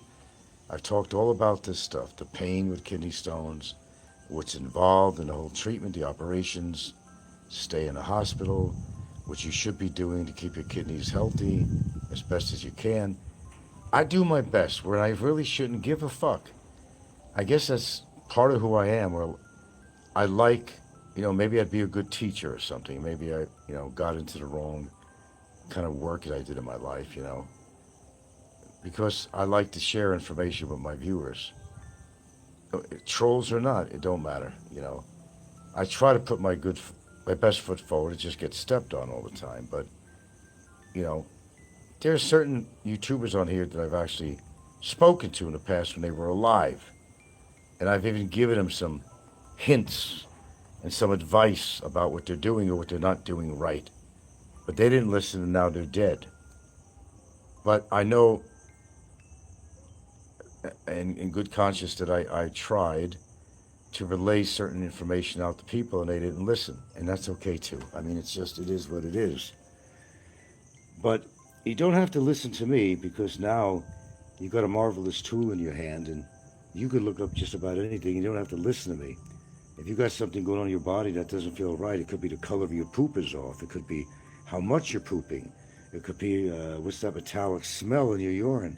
Why do you got bubbles in your urine? I bet you never understood what the bubbles in your urine are if you get that. There's a lot of things you don't know about. And I'm always here to talk about things like this. So give me an A for effort anyway. And I can't expect, if you were my students, to ace your tests, to ace your grade. I just talk about things, and either you take things I say to heart or you don't. Or whether it has to be about another YouTuber or something and a strange behavior. My suspicions of mental illness with these people. You know it. You hear it. You see it. You should be able to make your own conclusion. But when it comes to your own body and some of the stupid things you do on YouTube that could get you hurt or killed or in jail, you don't listen. You don't listen. Okay? Anyway, I'm not going to make a long show because I want to wind down for the night to get some sleep tonight. And just think about that. Now, if you have a girlfriend or wife and there's somebody ill in that family, and they tell you what's going on, and you're going to have the first question saying, well, why haven't you taken care of this? It's just going to get worse. Well, a lot of times they don't have the money to do that. But there should be a kind of a get-together with the family, kind of a community effort with the family to get the money up for these tests and see what's going on, at least to do that, to get a better knowledge and idea of something they may have, if it's progressed, it's gotten worse, or what the problem actually is, at least discover what the problem is. But they don't do that out here. I mean, look, my own girlfriend, and there ain't going to be nothing stopping her from eating a lot of rice. That just ain't going to happen. And I try to explain to her, cut down on the rice. With rice is not a good thing to eat. Having to do with your sugar, your glucose, all that crap, the carbs. Don't matter. It's like talking to a wall. I got certain vitamins she could take every day. I can't force it down her throat. Can't do that. They got to be willing to help themselves. You can only suggest. I've had this with my daughter. And that's really why we don't talk. Always wanting advice. When I give advice, you don't listen to me, and, it just gets into trouble. Don't ask me. That's what I say. Don't ask me. Unless you're going to listen to me. This goes to my viewers. Don't ask me something unless you're willing to accept my answer. And unless you're willing to listen to what I have to say. Because I'm not an expert in everything in my life, but I know a lot about a lot of little things. I may not be an expert in any, but I have a lot of knowledge about things having to do with biology in your body, and cells, immune system, all that shit. I'm pretty knowledgeable about it. I'm no expert in it by far, but I do know a lot. Why? It didn't just come to me. I research it, which is something you can do. You don't need me. If something's different with your body, check it out. Go get some blood tests. That's the first thing you should do. See if there's anything unusual about your blood platelets, your white cells, your T cells, your red blood cells, your blood count, all that shit. See if there's anything unusual going on in there. Because that's how they determine what problems you're having. They start with a regular CBC test, blood test. And something looks off, they say, that's not right. Let's see if you have an infection. We'll examine you for an infection. It's not that. It could be something else. But they're going to get a good idea from your complete blood count. Something going on, which will bring them to the next step of examining something else. That's how doctors find out what's wrong with you.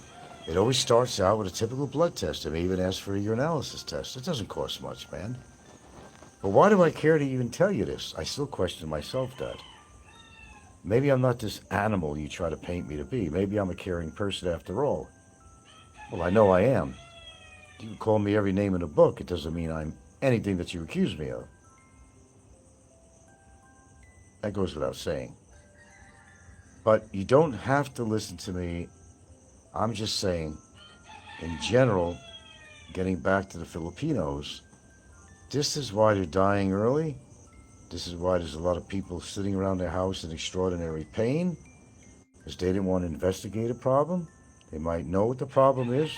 They don't want to service this problem. They don't want to see what they can do for this problem, because some of them would rather spend money on booze, and some of them could only spend their money on food to survive. Whatever's on the table, they eat. If you're in a low-income family out here, you know, your mother or family member is going to set what's on the table. You know there's going to be rice there, no question. You know it's going to be fried, no question. You're going to eat what's on that table. That's right, or else you don't eat. And what's on that table is not necessarily healthy for you. But you're going to eat because you need to eat. You need to nourish your body. It doesn't mean that the stuff you're taking on that table is healthy for you, but you're going to eat if you're hungry. That's where a lot of Filipinos live their life. When they can't afford, they don't have insurance, they don't have money to go to a doctor, they don't have money for any ultrasound test, or maybe see if they do have kidney stones or any other organ. You are responsible yourself. I'm not responsible for anybody out here. You have to take this all into consideration. Be responsible to yourself. And if you have a friend or family member that you know has a problem and they don't seem to care about it, well, you've done your job already.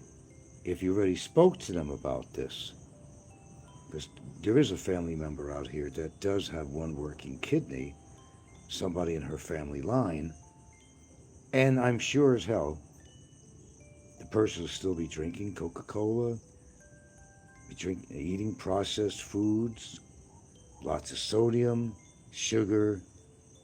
Well, you could be smug about this and say, well, if they don't care, I don't care. But I do care also because, well, guess who has to come to the rescue at some point?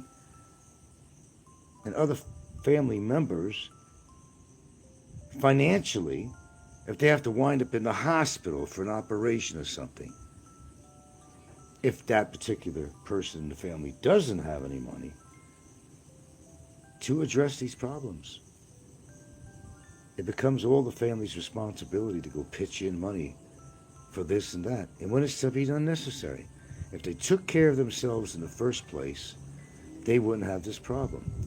Now, I'm not saying which family member has this problem, because it's really none of anybody's business. I'm just saying somebody in her family line does have a situation when you only have one working kidney. That's very serious. And you have to take care of the only good working organ that you have there. The only good working kidney. You got two, and that's all you're given. And when you lose the function of one, you got to take care, extra good care.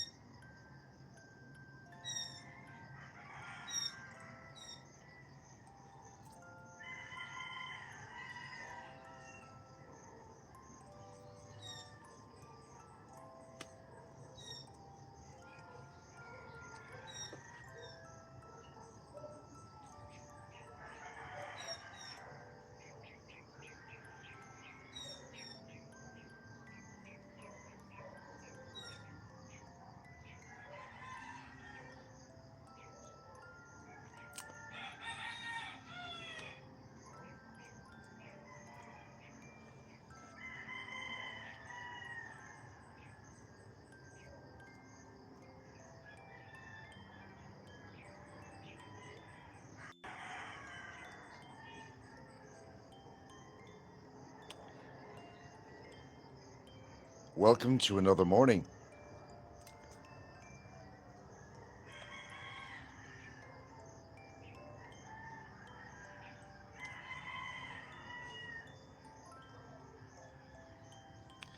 You bleed just to know you're alive. You bleed just to know you're alive. You bleed just to know you're alive. Think about that. I might have stole that expression. I think it maybe came from the Goo Goo Dolls, believe it or not. But how heavy a statement is that? And what the fuck does it mean? Most people would understand it. But let me help you understand that.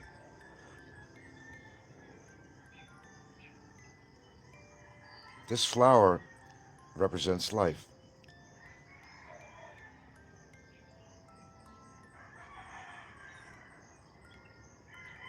The fact that I'm on here doing a show represents life. To live is to breathe. And to bleed is to give definite proof that you are alive. Because when the blood stops flowing, as the new generational statement is, you are unalive. Pretty deep shit, isn't it? Sure it is. It's another day, man. Another day. And how people are so ungrateful. Even if you have the most mundane of life, guess what? You're still alive. Little thing, you don't appreciate a lot of things in life. Most people don't. Until something, very eventful happens to your life. You don't feel alive until you feel hurt. Think about that statement. Pretty deep. Might be too deep for most of you out there, but you gotta feel pain in life. And sometimes you have to have events in life to realize that you're alive. Yeah, I realize that's kind of deep for my audience, but think about it. How about the loss of somebody? That's pretty deep. You'll know you're alive when someone special to you passes away. When it's not there anymore. Whether it's a person you love, could be a family member, could be a parent, could be a friend. Then you realize, and you're so grateful for having life.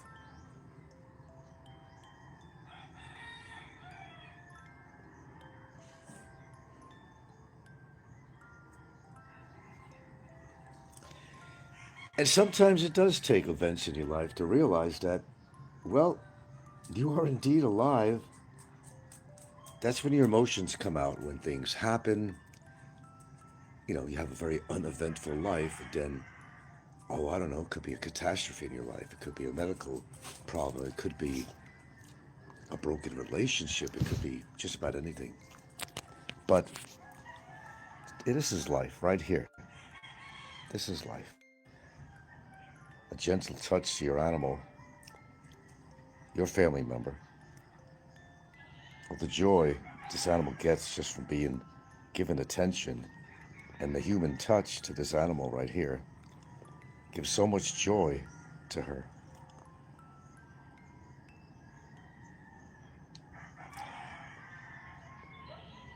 And the oxytocin levels on a dog increase when you pet them like this, as well as your own oxytocin levels increase when you give touch to an innocent animal here.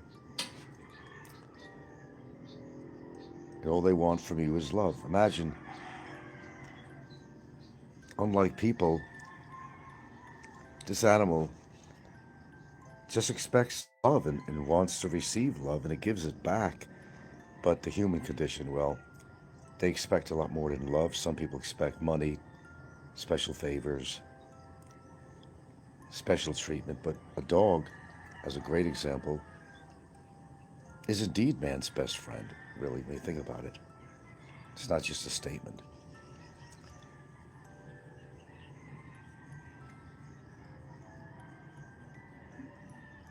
what's going on through this dog's brain right now as I'm petting her and showing her love and care.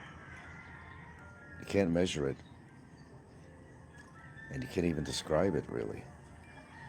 This dog is feeling very loved, protected, very safe. Very safe.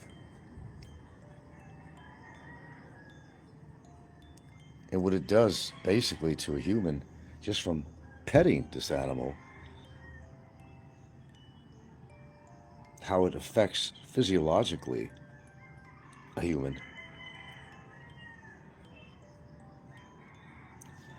It is true that you don't appreciate something until it's actually gone. I could give you lots of examples of that. That would take a whole show just for that. Some of the simplest things in life is like right here. Very simple.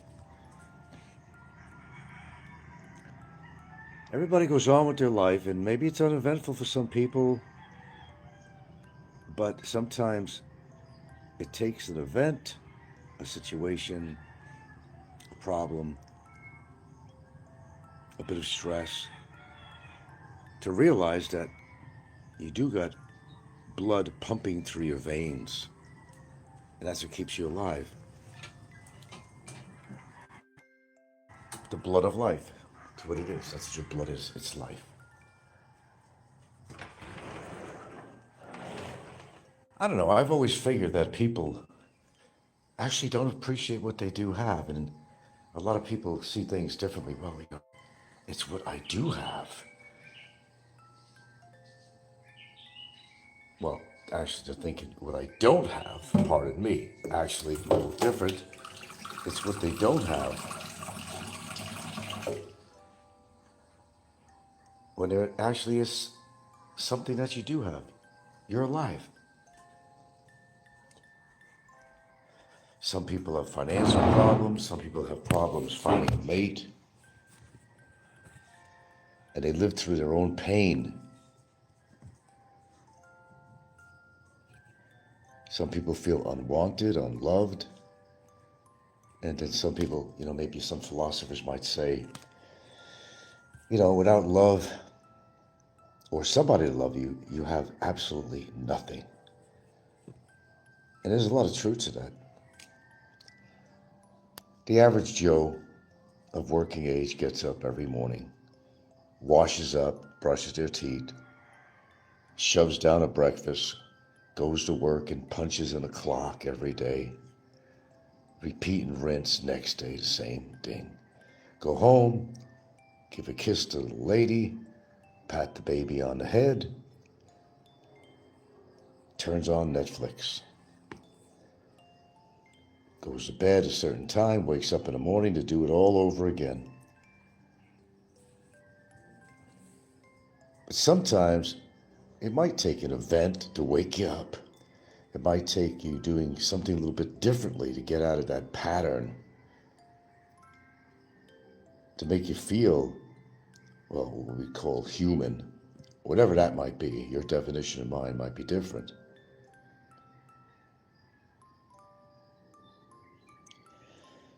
Just a rinse and repeat life. Rinse and repeat, rinse and repeat. And sometimes you got to change things over. Because if you don't, life will become very mundane. But it is so true that a lot of people don't appreciate what they actually have as per what they don't have. We take things, I think, for granted until it's no longer there. Whether it's the use of a leg for walking, a use of an arm for lifting, a loss of a loved one for loving.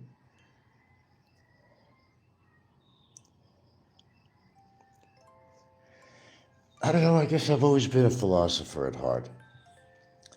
I think the older you get, it is true, the more wisdom that you do acquire.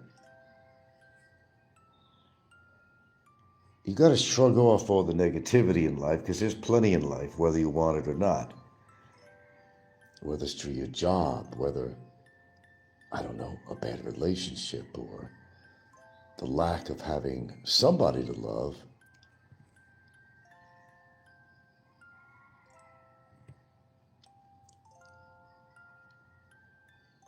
humans go through so many emotional episodes. Could be a loss of a child, a loss of a friend, a loss of a loved one, even a loss of a job.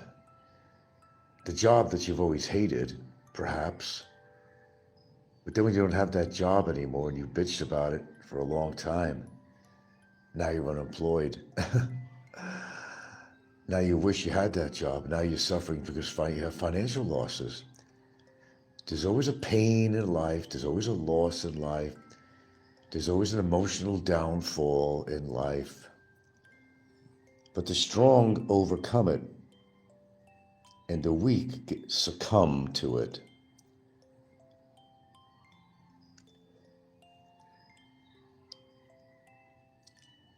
Pretty deep shit for the morning, isn't it? That's how my brain works.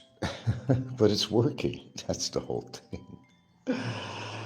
I have a working brain. I can recognize what's bad. I can recognize what's good. It's knowing the difference is what makes you who you are. Do you recognize something as being bad? Or is something bad actually good to you? It's all a matter of interpretation.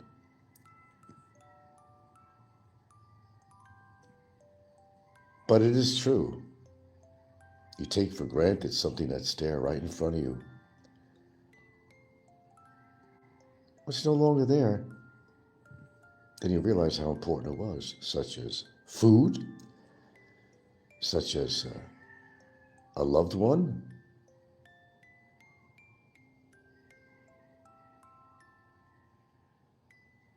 I mean, the list could go on. I don't know. I guess I've always been appreciative of life. And of course, the older you get, you think about it a little bit more than normal. How many years do I have? How many days do I have? How many months do I have? Well, you can't go through life thinking and counting. You just live your life as you feel you should live your life, not how somebody else would like you to live your life. There's always going to be a critic out there of anything you say, anything you do. But you got to think like this: fuck the critics. It's not their life, it's yours. And you do it as you want to do it. Never mind their criticism. Could-have, should-haves, or they're telling you you're not living a great life, or they're telling you you're broke. But then it gets worse. They start calling you names, horrible names, because they want to hurt your feelings. Projecting, perhaps, from that individual or individuals. Anyway, good morning. Here we are, another day. How precious is that? I'm sure you know many people in your life who have passed away, and you might even know some YouTubers who have passed away. Some never made it to a ripe age. But there's never any guarantees in life. There's no guarantee for love. There's no guarantee for your life, how long you're going to live, or how about the quality of life. But as far as the quality of life, you're in control of that, not anybody else. You're in control of your own body, your own mind, your own thoughts, your own wishes, your own hopes, your own doubts.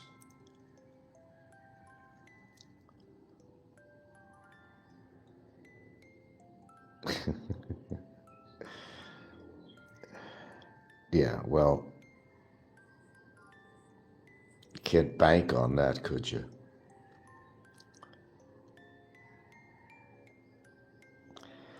There's no guarantee, Mr. Double Chin.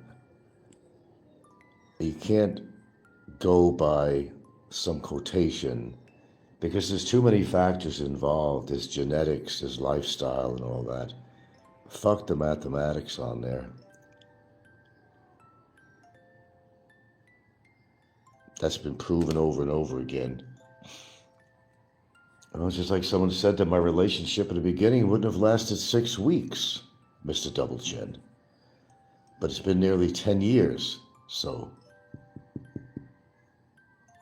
proof of that.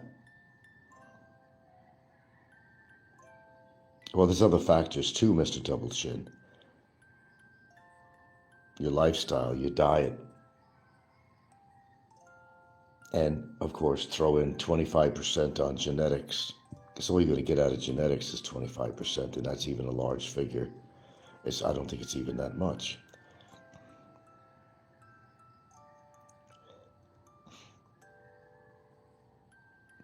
You take day by day and be grateful that you woke up to another day. But for people who spend their time, as good example here on social media, now you talked about, well, if you're a certain age that you're going to live another 13.92 years. Wow, 13.92 exact, huh? 13.92. Wow, how did it come up with that figure? I know, that's how insurance companies decide whether or not you're going to get insured by them. I get what you're saying. I get what you're saying.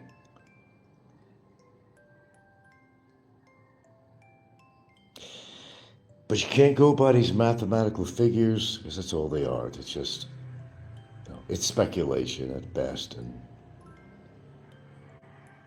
a lot of people surprise other people by living a very ripe old age. Nobody knows. You don't even know. I don't even know. There are people who've smoked and drank all their life and they live to be 100 years old. Go figure. Well, that's where I'm going to have to say that genetics is probably a good part of that. Combined with good things that you do in your life. There's some people who smoke and drink who don't do good things to their life and body other than the bad things they're doing. That plays a part in it too. A big part. So if you smoke and drink, you do anything in excess, it's not good for you anyway, period. No matter what it is. But if you add a little sugar, and I don't mean real sugar, but put a little sugar in your life, do something that's going to boost your immune system, boost the quality of your health. You can overcome a lot of the bad things that you do. That's true. And I'm an example of that.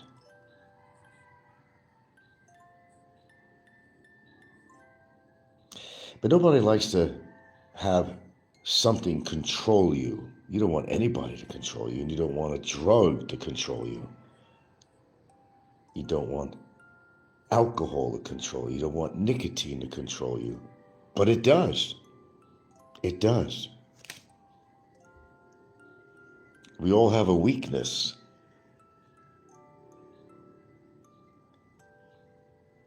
But we do have control of the things that we do. You just got to put effort into it. Well, again, good morning, good morning. And look at it, sunshine coming through the window. It's another beautiful morning to be alive. It's another beautiful morning to be in your own house. To have a protective environment from the elements of life. Rain, sun, heat, cold. Do you appreciate that? How about you're out in the mountains? It's snowy, it's cold. You come into a roaring fireplace that brings you comfort and heat.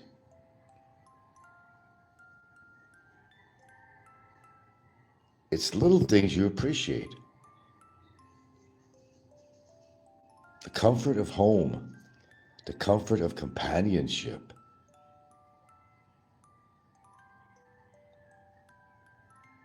Pretty deep, huh? Yeah, it is deep.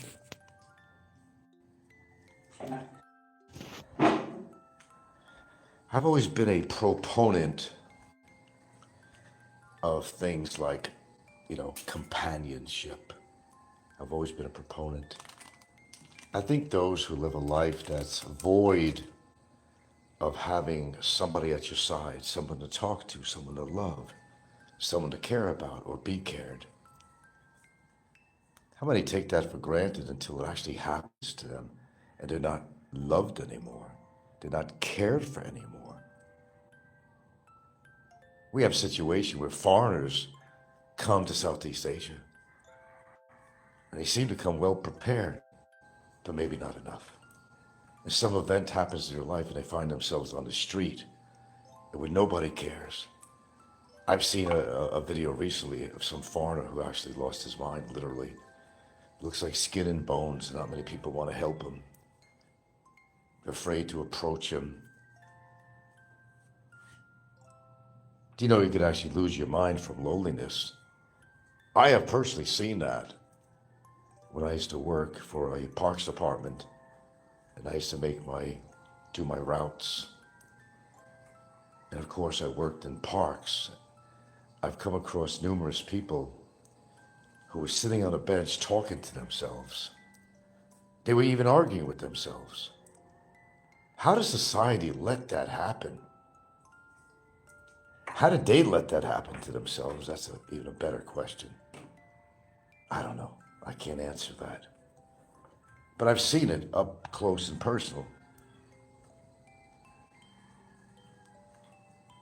In a world of like, I don't know, 8 billion people? How could somebody be alone? How could somebody not find, for example, a special woman to be with in your life, to love and care for, and again, get it back from them?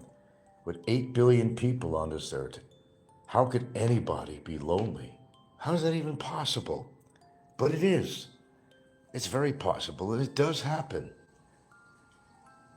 How do you get yourself into a situation like that? Well, it could be your negativity. It could be your attitude. It could be you're a real prick. That'll do it. And if you're a prick, it just means that you're bringing this shit upon yourself. Nobody else. Don't blame anybody else. That's a cop-out.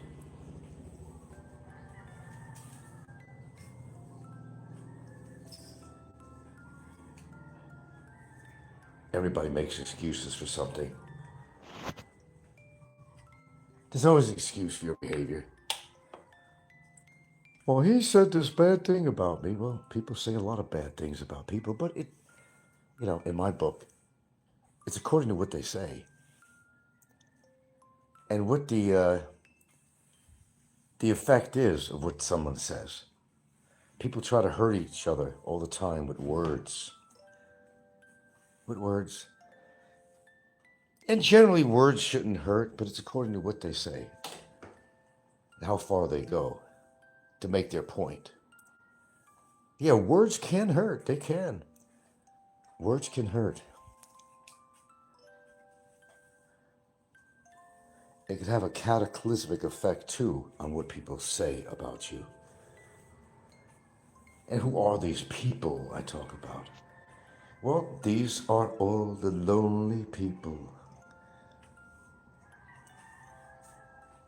And it's their loneliness most of the time. That's the denominator. It's their loneliness that causes them to do what they're doing, say what they're saying. A lot of it is what we always refer to on here on YouTube, or I certainly do, as projection.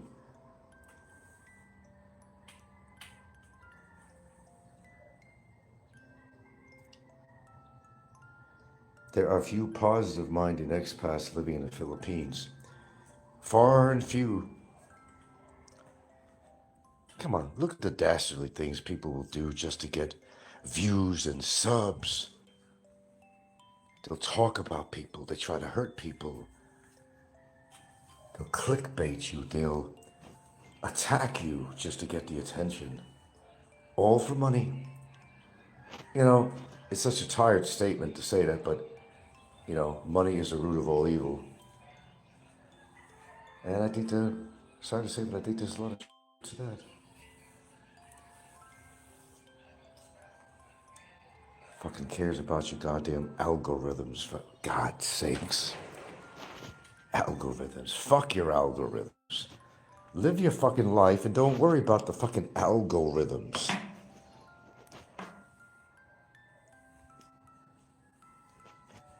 Sheesh. Has it gotten to that? Yeah, I guess it's gotten to that. Oh, everybody wants to be a TikTok star. Everybody needs attention. And they're going to get it any way they can. By doing good and by doing bad. Everybody wants to be a star. Everybody wants to be a hero. They don't want to be a hero. They want to stand out from other people. And it's okay to stand out from other people if you're doing something positive. It might be a lesson learned, by others. To do something that's actually very positive, because it could be catchy, like a fucking virus.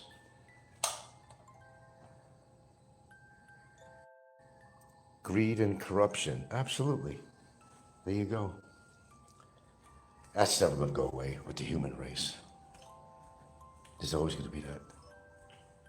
You're not going to stop that. You're not going to change that. I'll guarantee you that.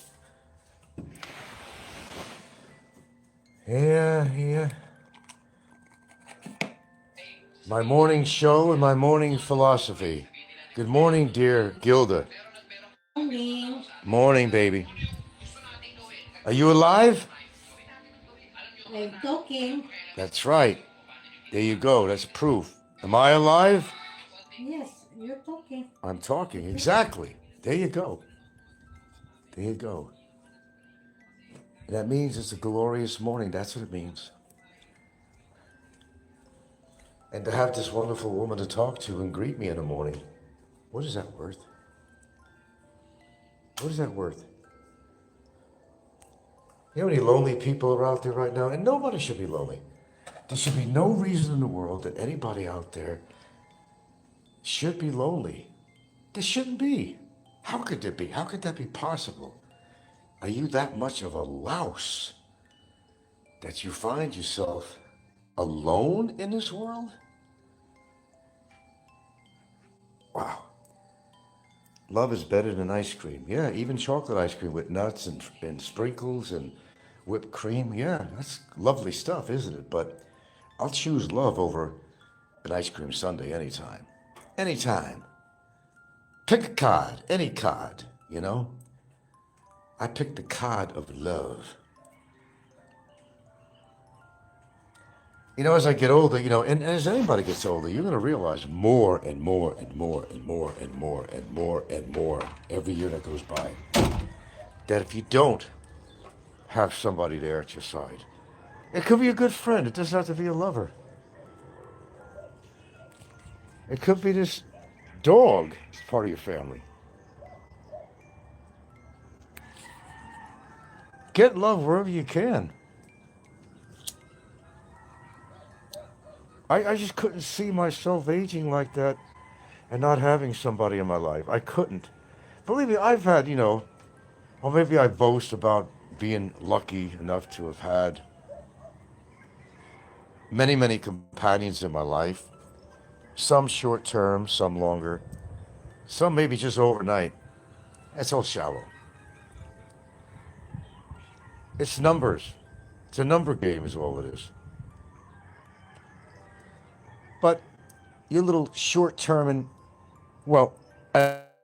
your short-term rentals, they're gone in the morning, bro. And then you're alone again. You come all the way to the Philippines or anywhere you go. Go chase ass. You'll get it if you really seek it and if you got the money. Because most pay for it. All right, they may even spend a night with you to ease your loneliness and your needs. But then guess what? They're gone in the morning. And hola, you're alone yet again. Can't live that kind of life, brother. I can't. Maybe you could. I can't. And I can speak for myself. And I do so quite well and quite eloquently. Believe me, I've had a lot of moments in my life when I was alone, despite having to be fortunate enough to have a pretty good deal of women in my life, but a lot of it was shallow. A lot of it was shallow. You might have one night stands, whatever, short term, whatever. Then you're alone again. So rinse and repeat, right? You can only do that so often. That's where you need to settle down with a person, not have a fucking harem to show your prowess as a man. It's not a man who does that kind of shit. You love one woman. You're supposed to be with one woman, not have a fucking harem. What is that all about? It has to do with power. It's a power play is what it is. It's a power play. Nothing more or less than that. It's a power play. It's look at me, I got the big wallet.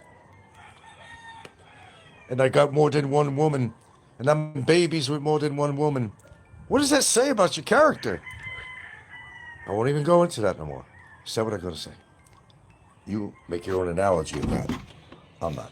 You make your analogy. Call it what you want. Call it whatever you want, whatever makes you feel. Whatever floats your boat. We all deal. Twisting and turning. I'm on the testosterone. I'm fucking anxiety, testosterone, and a bunch of other shit. And I'm on low carbohydrate. So I go and he says, just take like one gummy. So I'm like, I got a high tolerance. So I take two. I eat them. Dude, they're so good. I'm like, oh my God, these taste so good. And then I'm sitting there like, 10 minutes goes by. I'm like, I'm not feeling nothing. Well, it's got to digest, obviously. I ate the whole fucking bag of gummy bears. I don't know if they're 100 milligram or two. I think they're 100 milligram. Dude, I fall asleep. Then I wake up. I got to pee because I got the enlarged prostate. I'm on these gummies. I ate the whole fucking bag. I can't feel my legs. So I got to crawl. I crawl to the fucking bathroom. I pull myself up on the toilet. I get up there. Now my legs are numb just to pee. Then I have to fall down. It was terrible, but never did them again because I ate the A broken relationship, it could be just about anything. But this is life right here. This is life.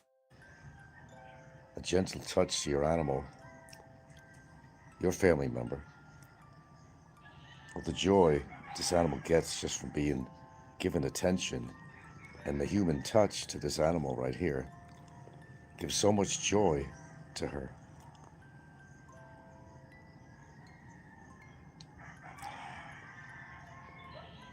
And the oxytocin levels on a dog increase when you pet them like this, as well as your own oxytocin levels increase when you give touch to an innocent animal here. And all they want from you is love. Imagine,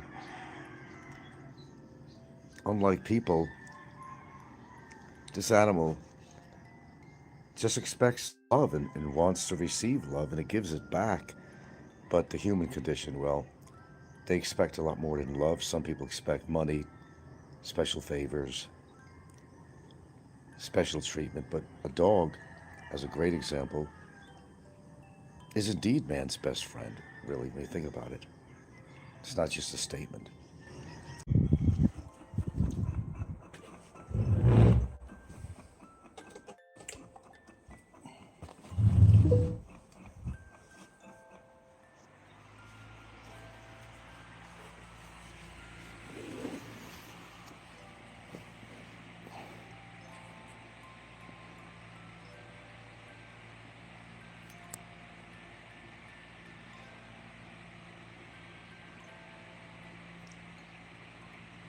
Why you shouldn't push yourself, and I'll talk about.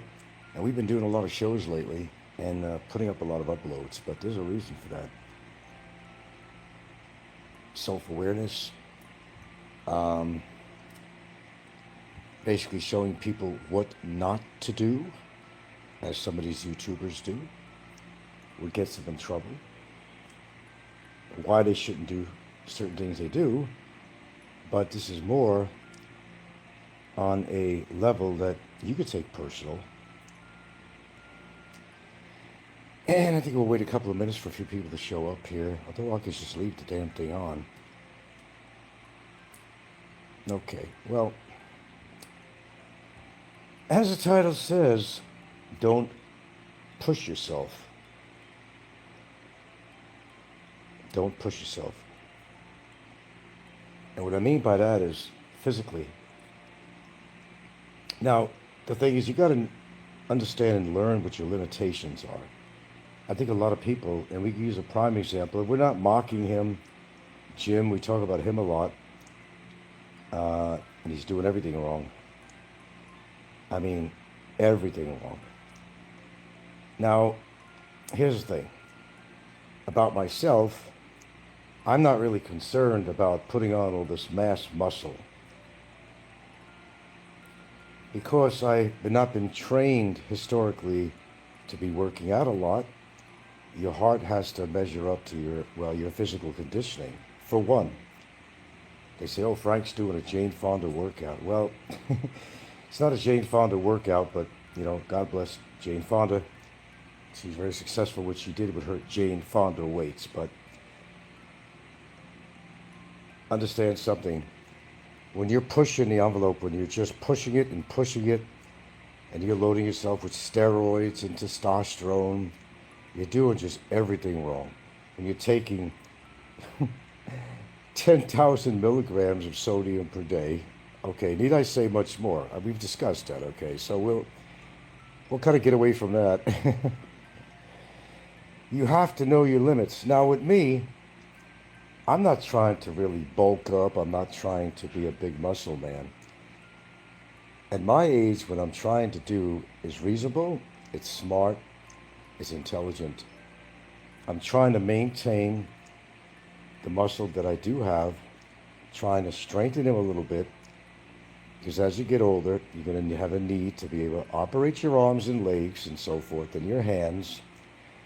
Okay, you're going to need the blood flow going for your heart. That's what I do. I'm not trying to be a monster man. Now, a guy with a history, first of all, of 3 hernias in his life, 3 hernias in his life, I'm not about to lift heavy weights, not just for that reason. Having lower back problems, spinal stuff going on that goes with age, goes with injury, goes with a certain level of scoliosis, it wouldn't be wise to do that. So you're forced to work out, and what I do is 20-pound dumbbells and other stuff. And you can get some of the same achievement from a 20-pound dumbbell doing repetitions, that you could get with greater weights. But most people don't understand that. They don't understand that, you know. Why hurt yourself and put yourself in a worse position? In everybody's quest, I want to be Mr. Muscle Man like Jim. Prime example on here. Supreme example, actually. He's not worried about his health. He's worried about his muscles. Nobody cares. Nobody cares. He's not worried about his health, his diet. He's not worried about the sodium intake. For a guy that says, oh yeah, I'm a trained nutritionalist, he ain't shit. He's not shit. But keep up that attitude, and you know, as I said, Jim is a ticking time bomb. It's not about Jim, the show is not about Jim in general, but I'm just going to use him as a very choice example of what I'm talking about. He's living very dangerously, as many people are. They have no idea what they're taking and how much they're taking or what their body really needs. And you start getting older, you got to develop more concerns about your nutrition, of course. You don't want to push things too far. The quest to lift more weights, well, you're damaging your joints. You're putting too much pressure on your back, and guess what? You're putting a lot of pressure on your spine. But I enjoy watching these people talk about how much weight or something they lifted at the gym and so forth and so on. And I know what this is leading up to. I'm not a heart specialist or anything like that, but it should be common sense, really. Common sense. I don't know what LLL means. Okay. Yeah, I was thinking about this, you know. And all I do, I mean, I do not push myself into do anything that I feel my particular body will not appreciate. I don't need any more damage of anything to my body. And though I may sound, may even look younger than my age, and my whole demeanor is not somebody of 71 years old, well, that's purposeful, because if you act old, think old, then you are old. Right, Popeye? That's just not me. But I know my limits. And by the way, we're going to be slowing down some of my videos on here, because I've been on multiple times daily for quite a while now. I mean, I always have an opinion about something, but I think sometimes, you know, let these people's shows speak for themselves. You don't need me as a mouthpiece on here to talk about what you've probably already seen on somebody's show. All we do on here is just emphasize what some people are doing. And whether we think they're shitheads, or they have any intellect at all, or they're doing something to their body that you absolutely know. Now, what's this thing about Rose and her husband? They were talking about he died. He was in a wheelchair for how long? Pardon my sniffling. I do got allergies. He didn't want to listen to Rose, and what was his name? I guess Philippine Antics was talking about it because someone informed me that this guy died. He didn't want to listen to reason. He didn't want to listen and understand his medical problems. He just kept on doing what he kept on doing. Well, that was his prerogative to do so. But it sure didn't help him out. Now he's dead. We're losing YouTubers like crazy on here, because they're too proud or too dense to understand that the things they're doing is only going to put a negative on their life cycle, their current comfortable, whether they're comfortable or not in their daily life, whether they're in pain, or this illness has taken an effect on them. A lot of them just kind of turn their head to it. They don't know anything about it. So you can't feel sorry for them. You can't. Because they're responsible for their own body. Not you, not anybody else. Well, you know who the players are out here. You know who's obese. You know who drinks a lot. I think you know the players on here. So this all applies to them. It's not if, it's when something catastrophic is going to happen to them. It's not if, it's when. It's just a question of when. You're witnessing it, I'm witnessing it, and it's not our job to say, but I do anyway, you know, I'll say something about it. It's not our job to say, hey man, you know, you're doing something really wrong. I'd kind of look into this if I were you. I do that a lot. You know, first alert. It's up to them to take care of their problems, their health-wise and anything else, as well as it is for me. Never said I was perfect. I always make that point on my show. Never. Because I don't do things perfectly. I certainly don't. But I do things a hell of a lot better than I think most of the players that maybe you all are familiar with in the Philippines genre. You've watched them, you've seen them come and you've seen them go. They were all health reasons.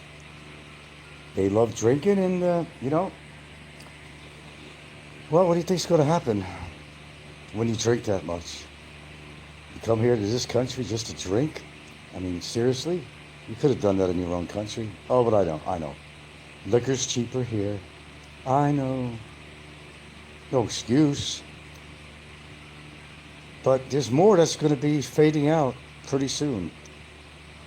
I feel it in my bones. Don't have a magic crystal to look into and predict it, but it doesn't really take much to figure it out. You know who's going to be around for a while, and you know who's likely not going to.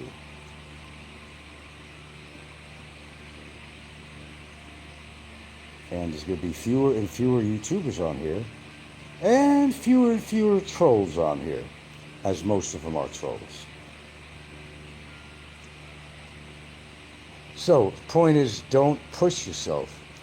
Don't suddenly become very active when you've been relatively inactive. You've got to start slowly.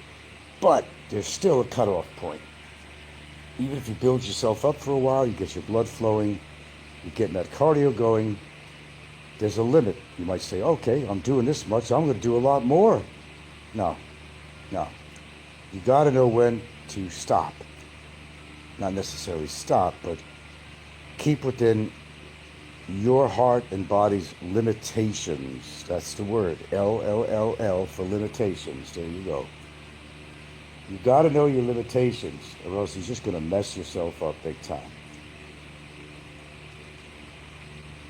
I don't have huge biceps, but I do have some. I have some muscle tone. But you see, that's fine with me. I'm not going to push the envelope and hurt myself. I made it to my age already. I don't want to fuck it up. I don't need any more catastrophes. So I watch what I'm doing as far as exercise is concerned. Sir, I want to get my steps in. Sure, I want to get the blood flowing. But I do resistance exercise that helps with that too. I don't do crazy weights. I could go out and buy a whole bench set if I want, but I don't see the need for that. Because you're just going to want to put on more and more weight on the bar. And quite frankly, I don't think my body could handle that.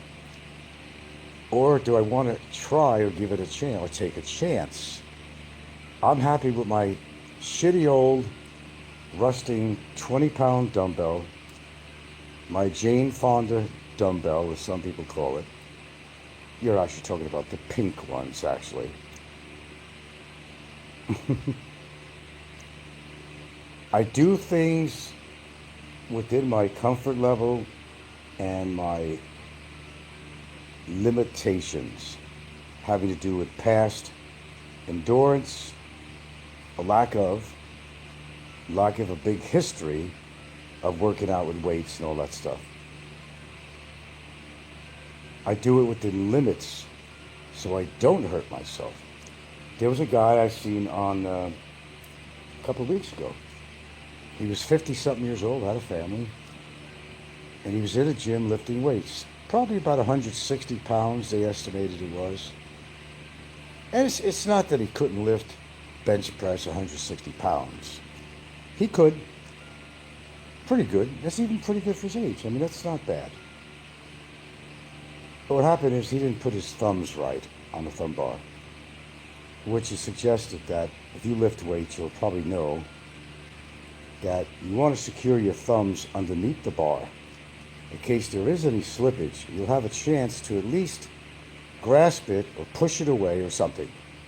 You should have a spotter, but even a spotter doesn't work. Well, I mean, once those weights go down, inertia and all that stuff, even a spotter's not going to be able to catch the whole thing appropriately all the time. Well, it fell on his chest and stomach area, and he got up in terrible pain. Anyway, he wound up dying from his injuries. Don't try to prove yourself to anybody as you're getting older, or not even when you're getting older. Don't try to prove yourself to anybody. You may see somebody that's working out, they got their six packs and all that. How do you know they're not pushing themselves too much? How do you know they're going to not die of a cardiac arrest? You don't know that. They don't know that. But they want to push the limits, they want to push the envelope, and they want to take that chance because, you know, they want to look good. They want to look bigger and better than somebody else. but they're actually causing damage to the spine, other organs, their heart. Go within your ability and have limitations on what you do. If you want to lift weights, you don't have to increase the weight. You could just increase your reps, which is a safer idea than increasing the weights on your barbell or whatever. That's where people go wrong. And I'm no physical fitness expert, not even close. It's just called sensibility, okay? Making sense of what the hell you're doing. That's all it is. Make sense of what you're doing. Do you value your life? Do you value being comfortable in your life, that you're not living in pain and all kinds of ailments? There's some people that go so far that they got like 12 different ailments going on at once. Try dealing with that. My brother was pretty damn close to that. Pretty damn close. How he stayed alive and as long as he did is a mystery to me. It's a big mystery, but he did live to, what, 72? I think it was. March 8th was, what is it? My God, is it like a year and a half now? March would be maybe 2 years. God, it's hard to even keep track of this. This time goes by so fast. You're in control of what you do, as well as me. If I got a bad habit, that's my bad. And I'll admit to my bad. But you've got to know your limitations on just about everything. Don't increase your bad habit. Reduce it if you have to. Do everything in moderation. That's the general rule. It's best not to do it at all, obviously. So, do good things for yourself. Counteract the bad. But don't try to impress people because you're doing weights. And as somebody quoted, oh, my buddy there, he looks like the Terminator now. Because he's been working out in the gym. The guy is probably about 60, somewhere around there. He's got some muscle. But what is he doing to get that muscle? Well, steroids. And that's one of the biggest mistakes every people make. Because the biggest muscle builders in the world died of something related to their steroid usage. You have a local guy in here, you know, his Asian Adventures with Jim, who's been doing steroids for 20 fucking years. So obsessed with his muscles, it becomes ridiculous. There's more to a man than how much muscle he has. How about a brain? Work on your brain. I say do that. You ain't got much of a brain if you've been doing testosterone and steroids for years and years and years and years, and you're consuming 10,000 milligrams of sodium a day because the brainchild says that, well, of course it's the tropics and I work out, I sweat a lot. Yeah, you would sweat. It is humid out here. And yeah, working out can make you sweat. But there's a couple of things going on he doesn't realize. You don't go replacing the sodium you're using from sweating. Yeah, you will lose sodium, potassium, and so forth. Sure you will. But you don't go and take 10,000 milligrams of freaking sodium. I mean, Jesus Christ. Well, double chin. I'll read your comment.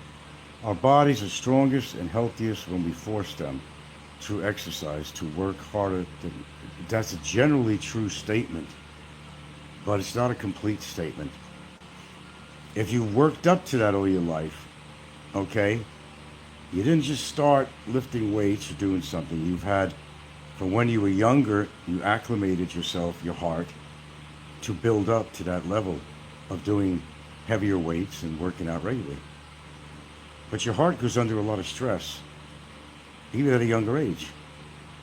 Yes, you work up to it. You'd be correct if you were saying that your bodies are strongest and healthiest when we force them. I know, if there's no pain, there's no gain. Isn't that the rule? It's not necessarily true. There's some pain you better pay attention to because your body's trying to tell you something. You're generally correct, but not completely. Yeah. Like, I agree with you on one thing. You're not going to become a cross-country runner or sprint runner at 71 years old when you never even jog.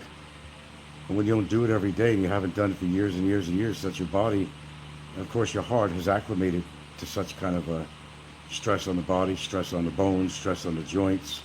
So there's negatives to doing that too. Most of these people who are runners, big athletes, are the ones that's having the biggest and worst joint problems. They're falling apart, getting knee replacements. Their feet are hurting. Their back is hurting. Too much pressure on the lower spine. So you got to consider all that, Mr. Double Chin. Well, consistency, yes. We do agree on something. Consistency matters, but still, doing something is better than doing nothing every day. There's some days that I don't do anything at all.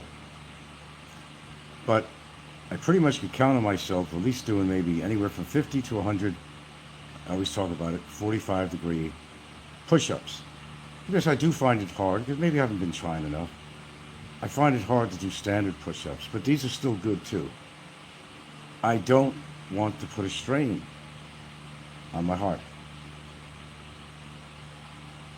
Yeah, mental escape. Yeah, exercise becomes more than just a physical thing. It becomes a mental escape. It can. You are righteous in some of the statements you're making there. Yeah. Well, yeah, because you want to get your, you want to get all that juicy stuff, the GABA and all that stuff, and, you know, adrenaline. Well, you want to get it going. It's the feel-good stuff. It's the natural feel-good stuff. But it's really not coming out of your brain. I guess you didn't know that either. It's your gut that produces all the feel-good medicine. It's the hormones in your gut. It's not in your head. It goes to your brain, but it's not your brain that is necessarily producing the feel-good stuff, the GABA and all that. The serotonin level starts in your belly. Yep, your gut. A lot of people don't know that either. Get a healthy gut. What is that old saying? Debt begins in the colon. Not a necessarily true statement, but there is some facts to that. Because if you have good gut health, good flora, I call it flora and fauna, the good gut biome, then you've got a good chance of, you know, keep it in one piece for a while. A healthy gut is a healthy person all around. Yeah, exercise more than just a physical thing, I know. Because dopamine and everything, you know, you feel good. I remember way back. I actually, very short time, 12th grade, I think it was, or 11th grade, whatever, 10th grade, 11th, whatever, don't matter. It's around that time. I took up cross-country running. Oh, man. I do admit that after a practice run, man, I felt like Superman. Oh, them hormonal juices were flowing. Gabba gabba doo, baby, was going strong. I felt at peace. I felt alive. I felt alert. I felt this really good sense of well-being after a run. I remember all the way back to that, the first time I felt really alive is when I just got back for some running practice. Man, I felt really good.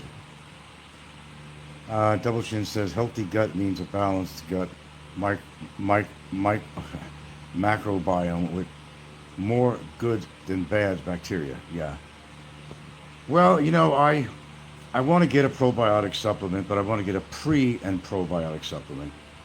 Has to be stamped and approved and all that stuff. I mean, not just some shit you find on the stores.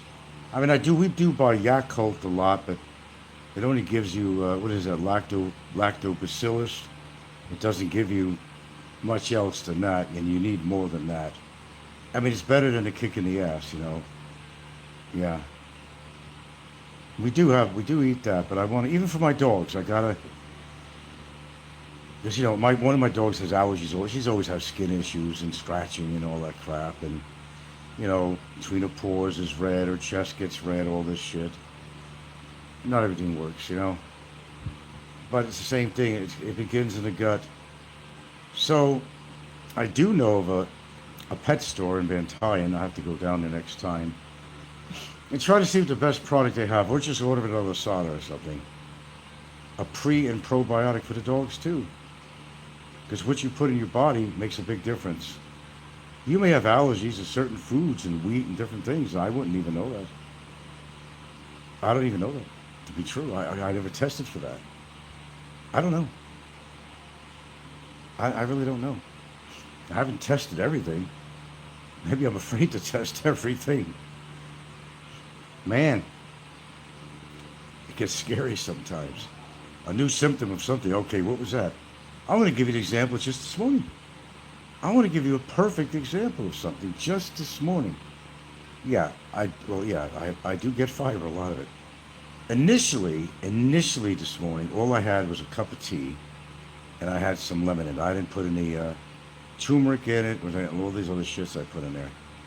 But I didn't eat anything for 2 hours after that. And I noticed that I was feeling a little anxious. I looked at my resting rate was about 97. I'm thinking, 97? I'm laying on the fucking bed. Well, what happens in that, you need, especially after drinking something that has caffeine in it, it's going to raise your heart rate, for one. And you need food in your body to kind of keep that under control. You gotta, for your digestive system, you can't just throw into an empty stomach in the morning when you've been fasting all night. It's called fasting. When you go to sleep at night, you're fasting. And then you don't have anything to eat in the morning. Okay? For those trying to lose weight, that could work for you too, and your sugar level is probably very low. But if you're going to have coffee or tea or any kind of caffeine in the morning, you should put something in your stomach along with that. Your heart rate will go up. There's no doubt about it. Okay? And you got to satisfy your digestive system because you're putting caffeine in there. If you add lemon, okay, that's going to do its job too. And you're going to pee more and poop more if you just got the lemon with no food in you. Whatever residual poop you have inside you is going to come out with that lemon juice and the caffeine, which stimulates your bladder. Yeah, fiber serves as a prebiotic or food for good bacteria in the gut. Well, I have oatmeal, whole grain oatmeal practically on a regular basis. What did I eat this morning? Because truthfully, all I had, because I was pissed off because the sink was full of dishes from the kids who get up in the morning to go to school, whatever they're going to do, and they just leave everything in there. I said, fuck it, normally I'll clean it. My girlfriend wound up cleaning it later on after I hinted that the kids are being kind of sloppy, okay? So I didn't feel like cooking up any eggs, but she did boil some eggs, and all I really had this morning, I had one hard-boiled egg, and I had that well after I took my tea this morning.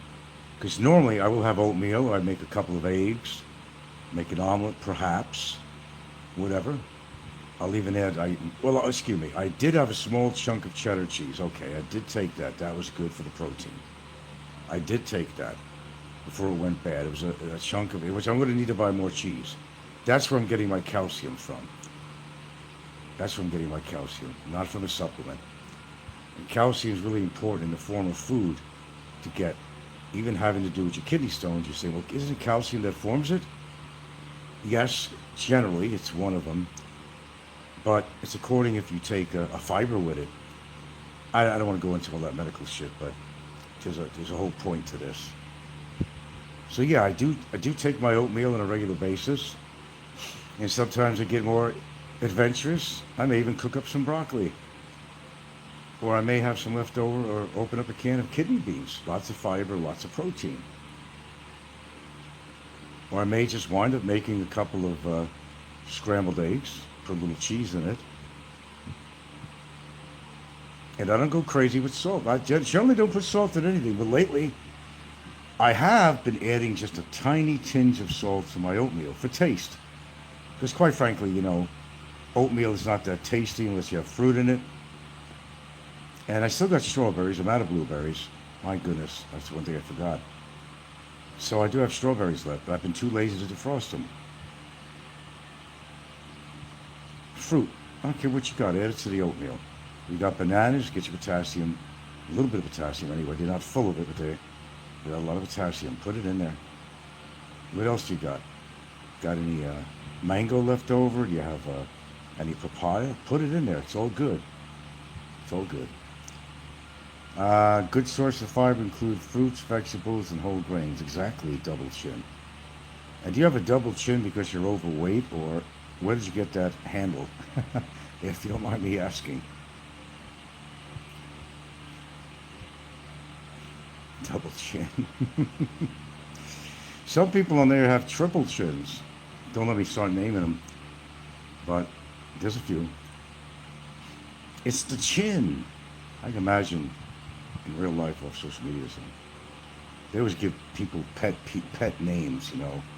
It's the chin. The chin. Or the grin or something, you know.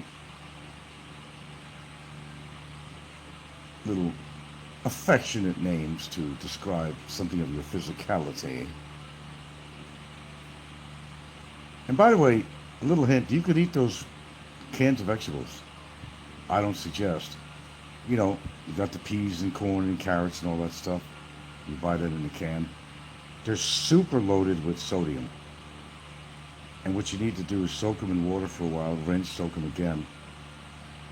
And you'll get to where you have about 40% left of the high sodium content you got in that canned food. So what do you do instead? Buy it frozen. They don't add salt to that. There's no preservatives. You can find, even I found it lately, amazingly, here, or in Italian, about where I got them. You can get peas, and it has peas and carrots and potatoes. What else is in them? That's fine. As long as it's frozen. But the general rule of thumb, if you want to get anything out of a can, read the label. I will guarantee you there's an enormous amount of salt in there, unless the can says no sodium or less sodium. You know, even less sodium is still too much. And what else do you have during the day that might have sodium in it? It all adds up. You're not supposed to have that much sodium. No. But anyway, I wasn't going to do a long show here. And I seem to be kind of meandering into this health topic, but there's a reason, a season and a reason to talk about anything. But I've been doing a hell of a lot of shows lately, and I'm getting a little bit burned out. When I start getting burned out, we're going to cut down on this a bit, if not completely, because I don't mind giving advice to people, but, you know, had that problem with a family member, a couple of them really. They want advice, you give them it, and they don't follow it. It's like, okay, I'm done. You know, it's good to talk about it, but people don't always, they're not very proactive. They're not very proactive in what they do. Double Chin says, for most adults, the recommended daily sodium limit is less than, yeah, you must have just looked that up because you're pretty much kind of on target on that, 2,300 milligrams. I normally don't even have that much. It's according to what I'm eating during the day.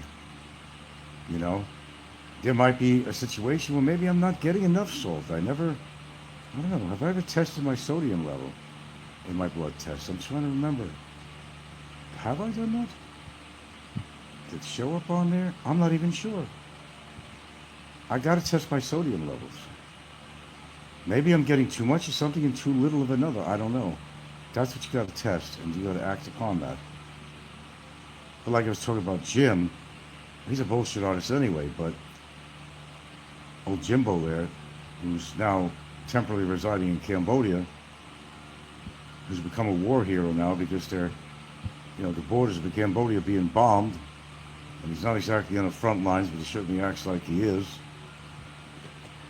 But I mentioned that, didn't need to. But he boasts about, oh, well, I work out a lot and I sweat, and because it's the tropics, I sweat. So I take 10,000 milligrams, or no, was it 20,000? Was it 20? No, it might have had to be 10. It could have been 20. It's one or the other. Still too high, 10 or 20. A day because I compensate. No. you fool. Which he is anyway. Unless you're being rushed to the hospital in an ambulance and they're going to put you on a bag of extraordinarily high amounts of sodium, which they tell you too much gives you blood pressure, but it's also a solution to a problem. If you're taken to the emergency room, they want to get that sodium down. But there's a reason they're doing that, okay? There's a reason and a rhyme they're doing that. But outside of an emergency room visit, you have an accident or something going on with you, you don't consume 10,000 milligrams of fucking sodium or 20,000 milligrams of sodium in a day. Unless you want a fucking cardiac arrest.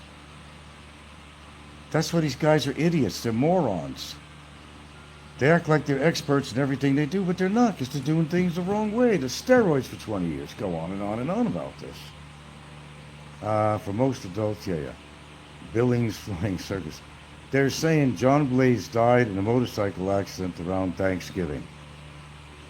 Well, who are they? Someone mentioned that once before. I don't know, karma must be real. Because he was a bastard.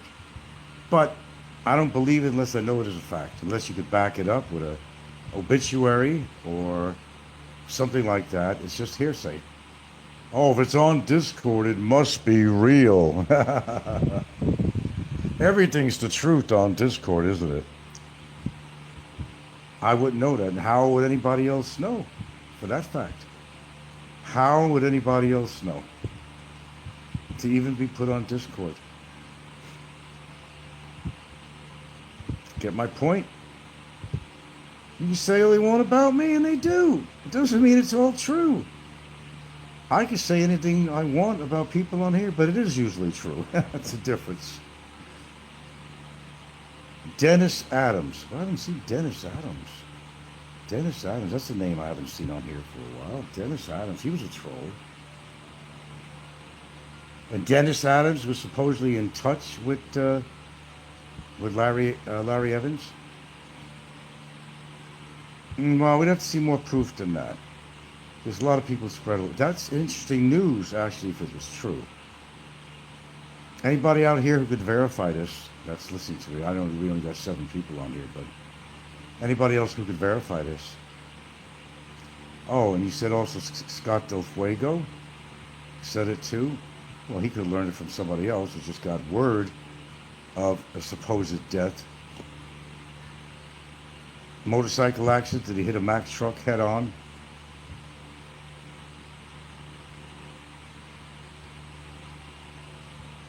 I knew that girl he married was going to benefit. I knew she was. I knew she was going to benefit. Now she can stay in America and live on a high horse. Not necessarily so, though. Because he wasn't retired. And he had a little bit of a military pension. It may not be enough to sustain. But if he does have a property, such as that big Winnebago, whatever it is he has, she could sell that, move back to... Now, she's got too many friends in the United States now. I don't think she's going to go back home if that was the case. Okay, well, you know, there's a lot of rumors spreading on here, and they figure Frank is Mr. Gullible, Mr. Naive, which is not really true. Oh, I've been taken for stuff like that before. I certainly have, but I've gotten better at this, okay? I'm a person that wants to see it to believe it, or actually hear it for myself from a family member, or see a YouTube show on it from a family member or wife or something like that. Then I'll believe it. And I do realize he hasn't been on for a while. But wouldn't you think that his wife, if that's what she is, would go on his YouTube channel and make an announcement for those that normally would listen to my husband when he does do an occasional show? He had an accident and he passed away. Wouldn't you think she would do that? Well, she just didn't like YouTube, period, and didn't want to do that. You made me love you. I didn't want to do it. I didn't want to do it. Well, if that's true, we got yet another troll to put on the list. Have I been right so far? Have I been right? That all the trolls are dropping like fucking flies? Who's next? I hope it ain't me. But I'm not a troll. You may call me one, but I'm not a troll. Well, you know, I tell you what, dudes. Get the real evidence on this and I'll believe it. Thank you for sharing that with me in case it was true. Thank you very much for that. I appreciate that. Passport is next. Oh, yeah, that guy. I won't say nothing.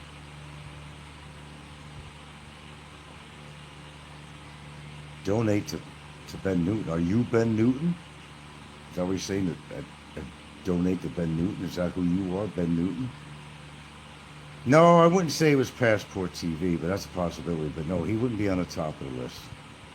I will go for Ricky. I'd go for Ricky for one. Down the list, what I think, I'd go for the people on my list, not necessarily in a particular order. Or did they prove that he was a fraud on Discord? Who? Now, I'm just going to give you the people on the list. And I'm not going to go in any particular order, because it might be off. I will name the characters I think are going to have a big pride because of their lifestyle and drinking or obesity. Okay, Big Kevin. Definitely Bob Cooper. He's ready to go anytime. Let's go down the line. Ricky, of course. I think I said that. I would think Big E would be on that list because he kind of has a couple of things going for him. He is getting on the older side. He's a very large-sized man with a lot of weight carrying around in his heart. And I don't care how many steps he does. He's got to carry himself around. And I've seen the things that he eats. I put him on the list. Let's see. I know I'm missing several people here. Oh, Flying Circus. Definitely. Flying Circus is up there because he's up in his age. And I think he has a couple of health problems. I'm missing people. I'm missing some people here. Who am I missing here? It's a very odd. Jim from Asian Adventures with Jim because of his steroid usage and some of his stupidity on what he puts in his mouth. Who also chews tobacco. Who also takes Valium and winds up drinking on Valium. Duh. I mean, like, duh. Yeah, we got a lot of people on this list. Thumbs up from Billings, fine, yeah. Ricky and Cabin, yeah. Well, you gotta understand, when you've been obese a good part of your life, your body has a memory. Sure, you're gonna get healthier. You're gonna be in better shape if you lose that weight, but your body and your heart, everything has a memory. Okay? Your heart has already taken a lot of abuse. You've kind of put your heart muscles through some stress. And it shows out later on. No, I'm not a heart specialist either. Yeah, Big Cabbage. There you go. Philippines King. Very good subject here before I get off. Again, I want to mention we're going to cut down on the amount of shows. It's been ridiculous. I know you love listening to me. I know I've been keeping you abreast of things that are going on. Not just on YouTube, YouTubers that are doing stupid things, but outside of YouTube regarding health, environmental, some politics, and so forth, and some of my own philosophy. I did a great philosophical show this morning. Please tell me if you listened to it. My first show, it was heavy-duty philosophical, and it was one of my better shows. And it made a lot of sense. Did anybody listen to the live show that I did early this morning about 5:30, 6 o'clock? Do indicate if you've seen that show. If you haven't, I think it's still on there. Listen to it, or just kind of, peel through it a little bit. Chris Travels, we love your philosophy. Well, it's not just philosophy for me, it's philosophy for the people. Okay? And by the way, I don't know if the information is correct on the news or not, but, they put a halt to Trump's project on the addition to the White House. He broke so many laws and rules. It's the people's house, not his. He had no right to take the wrecking ball to it to do anything. Anyway, we won't continue with that, but I thought I'd bring it up. Definitely a great past. Okay, now, somebody just said on here that, anybody got any verifiable proof? Another rumor being spread that, you know, John Blaze passed away on a motorcycle accident. I'm supposing he was in the United States. Anybody have reason to believe that? Or know it to be factual? Or just another rumor mongering? Two people mentioned something on here. And when did this supposedly happen would be the question if it did happen. I haven't been to his channel in ages. When I do go, there's nothing on there. He doesn't. I think he was having a lot of trouble with his wife. She became a little bit too Americanized, just like I predict. Why am I right all the time? Why can't you people see through other YouTubers on here and know when they're bullshitting or not? Or know and make the difference to understand whether they're right or wrong. Know the difference between right and wrong. I don't understand it, man. I'll be honest with you, I don't understand it. You don't have the ability? Well, what is it? But I'll find out sooner or later. Usually if something really happens to somebody, it'll come out. It'll come out eventually. With some verifiable, you know, do you know the town he's living in? Is he living in Billings or is he living in whatever? Where because he goes back and forth to two places, supposedly, anyway, as far as I know. Is there an obituary? Produce it. It's easy to say something on here. Blaze passing has been said many times since October. And what does that mean? That it's truthful or just rumor? Or wishful thinking with some people? Which is it? He was doxxed a while back. No, I'm sure he's alive. Eating his 3-pound steaks.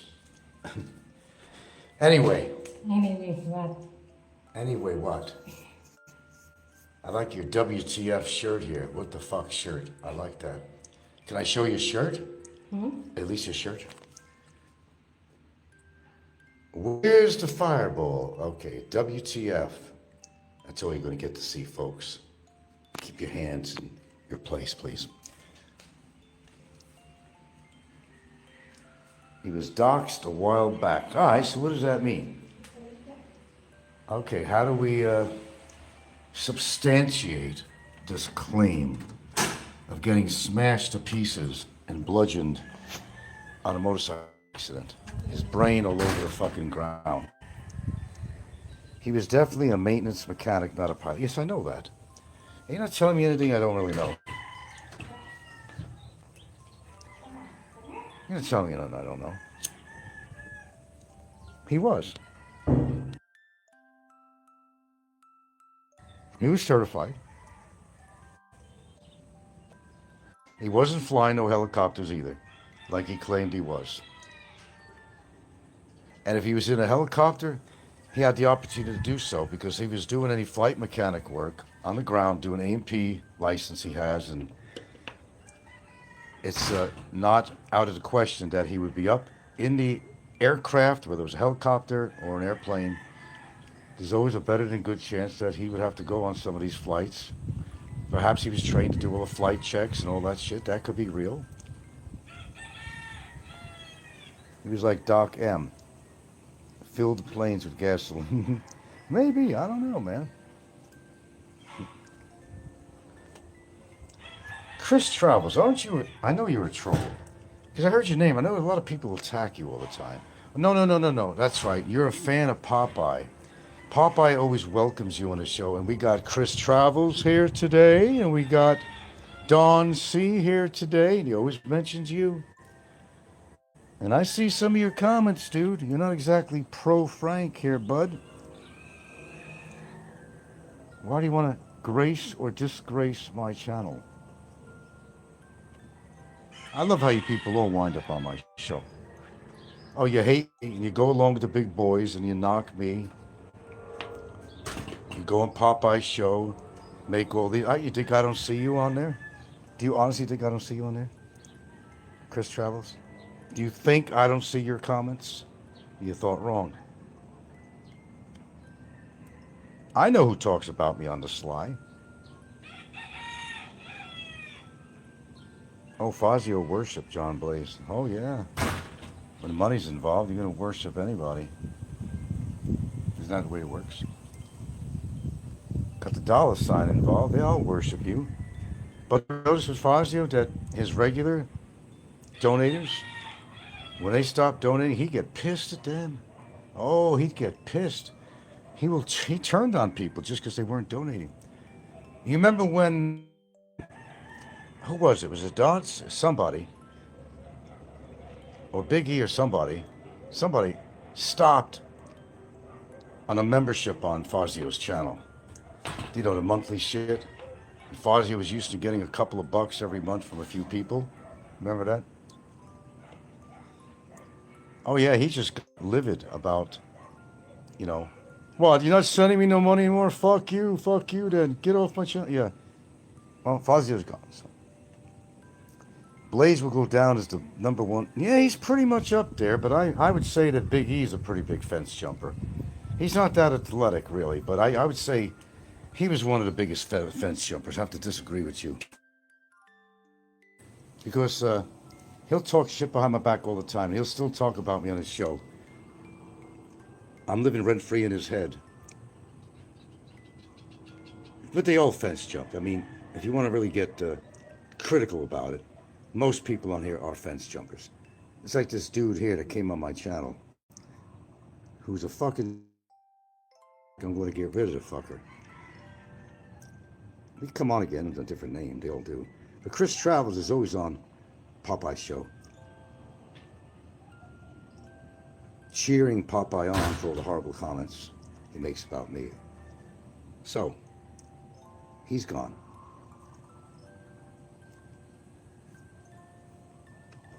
Got my famous 13 number. It's always that famous 13 number. It settles to 13 all the time. And I'll be honest, it amazed me. Some of the channels on here, it amazes me. You know, Philippines, Philippines, and even Jim from Asian Adventures. It really, oh, nice and cool in here. Okay, that's what I'm talking about. It really amazes me how these people get so many subs and viewers. It just absolutely amazes me. It's not that they give out any new content at all. It's always repetitive. It's always a bunch of bullshit content anyway, or if it's clickbait or something, but they do very well. So I don't think anything happened to John Blaze. I'll tell you what, make a deal with you, and you could, you know, you could come up with verifiable evidence that that's the case, then come on and produce it. I mean, they thought I was dead too when I was off YouTube for 3 months, right? I heard it. Something must have happened to Frank. He either got deported, or he's in jail, or he's dead. Well, I heard he died of a heart attack or something. Well, here I am. Come back from the dead. The phoenix rises. Here I am. Don't sound dead, do I? Oh, my time will come just like yours. But not today. Hopefully. Who's the big information king out there? How about Aloe? Is Aloe sneaking around out there? What do you know about Larry Evans, John Blaze? Fazio's Earth Circus. Chris Travels hangs out with Don C in real life. Oh, I see now. Follows him around in the comments. That's why I know who Chris Travels, I know. I see his lame comments all the time, agreeing with Don C especially, and Popeye. I know that. I don't miss a trick on here, really. Chris Travels is one of Popeye's favorite people, actually, when Popeye does get on to do simulcast on me. I notice who the players are. I'm observant. But the nerve to come on my show and act like nothing's ever happened. Fazio's Afterlife Circus, bunch of losers. Now you might say that. You might say it again. Okay, with that being said, I'm going to get out of here. We're going to cut down on the shows because I've been spending an enormous amount of time I'm sure even my girlfriend knows that too. I've done more shows than I really need to do, although I've really covered some really interesting stuff. I really have. Well, I hope to be, and I think I know what you mean by victorious and what you're referring to. I certainly hope to. There's always a remedy for something, remember that.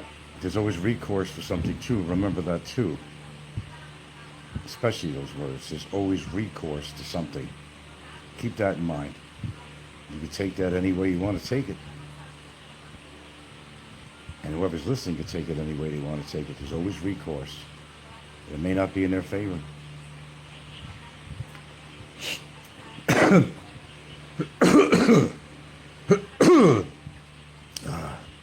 I have any antihistamines left? Well, I got to take something that's non-drowsy. What is that? Loratadine. I might have that. Can't take Benadryl because that'll make you drowsy. What was it? Loratadine. I got some of that. I should take it. I even think that stuff makes me drowsy too. It says that it generally shouldn't, but I think with me it does. Philippines King said the biggest troll is Mike Luna, who boasts 25 troll accounts. Why would that not surprise me? And what you guys don't really know is that Dave Phelps is still on here. Dave Phelps has been on here the whole time. He's a troll that goes under different names. Dave Phelps has never left YouTube. He was too entwined with it. It was part of him. He just wants to keep trouble out of his life, and that's why and plus, he's never going to go on camera if he did, because I imagine what he looked like back then and those crazy eyes, and he had bad allergies too, and his situation a lot worse. I mean, he'd have to be on his forced breathing thing at night, the CPAC at night. I believe he had asthma, actually. I even believe that's possible that he's been living in the Philippines for quite a few years. And some people may actually know about it, but they want to keep it hush-hush because he doesn't want any trouble. And his wife probably gave him a mouthful about, hey, I don't want you on YouTube. What if I go under a different name? Well, as long as you don't present yourself, I don't want anybody to know where we live. Look at the trouble we got in and we had to move out of the Philippines. But if he did move back to the Philippines, he's going to be living far away from her family. Far away. And we don't want to get into that again and why. If you've been following all this drama for years, you'll understand exactly what I'm talking about. Why he's not going to live near a family. And I got 2% power left anyway, so the timing is just fantastic. See how that works? The phone is telling me it's time to get off here. Anyway, listen to my first live I did this morning. And I know it might be too long for some people to listen to it. Okay, you said it. Wow, you people are really hip on this shit, aren't you? You really are. I can't say that's the case, and I can't say that's not the case. You go what your heart says, what your mind tells you, what your feelings are. He had his reasons. That could be one of them. It might be some of the Muslims that were pissed off at him. It might be some locals or local YouTubers pissed off at him. Why do you think he moved from his house? He had a spacious place for his wife and kid. Then the heat was on, whatever was going on. Then he moved temporarily to get away from that house with a lot of trouble awaiting him. Was it his family? Was it Muslims? What was it? And he moved into a tiny place that had good security up until he moved out of the Philippines. Now you mix that up, make a soup out of it, whatever you want to do, you figure it out on your own. Okay, well, and we'll leave it at that. I don't need any more legal problems. I really don't know what happened with Dave. I can't say for sure. We can speculate all we want. All we want. But we may not come with the right answer. Now, as far as John Blaze dead in the motorcycle accident, please, Give me a break. Don't expect me to believe that shit. I want to see proof. An article in a newspaper, an obituary, or from his wife herself that she get on his channel and announce. Don't just come on here and say, yeah, John Blaze died in a... You know how many times I've heard shit like this with just about everybody on here, that they were dead or something or dying? More than I can count for over a decade I've been on this stupid thing. You can't believe anybody till you see, or their spouse comes on. You know, there's a girl whose incapacitated husband just died recently. She came on and talked about it. It was on the Philippine Antics show. They were talking about it. My memory, I forgot what his name was. David. It was David, the guy. David. Yeah, David. His name was David. As far as Roberto,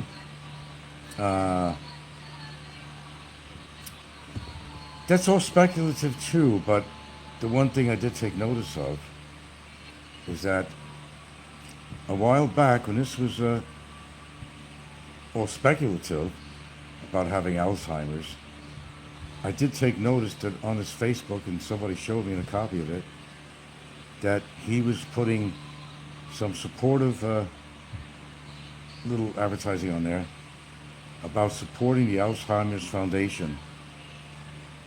Now, usually that happens when somebody in your family, could have been his brother, because I heard that he might have had Alzheimer's, could have been his brother, not him.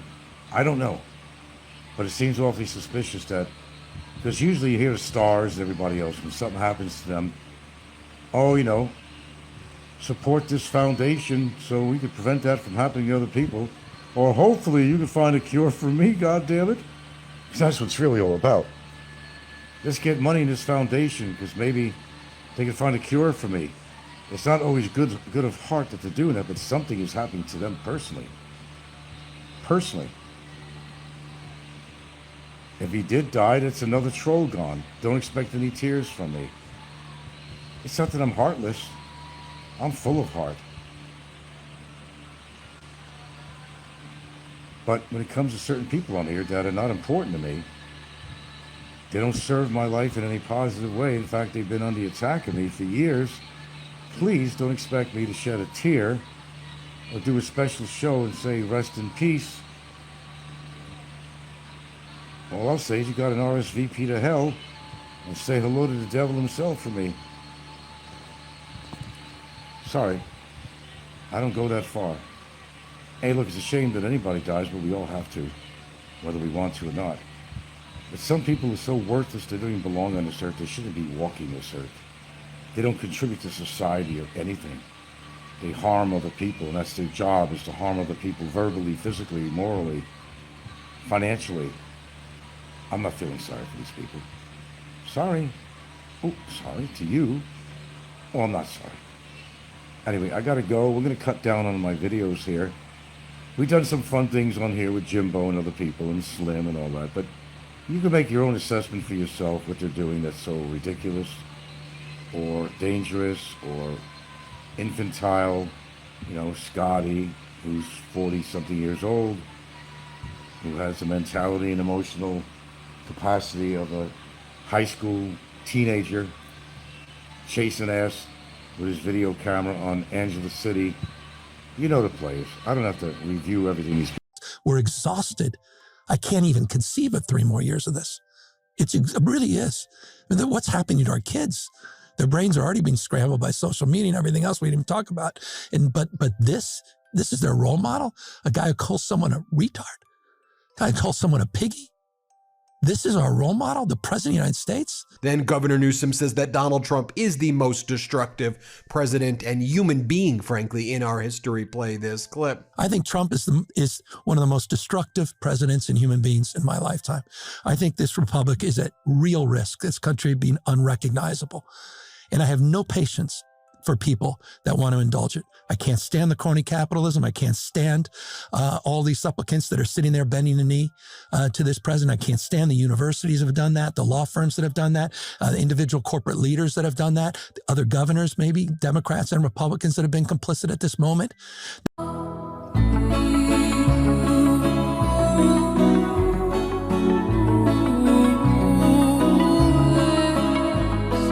Oh, holy cow.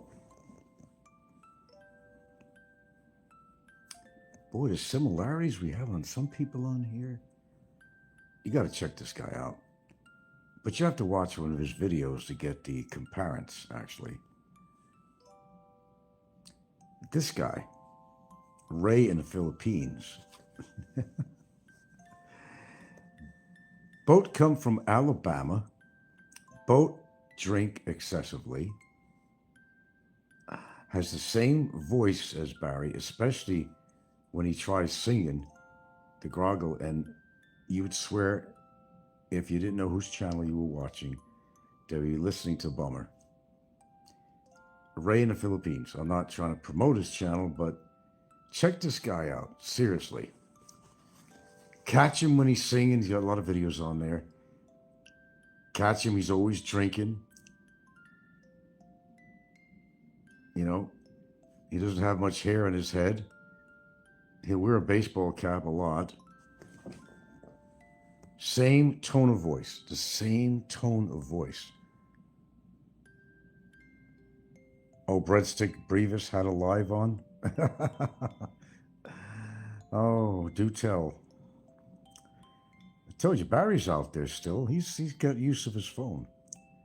But check this guy out. It's like a reincarnation of Barry. Like a family member. Both from Alabama. They both drink excessively. They have the same voice, especially when he sings. You'll be thinking of Barry, definitely. You'll see the similarities of what I'm talking about. You just got to look at a couple of his videos and tell me if you agree with me. From Valencia with the Did they do a live together? Jerry and Brevis? Excuse me. It was like a StreamYard and Jerry got on there or something. Or...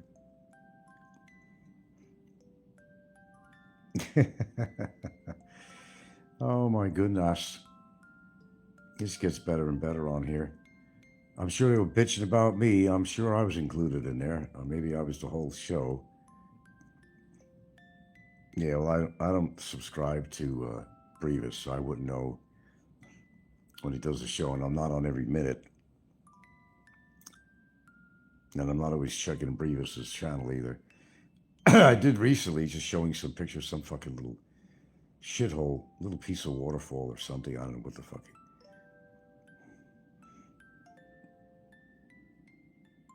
God, I hope this wasn't Alan Hale's last movie, you know, from Gilligan Alan Hale. A spider swarm. My gosh, I hope that wasn't Alan Hale's last. Well, Meathead is dead. Meathead, you know, as on Wenatchee Bunker, All in the Family. Yeah, and him and his wife have been murdered, possibly by the son. If you haven't heard that, Rob Reiner. Yeah, really, that's a shame. Good director, you know. I think he's an all-around good guy. Oh, I was the subject, you and MJ. Oh, MJ had to be included in that one. Oh, they're getting real desperate now. MJ don't even come on. Boy, they're getting desperate out there. So what's the so-called news about John Blaze? Now the new rumors that he died in a motorcycle accident. Yeah, Meathead, man. God damn. He did well for himself, though. Him and his wife. I mean, Jesus Christ, they were in the, you know, top of his career and his age and everything, and just unbelievable. They're saying, not sure, but the son may have something to do with that, because his son was very problematic. Mentally or something. I don't know what the story is on that, actually. I don't know the full story on that, but yeah. Rob Reiner, man. Holy shit. Dropping like flies, all kinds of people. Here on YouTube, too. What the hell is going on? It's just really bad when good people die, you know. Get rid of all the scum out there, but, you know, the good people always get the bad end of the stick, unfortunately. He directed I think it was a number of movies, when Harry Met Sally or whatever, and numerous things.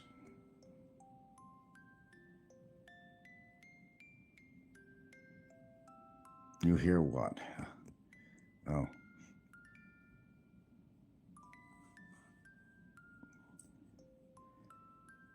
Well, shit, man, that's too bad. Oh, yeah, Spinal Tap, Princess Bride, and he's got a pretty good list. Spinal Tap. Now, that's funny because it wasn't a real band, and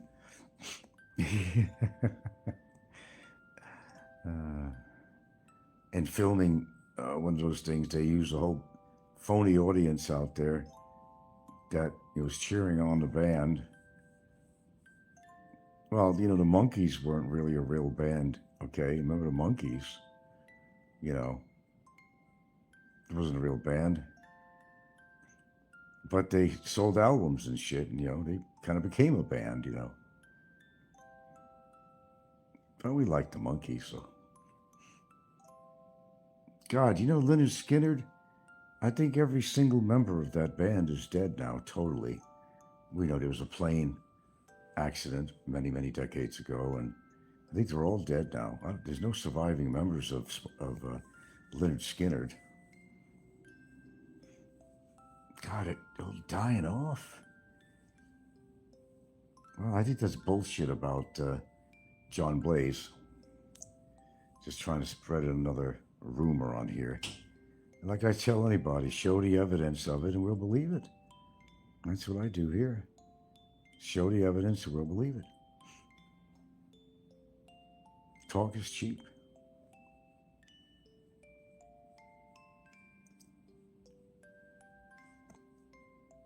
In fact, what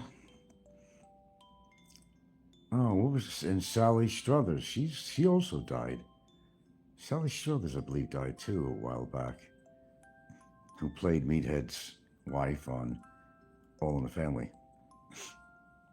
They're all dead, actually, on there. I think all the members of the show.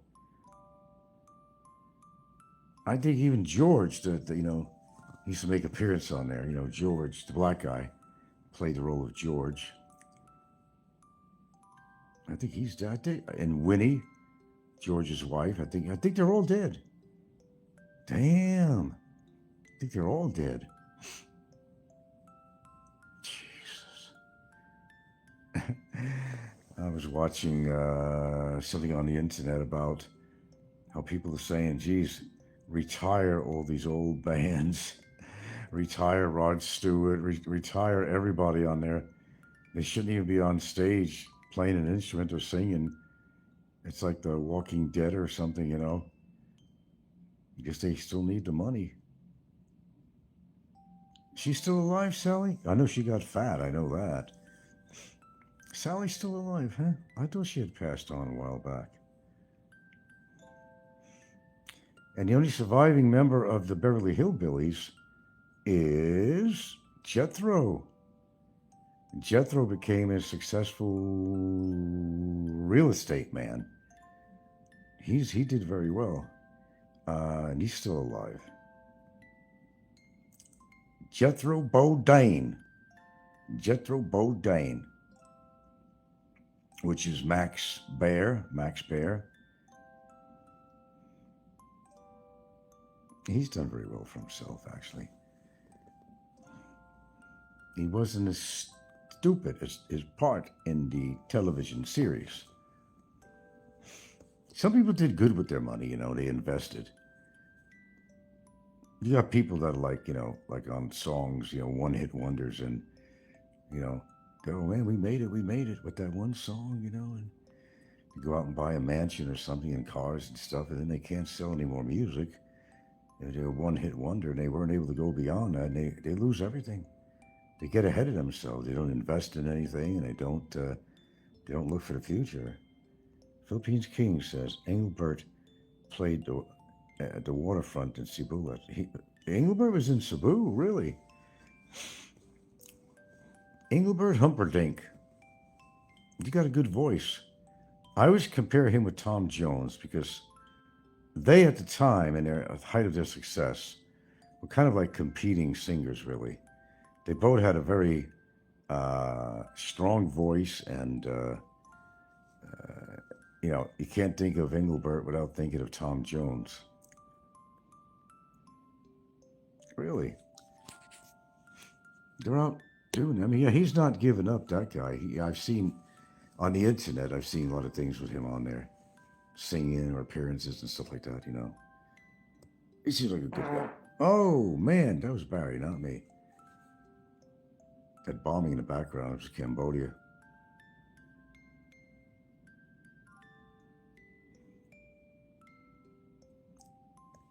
Well, everything has a beginning and everything has an end.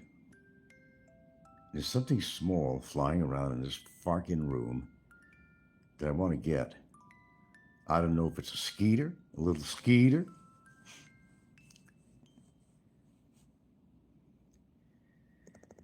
Yeah, so we don't know the whole story on Rob Reiner, but it was with knives. They died by knife. God damn it. Rob Reiner and his wife didn't deserve that.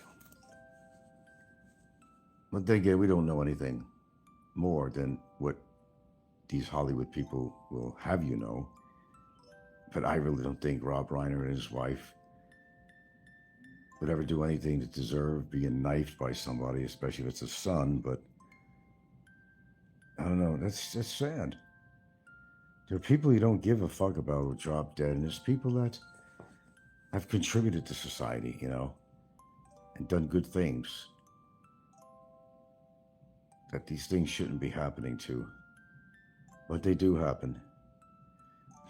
I think the more fame you have, the more you're in the limelight, the more you invite trouble.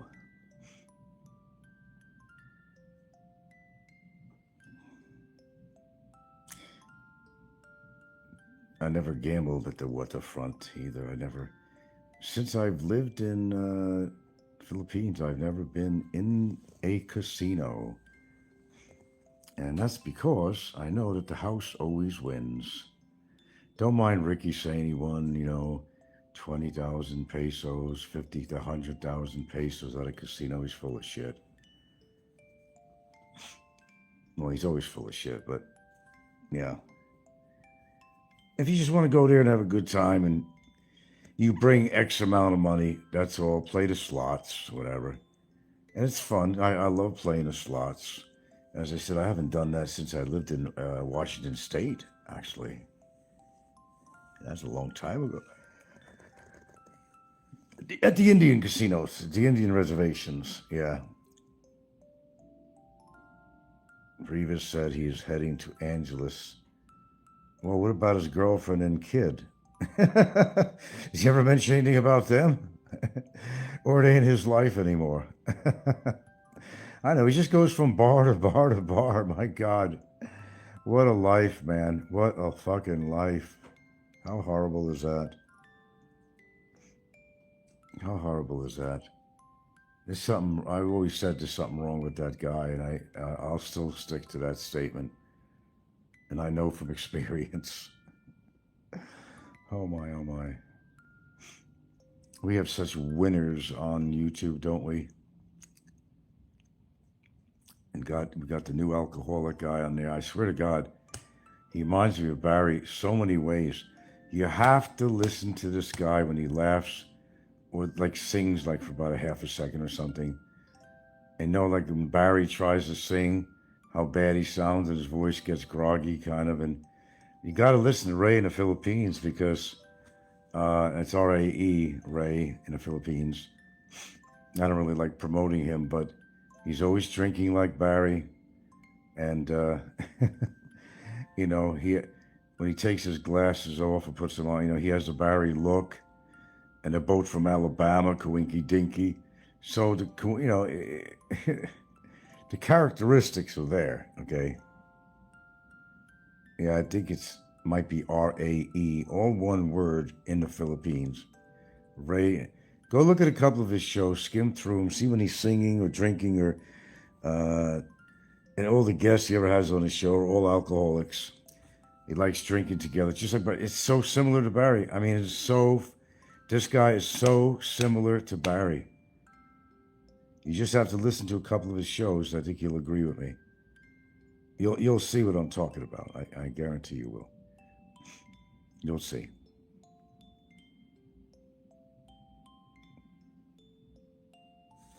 And let's see. Jimbo is supposed to be trying to get out of Koh Kong in Cambodia and go to Phnom Penh. Some people say Phenom, like a Phenom Penh, but I guess it's called Phnom. The guy acted like the missiles were in his backyard. Wears camouflage shirt, and I'm gonna kick everybody's ass. Yeah, I think it's R-A-E, not R-A-Y in the Philippines. He was on a little while ago. Might still be on, I don't know. He does a lot of lives. Doesn't really hardly go anywhere. I saw him go out one time. He sits around with his girlfriend or wife, whatever she is. He's not living in Cebu. He's living in, where was that? It was in the Cebu area. Jerry was pleading to you to unblock him. Oh, I bet. He's always pleading for me to unblock him. I gave him a chance, but, he came on under, he was going under a particular name, and I got him off, and he came under another name that he also uses. So I got them both on there. Why does he actually think I'm listening to Brevis' show all the time? He has to lay a message out there for me through Brevis' show?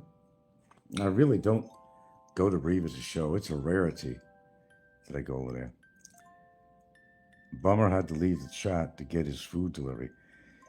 Okay, so they're allowing him to do food delivery there. I don't know what the rules are there. And where's he getting his money, I want to know. I mean, come on, he can't possibly be getting his disability check in jail. He's a felon. The United States knows about that. But Social Security knows about that. Where is he getting his money?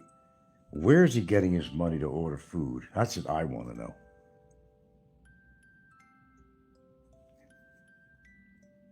Who's supplying him with money? Somebody is. It ain't his family. It ain't no friends, because he ain't got no friends. I doubt it's Ricky. I wouldn't be surprised if Mick or Big E was probably supplying him with some money. Because he can't be getting no Social Security.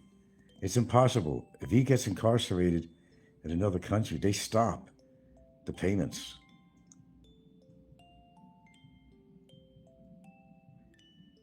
And if I had another phone available, I'd look it up, and I tell you right here, let's look it up on ChatGPT. Maybe you could do that. Why don't you, one of you guys punch in? If you're a foreigner living in the Philippines and you get arrested, you become a felon, and Social Security in the United States knows about it, will they continue or take away your disability benefits?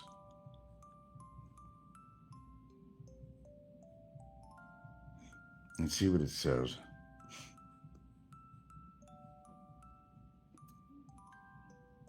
Because I heard, no, you shouldn't be getting anything.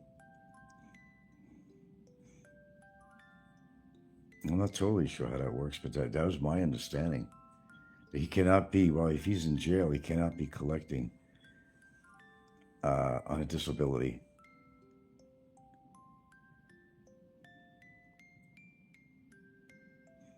Oh yeah, Barry's listening all the time. He knows what's going on. He's always on there. Apparently they let him use his phone a lot. Definitely takeaway.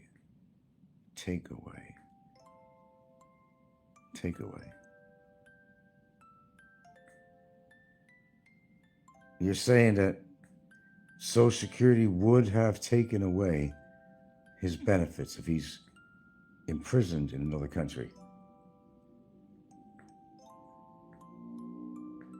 Well, he's getting money somewhere. He's getting food delivered to him. Well, is his girlfriend or supposed to be his ex? She's still hanging in there with him. What is the benefit that I'd like to know? She's still probably giving him money. That would be amazing.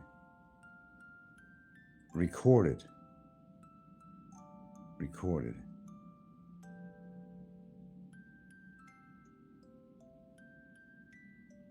That's actually Barry right now, I think, on the Carl James. Hi, Barry. Hi, Barry.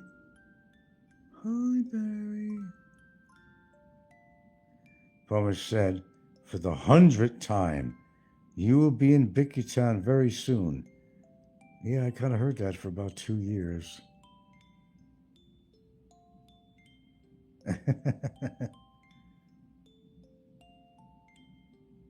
At least know any case. I don't know what you're talking about, Carl James, which is probably Barry. I don't know what that means. At least one word. Checked your face in Google. Know any case. I don't know. You're talking cryptic here. Give me a long sentence that explains everything you just said and make it clear to my viewers and to myself.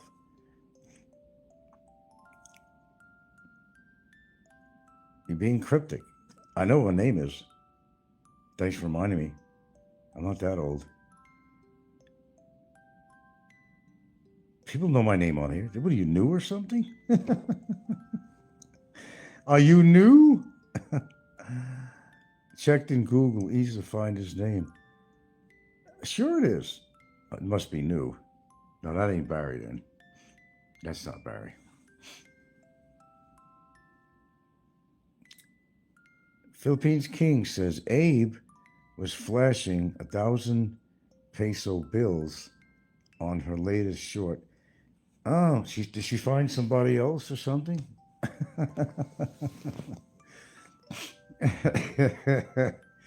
Or somebody, you know, giving her a monthly salary. Like one of the high roaders or something. Who knows? Where's she going to get flashing 1,000 peso bills? I can't get to her show. I knew the name, and I tried it every which way, and I can't get, unless I'm blocked and I can't even see her show. I don't know how that works.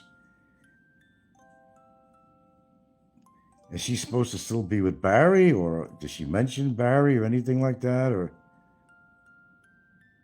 she claimed single again. I think that was the last video I think I seen she put up, and I was able to go on there.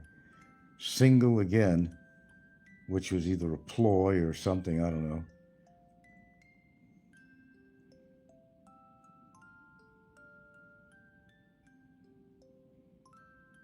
She needs to move on.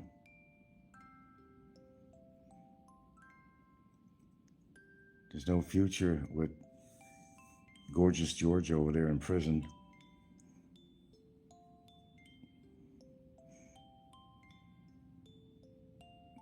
Why was she flashing $1,000 notes on her show? And what purpose? Was she shopping, or was she trying to show people, look, I got money?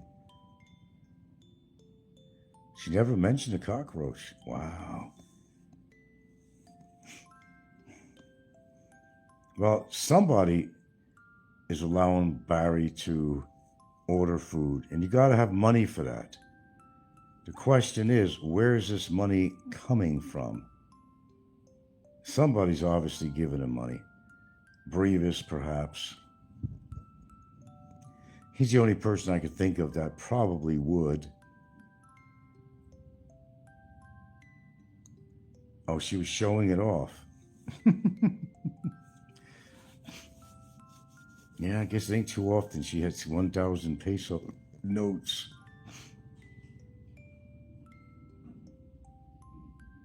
Should I spend 3,000 or 5,000 every time I walk out the damn door?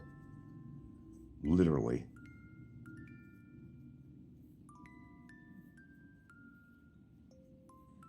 But to a Filipino, 1,000 pesos is a lot of money. Well, if you think about that, they only make about 550 pesos a day. That's like 2 days' salary.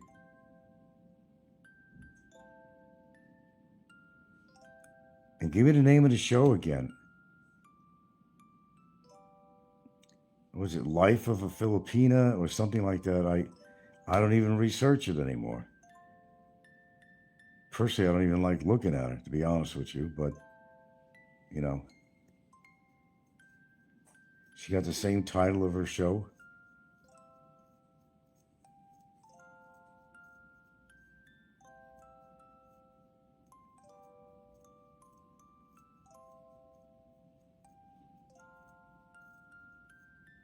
Hello, hello. Got 17 out there. I'm asking a question. Don't all hone in at once. Philippines King, since you are bringing her up, at least finish the story or react to my question.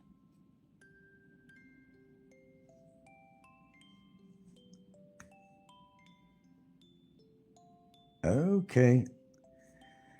All right. Well, I'm not going to sit here talking about myself. Oh, so big deal. Brevis was talking about me.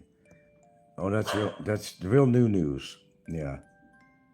Okay. And Barry's girlfriend, ex-girlfriend, whatever the hell she is flashing 1,000 notes. Okay.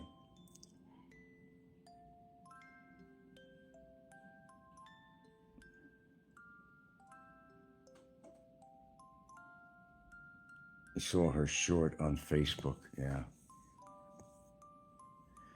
Well, I'm not exactly interested in watching anything on her Facebook or anything, really. Personally, I can't stand looking at her. It just makes me more upset about the shit she's trying to pull on me. Oh, I think about it all the time, let me tell you. I make sure I think about this all the time. I don't let it disturb me on it. But I'll tell you what, I gotta get this dish out here. Hold on. Out of the living room here. It's my sink. Hope I don't drop it. Yeah, you want to go in? Go in. Go in. Gotta go in? Go in. Go in. Go in. Oh my goodness. All kinds of rules flying around. I'm not talking to you. I'm talking to people I mostly talk to, which is people on YouTube.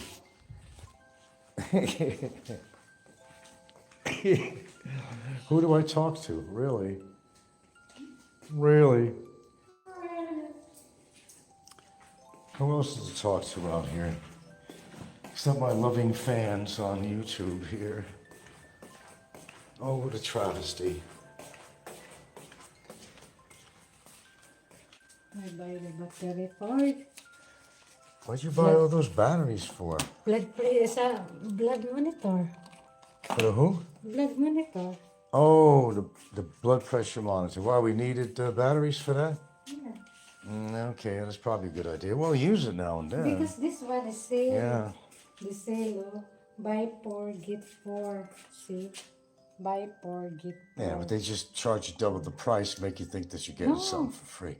No, that's just clever advertisers. They do that for years. 40 pesos. They raise the price on the batteries before they do the deal.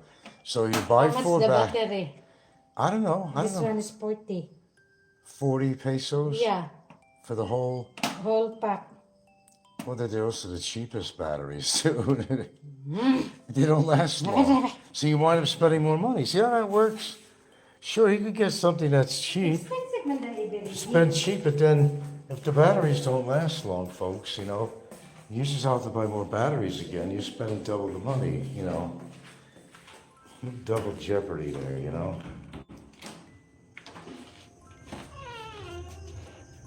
As the door squeaks,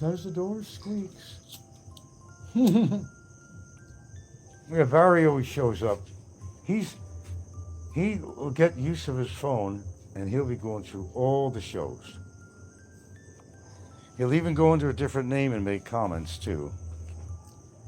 Philippines King, your toenails and Gilda's middle fingers trending on trending on Discord. My toenails and Gilda's middle finger? What about her middle finger? Oh, I know. And when she was playing around on the cam, we were fooling around, joking around. She did the finger. Yeah. Okay, I got it. Well, she was laughing, by the way. That old picture of my toenails. I wonder what theirs look like. No, I do get them pedicured. See, I can't cut them with a toenail clipper here because I always fuck them up.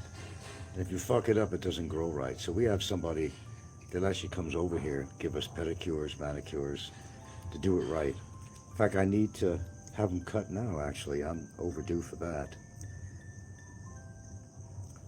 I let them have a little fun. That's all they got. I'm glad I could entertain them.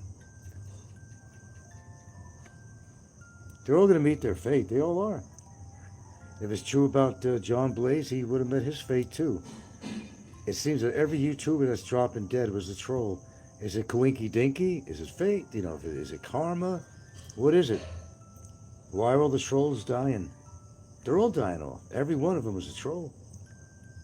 Every one of them. All the way back to Johnny Ward. They're all fucking trolls.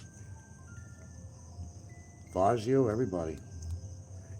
The list keeps on growing and growing and growing and growing. Then it'll all be gone. You just have to be new trolls. That's a nice name. Instead of neutral, like neutral, I'm very neutral about it. New trolls. New word. Neutrals. New trolls. They're not very neutral, but neutrals. It's a nice name. Neutrals. I'm a neutral.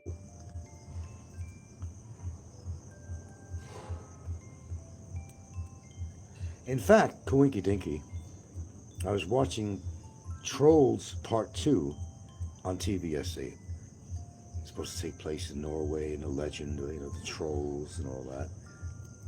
Oh, these were big ass trolls, the size of a mountain, you know. Funny how that came on. King says we are just waiting for Grandma to verify Blaze's demise. Grandma? What Grandma?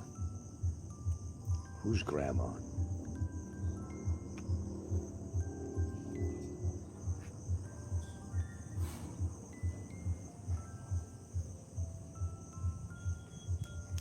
Well, you know, there's a lot of hearsay on here, a lot of bullshit. You don't know what to believe, so as I said, I'll believe it when I get verification. Show me an obituary, show me something. I'm not going to shed a tear for that guy, that's for sure. I'm going to shed a tear for any one of these bastards, really. No, not that I have a cold heart either. It's just that they don't deserve my sympathy at all. Be just one of them, as far as I see, is one less troll. They're dropping like flies, I tell you. They're dropping like flies on a hot summer day's windowsill, all the dead flies on the sill. Dropping like flies, I tell you. Like flies. The new Barry, Ray in the Philippines. Second voice like that. Let me get my voice cry. Ray in the Philippines. Your dog. It's just like Barry. The guy, his name is something dog on there. Hello, dog. Ho! It sounds just like Barry. Just fucking like Barry. They're both from Alabama. And you can hear the guy's accent when he tries to sing or something, one-liners, or when he's trying to imitate somebody on there. And I swear to God, man, they both drink like a fish. They're both from Alabama. Both pretty much bald-headed. The similarity is uncanny. I mean, it's you got to check out a couple of his shows. You'll understand. I could talk about it, but it's not the same. And I would do a remix of him, but I think he learned now to not allow anything on a remixing. Or some people to show you. I did have some stuff on there. Probably not on. I don't know, on shorts. It might still be on. Check out on one of my shorts. Yeah, he's got this kind of chubby woman. I don't think he's married to. He's not married to her, though. It's his girlfriend. And she puts up with his drinking and his sick jokes. And when he does have a guest, like on a StreamYard or something, they're all drinking on camera. They're all taking out their booze, they're all drinking. Alcoholics party. Of course, what do you expect on here? They're all alcoholics.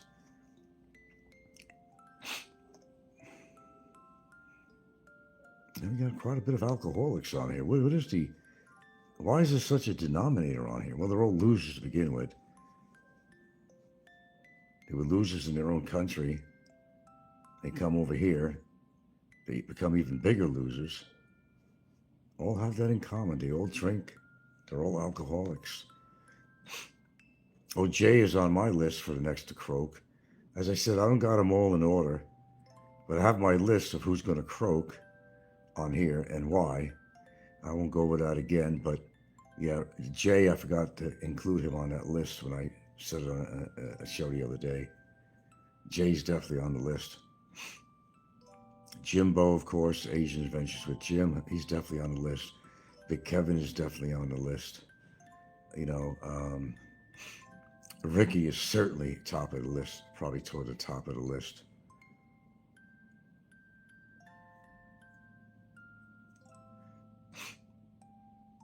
Yeah, he has a woman, but he's not married. I don't know much about her. She seems okay and all that stuff, but I mean, I don't know. If she is living with this guy, well, he claims he's broke or whatever, but I don't know. They make a lot of claims. Mostly people try to make believe they got more money than they really do, but I think this guy is actually pretty broke. They're not married, and I'm not sure how she puts up with him or why she's with him, to be honest with you, but, you know, all this drinking and acting like a complete asshole on his channel.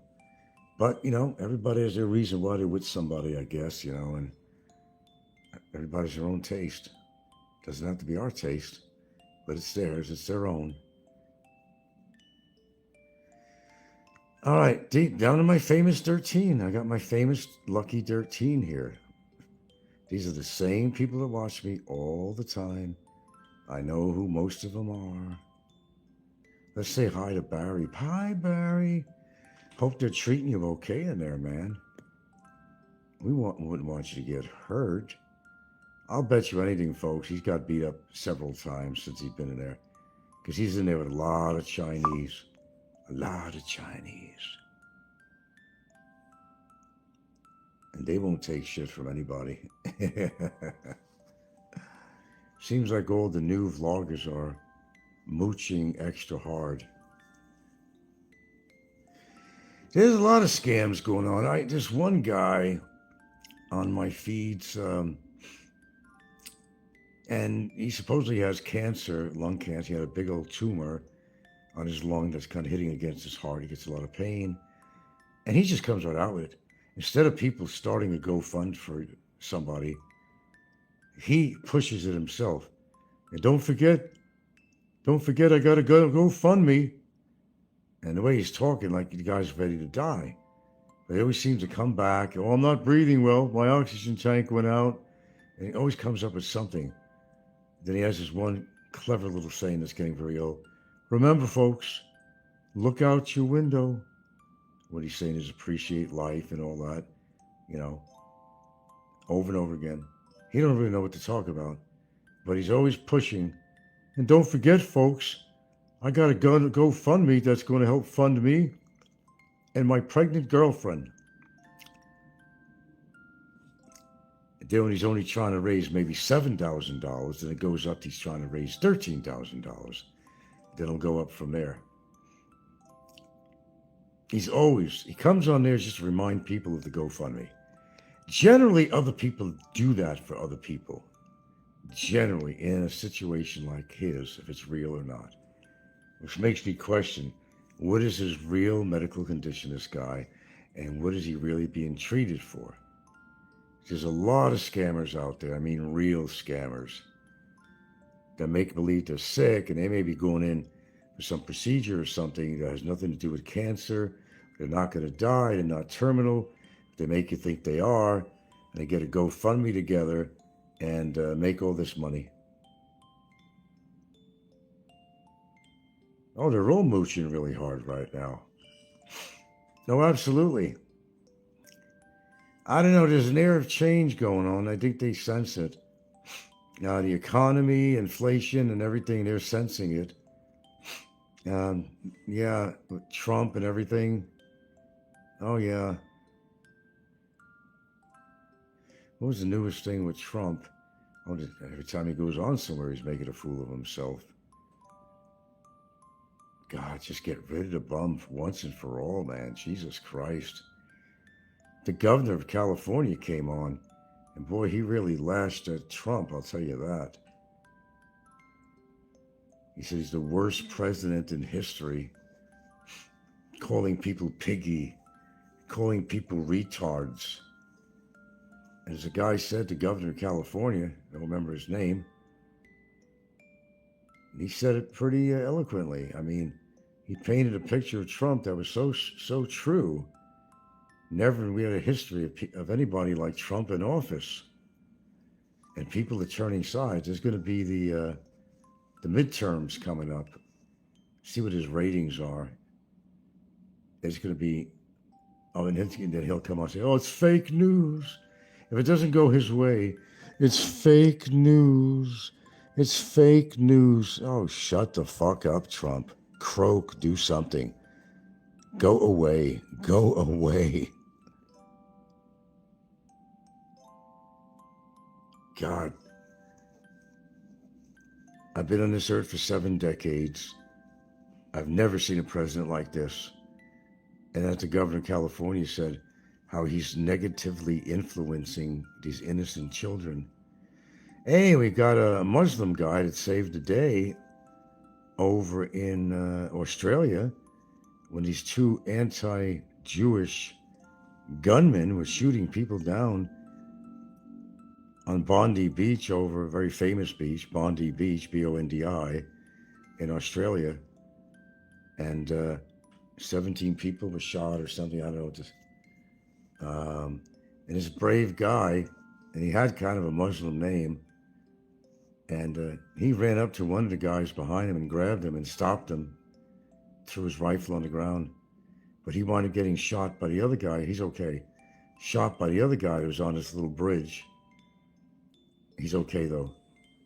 So he's being hailed as a hero, which he is. Which he is. And the guy was shooting at people. 17 people. I think a few people died or something. So many died, actually.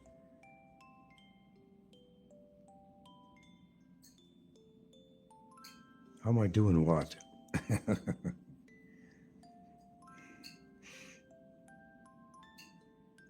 MacGyver. They got a MacGyver movie on here. God. Let me see. MacGyver's still alive or did he die? If he's alive, what has he been doing with himself? Yeah, MacGyver. What happened to MacGyver? Well, I know the show ain't still on, but I mean, did he pass away or what happened with him?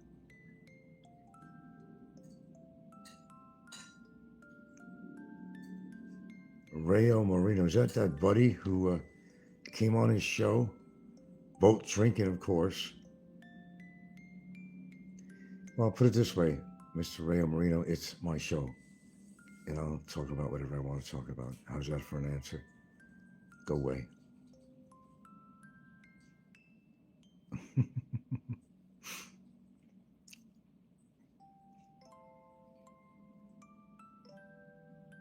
Oh, is that Ray himself, perhaps? I know he has me down. He subscribed to me. That might be Ray himself. He subscribed to me. I see my subscription list. I got good material on here, don't I, Ray? That's why he subbed. Admit it. Admit it. Come on. Come on. So, all kinds of shit going on in the news. Shootings, of course. Shootings, of course. The same bullshit from Trump. Okay, the same bullshit YouTubers making bullshit shows. Rob Reiner getting shot, him and his wife. All kinds of shit happening, man.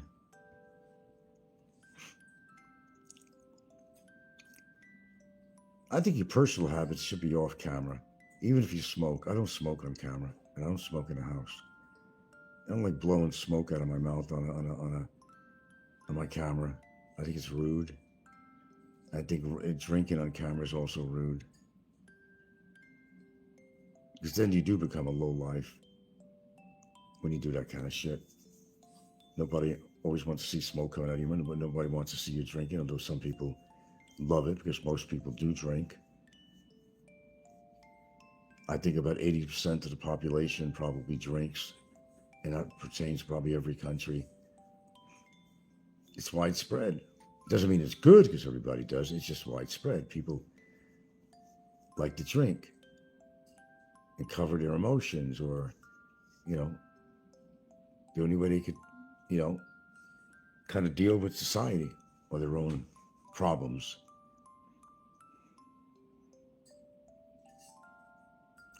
Well, Rayo Marino doesn't want to say anything, so I have to say bye-bye, because I think that's all Ray. Say goodbye, Ray. Bye-bye. Whoops. Now, wait a minute here. There we go. Bye-bye. I should have made you a moderator. Nah. Okay, what's the new news on Cambodia? They still fighting? What is it supposed to be over? Territory again? Minerals, whatever, land dispute? Always something. Countries fighting with another country. It's always having a lot to do with resources. When their own country perhaps is running out of certain resources, they want to take it from another country. You know, in other words, it's called pirating. They're pirates. Arg. Yeah. Arg. They're all pirates. Let me have your fortune. I want your gold. I want your riches. I want your minerals. I want your petrol. The whole world is competing with each other. Look how desperate people get for computer chips. What was that one country that was producing most of the computer chips? Oh, believe me, you'll negotiate with that country. It's a monopoly game is what it is. Yeah. Well, you get into computer chips, man. Here's where you make your money. Big time money. Anyhow. Anything intellectual anybody wants to say, or else I'm getting off and watching a movie, because I just thought I'd come on here. 49 minutes is enough to be on here anyway. Kind of got my message out, talked about a little this, a little that, a little this, and a little that. That's all I need. Jerry on Brevis, of course. And Jerry was trying to come on my channel. He's wondering, well, I don't want to meet him. He's in the same fucking category as Brevis. They're both stalkers. They're both sociopaths, and I don't need that around here. But then again, I generally, as a rule, don't meet vloggers anyway, so I did already a few, and that was it. I'll give you one only. Oh my God, why are you buying that? That's sugar. Eat nuts. And you know I like that shit. You don't want to put that in front. There's a little gnat that's been flying around here.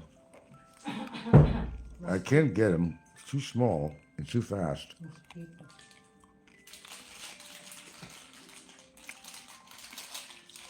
Can't just give me one. One drop. You said you didn't eat. Just. Well, why did you give me one? Just only one. Was it tease me with it? Yeah. Yeah. Put your mouth near me with that in it. Oh, you didn't kiss me. Now all that chocolate in your mouth. Okay. Hell no. Nah, I wouldn't even dare. What? Huh? Hey, my mouth has been different places, baby, but I'm not going to touch your mouth with some chocolate M&M in it. I don't go there. Ah. No. Your spit is on. No. Your spit is on there, man. No. No. I'm not going to do that. There's things I'll do, baby. Oh, here you go. There's certain things I ain't going to do. You know what I'm saying? Oh, boy. My third. My fourth. That's it. Got my taste of chocolate. There you go. And all the sugar that goes with it. My goodness. Well, I do have a weakness, folks, and that's, it's like, M&Ms are similar with the peanuts inside. You got to be cold, though. I mean, I don't like it. I don't eat warm chocolate. I'm trying to get Aloe to give in and get me some really good quality dark chocolate from Switzerland, but he's in Manila now. But apparently, there's some stores that actually sell this really good quality at a certain company, not Toblerone or whatever. That's crap. This is 85 to 100% cacao, like a bird, because it doesn't have much sugar in it. The darker the chocolate, the higher percentage of cacao in it, the less sugar it has. So it's good for you. It has all these antioxidants. It's real good shit. You don't want to eat too much of that. If you got GERD or you got, I would imagine it's got to be caffeine in chocolate. So I'll tell you what, if you can get a hold of even some Hershey's, and we got this, still have it. Can't believe how far it went. It's 100% cacao. And she'll use it to make, what do you call that thing? Campanelli? Huh? You make the rice with the chocolate. What is that called? Champorado. Champorado? Yeah, but I use Hershey's. Yeah, Hershey's, right. Champorado, they love this. It's like basically rice and you put chocolate in it. Can you believe that? Chocolate and rice? Nah. But there's two things that go together so well. It's just amazing. Peanut butter and chocolate. And some people don't like that, but oh my God. If you happen to have a bar of chocolate, dip it in the peanut butter, man. You can't get a better taste than that. But I also got to watch my peanut butter because, I don't know, oxalates again, kidney stone stuff. I might as well go out with the cows across the road and eat freaking grass because it seems that whatever they told you that was good to eat, you turn around and say, no. No. That's not good for you because then they turn around and say something that was bad for you is now good for you. And something you always thought was good for you turns out to be bad for you.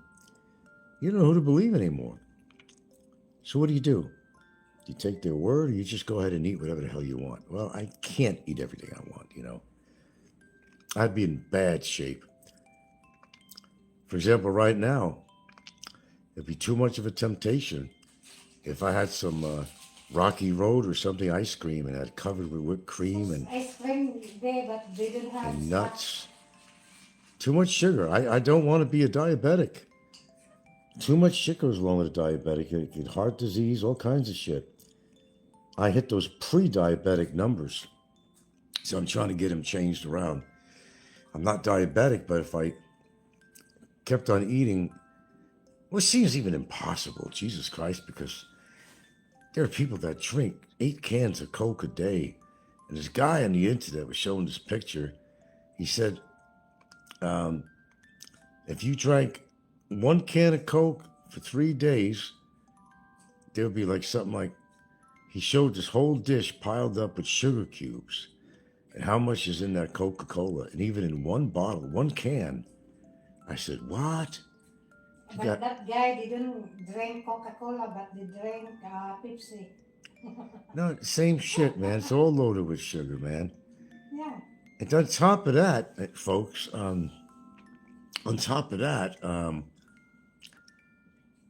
people,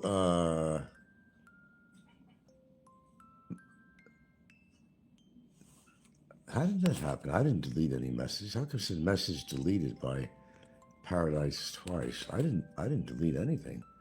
Oh, maybe I made a mistake when I was. That's kind of weird. Message deleted by Paradise. No, I didn't delete that. Somebody infiltrating my channel. Oh my goodness. You never know. Somebody.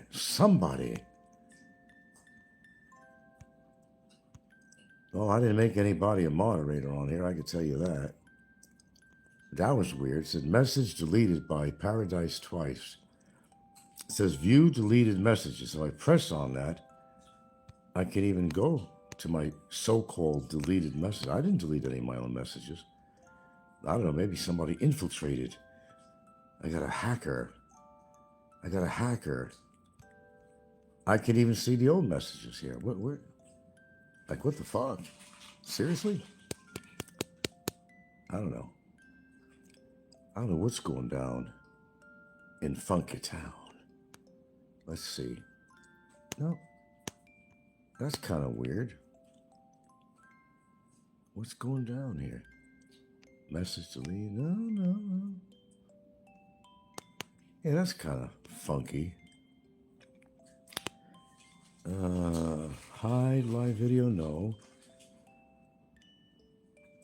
I don't know, that's kind of weird.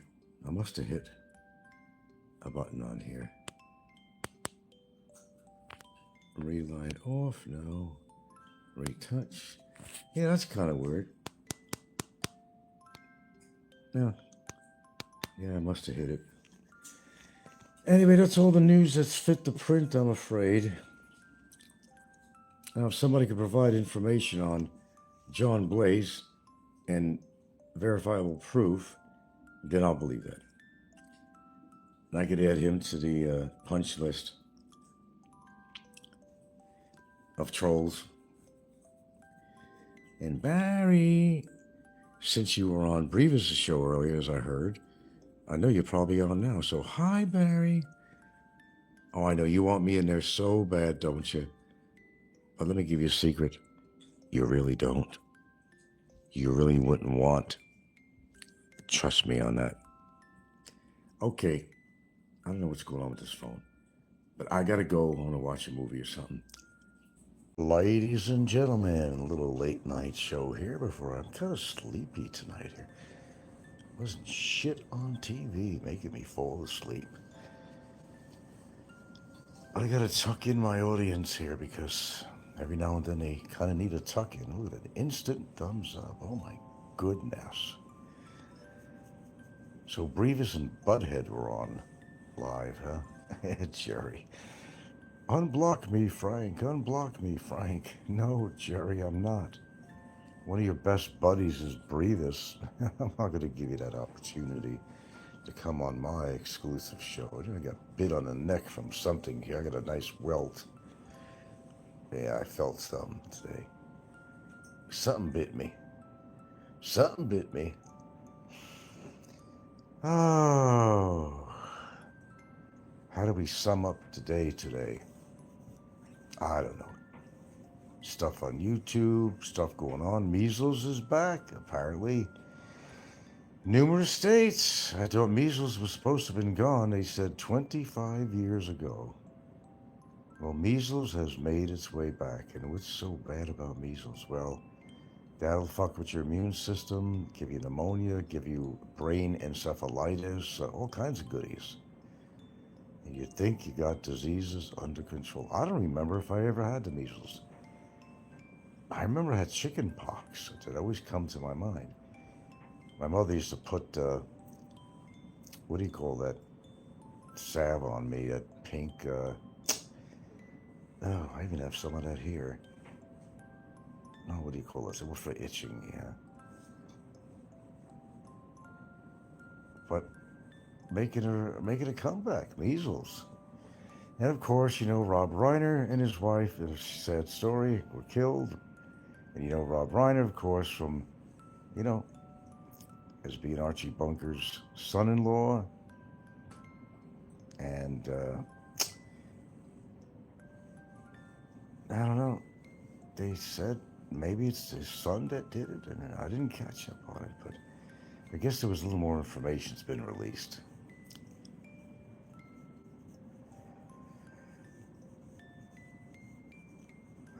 Pardon me. Yeah, I'm actually extra tired tonight. I'm not sure why.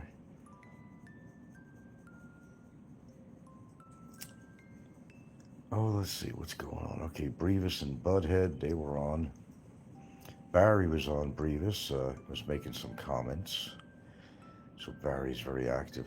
And I think he actually does go to Ray in the Philippines show, because I heard a few times Ray, although I didn't see it on his comment section, but I heard Ray making some reference to somebody who calls himself Bama. Well, probably have to be him, because Bama, Bummer, had heard that this guy is from Alabama and looks and sounds like him, and they both drink like, there's no tomorrow.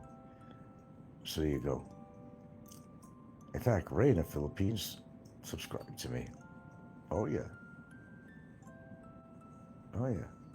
They know what good vlogging is. Me.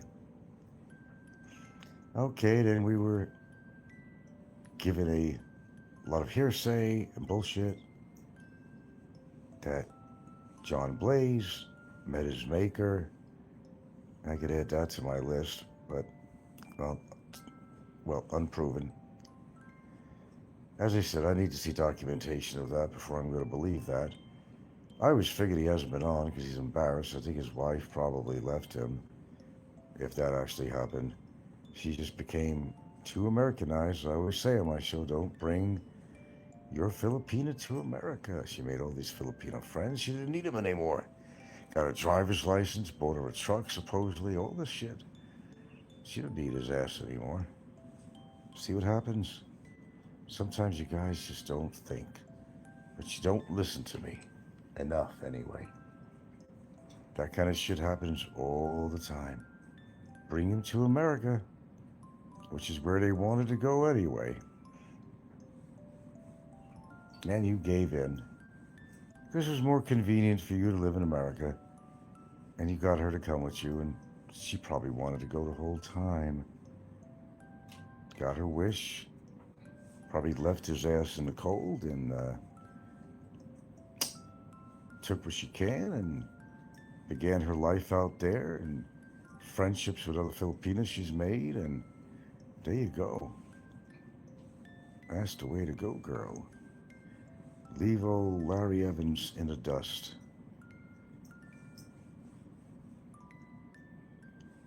Christmas is coming, and maybe I will do my own Christmas special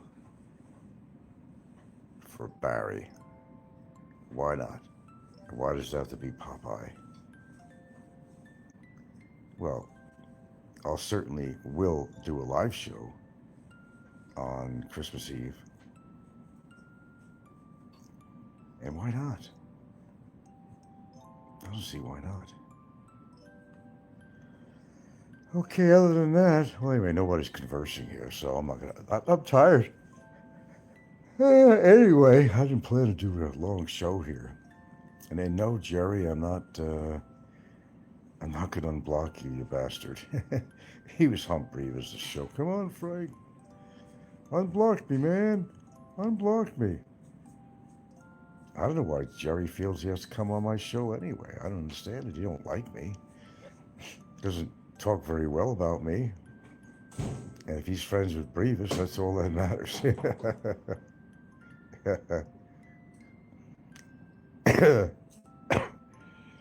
What rumor did I hear on Brevis that I think he left his girlfriend and kid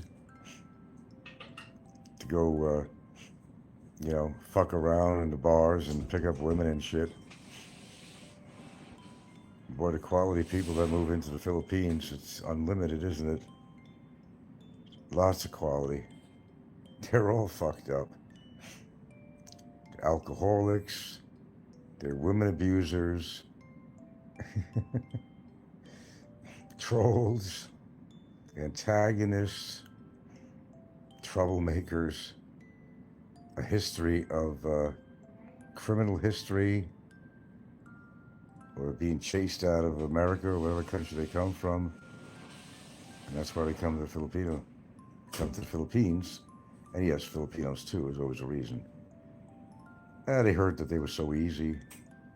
And they didn't have anything going in their country, so they come out here. And it's not necessarily the truth that they're that easy. And if you find the wrong ones, well, maybe it's the right ones for you. You want the easy ones, the ones that are desperate for money.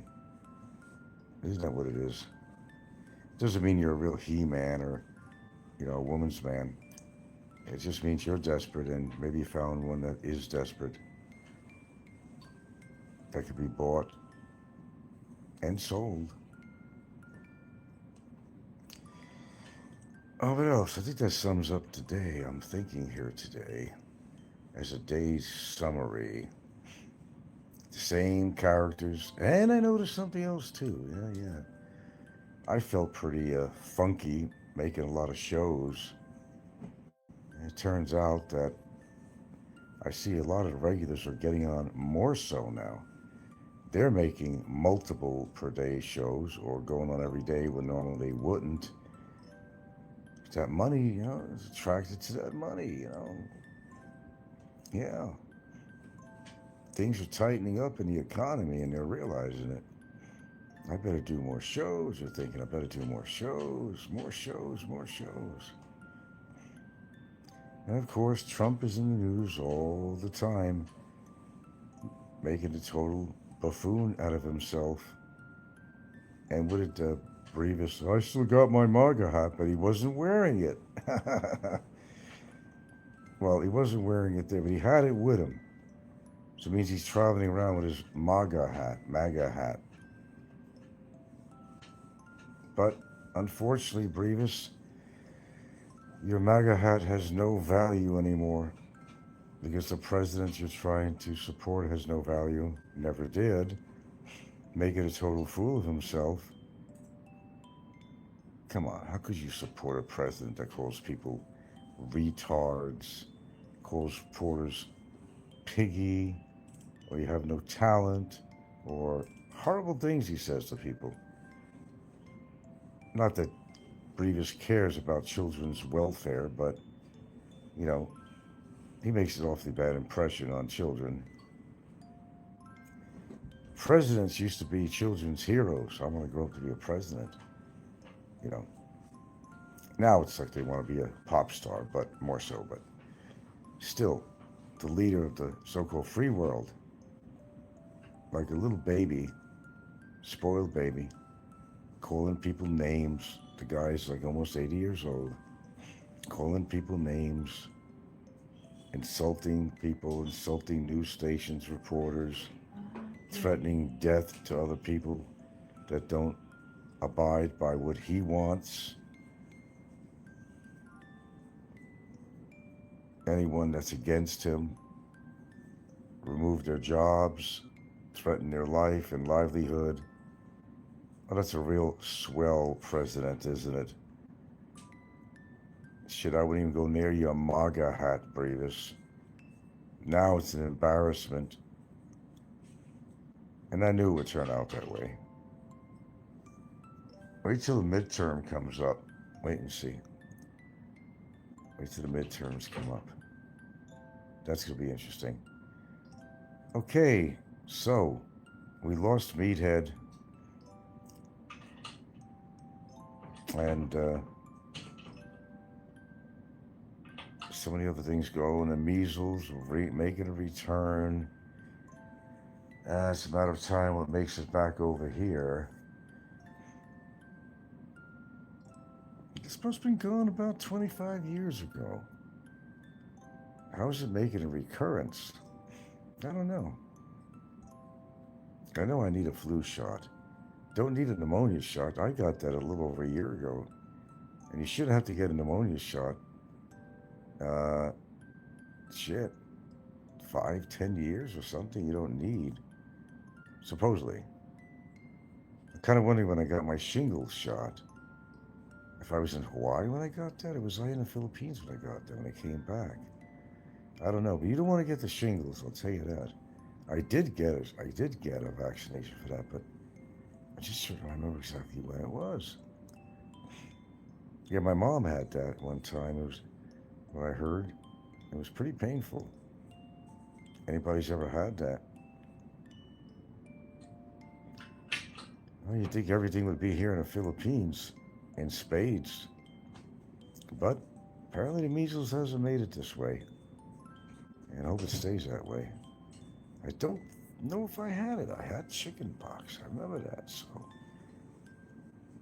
But the measles, I just can't remember that.